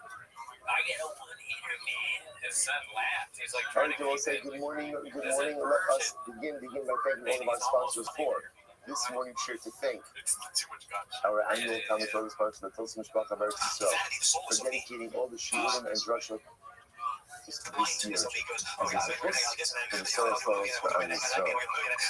Our Talmud Torah sponsor, Stephen Karizim, and letting know to his mother Doris Zim Devora back for Yisrael Yos, on the occasion of her 50th birthday. The merit of our Talmud Torah, all of the Neshamos Chagam, the families in the Chagam, all those who need a refresh, have a bit of kosher and Yisrael. For Rosh Hashanah, Hashem is home, our hostage, B'Shalom and B'Karim, to allow our holy soldiers in the air and land and sea and nature Hashem to be successful. The whole Amasei Day, which is shower divine protection and guidance upon our brothers and sisters in Eretz Yisrael, and Halabai, we should be zocher to a week of decisive victory and shalom for all of Israel. So let's say with that, let us be with a lot to do today.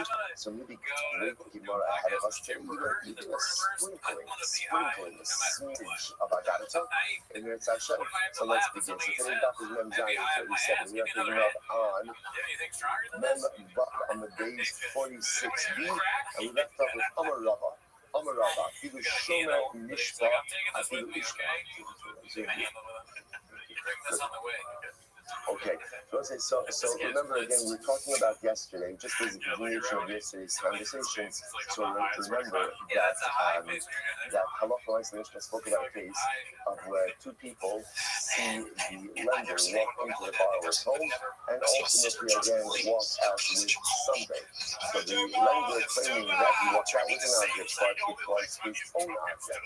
It was his, and ultimately again the borrower claiming that no, it was mine, and unlawfully seized it. The halacha is that the borrower is able to go ahead and take a shvus hasis and be able to go ahead and reclaim that which was lost. So the Rava just gives a little bit more of a qualification. It's afilu shomer nishba. By the way, who else has the ability to swear over here? Even a shomer, even a custodian. What does this mean? Look at Rashi. Afilu shomer nishba. Amas nisim koi, v'rakum yishnaim shenichnas isot teisol l'mashkelo, shelo b'shos afilu shomer habayis ne'eman yishor v'yishalem zeh. It doesn't have to be the balabayis who swears, but even let's say, for example, I know he has a butler. He has someone who watches the house. So the mice again, even that person would swear that the lender walked in and walked out with something belonging to the borrower. So the mice would write up. I can show me the side. I can show me the spot. I can show me the spot. Even the wife of the shomer has the ability again to swear to the effectiveness of this claim. Incredible. Write up. You really keep in mind. So what about let's say again the hired worker? Right? So the people who really get a hired worker. The laborer, right, who works for the balabayis, is such a person believed to go ahead and swear, or is he permitted to go ahead and testify that the lender walked into the house and walked off with a mashkol, so which the Gemara says take it. That we're not sure since he's a hired employee, is there some type of conflict of interest over there? Let these estimates. Only of Gemara and Rashi. Kano v'kasa v'kasa v'kasa. So you see all this interesting stuff. So again, remember, let's say I'm claiming that you didn't walk into my home and took something of mine. And again, we'll say all we have is circumstantial evidence in these cases, right? We have witnesses that say that we saw you and walked into my house, and then he walked out with something. What he walked out with, we have no idea. And the circumstances as to why he walked out with it, we have no idea. Remember, you don't have to leave up to seizing this item. Yes, he walked out with something, but it says, I'm claiming he's going to send you something. So the rest of it is what happens if I claim a value to be a very expensive item. So for example, I stole moving to my house, and the stole off balance for I'm going to look at the shop and look at silver dollar. Like he stole something.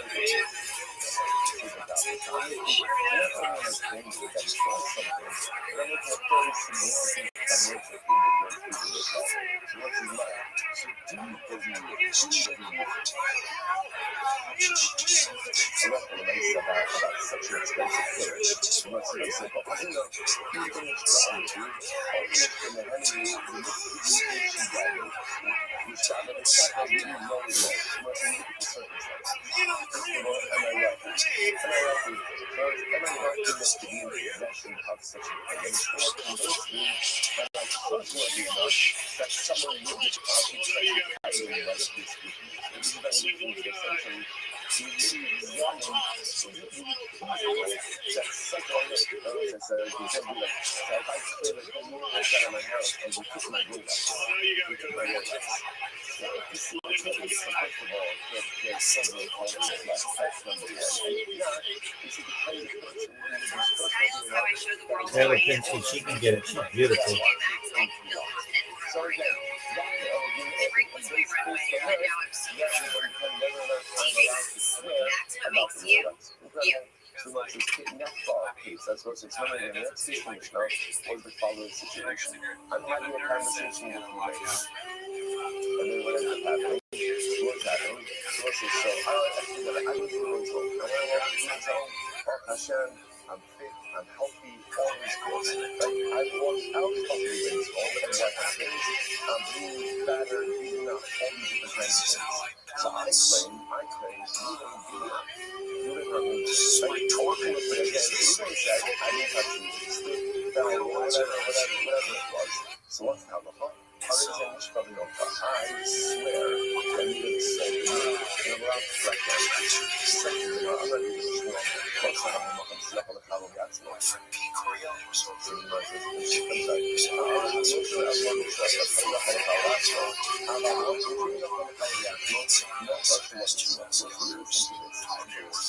when you say that I'm obligated to only the occasion injuries could have been self-inflicted. I just in other words, there's a concern over here, so maybe they're self-inflicted, and I'm just trying to land the pavement over here. So in that case, that's where a shvua is required. But technically speaking, the injuries I sustained could not have been self-inflicted. Then I could correct them even without shvua. Fascinating. The nation still on the phone and stuff. For seconds, maybe I didn't bump into a wall. Maybe I fell down a flight of stairs. I understand that I got injured, and obviously the word self-inflicted, but how does that mean I'm losing it? Pretty much it's under the shots and then see something got ball. Again, I see what got for example, I have a bite on my back. No matter how talented you are, you think for that else yourself, right?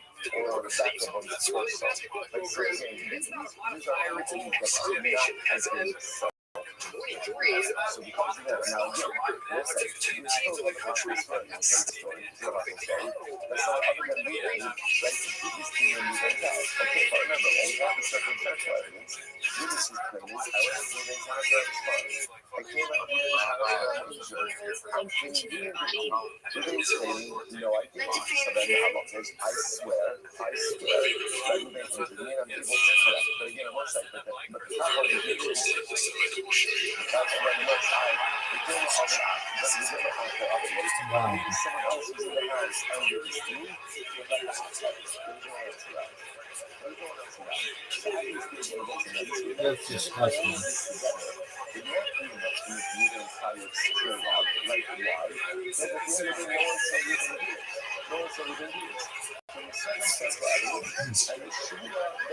That wasn't cool. Okay, so it's like, yeah, again, the interesting caveat to this sure is that this is only true if there's injuries that could have been self-inflicted, right? But if it's injuries that would not have been self-inflicted, the sure says, I can collect you without sure. Incredible. All right, so you may go across your back in the sure shot. So it's remember, the next distinction was as follows. Next distinction was, check, may go across your back. This is the situation where, let's say, once the two parties are locked in a car, one was supposed to swear, let's say the person was supposed to swear himself was suspect regarding a different shooter. So his credibility has already been compromised because it's been proven that he's only violated a different shua. So in that case, we flip the shua onto the other party. So the example that initially gave was shot. So let's just for how many of this piece of so you got a good chance of that we were taking a shua, and that we can't take the shua. Why not? Because he's already flushed. He already lied. Under oath did something different. And we can give all different examples. So I'm not going to the shua reverts back to me. So the Gemara says as follows. The Gemara says, you might have to use shua shot. Why does it bring, what does it mean even a shua shot? The Gemara says, no be by cover. No be by cover. It was for shua shimon. Versus some other excuses. Perhaps when the shua that we've been taught, something that is needed or that you want financial to make a decision that can change his life. He has to learn the hard decision. Love the habit. The have to say even only, quote unquote, only give a shua shot. Or only give a shua shot. In other words, let's say, back when we were using a shua shot.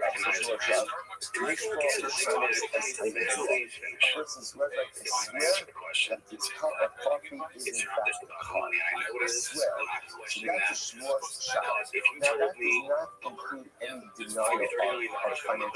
I'm never produce it. I'm going to flush it sort of like that. Even though who does look at it doesn't compromise his ability to have swear financial case. Much more than that. Like once you say something that you're not supposed to take it, even if it's true that you lie about it, there's nothing to do with the money. At the end of the day, he's going to work harder to make sure that money is smart.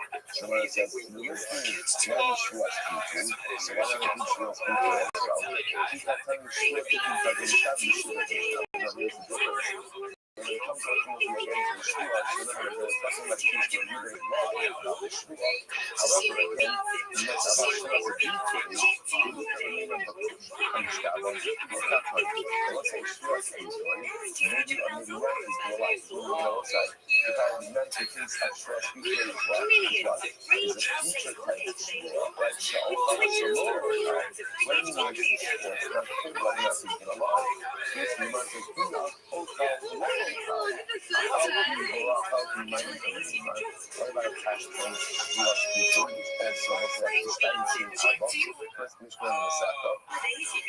What is this? At the time that he made the shua, he was specifically lying or not. Which was shot, shua shot, and anything resembling shot. Any time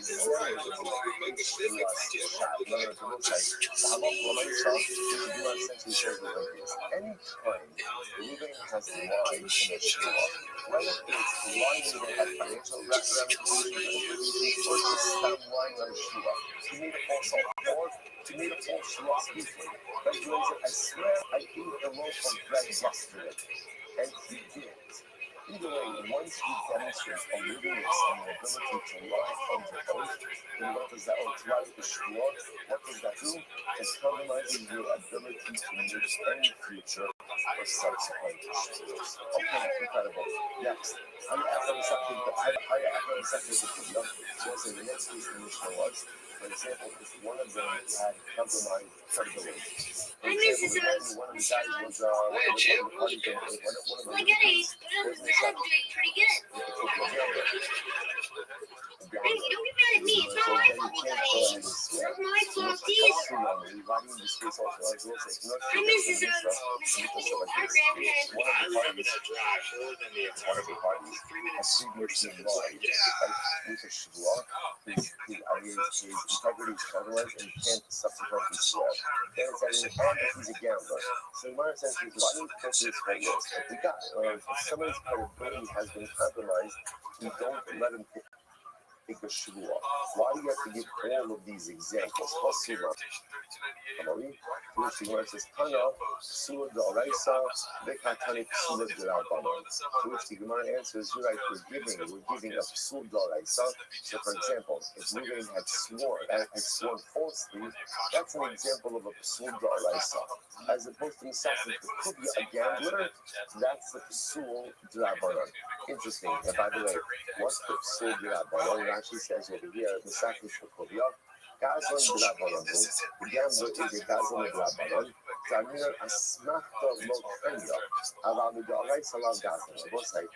is the problem with gambling? What's wrong with gambling? Now, the truth is, well, you remember second Savoda Zara. Oh, Haba Alina Litova. Right? The second Savoda Zara discusses Eino Osek B'Yeshuvo Shel Olam.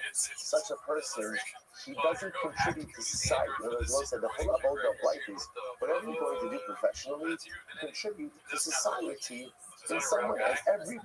Really every profession contributes to society. But a guy who goes ahead and literally again his entire parnasa, his entire livelihood is made through gambling, there's absolutely no contribution to greater society involved in that. But the Gemara also says the other problem is here's the issue. When people gamble on both sides, people gamble for one reason, and that is to win. And therefore, when you lose, you give away your money, you give away your money begrudgingly. So they'll say, therefore, the winner is a shtickle gospel. There's a little bit of theft involved in that. No, it's not reaching into someone's pocket, but it's taking someone's money against their will. That is why a gambler is puzzled with egos. That's why he can't take the shua, because he is a thief in the Rabbanah. It's a rabbinic thief, although it doesn't sound like a rabbinic thief. There might be rabbinic thieves as well, right? But the Mesa, he is a thief in the Rabbanah. Okay, incredible. So it's the same thing. Mark says Mishnah wants to give examples of people who are disqualified with the Raisa and disqualified with the Rabbanah. Next. How you try and Kashudim. So I will say this is now an interesting case we're going to spend a little bit of time on. So remember again, what happens if both parties were suspects? So let's say I'm not going to dispute with Ruben, and in reality, again, it means that someone needs to take a shivua. And now let's say both Ruben and I'm a gambler, and Ruben is a pigeon racer, right? Or you know, Ruben's previously swore falsely about something else. So what do we do in that case? So this is an interesting machlokes in the Mishnah. So the Mishnah says, Chazra Hashmuel bin Chamor de Rabbi Yossi. Rabbi Yossi says the shmuel goes back to its original place.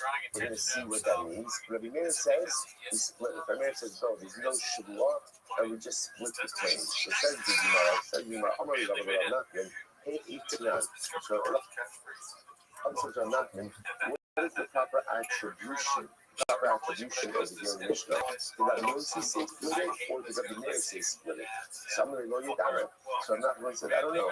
Don't put some, my brother said, what is the halacha? What do you do in a case like this? I'm going to lay, lo yedana. I don't know. It's my, I'm going to Yossi, I'm going to Nachman. Rabbi Yossi was the opinion that said that you go ahead and you split. We split it. So the Gemara said, "Okay, telling us to do about Isha, Rabbi Yossi only Yachloku." Rabbi Yossi was the opinion that said that in this case, when neither party has the ability to go ahead and take a shua, we simply split the claim. People behind me tell us, "Rabbi Yossi only Yachloku."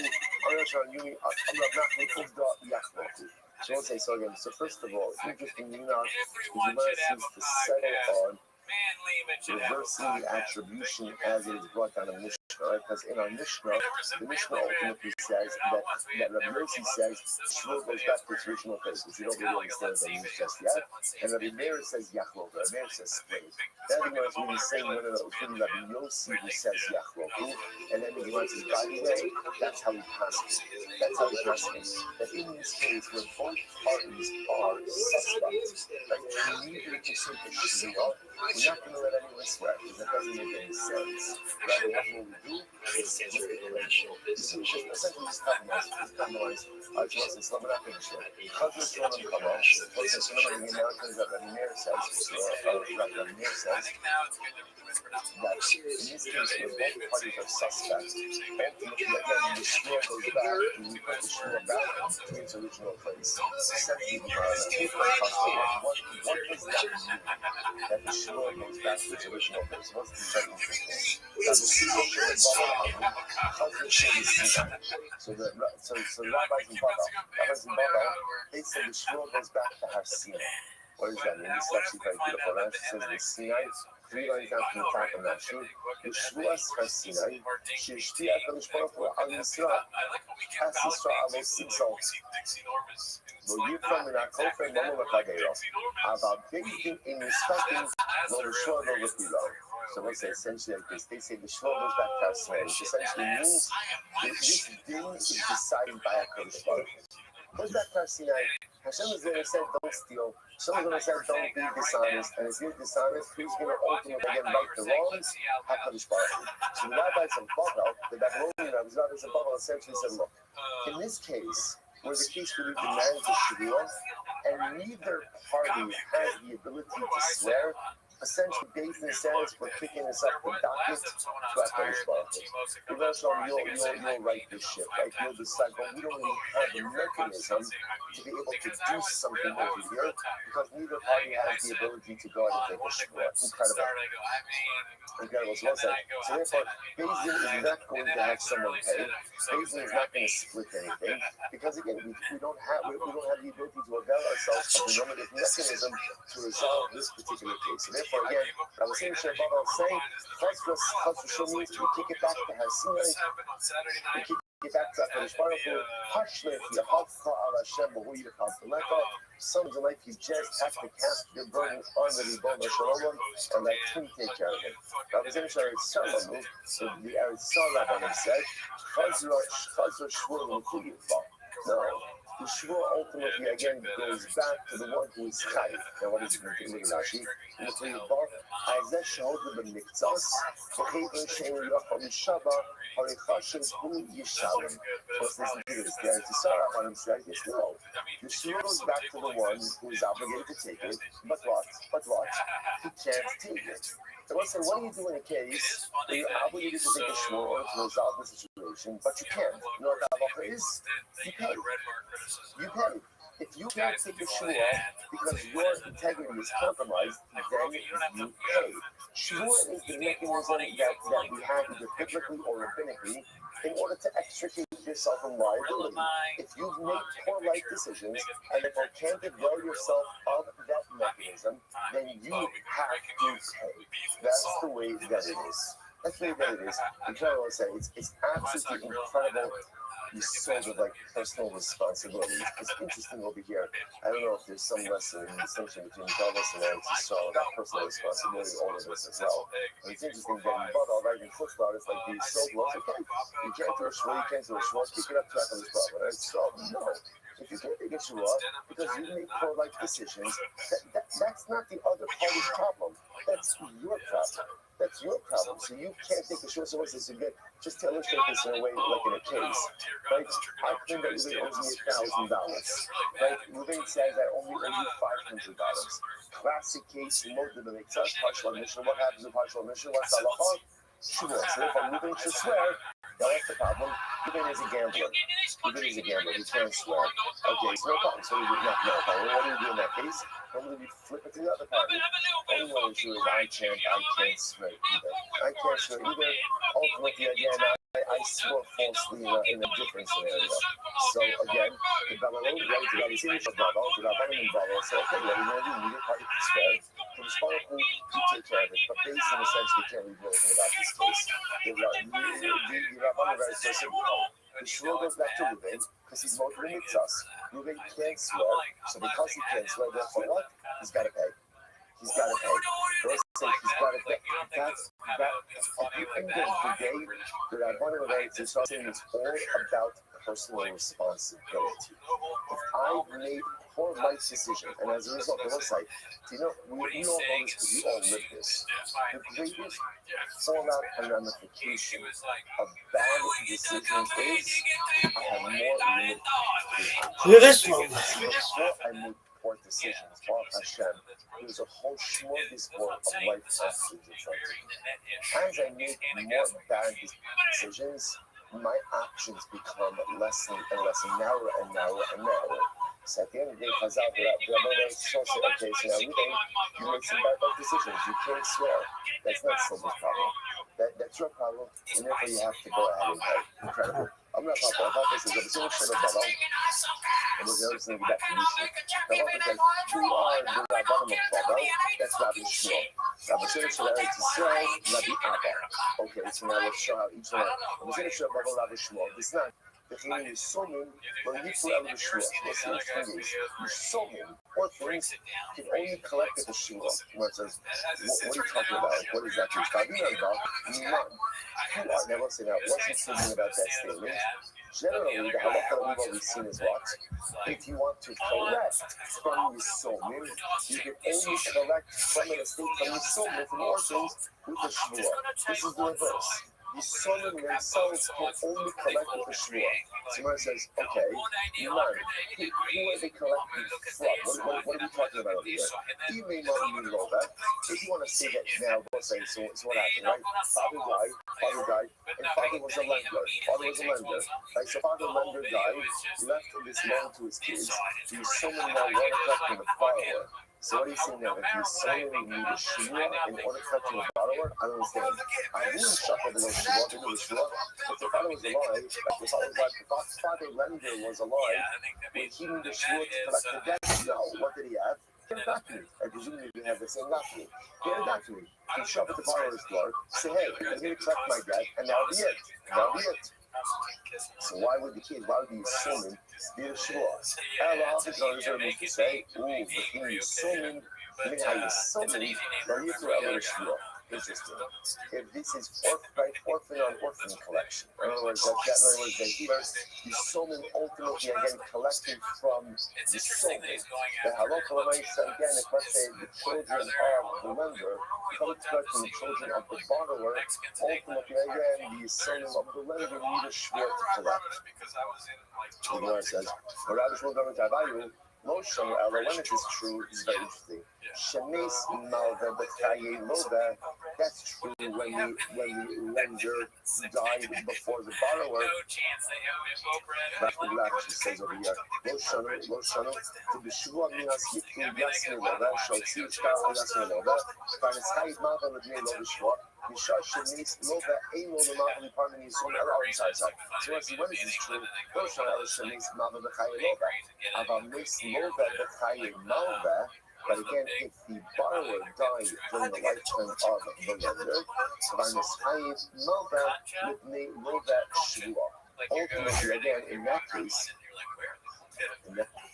already the lender, in other words, someone says, interestingly enough, if the borrower is deceased to the lender, right, that would mean again that already the lender would have been hired a shua in order to collect, because the lender would be collecting from the Yisomim, and you can't collect from the Yisomim without a shua. In that case, so again, the lender would have already been up. Obligated to collect with the shua. Adam molish shua l'bana.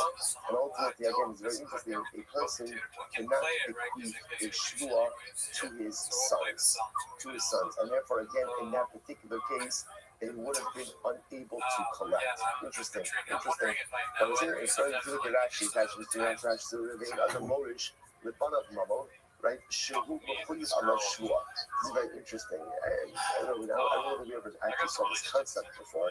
That if a father lender dies, and at the time that he died, the only way for him to have collected the debt was through a shua. That shua is not transferable. His kids now can't collect that debt with the shua of their father. Although, holding the chayiv shua is kabal, he told you, he's sending you up on a shaba, ela shelo bakami abba ve'inzu ashua mitalas alabiim. וגם יסי לא ויכול לשאול שפר אביהם כמה רב שמואל שלא יפרו alma. What's the idea here? In this particular case, Rabbi Shmuel is saying that because neither party could take the shua, therefore what? The debt is not collectible. So therefore, again, you see from here that Rabbi Shmuel argued Rabbi Sinu Shabbat, they're the Babylonian rabbis who hold that when neither party could swear what's the halacha, essentially we kick it up to that party's bar. Okay, now the Jerusalem Israel, Rabbi Abba was the exact famous case. The rabbi is very strong. He was a Rabbi Abba. Here we go. Great case. There was a guy who stole a block of who grabbed a block of silver from his friend. Also, like Kamei Rabbi Ami. So what happened? They bought the case of Rabbi Ami. Yosef Rabbi Abba Kamei. Rabbi Abba was sitting there as well. I see Chat Sahadon. The mixed up Chat Famine. So let's say, so what happened?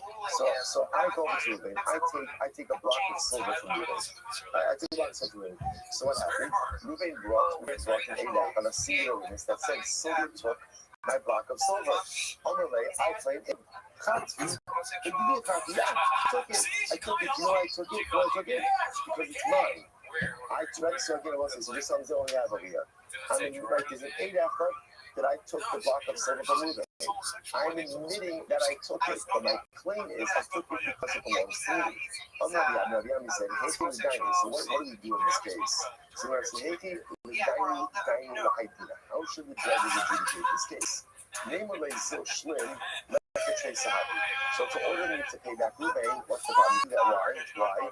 There are only two witnesses, only an Niftere, to say, okay, well, if there's no testimony, then I have no liability. We can't do that either. Why not? There's still one witness. Okay. So in general, what does one witness do? What does one witness do? Generates an obligation for a shua. Okay, but I can't swear. Why can't I swear? Even though I'm a mixed up Bakti, how do you make a gospel? You know, I can't swear.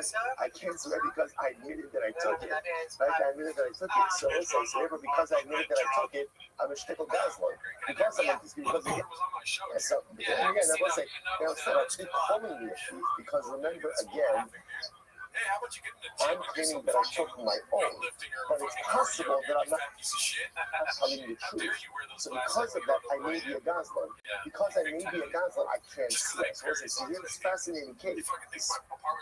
So here, we don't know what to do with me, right? Because the mice can't order me to pay because there's not two witnesses. Can't let me off scot-free because there is one witness. Can't make me take a shvua because again, I'm admitting that I took it. So what do you do in this case? I'm going to be Abba, I'm the Chayiv shvua, then Yakum Shabbat. So let's say, so really again, what should have been the mechanism for resolution of it? What should have been the mechanism for resolution? What should have happened? The person who took it should have been obligated. That would happen in a case like this, right? Then again, let's take that more classic. It's not a classic case. Well, let's say there's an AFA that says I took it, and I'm claiming no, I didn't. Right? So Ruben's claiming silver took my silver, but my bar of silver. I was getting confused with silver and silver. Right? Sorry. Right? So again, Ruben claims that silver took my silver. I claim no, I didn't. ADAC that says I certainly did. Beautiful classic case. Shuvah. What's the complicating factor over here? I'm claiming I took it.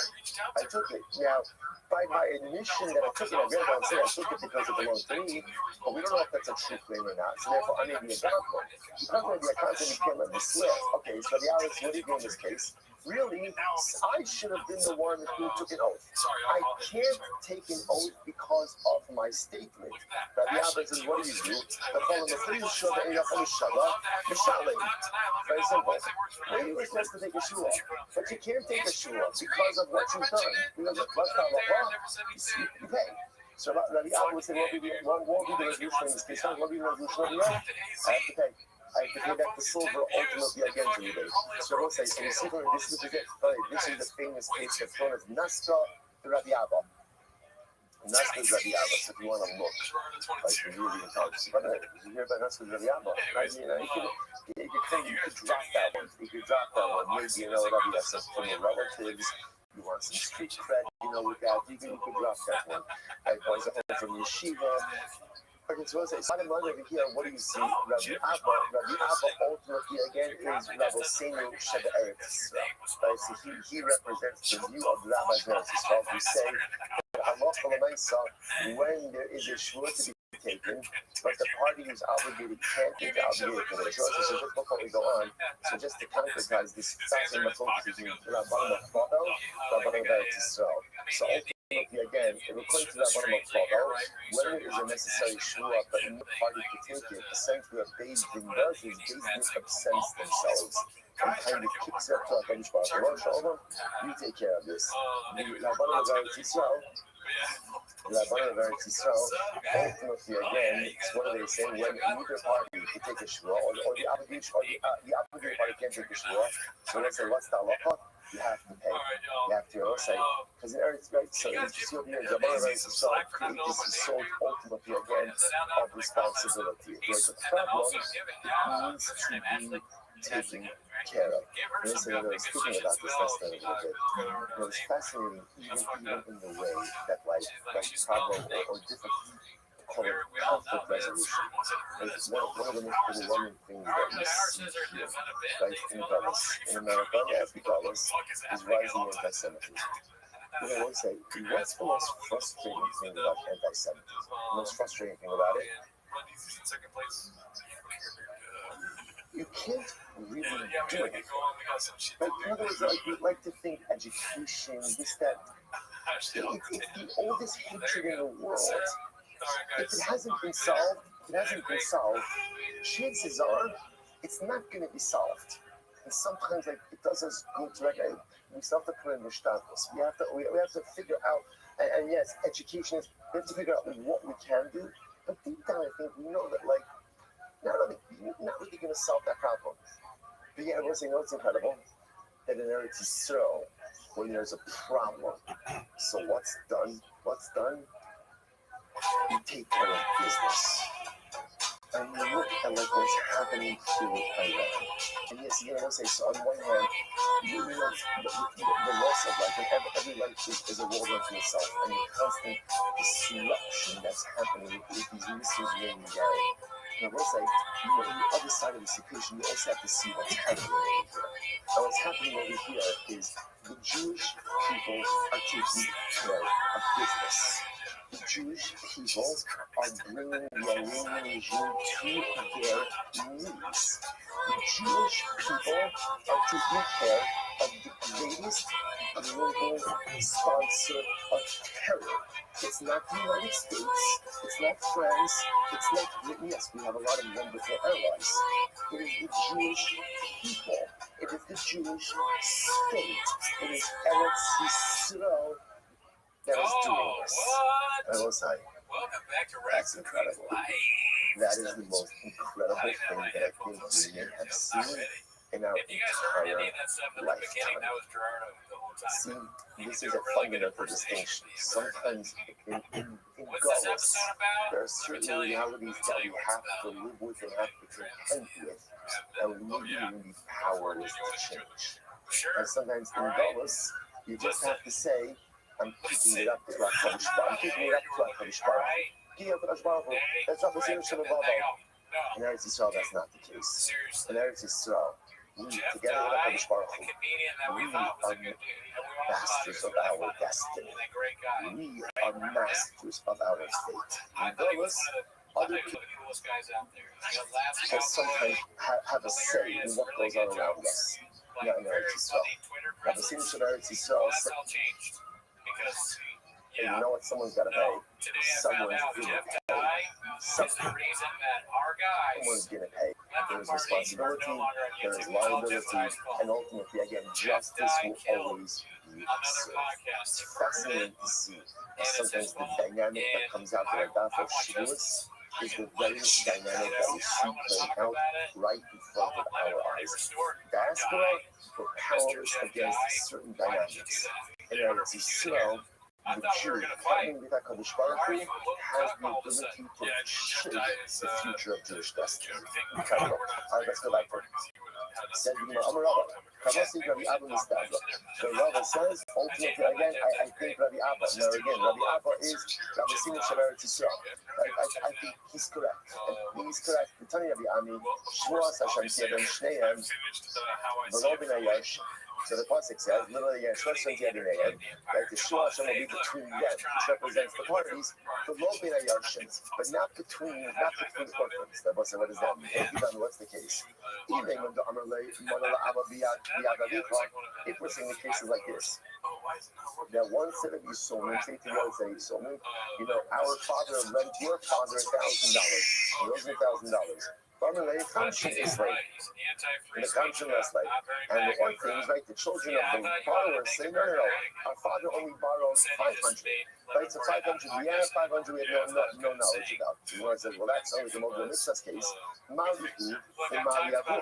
So I say, so ultimately, again, look, if the children of the borrower, Rashi says, they're making a case, they're making a definitive claim And why shouldn't that be a classic as a mode of the mitzvahs, in which case there should be an obligation for Shavuot, which was rather, here's the case.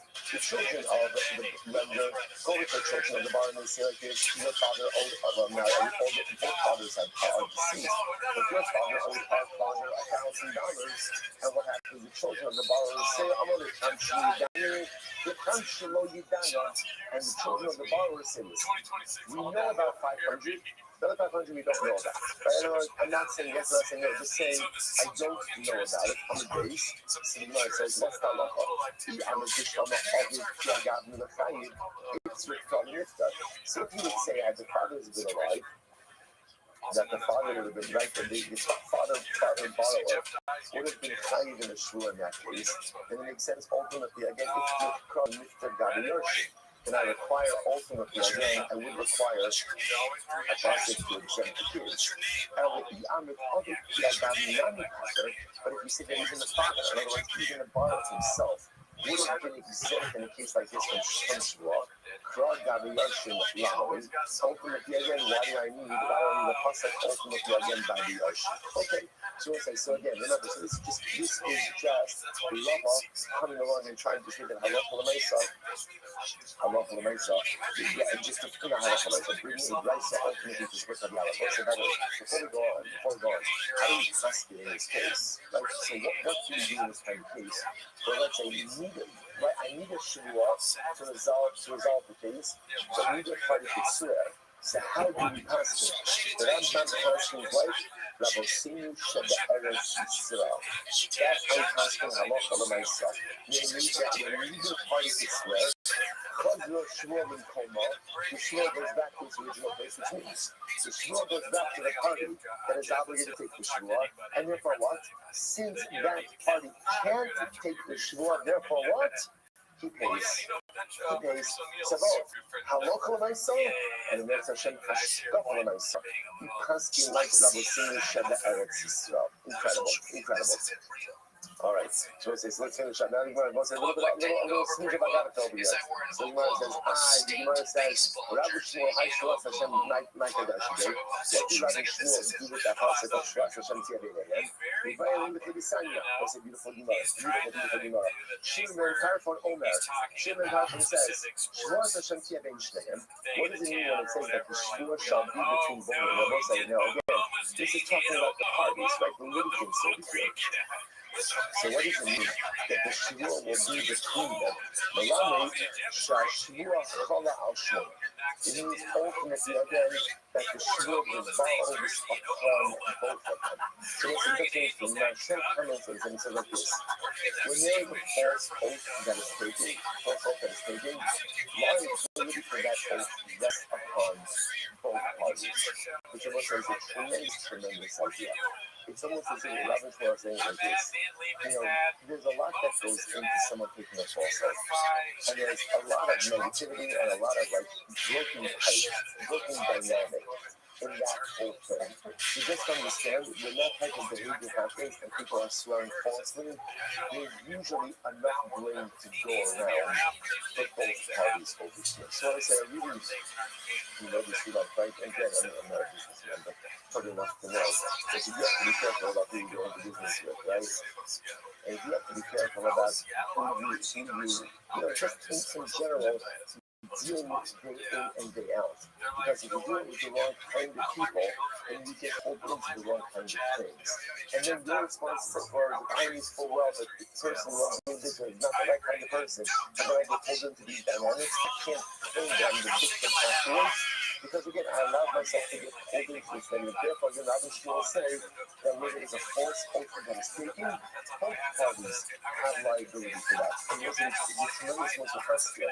Because what it says is, I am responsible for the type of people I keep company with, and I am responsible, again, for the circumstances that I allow myself to be a part of. Like sometimes things happen, and we're like, oh, I'm the victim. Sometimes I'm the victim, but sometimes I'm not, because I allowed myself to be part of certain dynamics. Okay, I thought they were going to go a certain way, and they kind of went sideways. but I'm responsible for embedding myself in certain life realities. And once I get ready for this, so you say, I'm shouldn't have talked about as her okay, I can know it now. So this is very interesting. How do we know? Obviously, all of us know that it's prohibited to commit adultery. Right. Going to Turkey, I've seen friends that did that. And then like a lot of blank stares over there. I'm a little bit nervous. One of the 10. One of the 10. Right, so now I can adultery. You must listen to this. How do I know that I'm not allowed to be a facilitator of someone else's adultery? Now, listen, now literally Rashi says over here,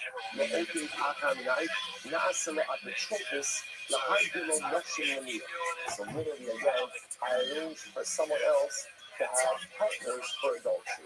I'm the facilitator. I'm like the shotgun. Right? So how do I know that this is wrong? In other words, here, I'm not committing the Avera myself, but I'm enabling someone else to commit the Avera. The pasuk says, literally, don't commit adultery. But you also be vocalized as Mosaic, which means don't be the facilitator of adultery. So don't say, by the way, so say to yourself, I don't know, it sounds kind of obvious. Don't say, what it's saying is like this, you can also apply this in the case of, I know that someone's doing something wrong, I keep a secret, right? I go ahead, or I cover for them. The idea over here is, not only can I not commit averas, but I can't be the facilitator or enabler of other people's averas as well. And if I do so, there's liability for that. We also get into this. Let's say that so again, the pasuk literally says over here, Moshe Rabbeinu, giving Moshe to Klal Yisrael. Right? They say Ragnu Ba'alechem. So you went ahead and literally again, you gossiped, or you denigrated in your tent. The Gemara says, what does this mean? Shomen Takon Omer, Hartem, Udinisem Ba'olo Shamocho. You spied out the land, and then you denigrated, ultimately again, literally means you denigrated in the tent of HaKadosh Baruch Hu. Now listen, this week's parasha, the Meraglim. So Moshe Rabbeinu was giving Muslims word to Klal Yisrael about the Chidron. We'll say, I just want to point out how incredible is this. And I'll say, I just want to say, okay, we have these types of meetings all the time. I just want to point out, just understand, Shavuos, I've got a little bit of feedback about Shavuos, right?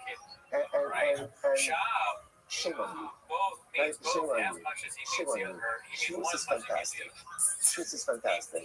Okay, it's not an easy Masechta. Again, it's not an easy Masechta. And it's really not an easy Masechta to learn that for me. And it's not an easy Masechta to learn at the pace in which we learn it. But it's beautiful. It's the most beautiful transition, succulent waters of Hula that restore our soul with incredible beauty and vitality and holiness every single day. And sometimes I got struggled through it, and it's all the stuff that goes on. And listen, look what he does, right? As we come to the last 2 days of the Masechta, that's it, right? It's finished over here. What was up with the right here? And back then, Zion on the days. On Tuesday, it's Parsha Shua. Tuesday, Raglim. So what can I do? What the people Raglim? His Raglim is, don't speak negatively about holy things, right? Because at the end of the day, sometimes you may not realize what holy things do for you. But holy things always lift you up, propel you higher, even if you don't understand them. Second Baruch tells us, first of all, the beautiful kiss from Hashem, that we're on the right derech, we're on the right path, we're doing exactly what He wants us to do. At a 7.5-year cycle, what are the chances of getting an allusion to Chitam Aragor on the Tuesday of Rosh Hashanah? And also reminding us how careful we have to be about how we speak about Dvarim Shebekisha, how careful we have to be about speaking about Eretz Yisrael, always about Eretz Yisrael, how careful we have to be about speaking about Sefer Shavuos, and how careful we have to be about Edros. This is the kiss. This is the Bible telling us, I understand that the last 47 days have not been easy. They have not, but look what you've done. Look what you've accomplished. You've stayed the journey. And don't fall into the trap of ultimately focusing on the negative, like the Meraglim did. But instead, ultimately, again, stay on the high road. See the beauty in the beautiful service and the beauty of our body that we did. And that's some of it for today. Again, there's still one more beautiful piece of our from tomorrow. Here's Meraglim. Sure, everyone. Do you think Like, because there's business and stuff. Achinu Eretz Yisrael, Eretz Yisrael Shabbat. We love you. We're taking it out to a davening for you. And in Eretz Hashem, Hallelujah, to resolve the Eretz Hashem, to resolve decisive victory, Hatzlacha and Bracha for all of Klal Yisrael. Actually, I want to see how much money we should start making toupees. Because like Jeff Dye has one, he's pretty successful. He's successful enough to destroy another, podcast. It's a multi-billion-dollar industry with the global hair wig market valued at $2.59 billion in 2024, projected to reach $3.6 billion in 2032. All right, so it's like good morning. Hair loss solutions with costs for wearers ranging from $100 to several $1,000s annually. Begin beautiful off Hashem to see such a vibrant basement early Monday morning. Thank you to all of our sponsors for this morning's shirt to fame. Our annual commentary sponsor, Tulsi Mishpacha Eretz Yisrael, is dedicating Shurim and Drushas this year as a zechus for the Soros Talents for Am Yisrael. As commentary sponsor for the month of Stephen Abalin, the 12 of Stephen Tarizim, the loving memory of Steve's mother, Doris Zin, Zivora Baska, Yisrael Yoel, and the occasion offered for the outside. We have the merit of our commentary, the Hashem Slav Mariah, the families in the Chalach, Mishpach, the Merit Hashem, bring our hostages home, allow our holy soldiers on the land, in the air, and in the sea, and Merit Hashem to be successful, the call Nancy Yedeim, and shower incredible providence and protection upon our brothers and sisters in Eretz Yisrael, and result in Merit Hashem to see a week of continued releases and flows, safety and security for our brothers and sisters in Eretz Yisrael, a decisive victory for Am Yisrael, and Merit Hashem Shalom for Am Yisrael and Eretz Yisrael. And so with that, let us begin with a lot to do today. A really beautiful dot as we head into these last few days of Maseches Shmos. Hard to believe that the Shmos journey is winding down. So today's dot is Memvav 46. We are picking up. Let's actually pick up first wide line on the days 45b. I'm going to back Hamo. Hamo says, Hamo now second wide line. How wonderful is this teaching? Remember, what teaching are we referring to? So remember again yesterday's daf, but nothing said in the English Shmuel, a very interesting insight. That these cases that we're discussing over here, these cases of where halacha again, we have a dispute, right? The Mishnah introduced us to this idea that if a laborer, a worker, comes over to the employer and says, we didn't pay you, and the employer says, yes, I did pay you, then what's the halacha? The halacha is that the employee to take a shua and collect payment, which really was the drama of that, and the enormity of that teaching will actually become a little bit more apparent in today's life. But this incredible idea that we're normally allowed to be Hamotzi and Chavira, you want to extract something from someone again, that's halacha 101. The burden of proof is always upon the extractor. Here, a simple, not a simple, not a lot of shua as we've seen, but a simple shua will allow the employee to go ahead and collect his payment. Now again, so if nothing comes along and says in Shmuel, by the way, that's only if there's testimony that in fact the employer hired the employee. Because if there's no independent legal verification that the employee works for the employer can simply say, well, here's me go. What can he say? I don't know who you are. I don't know who you are. Because halacha remains again the legal basis. Now, right Racham is commenting, what a good statement. Amari Rava, my value. So ultimately, again, Rava said, what's so weird about it? Thinking, Shua showing the higher Rahman and the Mishkat as well. Because without this statement, then the whole idea of Shua showing was no what he's doing reasons and just as the kidney can what Shua showing. I deposit an object with a shaman. I deposit it with a shaman. And then what happens? I go ahead and I want it back. The shaman says, whatever it is, let's take the shaman through the custodian. He claims it was stolen, which is a thing that we normally go ahead and exempt it. So you want to say, how could it ever be liability? Because she and sue,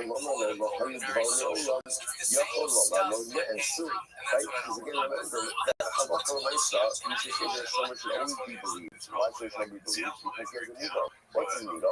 He could have always claimed, I don't know what you're talking about. You never deposited anything with me.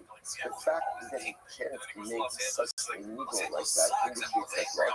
There must be some independent legal verification of his shomer status. Therefore, the Gemara says the activated the agent. It must be that halacha so the object was deposited with the shomer agent.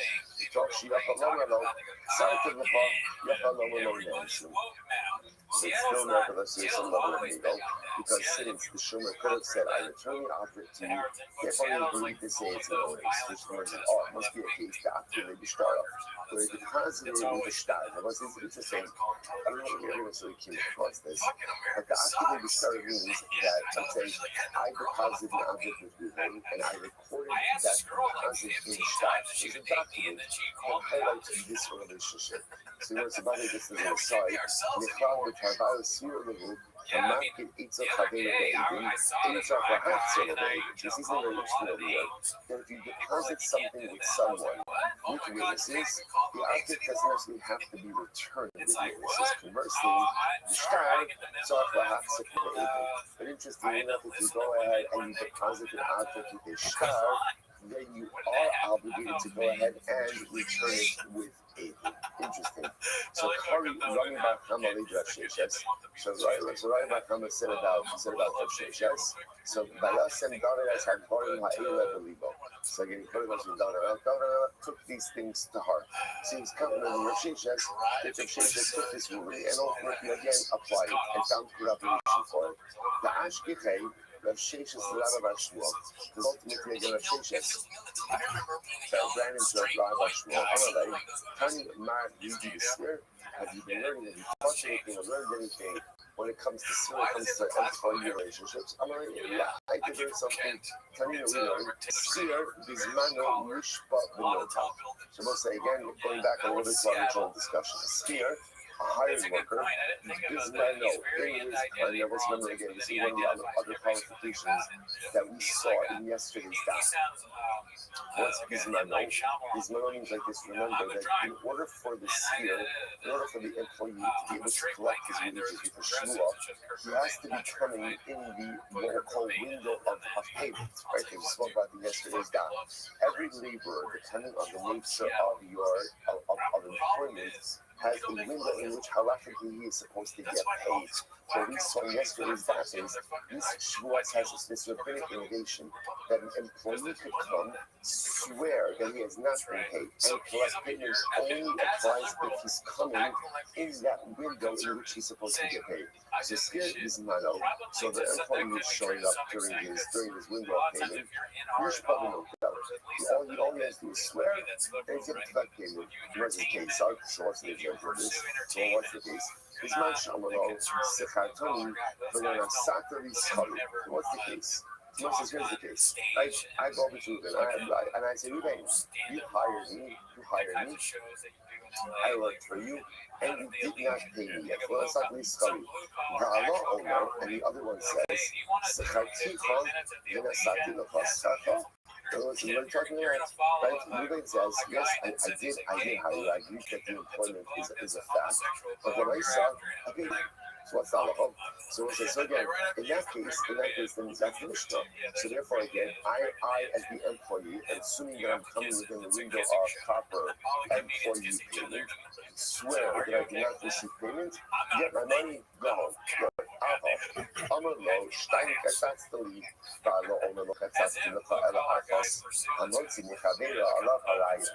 That's very interesting. What happens if I come and spend my money? I say, okay, you hire me, and I say, you owe me $20, so you'll be paying for the day. And then they say, hold up, I only agreed to use $100. So we'll say, so here, interestingly enough, what's happening is two things. Number one, complete agreement on the employment, okay, and complete agreement that Ruben didn't pay me. What's the point of contention? How much money he owes me? I claim 200, he claims 100. Then what's the case? Gemara says, that's not the case. So again, I will say, so interestingly enough, this is the price. So according to this price, in this case, the rabbinic enactment, the Shua doesn't apply. This becomes a multi-mechabea Allah Haraya type of situation. Yo, what up? Versus coming to Sefer Baraya, I'll be very sure Baraya. The interesting You speak English? from this is as follows. From the fact that the Mishnah says, I will say, just want to point out, Hello? the phrase for this second case is called Katzitza. This is what Katzitza. Katzitza literally means again to fix. Yes, to fix. Right, to fix. So you know what we're making a distinction between when there is a dispute about payment versus when there is a dispute about the rate. So with the device is different results. When there is a dispute about payment, in other words, I say I'm the employee, I haven't gotten paid. Even the employer says I have gotten paid. That's the Mishnah. We are assuming that I am coming in the window in which I'm supposed to receive my payment. I take a shvuah, get paid. But if the Nachotis is about rate, it's about rate. In other words, I say I owe 200. Ruben says I only owe you 100. That's the missing the Chaber of Haraya. So for Haraya, the missing obviously in that case, the dispute revolves around the extra 100. Okay, so now how many mistake of Haraya? How many should Haraya? Now the first thing here is the fact that the Gemara says that the Raisa says by the Sefer, the missing the Chaber of Haraya. It refers to us in the first case that what? That there's no raya. In other words, I just take a shvuah, and I take my payment. That's it. I'm not going to start. I'm not going to start. It says top of the bond, it says 36a. Reisha the Sefer. No, in fact, both the Reisha and the Sefer require ultimately again that I have to bring a raya. Rashi says Reisha the Sefer raya. Reisha is determining Nishma the note out. Let's say Elish. Even Shistachra. You might say, no, it's not true. Even in the first case, there's a raya, but a different raya. You know, say, what proof do you need in case number one? What proof do you need? What proof? Proof of employment. Proof of employment, as we saw already before, without furnishing proof of employment. So again, in that case, the employer is always going to be believed. Why? Because he has an ego. What's his ego? His ego is, I don't know who you are. I don't know who you are. So therefore, what's interesting what's coming out over here is you're always going to need some level of raya. Besides, what kind of raya do you use? So in case number one, where I'm claiming I did not get paid, Ruben claims he paid me. Okay, so soon the raya. What do you raya? Up to one point. In case number two, with the Machlokes is about the rate of payment. I'm claiming I'm owed 200. Ruben is claiming I only owe you 100. Then we require proof. Then it's also a chaber of a raya. Then again, the burden of proof is upon me to show that I'm owed that extra $100. The says, they should say raya for shari katani, raya the shvuah lo katani. Ultimately, again, this is safer. We're talking about again the proof of payment. That ultimately is stated. Otherwise, when it comes to the proof regarding shvuah, which is again without the proof of employment, you can't get the shvuah. The Bible does not mention. So this is very interesting. So again, close to this idea that was really advanced in the name of shvuah. That again, whereas the Mishnah really sounds so simple. I have an employment dispute. Right? Ruben says, Ruben's my employer. I say, Ruben, you haven't paid me. Ruben says, you have paid. I have paid you. So the Mishnah makes it sound like all you need to do is take a shvuah, collect payment. Shvuah comes along and says there's another critical piece of information that is not written in the Mishnah, but is an indispensable piece of information. In order for me to take, as an employee, to take the shvuah and get paid, there has to be independent legal verification that I am working for Ruben. Because without that, Ruben is always going to be believed he has an ego that he could claim, I don't know who you are, we have no legal working relationship. Incredible. I'm going to Shofar when you gave Rav Lishmuel, was the third line out from the top, 46 and then Shofar when you gave Rav Lishmuel. He sent from the house of Rav Lishmuel. That they teach us. Uman Amar Stein Katzastali, Fala Omer Vokatzasti, Ella Akos, watch this. So I claim, I'm the worker, I'm the employee. I claim, you owe me, you agreed to a rate of $200 for the day. And Ruben says, I will need you to $100. So he asked Absalom in English, but who swears? Who swears in this case? Amalahem, Shishmo responded, Bazu, Yishava Balabayas, Yafsik Uman. So what's this in this case over here? So in this case, what should happen? The employer, the Balabayas, he should swear, and ultimately again, the Uman should lose power. that halacha is the balabais. Ruben, the employer swears, and the king again pays you what he says he owes you. So the Gemara says, why? Because Ketzitza, not that linked to the period. Right? Because Ketzitza, a rate, how much an employer is going to pay an employee, every employer remembers that. Ketzitza, not that linked to the period issue. So again, this goes back to yesterday's that while the halacha acknowledges that an employer may at times get confused about who he's paying when, especially given the fact that you always just the operating under the idea that an employer, let's say we're used to the idea that if you employ people, everybody's kind of getting paid in a similar way, whatever it is, there's a payday, there's this. The Gemara seems to understand from the perspective that it would not be uncommon for a person who is employing multiple people to pay those people in different ways. So that we can understand why there could be some confusion. But the rate of payment, that an employer certainly knows. Bandai did not credit to the issue. Is that so? That's so. But when Rabbi Shmuel said, Chatzatz, I'm going to see if I have a I will say, but we learned before that I looked at myself, where there is a machlokes about Ketzitza, right? Where there is a machlokes about the rate of payment, right? How much was paid? We just said before that that's the case of all the again, right now, we just said that halacha l'maisa, like Shmuel just said, that in the future there's a dispute about the rate of payments, the balabais, which essentially for our purposes is the employer swears and we're done. Just beforehand, we said that when machlokes about the rate of payment, which sounds like what? The burden of proof is upon the employee, and let them prove it, and if you can't prove it, you're going to talk about. So it's going on here. Which means, by the way, that if the employee is not able to prove his point, the entire case evaporates. So the Gemara says, "Amai," but why is that? He just said before, you shall let the balabais swear. Let's give the power to the balabais and let this go away. Or Nachman, with studying Katani, which is you're not contradicting statements, they're actually two sides of the same coin. Oh, maybe Raya, you don't. Oh, you shall have balabais, you actually don't. There are actually two mechanisms which can be used to resolve in machlokes about the Ketzitza. So whether it is in machlokes about the rate of payment, one of two possibilities to be employed. Either the balabais, the employer, can swear and put this to bed, or there's the one, or the worker should bring a proof. So let's say really fascinating. So let's suggest this. So just to highlight, just to touch over just a second. So we have two cases, right? Case number one is where employee shows up to employer says, pay me. Employer says, I paid you. Employee says, no, you didn't.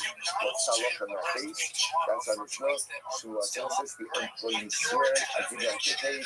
He gets his money. Important halacha caveat, there must be independent legal verification of the employment before in order for that shua to work. Okay. Case number two, employee shows up, employer only $200 per day of work, employer says, no, I only owe you 100. That is called machlokes about Ketzitza. That's what Ketzitza about the rate, about the set rate. What do you do over here? So what the Lord is suggesting is that a two is to resolve this case.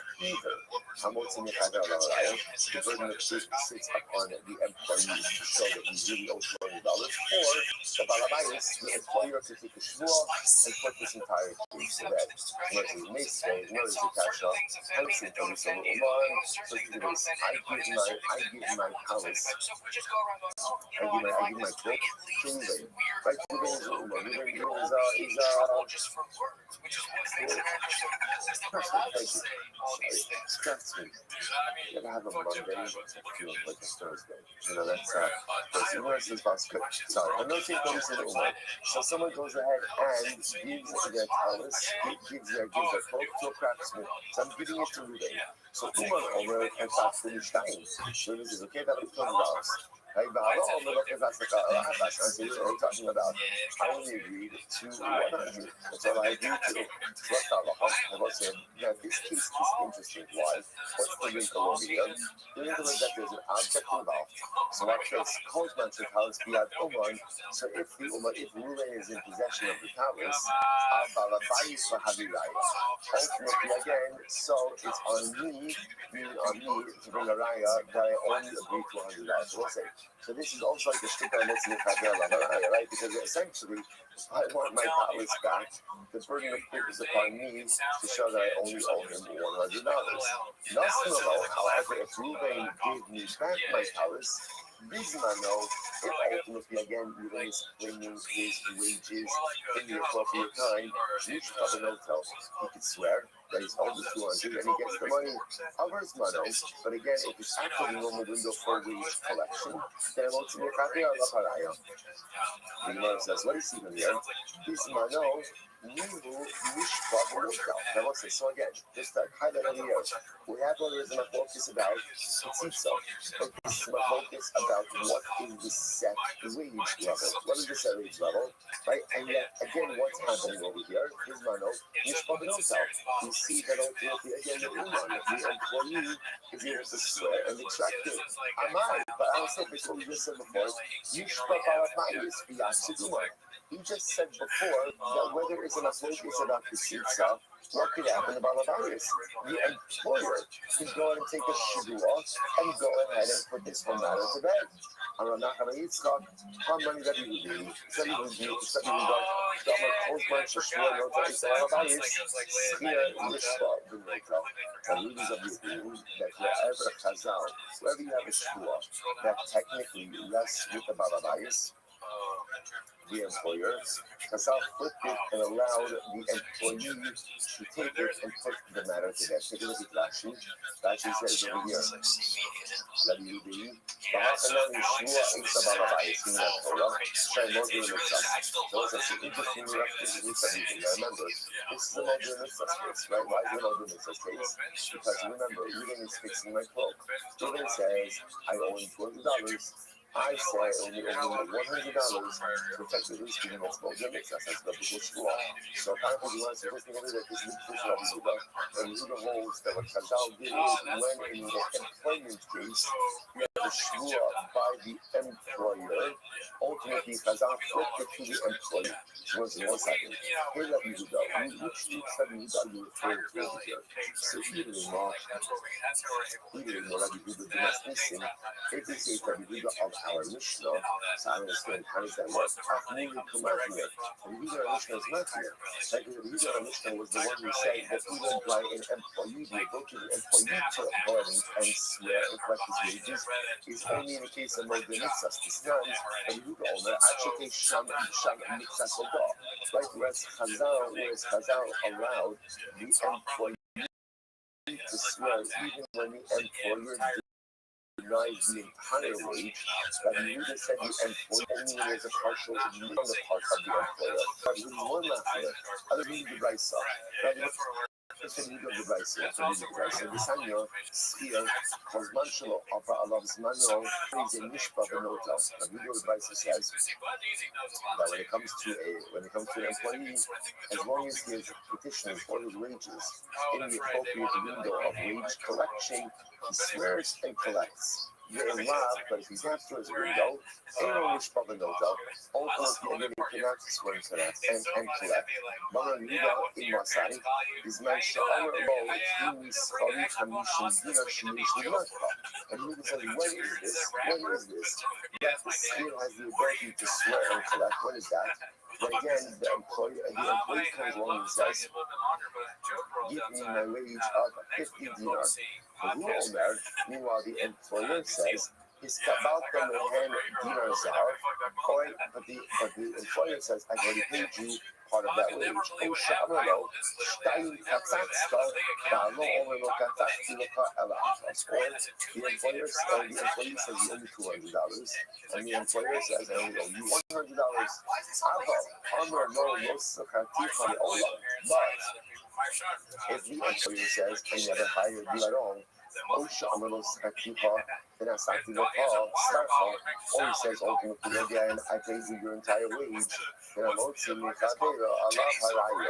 So in that case over here, in that case I would say that Allah for myself, that's going to be able to be Allah halayo. Fine. So Maski for she should make Davidi, so she should bring Davidi brought up the following passage.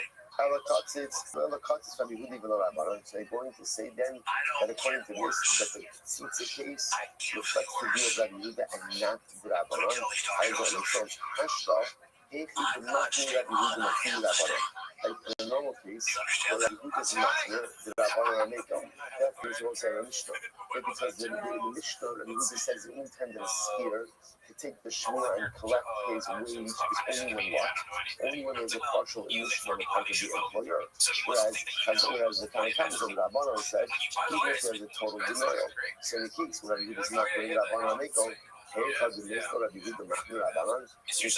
Meko, like the case of Tzitza, Rabbanan is not here. The Alamai Rabbanan, and we have to say the case of the teachers also the Rabbanan.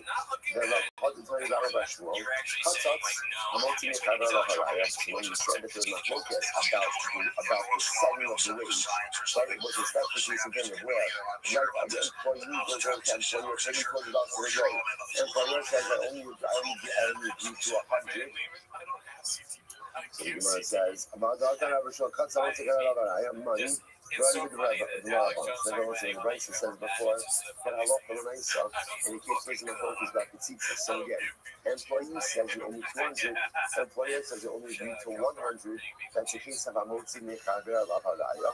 Whose opinion is that? No Rabbi, Allah Amarava. Once I first fall down the bottom, it's actually very interesting. Here's the source of their backloaders. The Sabar, the Dalaisa, all Jubilee Takana. I'll give it that time for this year. With the Rabbanon, the hobby, and the Rabbanon, the hobby Takanta, the Takanta, the Takanta law. Okay, so let's say I watch this. The Gemara gets me as follows. That we would know like this. In the case of a biblical shua, that's where the rabbi stepped in and made it a bit more advantageous for the employee. So what does this mean? So for example, I will say, in the case of Mogul Mitzvahs, now remember, when you have a case of Mogul Mitzvahs, technically speaking, that is not technically. Mogul Mitzvahs triggers the Shvua D'Oraisa. So what Chazal did in that case, in the employment situation, is they flipped the Shvua and allowed the employee to go ahead and take that Shvua. So for example, let's say, like employee goes over to employer, says you agree to pay me $200 for the day. Employer says I only agreed to 100. So let's say, what is that? That's Mogul Mitzvahs. It's Mogul Mitzvahs. What should happen in Mogul Mitzvahs? What should happen? What should happen? What should happen? Who should take the Shua? Who should take the Shua in that case? The employer, right? Because he's the one who's making the hope. He's admitting part of the claim. Whenever you admit part of the claim, that triggers the Shua. According to the Zika, Chazal then made a takana. What was the takana? They flipped the Shua, allowing the employee to take the Shua. Because what that does is that gives the control to the employee to be able to collect his wages. But the only time, ultimately again, that Chazal made this takana is in the case of a biblical Shua. So in biblical Shua, they said that halacha we're going to flip the Shua and allow the employee to take the Shua. But ultimately again, right? In the case, ultimately, let's say short Rabbanon. Well, so let's just example of short Rabbanon. So let's say again, where employee shows up and says the employer, you only get $1 a day. And the employer says, thank you. I paid you already. So let's say, so in that kind of case, that at most triggers is Rabbanon. So you might say, Rabbanon, habitat kanta. At most, that would already be a Shuas Hasis, and to then take the Shuas Hasis and open it, and who should take the Shuas Hasis with Rabbanon? Who should take it? Ultimately, again, the employer also. The employer should swear, I paid, and that's it, and you're done. So now to say that we should make a takana and take that Shua from the Balabais and flip it on to the employee, that we don't do. It was a very interesting approach. So again, in a religious model, the rabbi stepped in and took a biblical shvuah and switched it over to the employee, right? Because in the biblical shvuah limits us, right? Employer says, I only owe you 100. Employee is claiming 200. That's a biblical shvuah that now sits upon the employer. The rabbi switched that over to the employee and said, you swear and collect your money.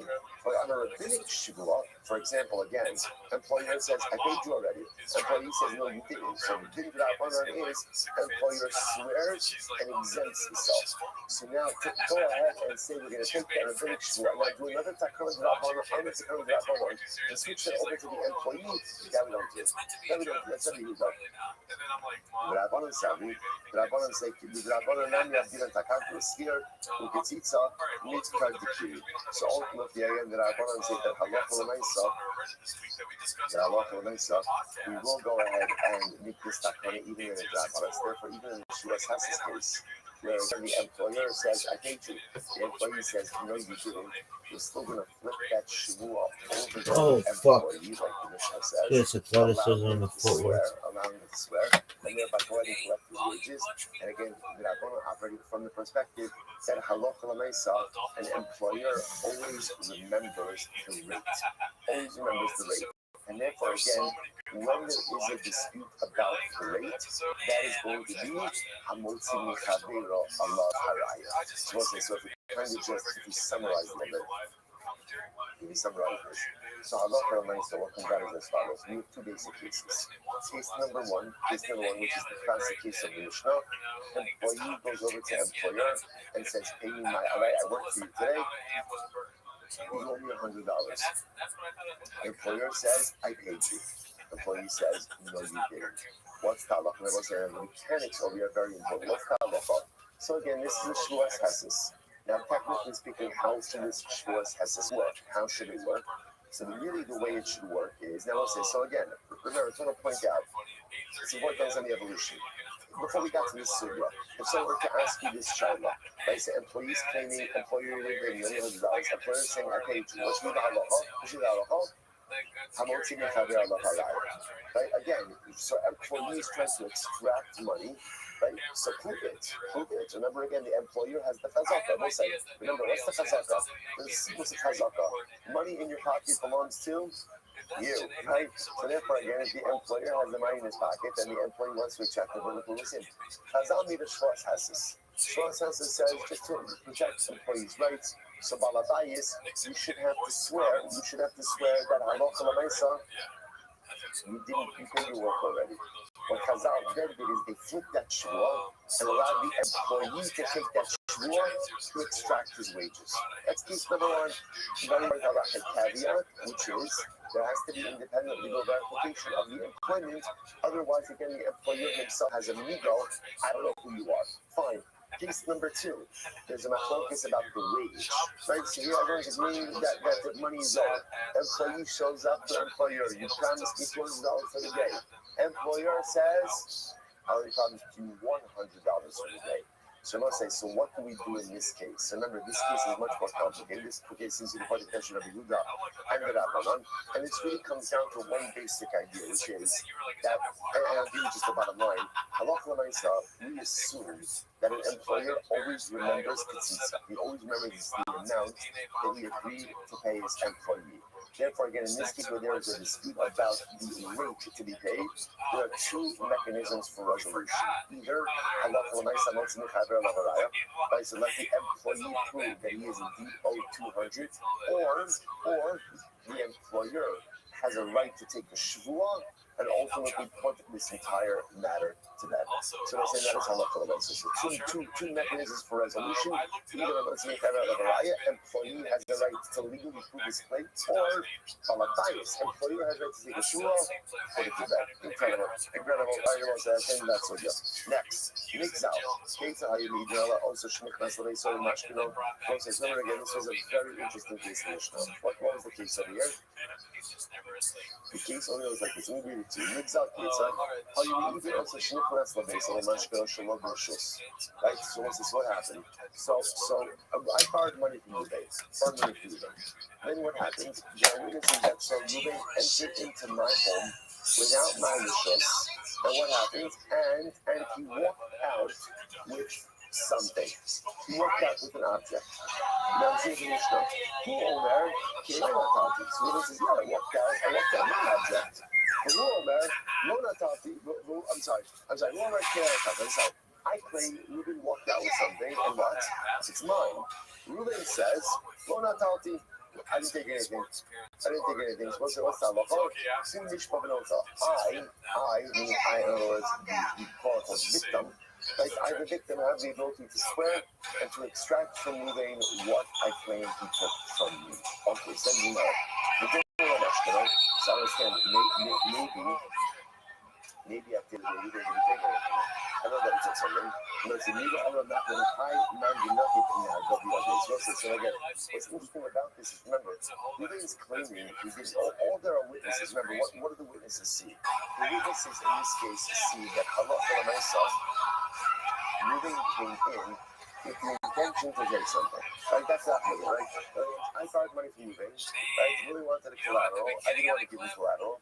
Ruben came into our house, right, claiming that he was going to take something. He comes out. No one sees him with anything, right? But I claim he took my watch. Ruben took my watch. Ruben says, I took something, but it was my watch. I don't do what was my watch. So the halakha now is I could take a shmur that Ruben took my watch, and I could receive payment for that object. So let's hold up. How do you know that Ruben took anything? As much as Ruben maybe went in with the intent to take a collateral, how do you know that he actually took something? This is very interesting. Listen to this. After I'm not going to the Butler case, listen to this. Hayman did not get in the guy took an axe in his hand. Ra'amar, Eizor ba'alach teilu lifnot the time. Listen to this. And he's like, so Ruben has an axe. Ruben is teaming mad at Shimon. You know what? I'm going to chop down Shimon's palm tree. I'm going to chop down the palm tree. Right? So he runs and he's like, stop off. They cut off. Mishagi, that turns out, so that case like is like different episodes happening over there, different events.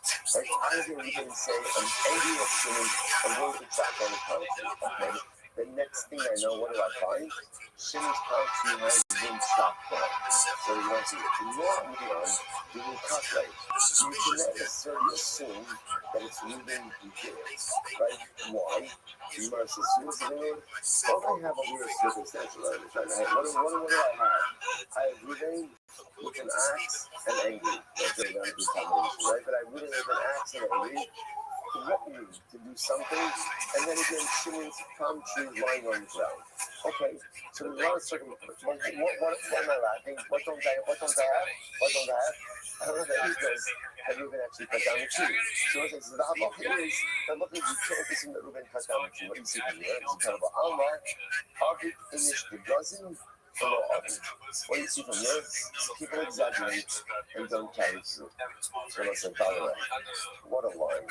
What a line. Arvid finished the dozen below Arvid. People spend lifetimes talking about what they're going to do, but it doesn't mean business. Everyone said, what a thing a little bit. But then you guys see was talking about other people. Everyone is talking about me. Right? We all do this. Speak about that. Why we speak about what we're going to do, dream about what we're going to do, plans for what we're going to do, with clarity and vision for what we're going to do. Only one little problem, which is we don't actually get around to do it. And Gemara says this is human nature. Arvid finished the dozen below Arvid. People speak about, and they speak about being the most beautiful and glowing the flowers of the only things you're going to accomplish. Sometimes it's just a failure to execute. It's overwhelming. Hakanami, the dozen below Arvid. Some of you also, right, when you didn't walk into my house, right, you didn't have $1,000 flexing to ask about my permission, claiming you're going to the Mashko, didn't walk this out, didn't do anything. And so in other words, we see People talk about what they're going to do, but they don't do it. Do it. The Gemara says, Ema umashkala. No, it must be the case of where none of the witnesses actually saw Reuben walking out with an object. They actually saw him walk out with something. Alright, but let's say my mashkala. Okay, so let's see what he walked out with. In other words, I'm not of a conversation on the Torah of Kingdom and he thought Kachas Knafa. Oh, what happened over here? He walked out, you see that he has an object, but it was under his cloak. So it's interesting. So in other words, there's a lot happening over here. So number one, right? The nice, again, he's claiming he's going to do something. He actually did it. He walked out with an object, but the object was underneath his cloak. Whereas I'm going to do that. But I was going to say that's the case. And if I look at myself, now the case makes a little more sense. Right? So moving lend me $1,000. He says, I want a microphone. I say, I'm not giving you a microphone. Comes into my house, and he's going to take a microphone. Witnesses see him walking. He comes out of the house holding something. We don't know what he's holding. It's under his clothes. He claims he has his own object. It was an object owned by him. I claim he took my object. I swear I can collect from you. I'm going to do that. Rose shit, you're killing Takas Knafa. I'm supposed to show you how long you've seen ones. Reuben comes out of my house. And he's hiding a utensil, or he's hiding an object underneath his cloak. V'yatza, on the days, so I'm going to cook him v'yadi. And Reuben claims, yes, I purchased it. I purchased it from silver. Right, I'm walking out of that house, I thought I purchased it from him. So what's that offer? Ain't no man. No. Reuben's not believed to say he purchased something from me. The law from Ella, but a buyer should have decided to Kakela. But I said that this is assuming that what this is only assuming that when I am the kind of person who does not sell my stuff. Bachelors, like when you come into my house, I'm not selling stuff. About Barbados, the law of Elbrides, Shayna, and Nikakela. About Barbados, us to leave for a ski of the man. We don't know, let's say again, if I have a little store, a little shop in my house, or I'm the kind of person who sells my stuff, then the money said this could be a valid trade. So if Reuben's walking out with the utensil, he's saying, yes, it was from Silver's home, but I bought it from Silver, and I'm the person who sells my stuff. The shame of saving because he loves me, furthermore, even in the case where I don't sell my stuff, so the only time he does not believe is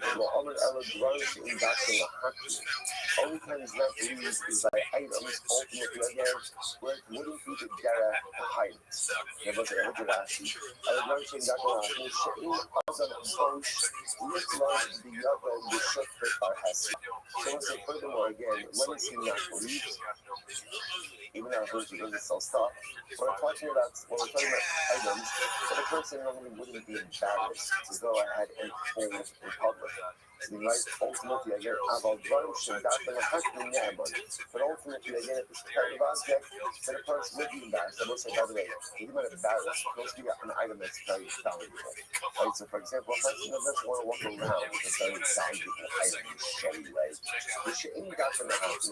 Furthermore, again, even the object which wouldn't normally hide, not in the Oman, and the image promotes Sina. Person who's not very modest. About image to Tina, but a very modest person, even with a non-flashy object, I mean, okay, it would be common for him to put the object underneath his cloak. Furthermore, furthermore, again,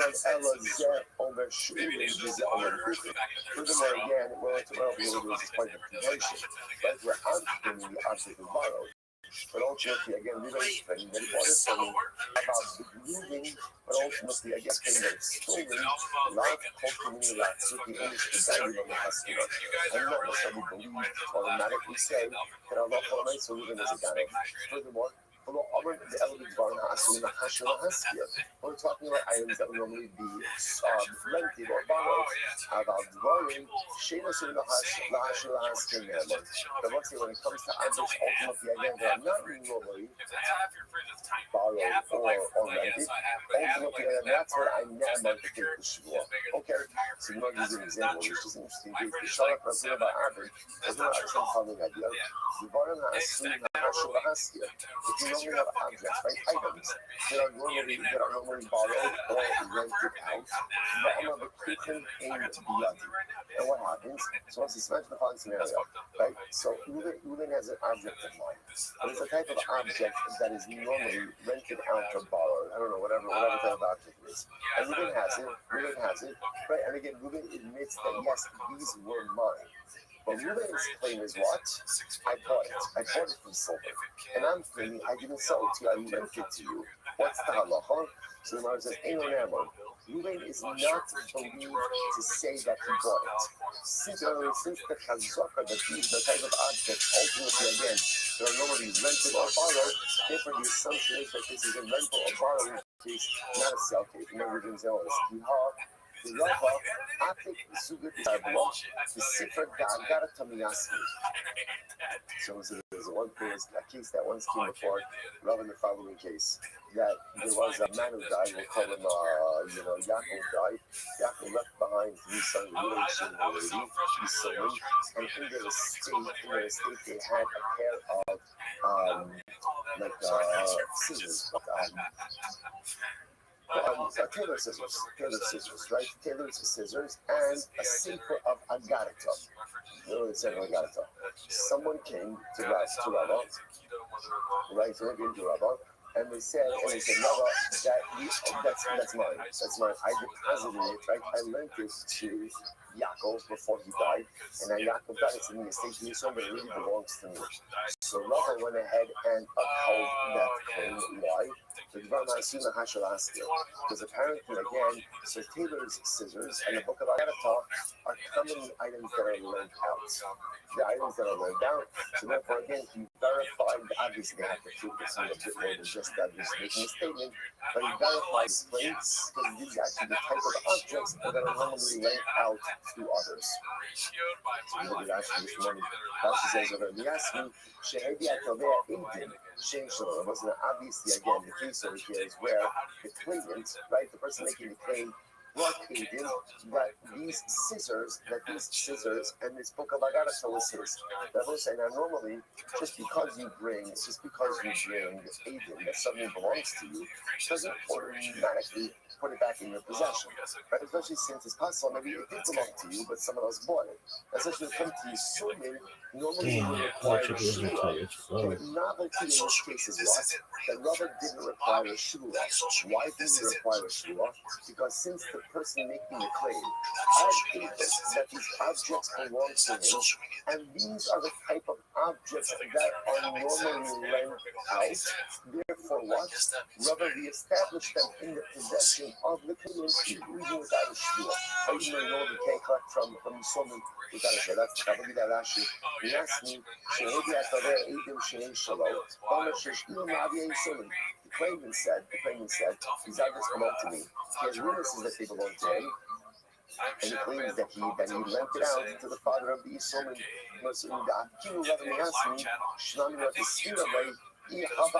Come on, so let's see what he see from here. See from here that even had Yaakov still been alive, if Yaakov would have claimed that Allah for a nice, again, these objects will not be believed. Why? Because objects that are normally rented out or lent out, you don't have a chazaka to say that they're mine, that I bought them. Interesting, then Rashi goes on to say, by the way, it's interesting that why does he use the case of a book of Agarata? So Rashi points out there's another interesting. People would not normally lend out Sfarim. Right? Why? Because since Sfarim were commonly used, if you lend it out, they run the risk of getting ruined. Agarata, Rashi points out, was less commonly studied. This passage was less commonly studied. So because of that, it would only be used like episodically, and therefore Allah a person would go ahead and be more willing to lend it out. So most like the Gemara highlights this principle, a very interesting principle, that Allah objects that are normally lent out a person doesn't have an ability to claim chazaka that since it's in my possession, ultimately I'm the owner, which is really fascinating because normally in halacha, remember again, possession normally establishes ownership.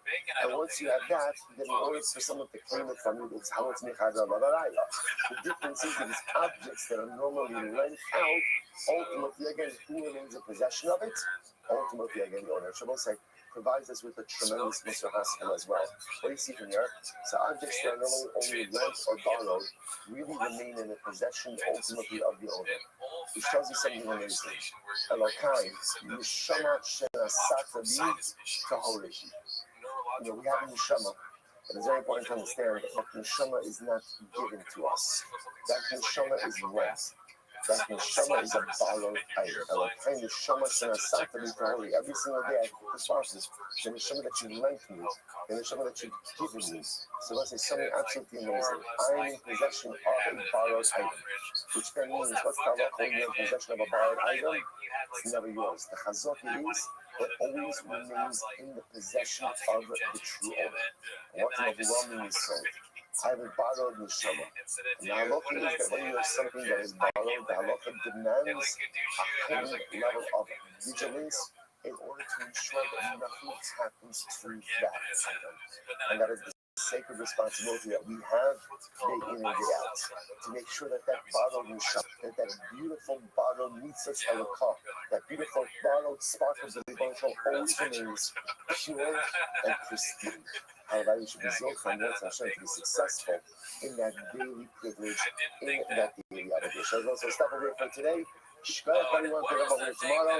Great job. Like what happened? What actually happened? All right. Shkaya, everyone. Have a great day. Everyone, it should be a day in Hashem. Safety, security, the service struggles. I wish I could show you, but there's no real tree. Okay. Well, it actually has. Let me see if I can find something called. There's a lot of videos of Ben Avery talking shit on Jeff Dye. That's funny. I did see that Ben would retweet like stupid jokes that Jeff Dye did. I did a few of those myself. Let's see. It says the most cringe, like hack. So insane that you think that you thought of it material, right? Let's see here. Oh, I know what I'll do. All right, then let's say good morning or good Let us begin by thanking all of our sponsors for this morning's share. We thank our annual Kamatora sponsor, the Kotzin Mishpacha Rights Yisrael, for the Hashem dedicating all of the Shem and Joshua this year, and it's a boost to the service covers for all of Am Yisrael.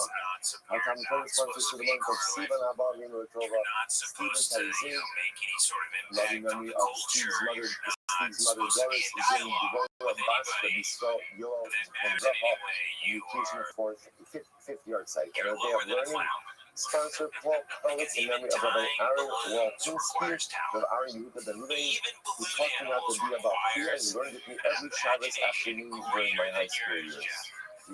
Beautiful. That's Hashem. Hashem Shalom. We are blessed. We are going to Hashem Zohar. All the Hashem Shalom. We are all the families in comments. All those who need to have one for the whole and slow. We talk to Kenya Hashem. Bring home our hostages. Allow our soldiers to live Hashem. Be successful. Hamas is going. We follow the reason for letting something. So that we got without taking the cover body and back young. But I so far still the number of lives. People being covered in the level. Again, overwhelming times for people, and the overwhelming nature of this event continues to step like that yesterday. Because that is our obligation to recognize that we are all part of the army of Am Yisrael, and to pray to the Hashem give us the continued power, and to continue to resolve each of us to do our part to make our contribution. And how about that? It is just beginning. And let's hope that the Hashem, as it progresses, so Father Yisrael's victory will be quick and decisive, and the Hashem will usher in a period of shalom, simcha, and bracha, not just for Am Yisrael, not just for the Yisrael, but the Hashem for all of humanity. We'll say that let us begin. So today's daf is one of the things for the workers that didn't create sheer yesterday. So our daf is going to have to put up on the bottom of the menu bottom on the days 44b, because really the last law is remember again with take me back home, long. What happened to mind of the things I don't know? Don't think that the song is on the side, yeah. Tapping the river around midnight. Tapping the bells, and then I move mine. I can hear the little frogs calling me home.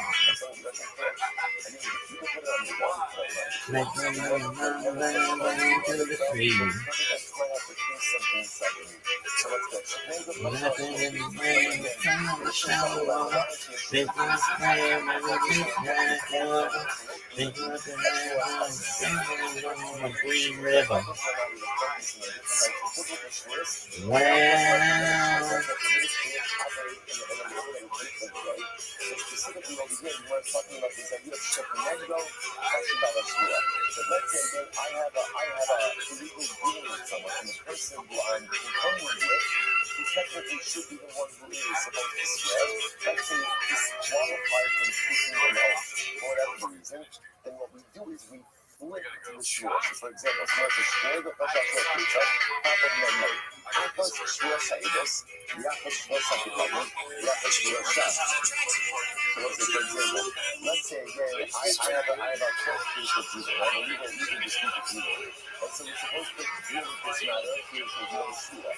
And really should be moving who's taking the Shua. And we don't care if it's Shua. Why? Because she is really in the violation, whether it's on the Shua side, these are also Shua side. We can't bring the Shua.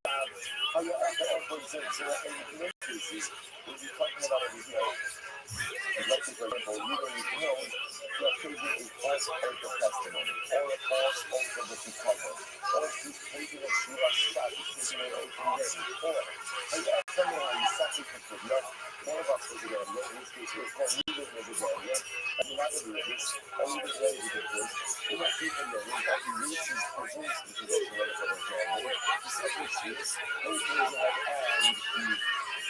and then business with the police. So all of these cases, the point of the information working over here is, I'm in this legal dispute with Ruben. Ruben should be the one taking the Shua. What's the issue over here? What's the issue? Ruben can't. Why can't he? Because his integrity has been compromised. Either because he has previously sworn falsely, right? Or because he's engaged in other activities which generally compromise one's integrity and preclude them from taking a Shua. So what do you do in all these cases? Shekinegdo Mishpa Benotel. Ultimately, again, what Chazal said is we flip the Shua. So I'll swear, even though again I really shouldn't be the one swearing, I'll swear, and therefore again be able to extract my money in that way. Incredible. Okay, we'll see. We'll see more about these kids in the Gemara as well. How you saying I will say this is interesting. Let's say both of us are Green River.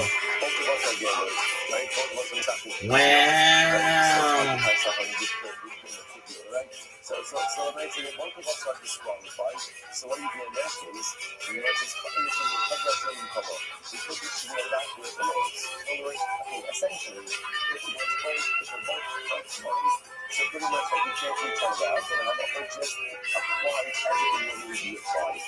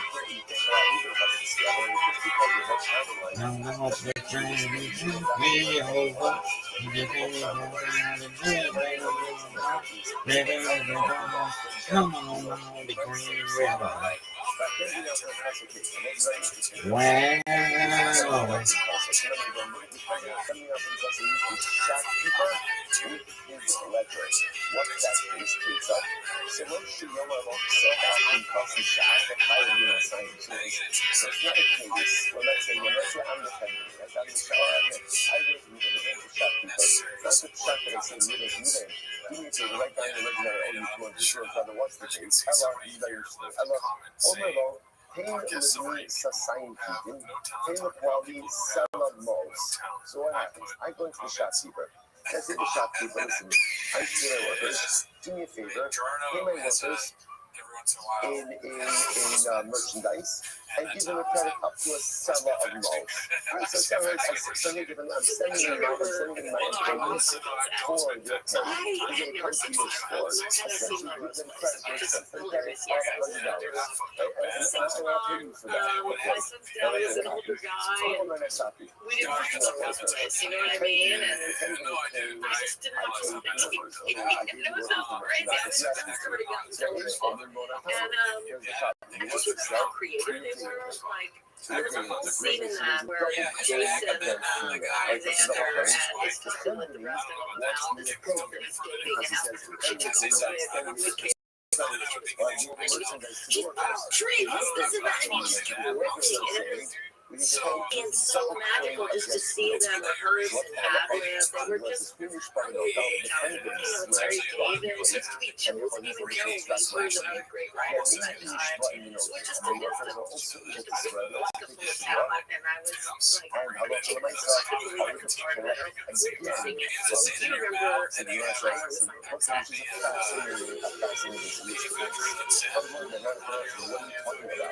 Kate said Katie what she was shocked. But notice I couldn't structure a elective resolution like that. And also, when you got a solution, which is what?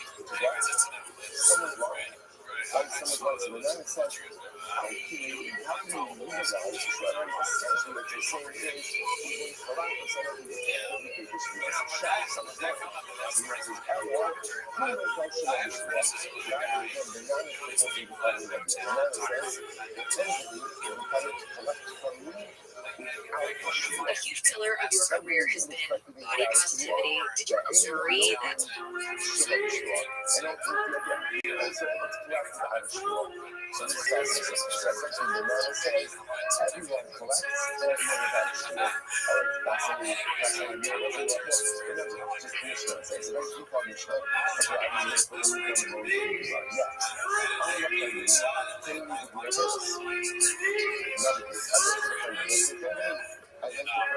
Dior's worth of soap. You know, so I had to do the purchase. I'm going to do the ocean there. So what happens?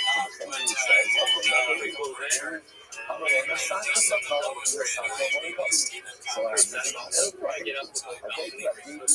I gave you the $1,000. So let's say $1,000. You shut up on our values, should not so much as so this is so here. I swear that I think I'm going to get here. Okay, I swear that I object myself to this year.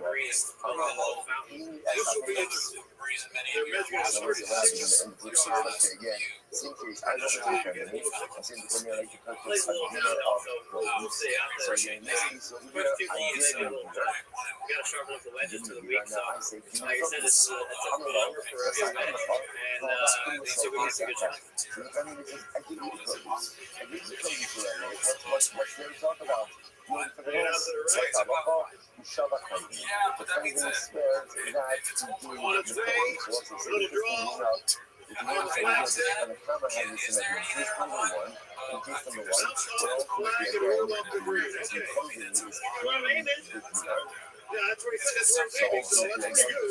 By the time he's still getting smores that completely exempts himself. And case number 2, where again, the company claims that he already did the purpose, so the company swears that ultimately again we do the purpose. WD says no. WD says, check the rest of the other.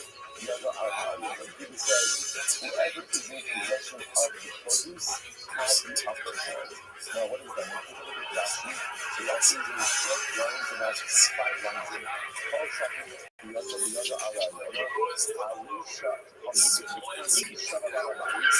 She must say what's up with us. So, if you expect that that's what we say that we got, is we argue on the first piece. Like, what is the first piece? The first piece that we do is we have pretending that I did not finish. Like that, nothing. So, again. So, Harakama said that the Balabas should swear that ultimately again we finish.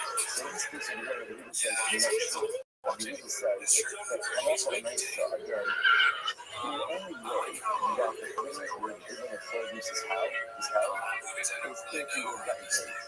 Generally, people don't give merchandise unless they first receive it.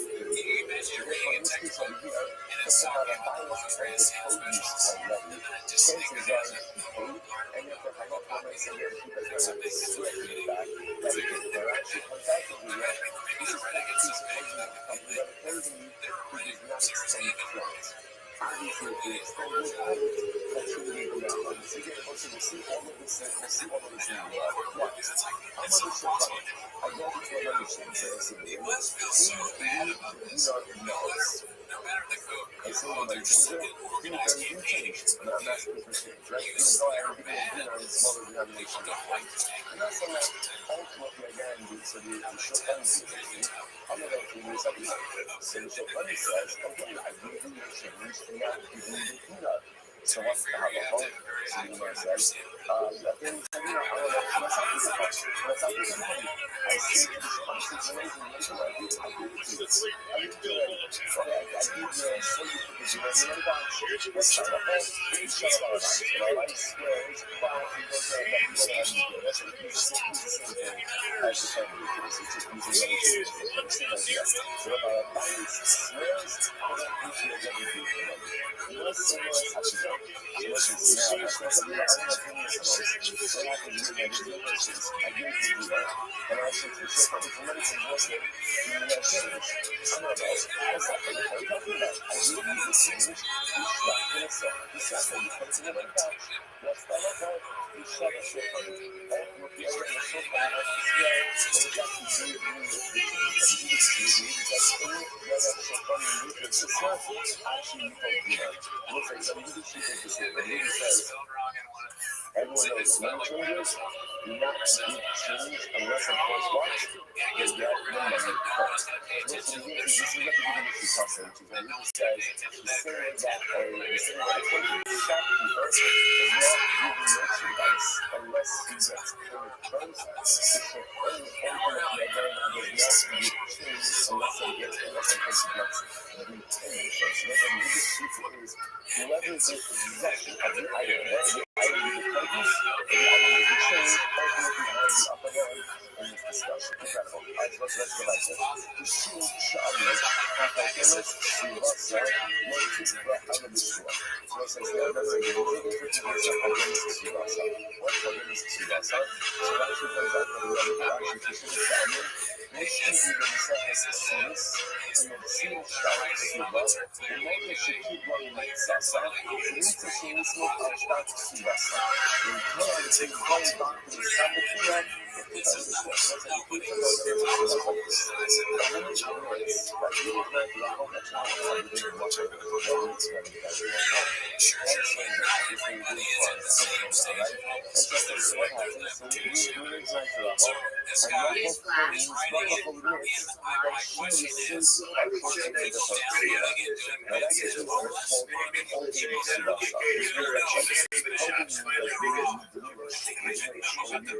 no. He's very hard for MSDNC, and we said it last time we shared the CBS with your family network. You know what's coming up? They're saying that was a drill that they're showing pictures. What they do is they're showing pictures of items out there. Like a post this comes popular. You drink from it, but you can't use it for this again. So ultimately, again, you undermine it. The idea is now what? Let's see the document, right? So in that document, it says that you didn't own his rights to it. Whatever you know, they would do this. But she admits that she's received partial payment on that Shiva, and she's effectively done it. She shows that document is no longer valid in the way that it's undermines the effectiveness of that document. Now again, that she's doing that, but what was doing that is because again, she's doing that she's owned partial payments of that document. Let's say as follows. Let's say how it seems how we're going to see us. And I will say, now in that case over here, and we'll take that out of the Shiva. This means she wants to go ahead and collect any more of what she wants. Now, at that point, what she's admitted that she's received partial payment. First So of all, really, it's not the something document that itself, it's not that it's void, it's not that it's void, how but that does it's it not then? really How do you used seriously for say, any dude, further this collection might be a purposes. bad idea. So You how might does not want to wear these out there. the rest of us? It was just With the shua. With the shua. You There's gotta enough swear. happening again. I can guarantee you that. There's a massive elder shua. You got to read the shua. Or to rest of us on the word. And see what was comes in. And then each echad says, Rachel received her ksuba. Right? So in the way it says Rachel received her ksuba, it's a elder shua. Same thing. I'm saying, what is it? By the way, echad halacha nice again. It's only valid to require a shua. So if echad comes along and says Rachel got his her ksuba, it's not Rachel wants anything else. She has to get shua. In the Chassim Shubba, over the Chassim Yisham, in general again, and the first also, this is two foot ksuba, but this is 2 foot 5 hours as well. If you want to collect from encumbered property, or if you want to collect from the possessions of the Sumit, so 2 foot out of the shua, you only collect with a shua. By a fast, shema b'fanav, or 2 foot out of the shua, somebody again if a woman is going to collect her ksuba. Yo, dog. Not in the presence of her husband, she requires a shua. Now, let's say Rashi points out that there was that case. Let's say the husband is overseas. He sends How you living? his wife a ksuba. He sends his wife a get. So now she wants to collect her ksuba. She can collect her ksuba even if he's overseas. Then she can only collect it. How are you? What's good? So to Yisomim, right? Orphans can only collect. Now, once we're going to see in the Gemara, what this is referring to. Yo, dog, what's new? Again, we have this. We have.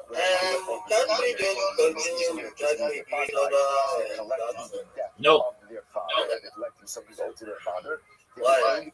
Because it shows that it's going to show your customers that you're lazy. We've seen this concept many times before.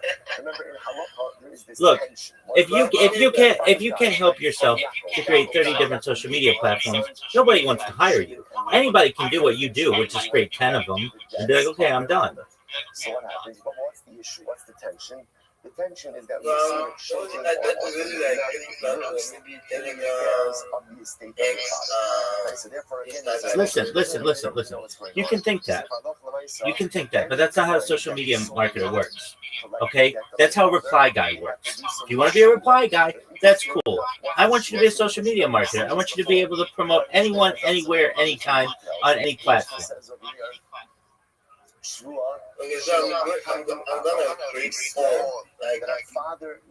That's exactly correct, big dog. Right? Our father never told us that that was paid. He never gave us instructions that this debt was paid. He never told us that our debt was paid. Dog, I'm live 24/7 everywhere.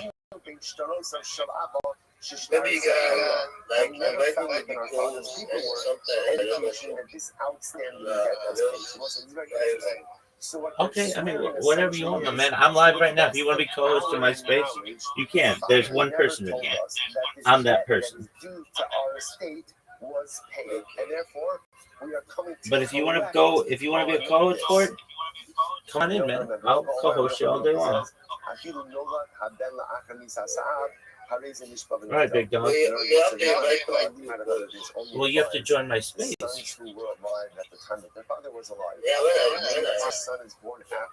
Okay, but don't worry about being a co-host right now. Create those other accounts. It'll take you a day, and then you never have to do it again. And then we can work on putting content on there and helping to promote you. All right, big dog.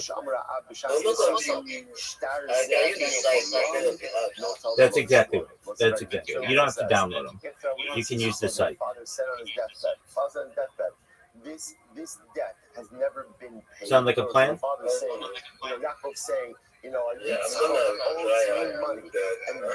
There is no try. There is no try. There's only do. There you go, big dog. All right, and then keep me updated, okay, my man? What's the role of the shvua when it comes to the children collecting on the shvua is the mechanism that ensures that yeah, I mean, it's no big deal. All right, well, you can see me right here. This one's working. Children don't know the affairs of their father's estate. The shvua ensures that they will endeavor to have. Okay, that's fine. But I love the nice if the father made it explicitly clear. Create those accounts, my man. Again, you still owes me this money, and this debt has never been paid. The children collect on that debt. Go for it. Ask me any question you want, big man. I will say now this is riveting. So I'll say so now remember again. So this whole Mishnah has this given us what to us has. Okay, well, my man, I'm not a bank, okay? I want you to be able to promote yourself. If you do that, you'll be able to get money from people. But you coming to me, asking me for money, helps neither you nor me. What will help you is you creating your accounts, applying for jobs, getting a resume together. I'll help you with all of those kind of things. But you asking for help, handouts, that nobody's going to help you that way, my man.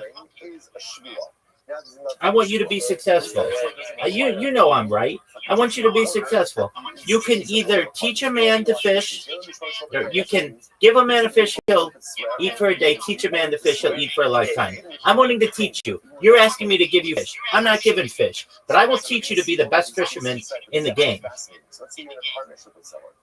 Either partner could always order the other partner to swear. Excellent, big dog. So go do what I said. Once you do that, you come back and you got all of the different accounts. It doesn't take you long, and it's absolutely free. You should be all over this. I could understand if I were saying to you, oh, it costs $100 and you don't have $100. No, the only thing keeping from you and doing it, let's be honest here, is your laziness. If you get a little bit of chutzpah, it's true. You know I'm right, man. If you get a little bit of energy and you say, you know what, I'm just going to check these off. I'll do this one. I'll do this one. I'll do this one. And you get them all, and you come back to me, and they're all in your link tree, and they look nice. Then we're going to start making you videos.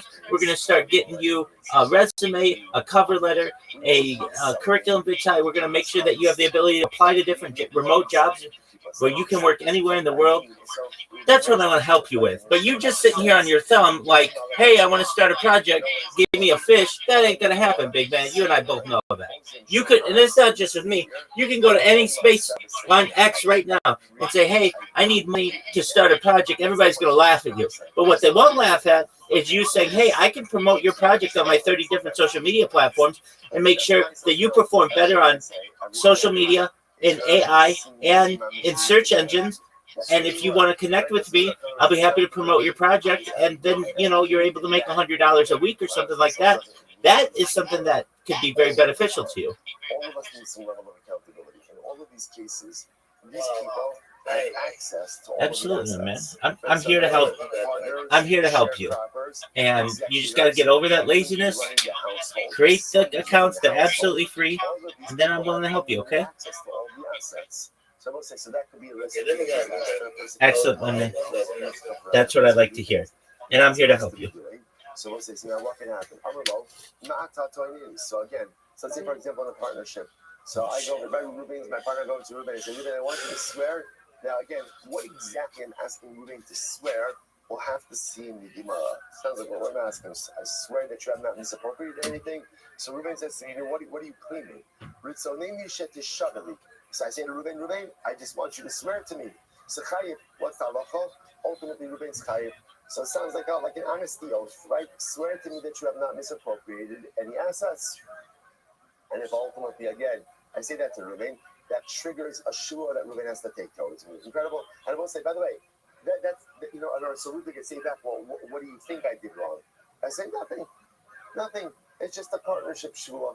It's a partnership shua. So once it's halacha l'maisa, Moshe says he has to swear, even though again in this case there's no defined claim. Now, however, and I will say now, the ability to trigger this claim is only so far as the partnership or the share property, these relationships are currently intact. Once the relationships have been dissolved, so neither party has the ability to make the other take a retroactive shua. So let's say Ruben and I would dissolve our partnership, and then again 6 months later I'm trying to say, Ruben, I want you to swear to me that when we were partners, you did not misappropriate any money. I can't do that. The only ability to trigger this shua is when we are actively engaged in the shofars. However, an interesting exception, nisgalgalo shua mimakom acher, negalgalin alav es hakol. So let's say this is very interesting. However, if let's say Ruben and I, so we dissolved our partnerships. Obviously, once we dissolved our partnership, I cannot ask him to swear about our partnership. But let's say again, Ruben and I get to another issue. I deposit something with Ruben. Ruben claims that the object was stolen. I tell him to take a shvua sapikadon. Once he's taking a shvua sapikadon, then about says he's what it says a gilgul shvua. What does gilgul shvua say? Gilgul shvua says once I'm already swearing about something, essentially we can pile on as many other claims as we want during that shvua as well. So let's say again now, I'm going to have Ruben take a shvua because again, he's claiming my pikadon was stolen. I want him to swear that he really did not misappropriate it. Once he does that, then I can also add on to that a shvua about the times that we were partners. Incredible. Also, the Mishnah ends off, Vashiyas mishametes as shvua. Shmita cancels oaths. Now, what exactly that means, we'll have to see in the Gemara, but quite intriguing. Okay, I will say, Shkoyach, that's the Mishnah. Says the Gemara, Kol Nishma Shabbaton Nishma V'lo Mishalmin.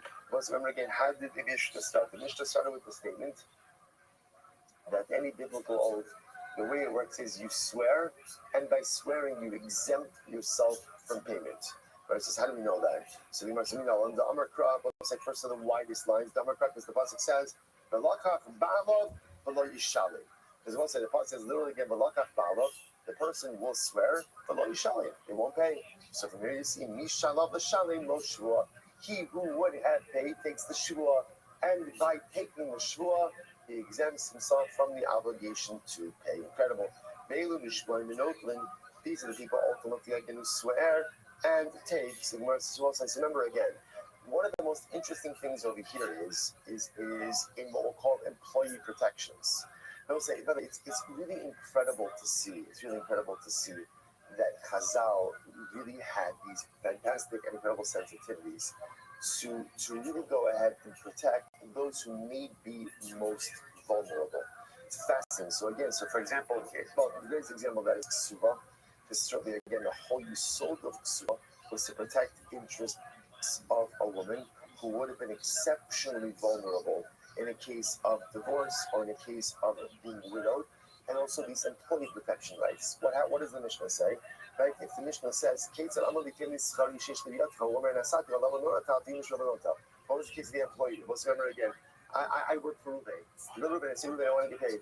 Ruben says, I paid you. So let's say, I say, no, you didn't. What's the halacha? What's the halacha? I swear, and I get paid. Now, let's say, now understand, before this Mishnah, how would you have passed it? You be the post right? I go over to Ruben and say, Ruben, you owe me my money. What's the halacha? Simple, right? This is what's important. What are you talking about? You go to someone, you say, they owe you money. Perfect. So it's like, this is incredible. So Chazal said in this case, we don't say most of the fact that in this case, Chazal said to the employee, if you're willing to swear, all you need to do is swear you did not get paid. Oh, that is clearly passive appearance. That's tremendous. So the Gemara says, listen to this. So my sphere, so what's unique about an employee? So why did Chazal do this? Like this really is a tremendous change to just the basic way that the law should unfold. Why did Chazal do this? Already there was Shmuel. So you had 9% of these and then we sold I sold a point to Abu Dhabi when they won 2 years ago. And then so now you have $360 million plus whatever you had before that. I got a couple more. Does it all come at once, or are there installments? Is there a giant novel check that you're presented with, like Ed McMahon used to? What they do is, when you do a deal like this, it has to go through a bunch of regulation. And once all the regulation is done and the thing finally closes, I guess a check. You had 9%.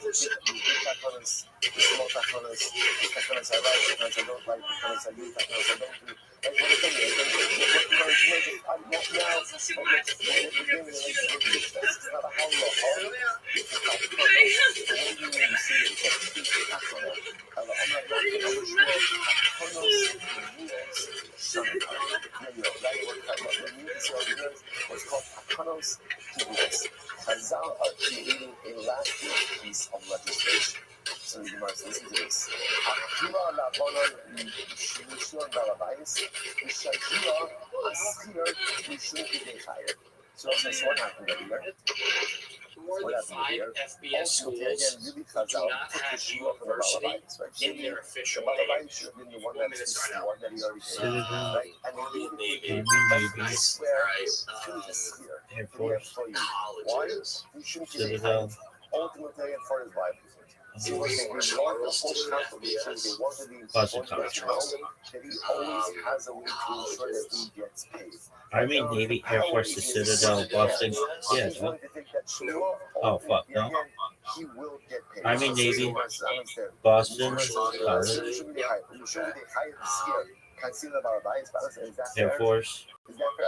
I got it. We want to secure employees' rights. Seconds. But because we want to secure employees' rights, we should put the employer, the Malabayas, at a disadvantage. We must say, no. Malabayas, the figure employee is not a sphere. The shut is shutting. No, it's actually in the best interest of the employee also. That if the employee, if the employee wants to swear, he can get his wages. Why? He needs it. It's generally called. So let's say, remember, again, every employer, what does every employer need? What does every employer need? Employees, right? So now, again, for the employer, it also works well that the employee is able to get paid. Why? Because that means people are going to be more willing to hire themselves out. So let's say, again, everyone knows, right? There is a shortage of good people. There's a shortage of good people. No, it's not really a shortage of good people. It's just a shortage of people who want to work, right? So nice again. So therefore, again, this whole thing, right? The labor market, it's everybody's tied together. So in other words, just follow progression over here. Chazal said we want to legislate in favor of the employee. So the employee knows that if there's ever a salary dispute, the employee has the control. He swears and he gets paid. Listen, 1 second. So that's giving him an advantage. Isn't that a disadvantage to the employer? No, because since the employee knows that he gets paid, therefore what? He'll be more willing to work. No one cares about Jackie and Shadow. No. That's good news for the employer. So therefore, everyone is happy. Adrabah, just the opposite. So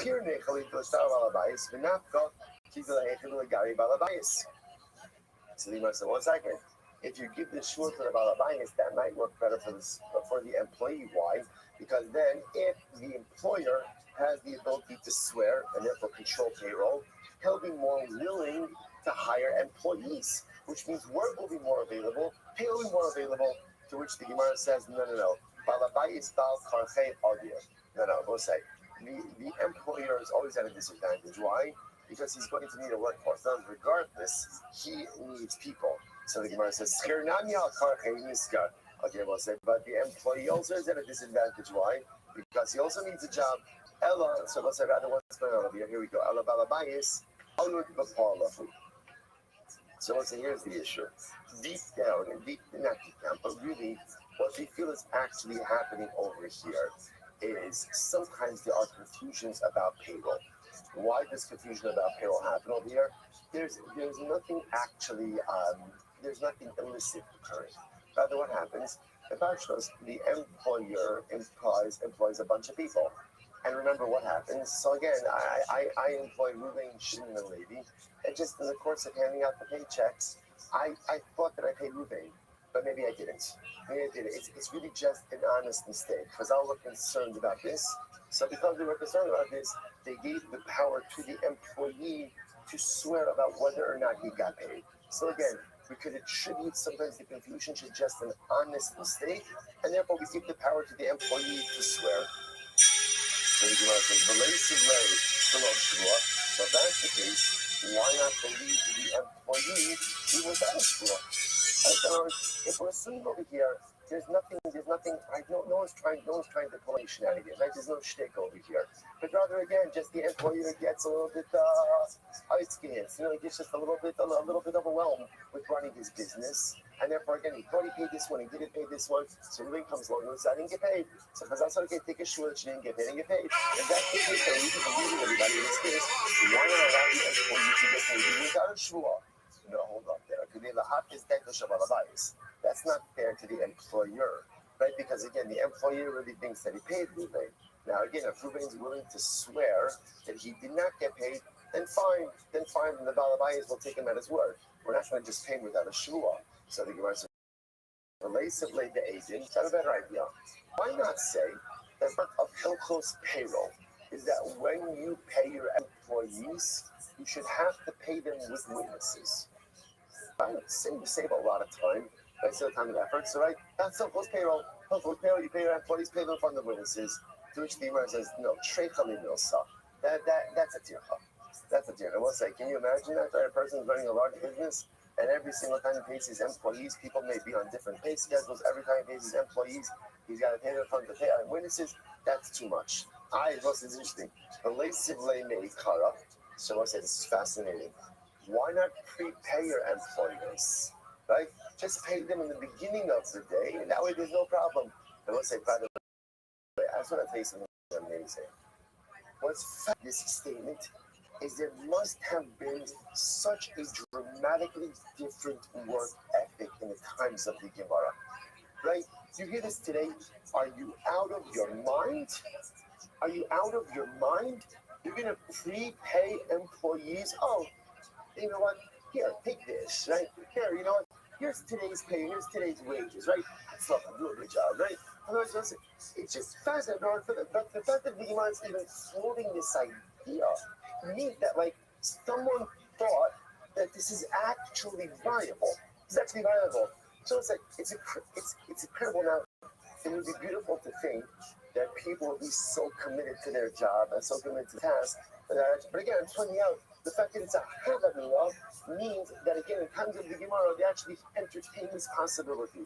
So the Gemara just says essentially, now remember, the idea is that why does confusion occur? Confusion occurs because maybe at the end of the day, or the end of the day, know what's happening, because a lot of stuff happens. The Gemara said, why don't you eliminate the confusion that when every employee goes in and shows up at the beginning of the day, the Balabayas pays them. Here's the money, right? Here's the wages, go out, make it a great day. Right? So now why don't we just do that? So the Gemara says, no, it's interesting. No one wants to prepay. No one wants to prepay.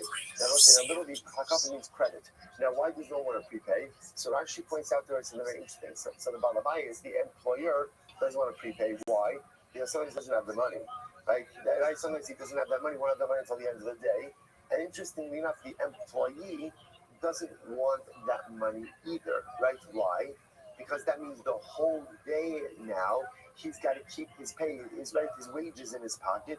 He doesn't want to have to do that, right? He said he wants to come at the end of the day to be able to go ahead and get paid afterwards. So what's incredible? On the base, and that's the case. Afilu katsatsnami. So let's say, so at the end of the day, so let's say, so now I just want to point that out here. So here's what's happening. The Mishnah told us halacha. I go over to Ruben and say, Ruben, I worked for you for the day. You owe me $100. Ruben says, I paid you already. I say, no, you didn't. So what's the halacha? I swear, the employee swears that I did not get paid, and Ruben is obligated to pay this. A rabbinic halacha. Why did Chazal institute this? Why? Because the assumption was that Ruben is very busy running his business. He thought he paid me. He didn't really pay me, and therefore Chazal gave the power to the employee to go ahead and extract his wages through a shvua. So if that's what this is about, that the employer is just, he's tolerant, right? He's fatumult. He's got a lot going on with running his business. And therefore, again, he's not trying to cheat me. He just maybe is not keeping track of everything. And that's why I think the shvua to clarify that. Then the halacha should be the same thing if there is a dispute about the amount of wages owed. So let's say in Mishnah's case, I'm saying to Ruben, you owe me money for today's work. Ruben said, I paid you, right? Now, let's say, the Gemara says, but if the logic that we just espoused is correct, then even if the dispute is not about whether or not I got paid, but the dispute is how much Ruben owes me, then we should also say that I should take a shvua and ultimately go ahead and be able to extract my wages. Yet, Allah will tell you why did we learn about it? Many of it is 45b, second line. So what happens? I say, Ruben, so right at the end of the day, Sunday, I worked Ruben today. I say, Ruben, pay me. You agreed to pay me. Yo, there he is. Did you create everything? What up, baby? Just hold up there. I only agreed to pay you $100. What's good, son? So the Gemara says, what? So in that case, what do we say? All done? You created everything? Now again, Ruben's going to pay me the 100 because that's what he wants to do. But if I feel that Ruben owes me another $100, then I'm not going to say the burden is on me, the employee, to extract the money. What do we say? That an employer is often preoccupied with the details of running his business. Okay, we'll do everything but ChatGPT and Sora then. I should be able to swear that Ruben is contacting me for it's very interesting. Yeah, but you're gonna need it to create your resume. An employer may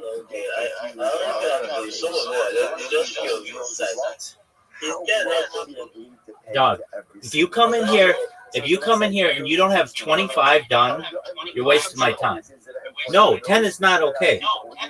If I'm your customer and you say to me, is it okay if I promote your project on 10 different platforms? I'm going to say no. Imagine you're my customer and you say, hey, I've got a project and I want you to promote it. And I say to you, okay, well, is it okay if I promote it on 10 different platforms? You're going to say no. They're free. Why wouldn't you use them? If I want to claim that he owes me more money, You're welcome, big dog. Keep it up. That's on me, the employee, to extract. So the Gemara says, if that's the case, then even if the window, remember again, we saw this back in our Sanhedrin days. What's the halacha? The halacha is you have to pay wages in a timely fashion. Now, again, the definition of timely depends on what? The nature of the employee, of the employment, excuse me. Right? Is it a day labor? Is it a weekly labor? A yearly labor? So all that depends. So why did we learn? So I say this is very interesting. So I say this whole idea of nishba v'notel, interestingly enough, only applies if I'm claiming my wages within the window that I'm supposed to get paid. So for example, let's say I'm a day laborer. So what's the number again? How does it work for a day laborer? What's considered to be the window of payment is the next period of time, right? So let's say I work by day, he pays me that night. So when we say nishba v'notel, that's it. Let's say, so Sunday I work for Ruben. Sunday night, I go to Ruben and say, Ruben, you didn't pay me. Ruben says, yes, I did. I can swear that I did not get paid, and ultimately I didn't collect wages like that. If, however, interestingly enough, the Brisa says over here that if I wait till Monday, ultimately again, halacha, I can't swear and extract money. That then reverts back to what? Why? Chazaka ein balabayis over the Baal Talmud. Wow. Someone said there was a chazaka that an employer pays his workers. Fascinating. Someone said, so this is really riveting. So I guess so just kind of like to put this together. Someone says really like this. There's a general concern that an employer is going to be busy with the details of running his business, and therefore it is possible to think that he paid his worker when he didn't really pay his worker. That is possible. So therefore, Chazal said that if you're the employee and you're coming to claim your wages, right? Now the piece is being added over, you're coming to claim your wages when? In the window when they are collectible, and I say I didn't get paid. Ruben says I did pay you. I can swear that I didn't get paid, and I can get paid. But interestingly enough, that takana is only in the window of payment. If let's say I wait till Monday morning, and now I come to Ruben and say, Ruben, you didn't pay me. Ruben says, yes, I did.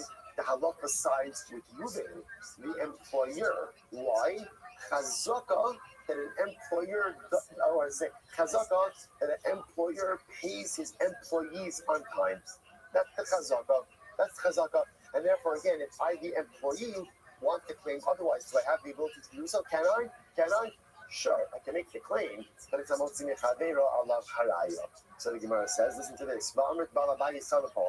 We just said before that a balabayis, right, that the employer is often busy with the details of running his business. So why don't they say even here, maybe he just missed the window for paying?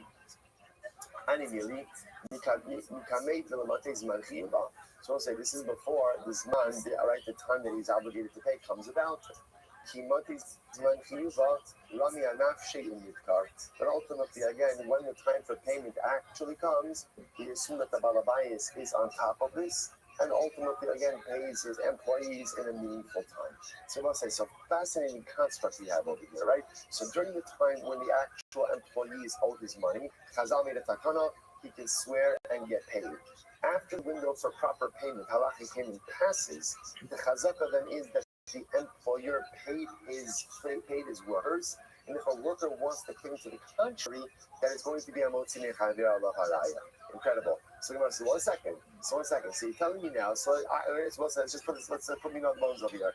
I said I worked for Ruben on Sunday. Right, Ruben owes me $100. So now what happens? I show up. So if I show up Sunday night, I can swear and get paid.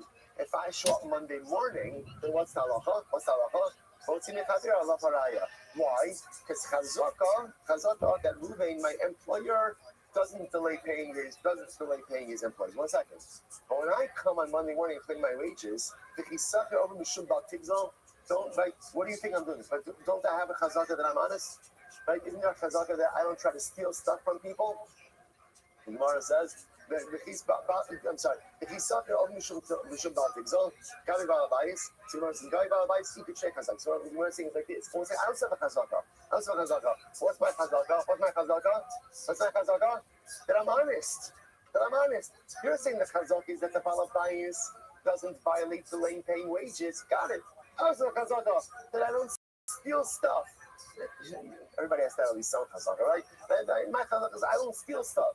If that's the case, Sheva Chazaka, that vests me with believability to make the claim on my wages even Monday morning.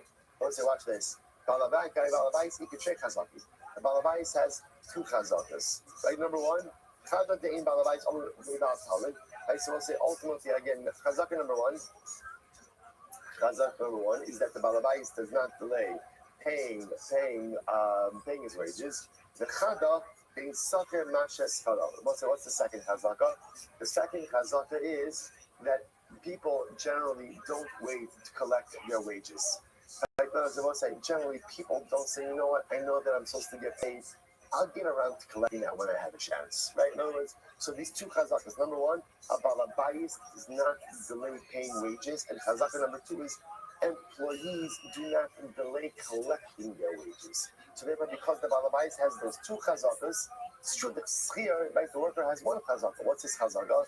That he doesn't steal. But the two chazakas of the balabais outweigh the one chazaka ultimately of the schir. Incredible. I'm going to Shmuel, so we'll say more qualifications to this rule. Lo shor ela shesachro be'edin. And we'll say furthermore, this whole thing over here, right? This whole thing, that going back to, so we'll say, so now let's go back to the mission. What's the original takana? So the original takana is I work for Ruben on Sunday, right? I finish my day of work. I come now understanding I'm coming Sunday night. I say, Ruben, pay me the $100 you owe me. Ruben says, I'm sorry I paid you already. What's the halacha? I swear and collect the payment.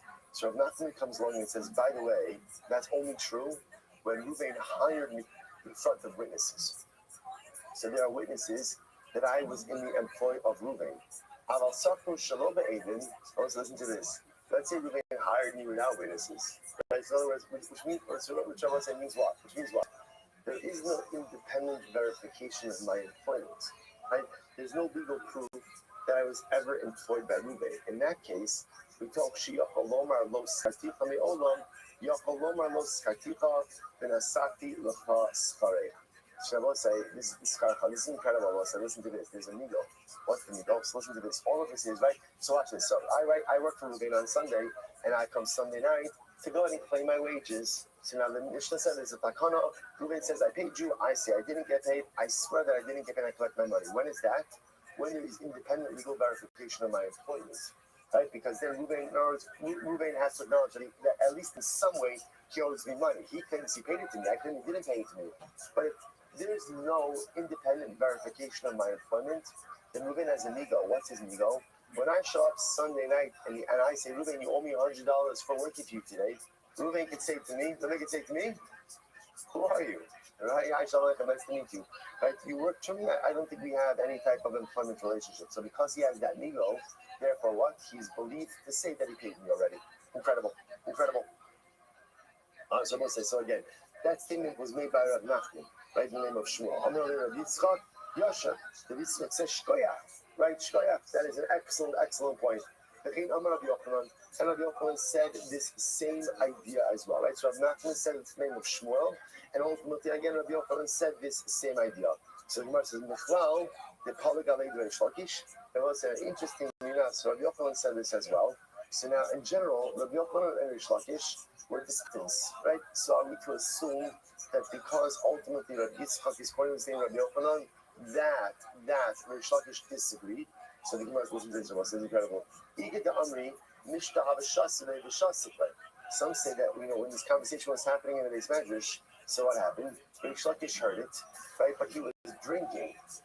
Right? So he was silent not because he agreed or disagreed. He was just silent ultimately because he was having a drink. He was just drinking something. So you can't drink and speak at the same time. So by the way, just so incredible, right? How the Gemara says how often we read into people's reactions or the things that people do. We create narratives all the time about people's behaviors that may or may not be correct. But it's fascinating. We build entire narratives over what we perceive people to be doing and not doing. So now, Reish Lakish doesn't say anything when they say that Rabbi Yochanan he didn't say anything. Does he agree, disagree? He was drinking a glass of water, right? The guy was drinking a glass of water. He just couldn't respond at the time that things. You get down. The others say, Misha Haveshayle, Bishasikle. Others say no, that when Rabbi Yochanan was saying his piece, Reish Lakish was deferential as he was speaking and allowed him to finish up his thoughts before he went ahead and weighed in. Incredible. Okay, Amar Itmanami, Amar Nashim Asvid, Amar Rav, Lo Shalosh Sakra Be'edin, Ava Sakra B'Shalo Be'edin, Mitog Shiyachal Lomar Lo Skarticha Me'olam, Yachal Lomar Lo Skarticha Benasati L'cha Schar. So once I said incredible. So once I said again, just another support to this idea that this whole yisod, right? This whole yisod ultimately again of the ability of the employee to take a shvua and collect payment is only when there is independent legal verification of his employment status. But if there is no independent legal verification of his employment status, then when confronted by the claim that Ruben didn't pay me, Ruben could easily say, I don't know who you are. I don't owe you anything because I never employed you. Since he has that ego, therefore he is believed ultimately to say that I paid you already as well. Amrai Bachama, Kama Malya. So the Gemara says, Kama Malya Hashmaisa. Right? How beautiful is this statement? Amali Rava, my Malyusa. Ultimately, again, so I said, what's the Milo here? So the Gemara says, In came Shivas Shoman B'chayi Brahmana Henchim. Because without it, ultimately, again, how do you eradicate a Shivas Shoman? And let's remember again, Shivas Shoman means I deposit something with someone to watch over it. And now again, let's say, for example, it's a shomer chinam or shomer, so whatever type of shomer it is, there's different levels of liability. Now I come to collect my objects. Let's take the case of a shomer chinam. Right? The shomer chinam claims that it was stolen. Now, technically speaking, an unpaid custodian shomer chinam is pater for gneva v'aveda. So the Gemara says, listen to this. So how can you ever have a shomer? This is the act of mitok shechalomer lo hayu dvar me'olam yachalomer lo nes. So let's say, so listen to this. Again, it must be that in general, in order to be able to make a lot of these claims against people, the relationships must have been made with edus. Right? I will say a typical case of a shomer. A typical case of shomer, again, I deposit something with Ruvain. I say, Ruvain, watch my lawnmower. Right? So now Ruvain's a shomer chino. He's an unpaid custodian. So now I come back to get my lawnmower. Ruben says, I'm so sorry. There was a break-in. All they took was your lawnmower. Okay? I say, fine. Ruben, it's not that I don't believe you, but I don't believe you. And therefore, again, you're a shomer chinam. You should swear that the lawnmower was stolen and you didn't misappropriate it. So we'll say, so what stops Ruben from saying to me, who are you? I don't even know you are. It must be that what? All of these cases where there's an obligation of shua must be where these relationships were created and concretized in the presence of Eidim. Because without independent legal verification that the relationship ever existed, all of these people have a migo. What's the migo? You never gave me a lawnmower. So it must be that even just in a typical case of a shomer, the whole way that it's happening, only if I deposited the object with Ruvain in front of women. This is fascinating. I never really thought about this before, but now this kind of sheds light on all of these things.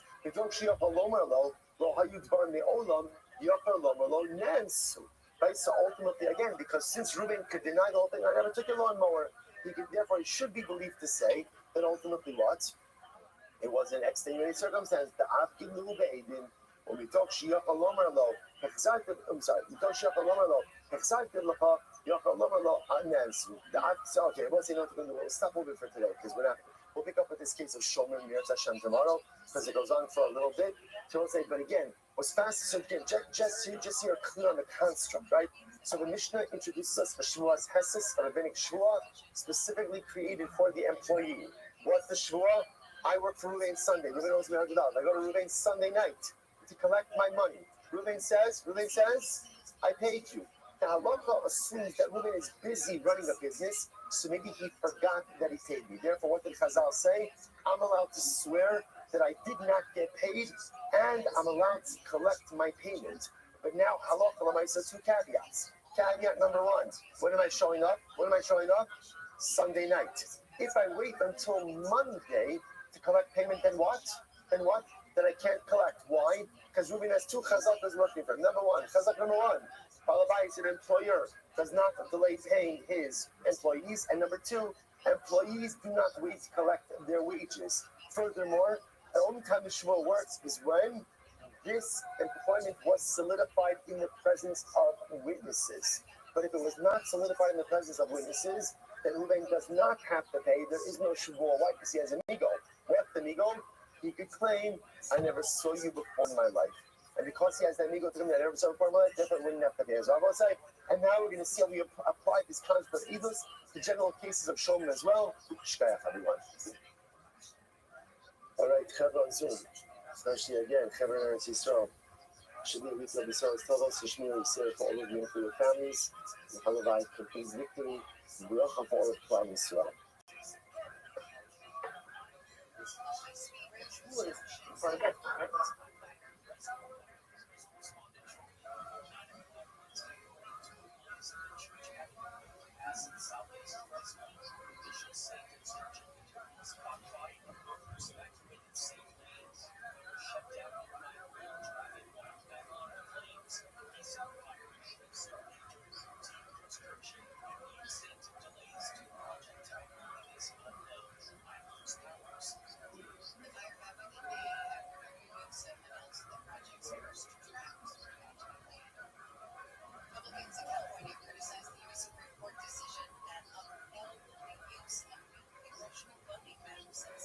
All right, Javosai, good morning. Let us begin by thanking all of our sponsors for this morning's shir. To thank our annual Talmud Torah sponsor, the Pilsen Mishpach of Eretz Yisrael, for dedicating all the shiurim and drushos this year as a zechut for the Besaros Tavos for Am Yisrael. Our Talmud Torah sponsors for the month of Sivan, Stephen Tarizin, in loving memory of Steve's mother, Doris Zin Dvora Bas Yisrael Yoel Zechon Lebracha Mekisha of our 50 yard site. And they have learning sponsors for today, Alan and Sherry Steinmetz, commemorating the yard site of Alan's mother, Kaya Bas Meir, Zechon Lebracha. We hope that in the merit of our Talmud Torah, all of the Neshama Slav and Aliyah, the families and the Chama, all those who are fortunate to have one should have one together in Eretz Hashem with Kol Cholei Yisrael. Mishpat Hashem Eretz Hashem with home all of our hostages, the Shalom and the Torah. And of course, as we follow the events emerging out of Eretz Yisrael, we hope that the Rebbe Shalom will give our holy and precious soldiers incredible Siyata D'Shmaya as they execute their holy missions. And Eretz Hashem should shower His Shmira Yisir upon our brothers and sisters in Eretz Yisrael. And how we should be built from Eretz Hashem that this current phase of the war should bring incredible bracha, hatzlocha, simcha, shalom, and safety for Achinu B'nai Yisrael and for all of Am Yisrael. And we'll say with that, let us begin. So today's daf is Mem Gimel 43. We are picking up in Eretz Hashem at the Mishnah on Mem Beis on the Beis 42b Mishnah. So so as we continue a little bit, we see as follows. Beilu Dvarim Shein Nishva'in Aleim. So remember again, we're still focusing on the topic of Modeh Mitzvos. So these are the areas for which there is no Shvuah. Right? So these are the particular areas that if a dispute arises, so a Shvuah is not used as a mechanism of resolution. What are these areas? Ha'avadim, if there's a dispute regarding avadim and eved. Hashtaras, documents. Karkos, land, real estate. Hagdeshos, hagdish. What's the halacha? Furthermore, in these rules, so again, if there were to be any type of conflict regarding these particular areas, halacha l'meisa, there would be no din of shvua. Furthermore, the common denominator in all of these particular areas is also ein bahem tashlumi keto, v'lo tashlumi arba chamisha. There's no din of keto in any of these situations. Remember again, keto is the halacha is the person steals something, they deny that they stole it, they're caught with the stolen item, they have to pay double. Arba v'chamisha, the 4 and 5 time penalty payment, is halacha l'meisa again in the case of stealing and slaughtering sheep or cattle, the additional penalty payment you have to pay. Next, shomachinam. So again, therefore, this first line over here, avadim shtaras karkos hekdeshos, ultimately no shvua, no keto, no arba v'chamisha in all of those scenarios. Okay, next. Shomachinam, Eimon Mishpah. But the halacha is a shomachinam cannot be made to swear a shvuas moed l'mitzvos. No say sachar, a shomer sachar, Eino shalim. Ultimately, again, doesn't pay. Again, we're gonna define a lot of these cases in the Gemara session. The Rishon says, "Kachim shechai b'chayuson nishpain aleim, the she'ino chai b'chayuson ein nishpain aleim." So let's say this is very interesting. The Rishon comes along and says as follows: when it comes to kachim, remember again, because kachim were excluded. The Tanakama holds, but when it comes to hagdish, there's no din of shua by hagdish. The Rishon says it depends on the nature, ultimately, of the hagdish. If it's kachim, for example, if it's kavanos, for which you are responsible for, then halacha l'maisa, you can take a shua. If you're not responsible for it, you don't have to take a shua. What does that mean, kavanos, I'm responsible for, kavanos, I'm not responsible for? I will say it's very interesting. If you look at Rashi, Rashi says, remember, Rashi on the left-hand side, about 10 lines up at the bottom of Rashi. Kachim shechai b'chayuson yison, kigon, Amar Harei Alai Ola, V'nefesh Behema L'Nijal, V'Kida L'Zeh, V'Kida L'Zeh, Nishpa Aleh Osa Shakikanta Miyadon, D'Re'eu Karina Me'evidav Ragar Lama Koch. We'll get to that, but again, here's the distinction. There's a difference between saying Harei Alai and Harei Zu. Right? Let's say I want to offer a particular animal as a nidava, as a gift offering. If I say Hare Alai Karban, then what's happening over here? I'm taking upon myself responsibility to bring a carbon, which means, let's say I say Hare Alai, and I designate this animal, right? This is my Ola. The animal dies. So because I said Hare Alai, the responsibility is upon me, therefore, even if this animal dies, I have an obligation to replace it. As opposed to identifying an animal and saying what? Hare Zu. This is a carbon. What's the halacha if the animal dies in that context? I no longer have any obligation to go and bring anything else. That's halacha l'maisa. Again, the designation was on that devolved upon this animal, and this animal only. So Hare Alai versus Hare Zu. But there's also tremendous musar skill that in general, when you take an obligation upon yourself, Hare Alai, what's the extent of your obligation? Let's say your obligation, get it done. Get it done. When you commit yourself to something, right? There's a difference. Sometimes, again, a person can be task-oriented or a person can be personal growth-oriented, right? Even though often those things, those lines seem to blur. What's the difference between being committed to personal growth versus being committed to a task? So if you're committed to a task, if the task gets done, it doesn't get done, okay, sometimes things get in your way. If it's about your own personal growth, that's Hare Alai. If it's Hare Alai, there are no excuses. If it's Hare Alai, the job has to get done. If it's Hare Alai, no matter what I have to do in order to go out and meet this goal, I will do it. Incredible. So therefore, again, the Mishnah makes this chilik, he says, kachim, if you're chayv in the achrayis of it, ultimately, again, there's a shvua. You're not chayv in the achrayis of it, no shvua. Very Meir says, so another interesting case. And again, obviously, we'll explain all of this in Gemara. Yish dvarim shehin kikarka, ve'ina kikarka. So this is interesting. He says, I should say, Yisram Shein Bikarka, Ve'inon Kikarka. And then it says there are certain things that are in the ground, yet they're not treated like karka. Now, I'm going to say, the Mishnah is all connected. How did the Mishnah start out? The Mishnah started out by saying, amongst the things for which there is no shvua, karka, real estate, is one of those things. Right? Just if I was to give you an example of this, right? I say to Ruben, I sold you an acre of land. Right, and you owe me $1,000. And Reuben says, you only sold me half an acre of land, and I owe you $5,000. That's not a motive of excess, right? Otherwise, we deal with that. We would have thought partial admission means it triggers a shvua. There's no din of shvua by karka, no din of shvua by real estate.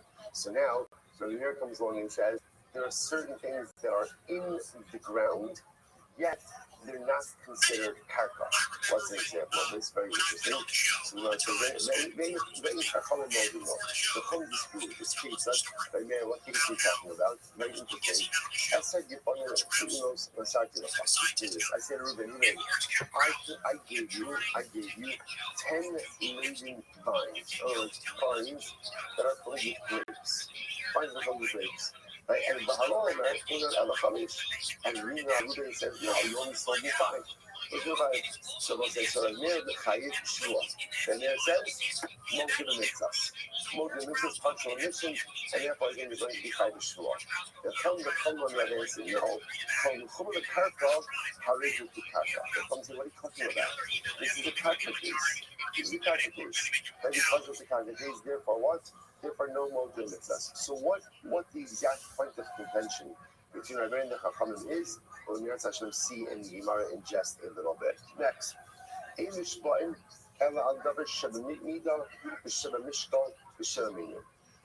say when you swear about something, you can only be made to swear about something that literally again can be measured, right? Can be measured, can be weighed, or can be counted. In other words, what the Mishnah is saying is like this: in order to trigger a motive in itself, there has to be a defined claim.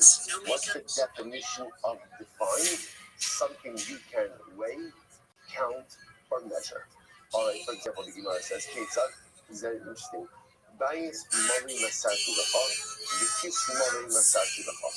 V'halo omer, in Yodea, alamashi nachta atanotel. So let's say, for example, I say, Ruben, I gave you a house filled with produce. Okay, or I gave you a purse filled with coins, right? And now Ruben says, listen, whatever you gave me, I'm giving back to you. The Gemara says in that case, what's the halacha? Potter. Ultimately, again, Ruben's potter. What do you mean Ruben's potter? Ruben's potter goes to us more than itself. Why? Because the said this is not a defined claim. Saying I gave you a house full of produce. I gave you a bag full of money. That is not a defined claim. Remember, the definition of defined is midah, mishkal, minyan. Weight, measure, number. Saying a pouch full, like the purse full, a house full, that's not enough. On the other hand, listen to this. On the other hand, if I say to Ruben, good. I'm sorry. So on the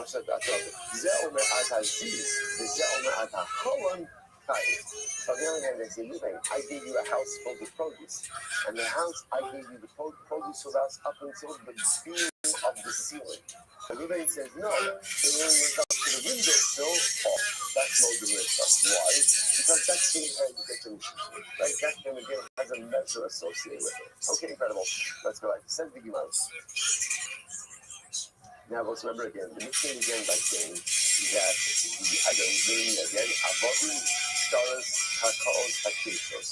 So slaves, documents, karka, real estate, hakeshos, hakish, these items are not subject to a variety of halachas. Amongst them, kefal, double payment for a fee. So the Gemara says, Tashumi kefal minon, where do you know that? I know these objects are not subject to kefal. So the Gemara said, Tan Rabbanon learned, I'll call davar pasha.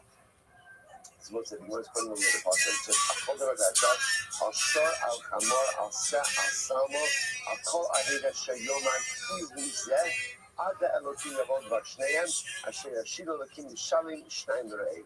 So what's the pasuk is talking about the din of kefal. That is, if I steal an object, and ultimately again I am caught with the object, I have to pay a double payment. Right, the penalty payment.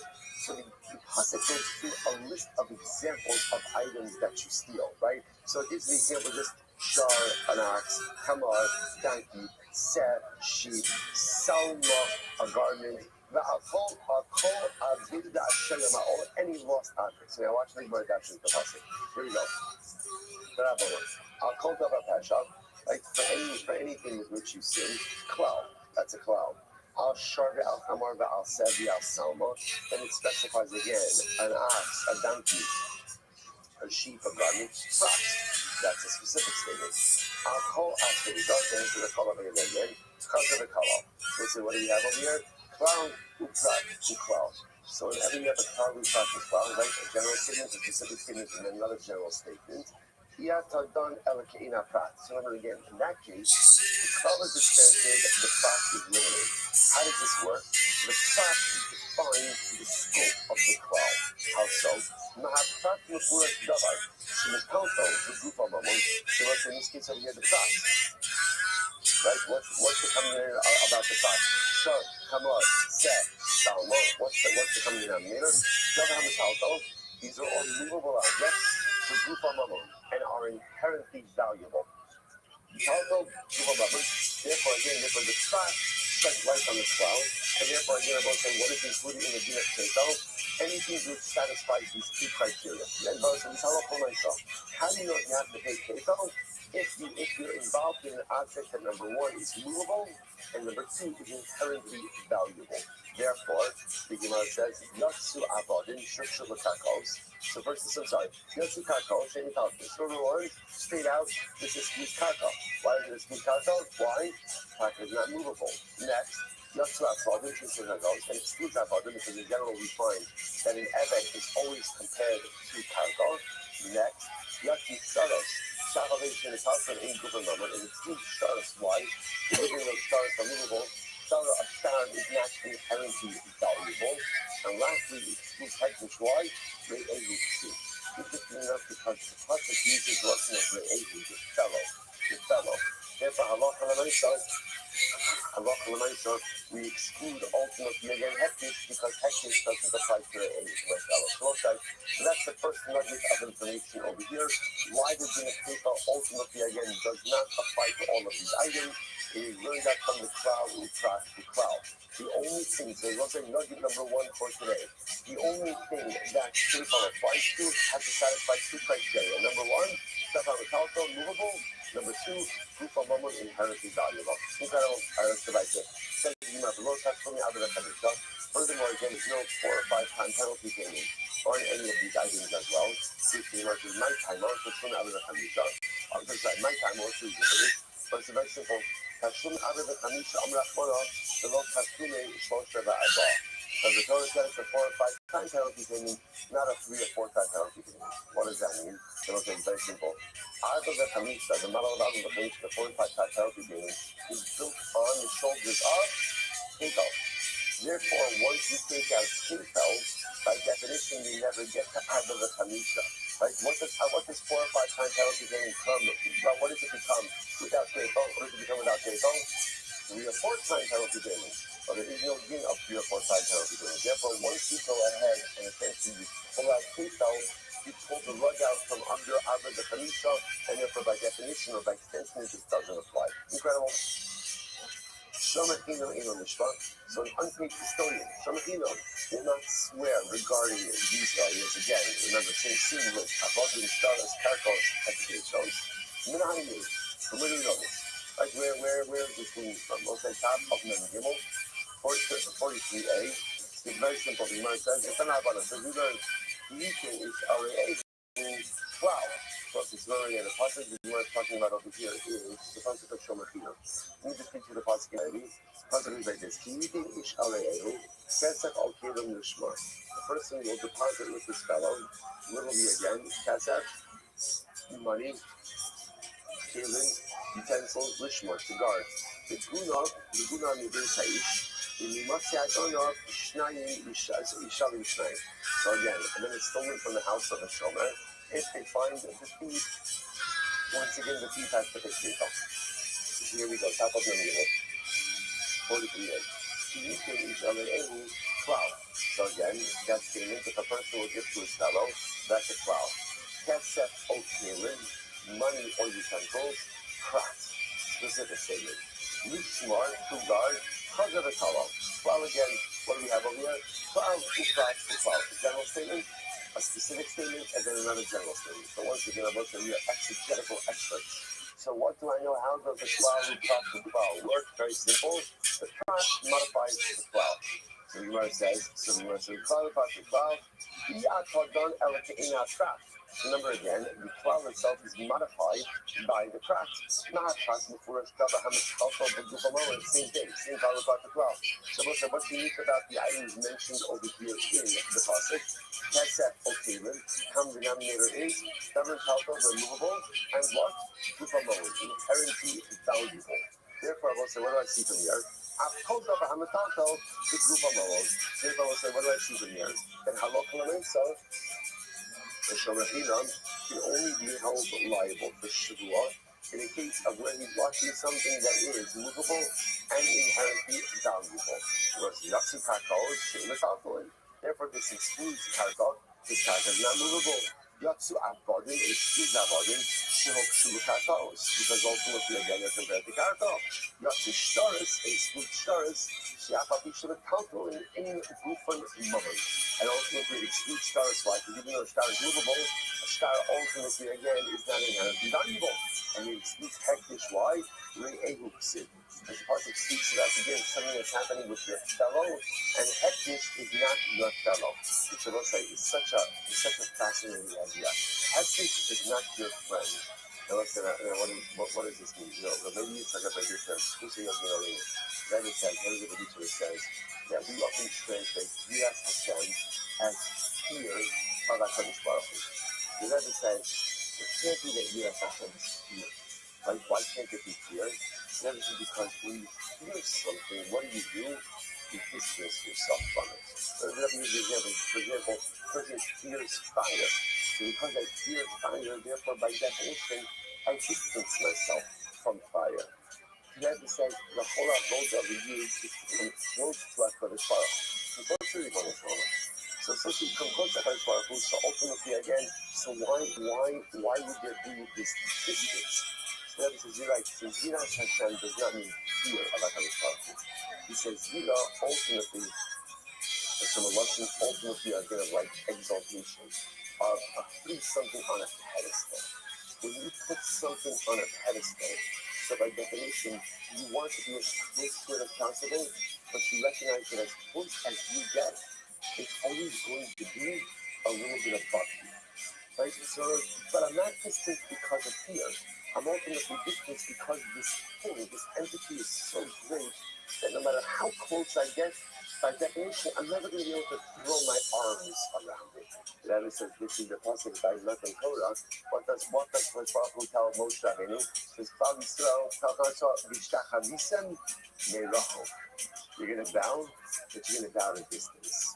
This incredible nature of our relationship with HaKadosh Baruch Hu is we're always coming closer and always getting closer, but there's always going to be this little bit of a gap between us and HaKadosh Baruch Hu. Not a gap that's caused by fear, right? But a gap because the Rebbe Shalom is on this exalted pedestal. And again, I as a mortal, ultimately again, to only get so close to that. I'm going to bow, but I'm going to bow at a distance. And it's fascinating over here, like how is Hektish excluded from all of these things? Because you know, when it comes to all of these halachos, it's very much of your fellow. You know he's not your buddy? You know he's not your buddy? No, he's not your fellow? HaKadosh Baruch Hu. Hektish. Like, Hektish is not my buddy. Like, there's a distance. And that distance is necessary for that proper reference. It's like you go, you meet the Gadol Hadar. Right? Whoever we'll see the dollars coming, you know? Like, imagine you someone's grace. Let's say, you know, second, what don't you do with someone's grace? What don't you do with someone's grace? You don't throw your arms around them. Right? As much as, okay, this is a place where a lot of hugging goes on, right? But there are people you know that you're not, this applies to you, not to me. Right? There are certain people you know, you're going to meet them, you're not going to hug them. You're not going to hug them. Why? Because there's a certain reference, there's a certain place that's there, and there's a certain distance that's there. And this is incredibly important, Why is that important? Because the Rebbe is not my buddy. because he's not my buddy, therefore you have to be so careful in understanding that you don't understand what HaKadosh Baruch Hu does. Now, a lot of times in life, people start to get kindness. I mean, he did this, he did that, he did that. Those kindness presuppose that I can and I should understand why HaKadosh Baruch Hu does things. And at the end of the day, that's not the way it works. But HaKadosh Baruch Hu is not your enemy. He's not your friend. So, of course, is it a normal question? Once it's normal and reflexive question. But right after that question, there has to be that understanding is Re'ehu below Hektish. The Rebbe Shalom is not my friend. He's not my Re'ehu. He's not my buddy. He's not the entity that's on the same level as me that I throw my arms around. Yiras Hashem. And that distance has to condition within ourselves to understand that there are certain things we won't understand because I'm here and HaKadosh Baruch Hu is here. The relationship is beautiful, is passionate, is close, magnificent, but there is always that little bit of distance, always that little bit of he's on the pedestal and I'm not. And because of that, there's a whole variety of things as I go through life that I'm not going to understand, but yet I find the strength to accept. Incredible. You don't see Skari Mishalim, so Shomer Safar. Shomer Safar doesn't pay, so you must say, from where do we know this? The Tanah Banan. So let's going to go with our Klal again. Minalan, Tanah Rabbanan, Yitin Ish Are'ehu Klal. Person will give to his fellow. So we'll say this is the pasuk over here now. Yitin Ish Are'ehu Chamar, Oshar, Osef, B'chol Behemah, Lishmar, Umeis, O Mishpar, O Mishpa in Noah. So the pasuk by Shomer Safar. So a person will give to his fellow an object to watch. So the Gemara says cloud. That's a general statement. Chamar, Oshar, Osef, Prat. That's a limiting statement. Again, I give Ruben to watch a donkey, a shara. So that's a prat. The chol behema lishmar. And again, any animal to go ahead and watch. Chazav v'kala. That's a klal again. So say what's halacha? Klalu pratu klal. So again, adak d'shreyu. So again, essentially we'll say the same exact klalu pratu klal. Namely what? What's the klal pratu tell me? Tava hamikalto, movable. It's and inherently valuable. So I'll say, interesting enough to point out, I don't know, you don't often see this, that it's the same klalu pratu klal for all of these halachas in the Mishnah. So again, I'm only going to make keta. Ultimately, again, if it's from the top of a guf al only if it's movable and inherently valuable. A shomer chinam is only going to pay if he's watching over something, or I should say, he's only going to swear if he's watching over something that is inherently movable and inherently valuable.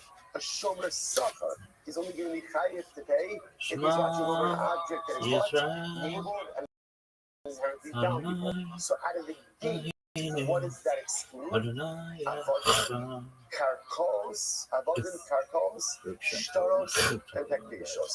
Incredible.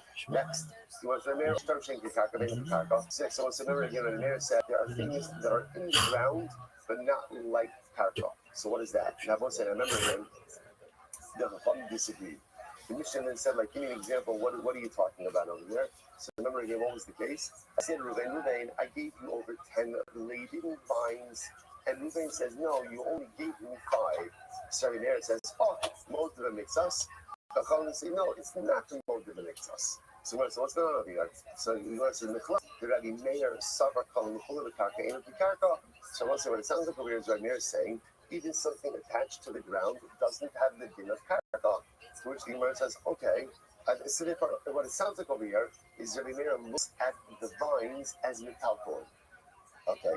The Gemara says, so if that's the case, why do you have to set up the case as laden vines? It'd be empty vines. It doesn't make a difference what's on the vines or not. No.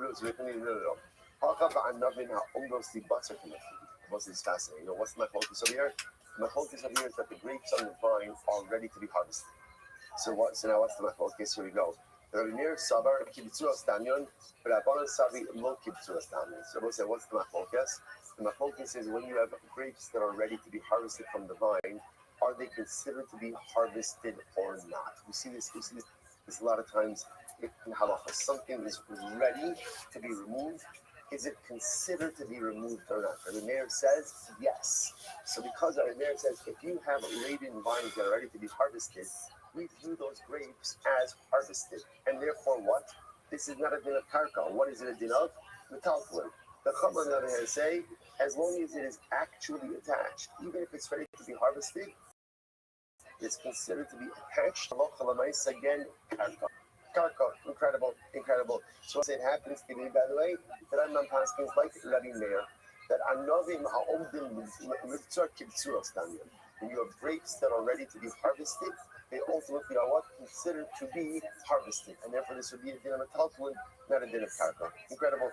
In Mishpan ela al davar shel nidusha mishkan, so then the Mishnah ended up with a cloud. What's the cloud? That for most of the mixas, there has to be a claim, a defined claim. What is the definition of a defined claim? Midah mishkal minyan. Something that can be weighed, measured, or counted.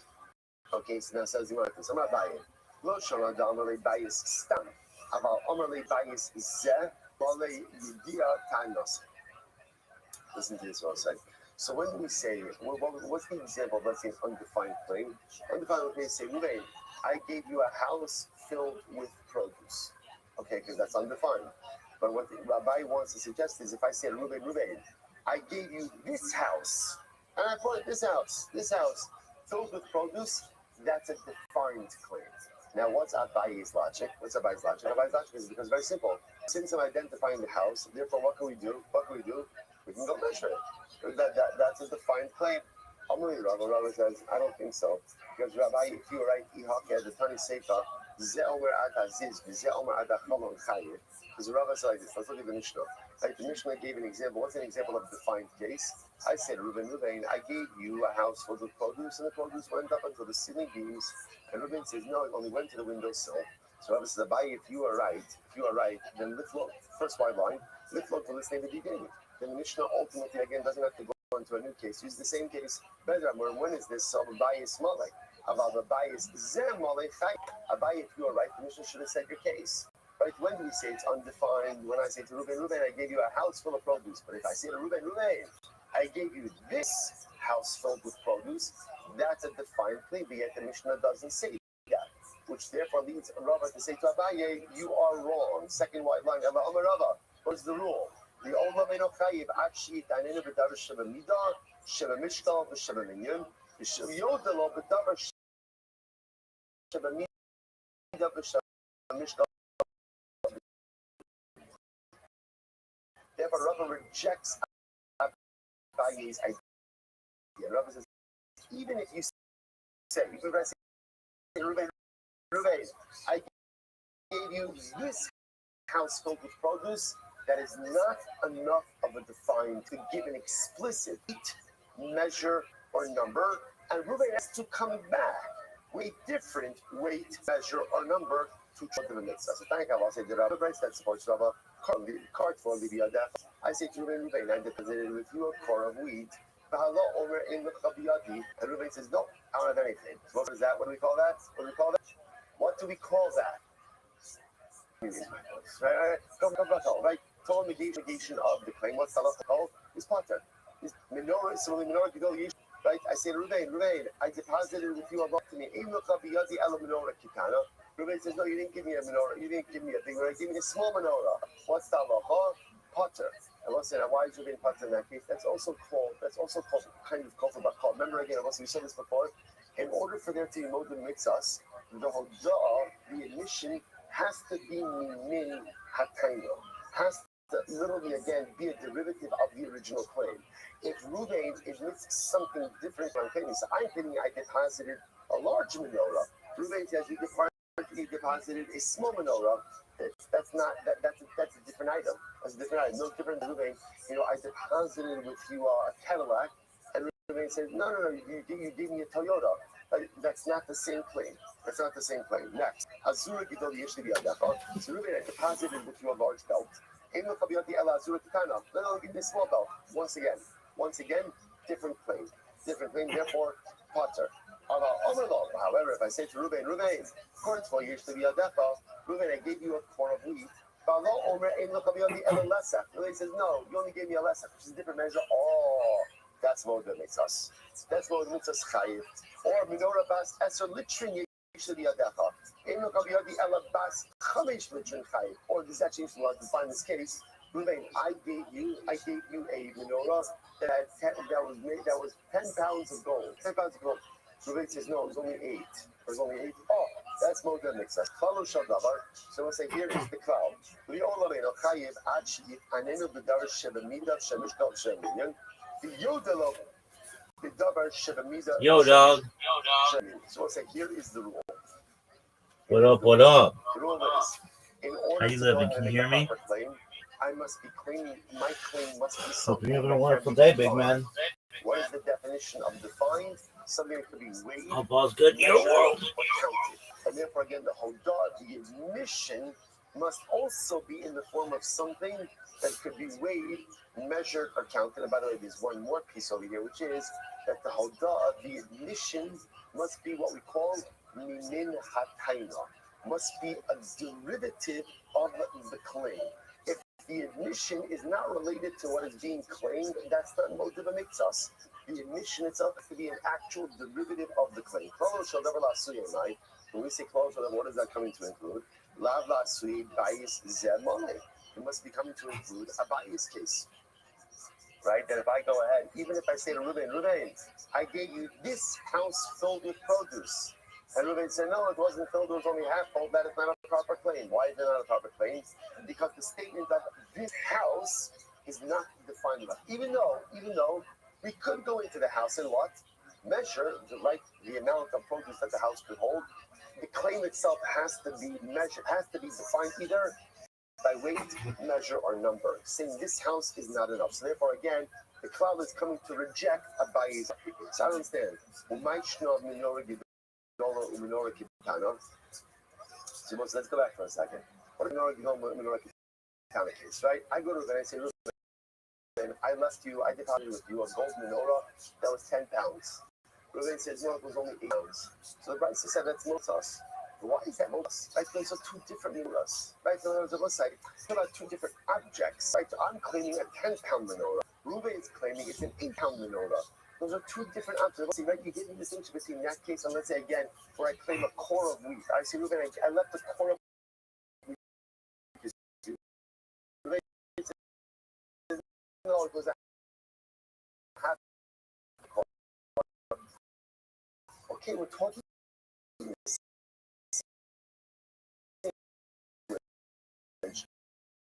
But a 10-pound menorah and an 8-pound menorah are two different objects. So why is that called us? To which the Gemara says, "Mashatano lo hodlo, mashahodlo tano." I'm sorry. Mashatano lo hodlo, mashatano lo hodlo, mashahodlo tano. Ihaki bas esher bas chamesh. I'm sorry. I said that wrong. The case of big menorah, small menorah, that's a case of potter. Right? That's a case of potter. Why? Because again, what I'm claiming is not what's admitted to, and what's being admitted is not what's being claimed. Okay, so that makes sense. If that's the case, the case of weights. In other words, if I says right, so in Brisa we had a case of I say Ruben, I deposited a larger with you. Ruben said, no, it was a small one. What's halacha? Kofar bakol. There's no more than makes us. Why? Because again, what Ruben's is not what I'm claiming, and what I'm claiming what he's admitting to. Yet interestingly enough, I'm sorry, so this one, interestingly enough, I claim Ruben, I deposited a 10-pound menorah with you, and Ruben says, no, what the Bryce says that's more than us. Why? Menorahs. So the Gemara says, I'm going to be sure about it. The menorah shall fully parts. It has parts, so it has like, imagine the menorah, right? Right there. Again, I'll say, yeah, like, there's sections, and therefore, again, you could add on and you could take off.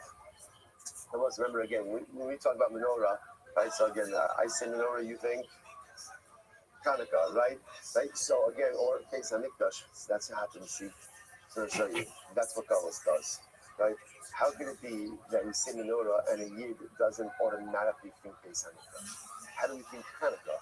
How do we think Hanukkah? It's simple. 2,000 years of Galus changes the neural pathways, right? We think differently. We think differently. Long before there was a Hanukkah, there was a Beis Hamikdash. And that's what happens with Galus. So let's say, so what happens? So if we think about a menorah of the Beis Hamikdash of Hanukkah, a menorah just needs a candelabra. So again, so therefore the Gemara says we're talking about again a menorah that's a modular or has different pieces that can be attached to it. So therefore, when I say 10 pounds and Ruben says 8 pounds, we could actually be talking about the same menorah. What it comes down to is how many additional pieces are attached to it. The Kamod Limine, if that's the case. Azura Nami Misty look, maybe like it. That's the case, why don't you apply this to the belt case also? And maybe when I claim a big belt and Ruben only lives to a small belt, it's a modular belt. Modular belt. Sometimes after like a 3-day young you could definitely use one of these, right? Like, you can add on a couple of pieces to it. So you want Ella, the light filo katani. No, it's not the kind of belt we're talking about because that's not a normal kind of belt. People don't normally have that kind of belt. How can I pull your slow katani? So therefore, again, I want to say, let's not go with that case. Shiny menorah, hold you up from the gurura, no, here's the difference. We're not talking about a menorah made up of pieces. I say, but rather you can understand that what happens is over here, a 10-pound menorah can become an 8-pound menorah. How? Over time, the precious metal content wears away. Especially if you're say before treated metals like we have, metal content could wear away. And therefore, over time, ultimately the weight could be diminished. So therefore, when we say a 10-pound menorah versus an 8-pound menorah, we could actually still be talking the same exact. So therefore, I'm not telling myself what comes out from this piece over here is as follows.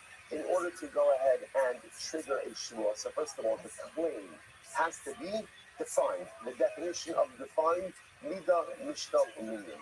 Weighed, measured, or counted. Furthermore, again, in order for Moed Mitzvah's time to be triggered, the taina, I want to say the Hogah, has to be min ha-taina. Ultimately, again, the response has to mirror, ultimately, again, the claim. If the response is unrelated to the claim, then there is no Shavua. We'll talk about Mishnah. Hamavis, Kaviyava, Mashton, Va'ava, Mashton. This was a very interesting piece there. I lend Ruben $1,000. And Ruben gives me collateral. What ends up happening over here? I lose the collateral. I lost it. What's the halacha? So let's say now he's telling me this is going to go. Now we have a dispute about what the value of the collateral was. I'm going to sell it or see Kalav, the Shekel HaYeshava.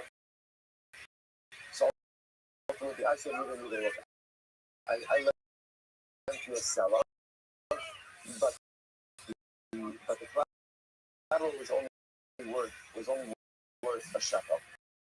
So I'm claiming, I'm the lender, I'm claiming that clearly the collateral was not worth it. Obviously, we're going to deduct that value from. On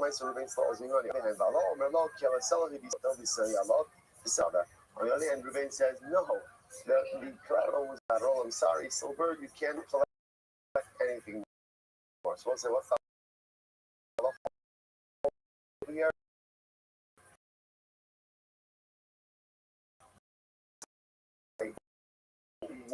What is this?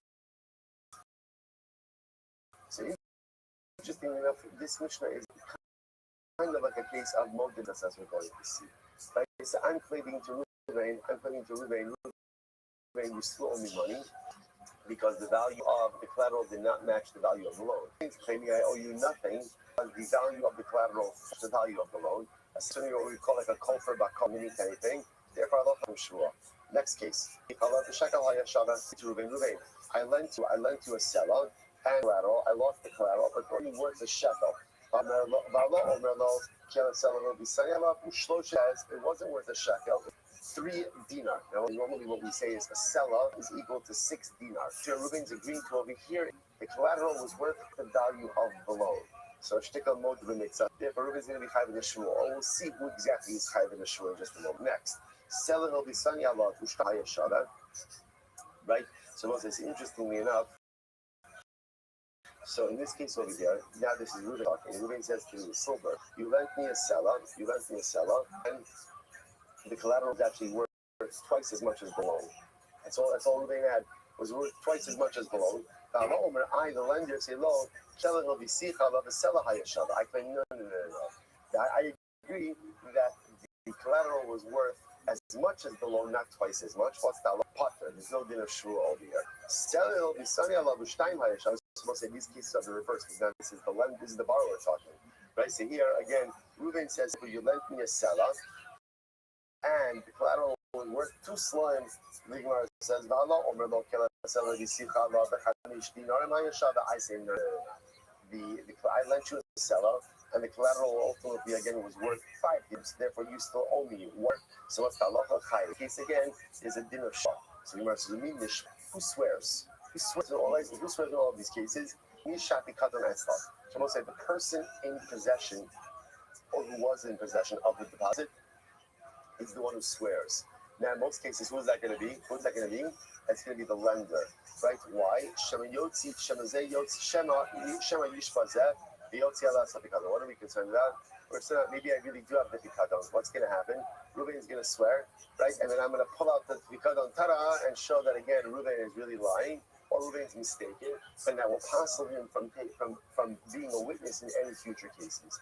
Therefore, Allah Khalaisa, in order to avoid the possibility of somebody actually being in possession of the pikadon, lying that he doesn't have it, and taking it out after the other party's the shula, the one who is in possession of the pikadon is the one ultimately it's the shula. Incredible. A base. Says the Gemara here. What's that last statement? That last statement. We'll say, right, the last statement of the Mishnah, which was, whoever is in possession of the pikadon is the one who takes the shula. What case is that referring to? If we're talking about the end of the Mishnah, the Seifa play, the shua gabi malva. Shabbos saying that case over here, really, the shua really resides with the malva, right? Because remember, again, it's the malva, it's the lender who lost the shua, right? And now again, the borrower is claiming that the value of the collateral is actually worth more than the self. Since it is the lender who had the pikadon, the lender who lost it, shouldn't it be the lender ultimately who's taking the shua already? Anyway, we're Shmuel Aresha. Shmuel says, you're right. We're talking about ultimately the first case in the Mishnah. Then we'll see exactly what they just want.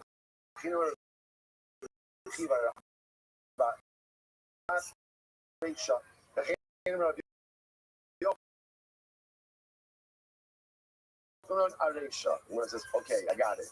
My Aresha. Which case, but again, which case are you referring to? Sefer Dereisha. Little the again is of the shekel hayasha. Also, so here we go. So here's the kingdom. I lent Reuben $1,000. Right? Reuben gave me. So now I say to Reuben, I'm sorry, I lost the collateral. I lent you $1,000. Shekel. Just to keep things easy. Ultimately, again, collateral was worth $500. And I'm agreeing that because I lost the collateral, therefore what? What have I forfeited? $500 of repayment. Okay, so I'm admitting to the fact that the collateral had a value and willing to forego that value. But here's the problem. Reuben says,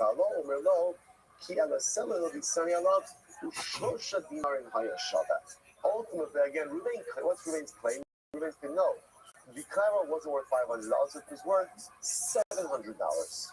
So therefore, again, now we're saying you lost the collateral, therefore you lost $700. I agree, I'm going to pay you $300, but Lamai said that's the value of your claim. So Shabbat says, what's the halacha? Chayiv shvua. So we'll say, so what's the halacha? So I'm sorry. You know how it's Shabbat? The shvua gabe lobe. Now what's the halacha? Shvua. Now who takes a shvua in this case? Who, right? Just plays up or go on. Who should take the shvua in this case? What would you say? It's the borrower, right? Because the borrower himself is the one who's trying to exempt himself freely. So it makes sense, and he's also like a shtickle mode of the mitzvahs, right? Because again, remember, he's admitting, the borrower is admitting that the collateral did not cover the full face value of the loan. So what he's admitting already is, I only owe you $300. The lender is saying $500. So it's a shtickle mode of the mitzvahs. And therefore, again, it makes sense to say that the borrower should be the one to take the shua about the value of the collateral. And now watch what happens. We'll say that is the halacha. Well, watch this is incredible. Oh, what happens over here? This is incredible. Incredible. So the rabbis, Chazal, took the shua away from Reuben, and who they put, right? They took it away from Reuben, the borrower, and who did they put it on? They put it on me, the lender. Now, what were they concerned about? They were concerned about over here that maybe there's some shenanigans happening over here, and maybe I still have the collateral. And what am I going to do? I'm going to wait till Reuben swears. I'm going to pull out the collateral. Ta-da! I have it. Reuben, look, you're a liar. You're a liar. And thereby invalidate Reuben for disqualify everything. Now, again, it's also Chazal not mistaken. So Chazal didn't want shenanigans happening over here. So what did they say? We want to make sure that the lender doesn't really have the collateral we're going to do, even though it's really the borrower who should be swearing, right? Because the borrower's lender is saying the collateral is only worth 500. So really what should happen over here is the lender should swear about the value of the collateral and move on from there. But what Chazal did is they take the shua from the borrower and they put it on the lender. The hashtag the Amrashi, the Kaimalan, Zen Mishpat Shebeshuso, the Zen Mishpat Kamasha. So as in Arash is interesting, the Rashi says this shua really morphs into different. There's really a layering going on all over there, right? Because I want to say why. Zen Mishpat Shebeshuso. The lender has where that he doesn't have the collateral in his. He has to make that oath, right? The Zen Mishpat Kamasha, and the has to swear how much value of the actual collateral is. So let's say, so now the question of who swears. What is the question of? Who swears first? Min batchila. Who swears first? Misha b'ketzlo. So let's say who swears first? He who is in possession of the collateral. Why?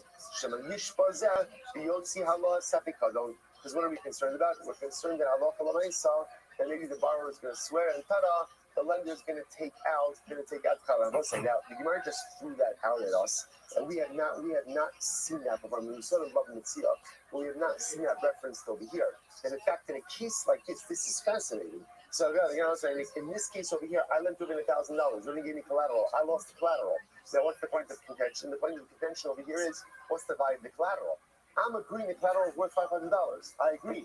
Ruben says, no, it was worth $700. So what happens over here? So we've been focusing on who swears regarding the collateral. But the Gemara just want to tell you, there's actually two shuas happening over here. I have to swear that I don't have the collateral in my possession. I have to swear that I lost it, so whatever it is. I have to make that shua because I am a shomer on the collateral. So I have to swear about the collateral. And then what happens? Then Ruben has to swear ultimately again about ultimately again the value of the collaterals. Now really what it comes down to, I will say, is both of us are swearing. So the real shaila is not who's swearing. The real shaila is who's swearing first. So it turns out that halacha l'maisa, here's the order.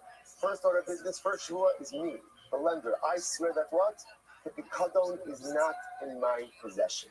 After that, Ruben swears about the value of the pikadon, and after he takes that shua, we settle up for the remainder of the outstanding money. So Ruben is really willing to swear. Pikadon itself is worth $700. He swears about it.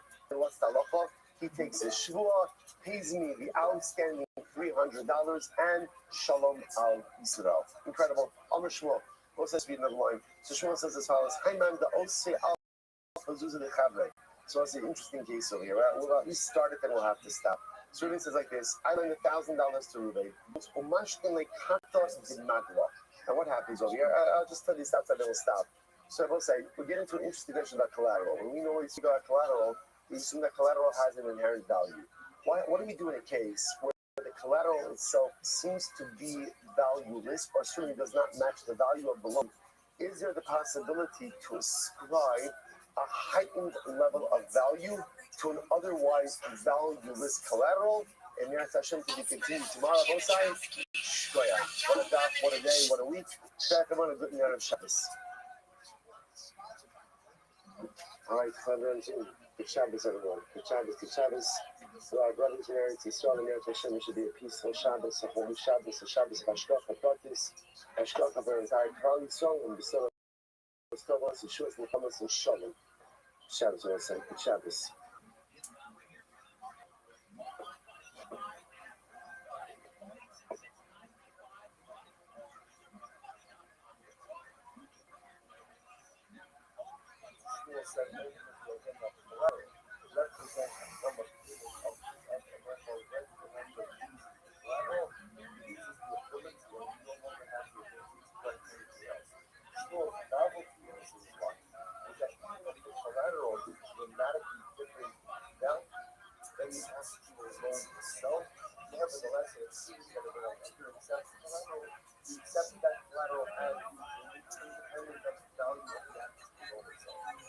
Collateral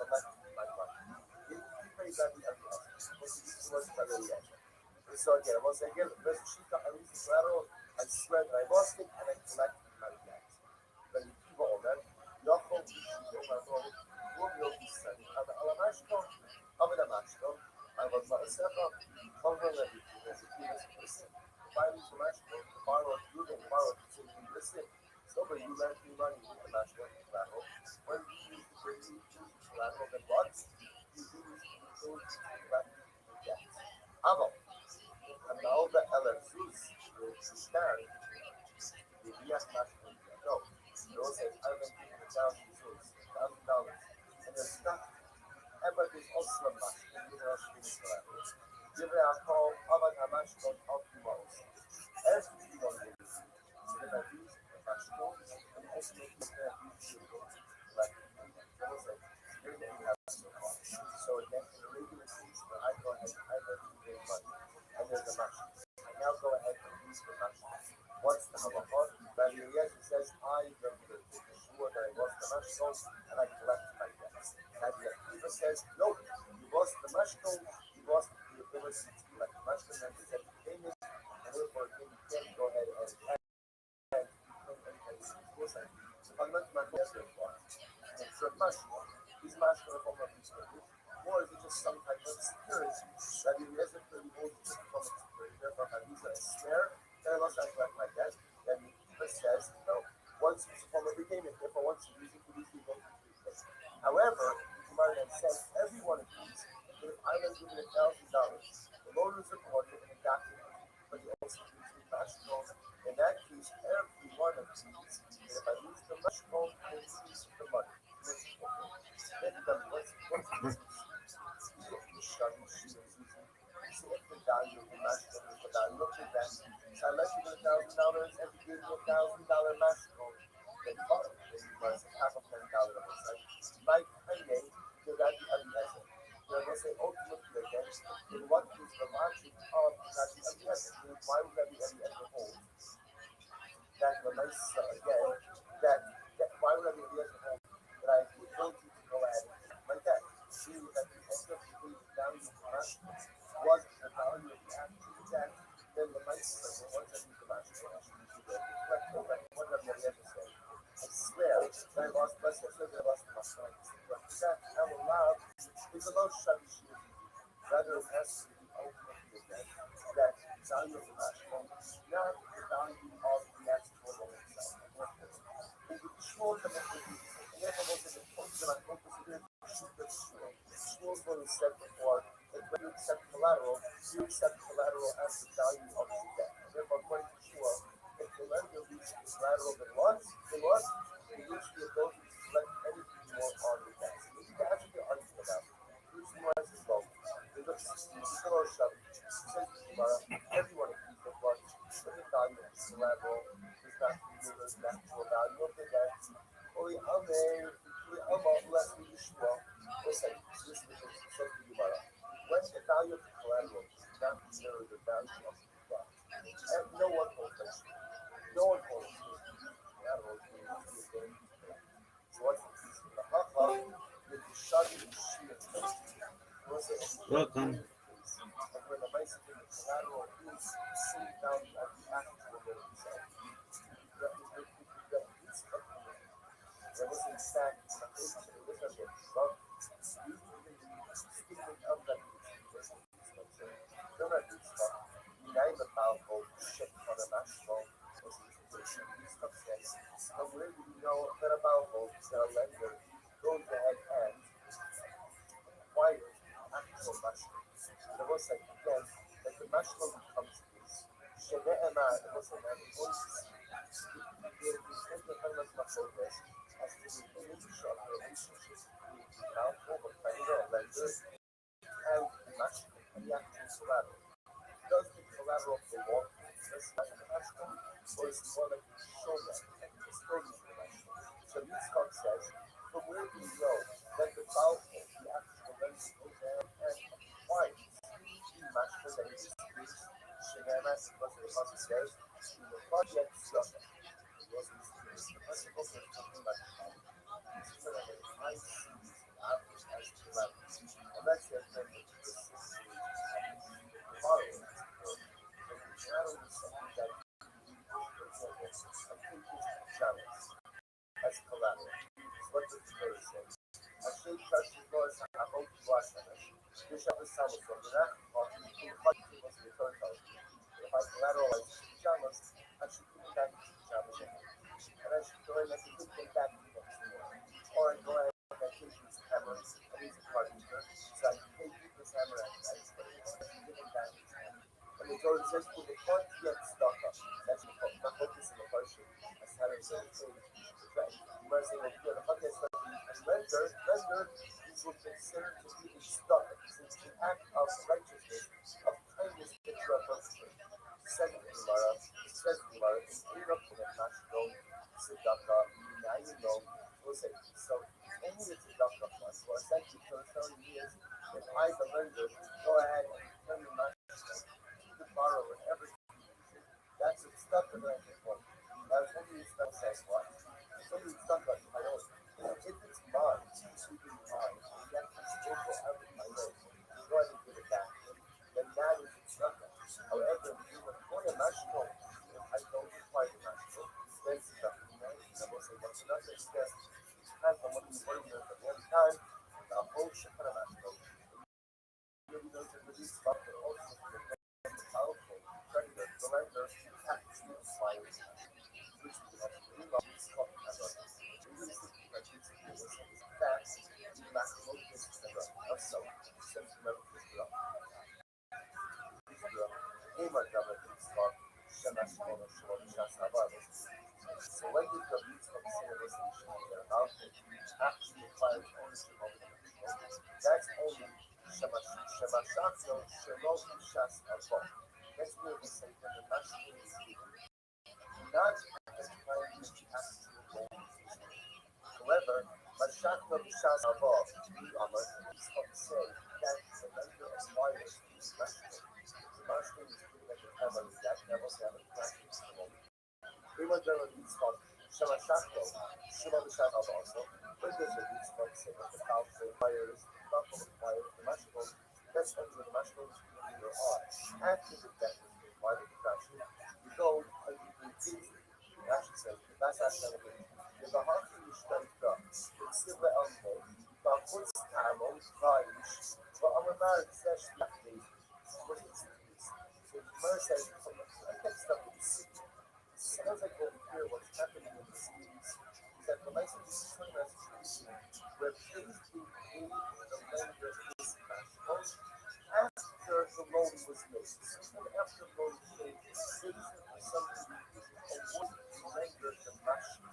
So we'll say that's in what this book says, that the household requires the national. But perhaps it's possible that what? But when the national is given at the time of the loan itself, the household does not apply. That will say. So the outside national, if a household doesn't require a national, then ultimately again, what is the power of that? So we're going to try to explore it. But you know, this is just what we do, and this really changes the context of the city. That the license is because of constitution, where it sounds like basically the lender a national, perhaps going to have these structures at the household of the national, because the national is awarded after a grant is awarded. It's given after the loan is made. But if the national is given at the time of the loan itself, if the household doesn't require it, so we shall sum up. I will look at this is the month. Which is the last one. However, Francis Channing. Yeah. He burst out his last special. Is this question? I love the titles. The titles are just as good. Wait, 377 likes for that one. I'm trying to like it, but there's nothing funny in the entire thing. Brandon needs to stay in his lane. His 25-minute YouTube video that needs to go by. And by lane, I mean this.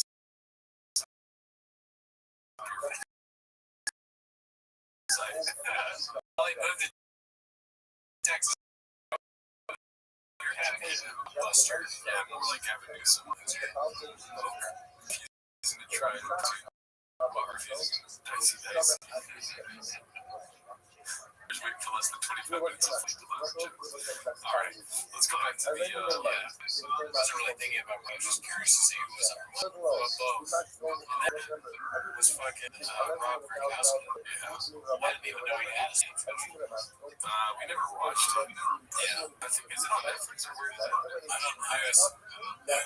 Dude, it would be good to know. But yeah, that's another thing I was thinking about during the list is our Patreon, like what we had watched, what we had it. And we watched obviously the Burn Up Shop stuff. We watched the Leather special, which was pretty horrible. I don't think we watched. Did we watch the other English? We watched the other.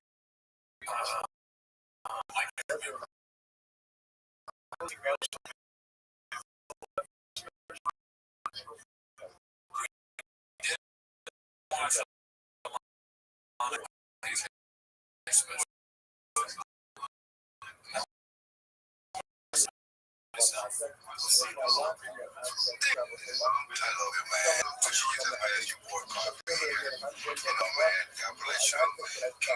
Why is the like in all the bad specials? That is really, man. There we go. Big Poppy. Yeah, Black Poppy.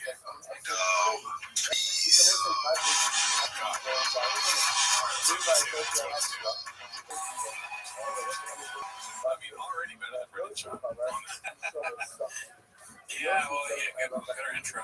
Special. The chapter is just Rob Gronkowski. But anything else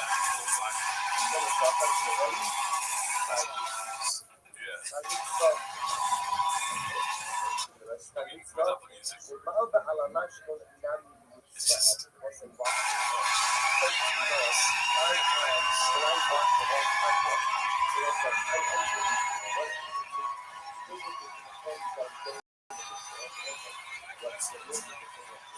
So it's bad, right? Because he's Steve's thing. He's a football player. He good one. Yeah. You know, he had more than a cappuccino with the Buffalo Bills. Oh, the most. More. Yeah, many touchdowns. Yeah, that's what a lot of people are saying. But I wonder if it's going to be offensive. Because that's what Shop is. Shop special is offensive for sure. It's racist question mark. You know, is that what Gronkowski does? Is that why people say it's bad? I already like Ring of Honor better because the music in the beginning is like, oh, bang, you flow Browns? Okay. Big boy squad. Boy, it's iconic, dude. Yeah, I mean, it's the music here wasn't really anything. It's hard to tell what it is. I'm not sure what it was. I mean, dude. We'll talk about this on Timos. But how many people do you think asked Mark Harley about the Ring of Honor? That's SNL. Oh my God. Dad didn't even think about that. Dude, he was, I wonder if he saw like James, they had a James Austin Johnson. He's one of SNL guys. That'd be so funny. James likes to I don't know. That's, he tries to be cool by knowing me. Jake Norman. Yeah, that's weird, but like, I'm friends with Brendan. Yeah. Oh, how many chicks? Mark would say that. I would be saying, like, you know, he's like, says that to Lord. How many chicks you fuck? Oh, man. Let's see.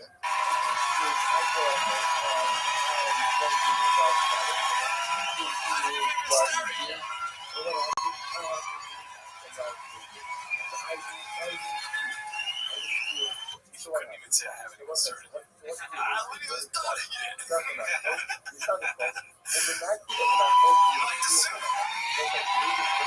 funny if he came out all wacky and like fucking, what's the guy that smashes the watermelons? He was Gallagher. He was doing like Gallagher and like real physical comedy. I think that would work better for Gronk. Somebody tackles it. I was gonna say to bring someone on stage, check that phone and tackle them. Redacted, I like it. Yeah. Or tackle them to get the phone, and then you tell everyone in the audience like he's gay or something. Yeah, exactly. Yeah. Oh, what's this? What do you hear on Facebook? I'm gonna do. You follow a lot of guys on Facebook. Yeah. Good. Because it's the first time I've worn a shirt in 3 months. Seriously, first time I won the Super Bowl. No shirt. So why not trick everyone like I put in the Super Bowl again this year? So no shirt again. I don't know what that means. Yeah, that's like everyone in the audience is trying to do the bird drum thing. No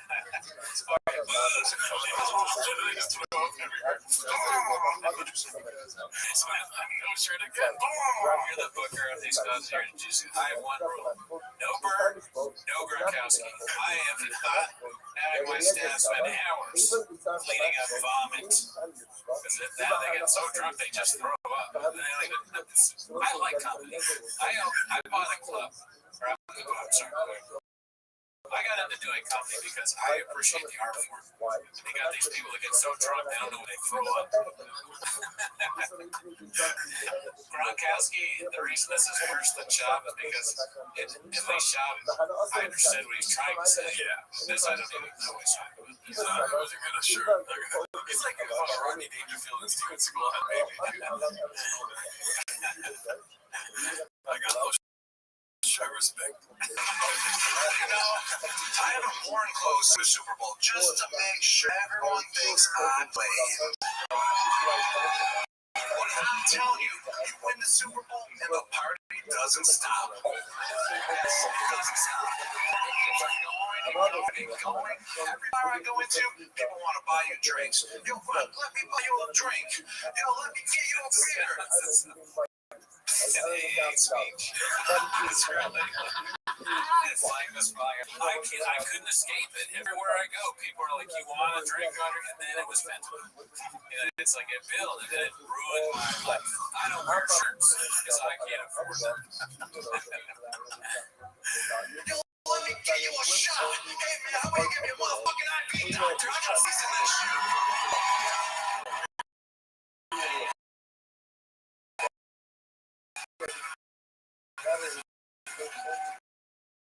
Won the Super Bowl, but I lost for a damn liver from you guys.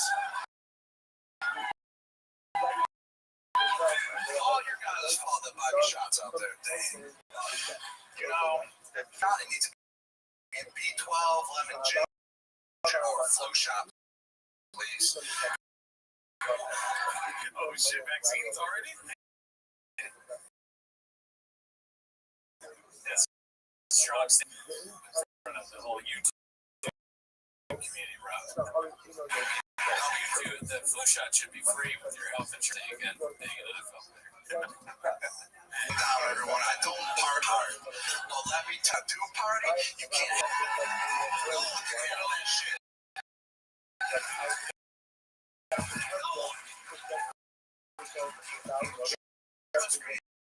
I'm all pro for one. I'm all pro and go.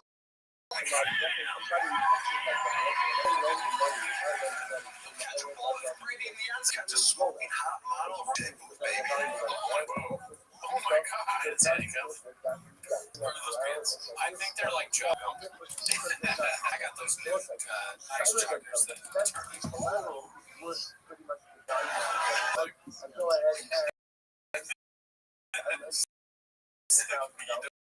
That's fun.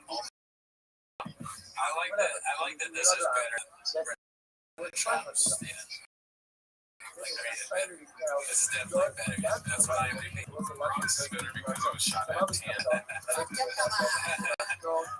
I like how he's from, that's what I looked up at New York, but he sounds like he's Bostonian. Yeah, they have a similar Gronkowski, he probably sounds like whatever that was dead. Hot up here. Damn, ladies. Should I take it off? Sweating for real now. Oh, ladies, I wish you. What the fuck is this? I guess it would be funny if Shop is like fingers, but I'm a Charleston werewolf and he calls girls daddy. He's just talking about how hot he is, and he's like, I'm kind of hot. Are there any baddies here tonight? A lot of ladies in the crowd tonight. Said he doesn't do that. He's not as sexual as Gronkowski. Rob Gronkowski is a masculine man, a successful football player. He's going to talk. If you give him a microphone, he's going to talk about that. Let him know that he's like, hey, look at Rob Gronkowski's like, Brendan Schaub's like,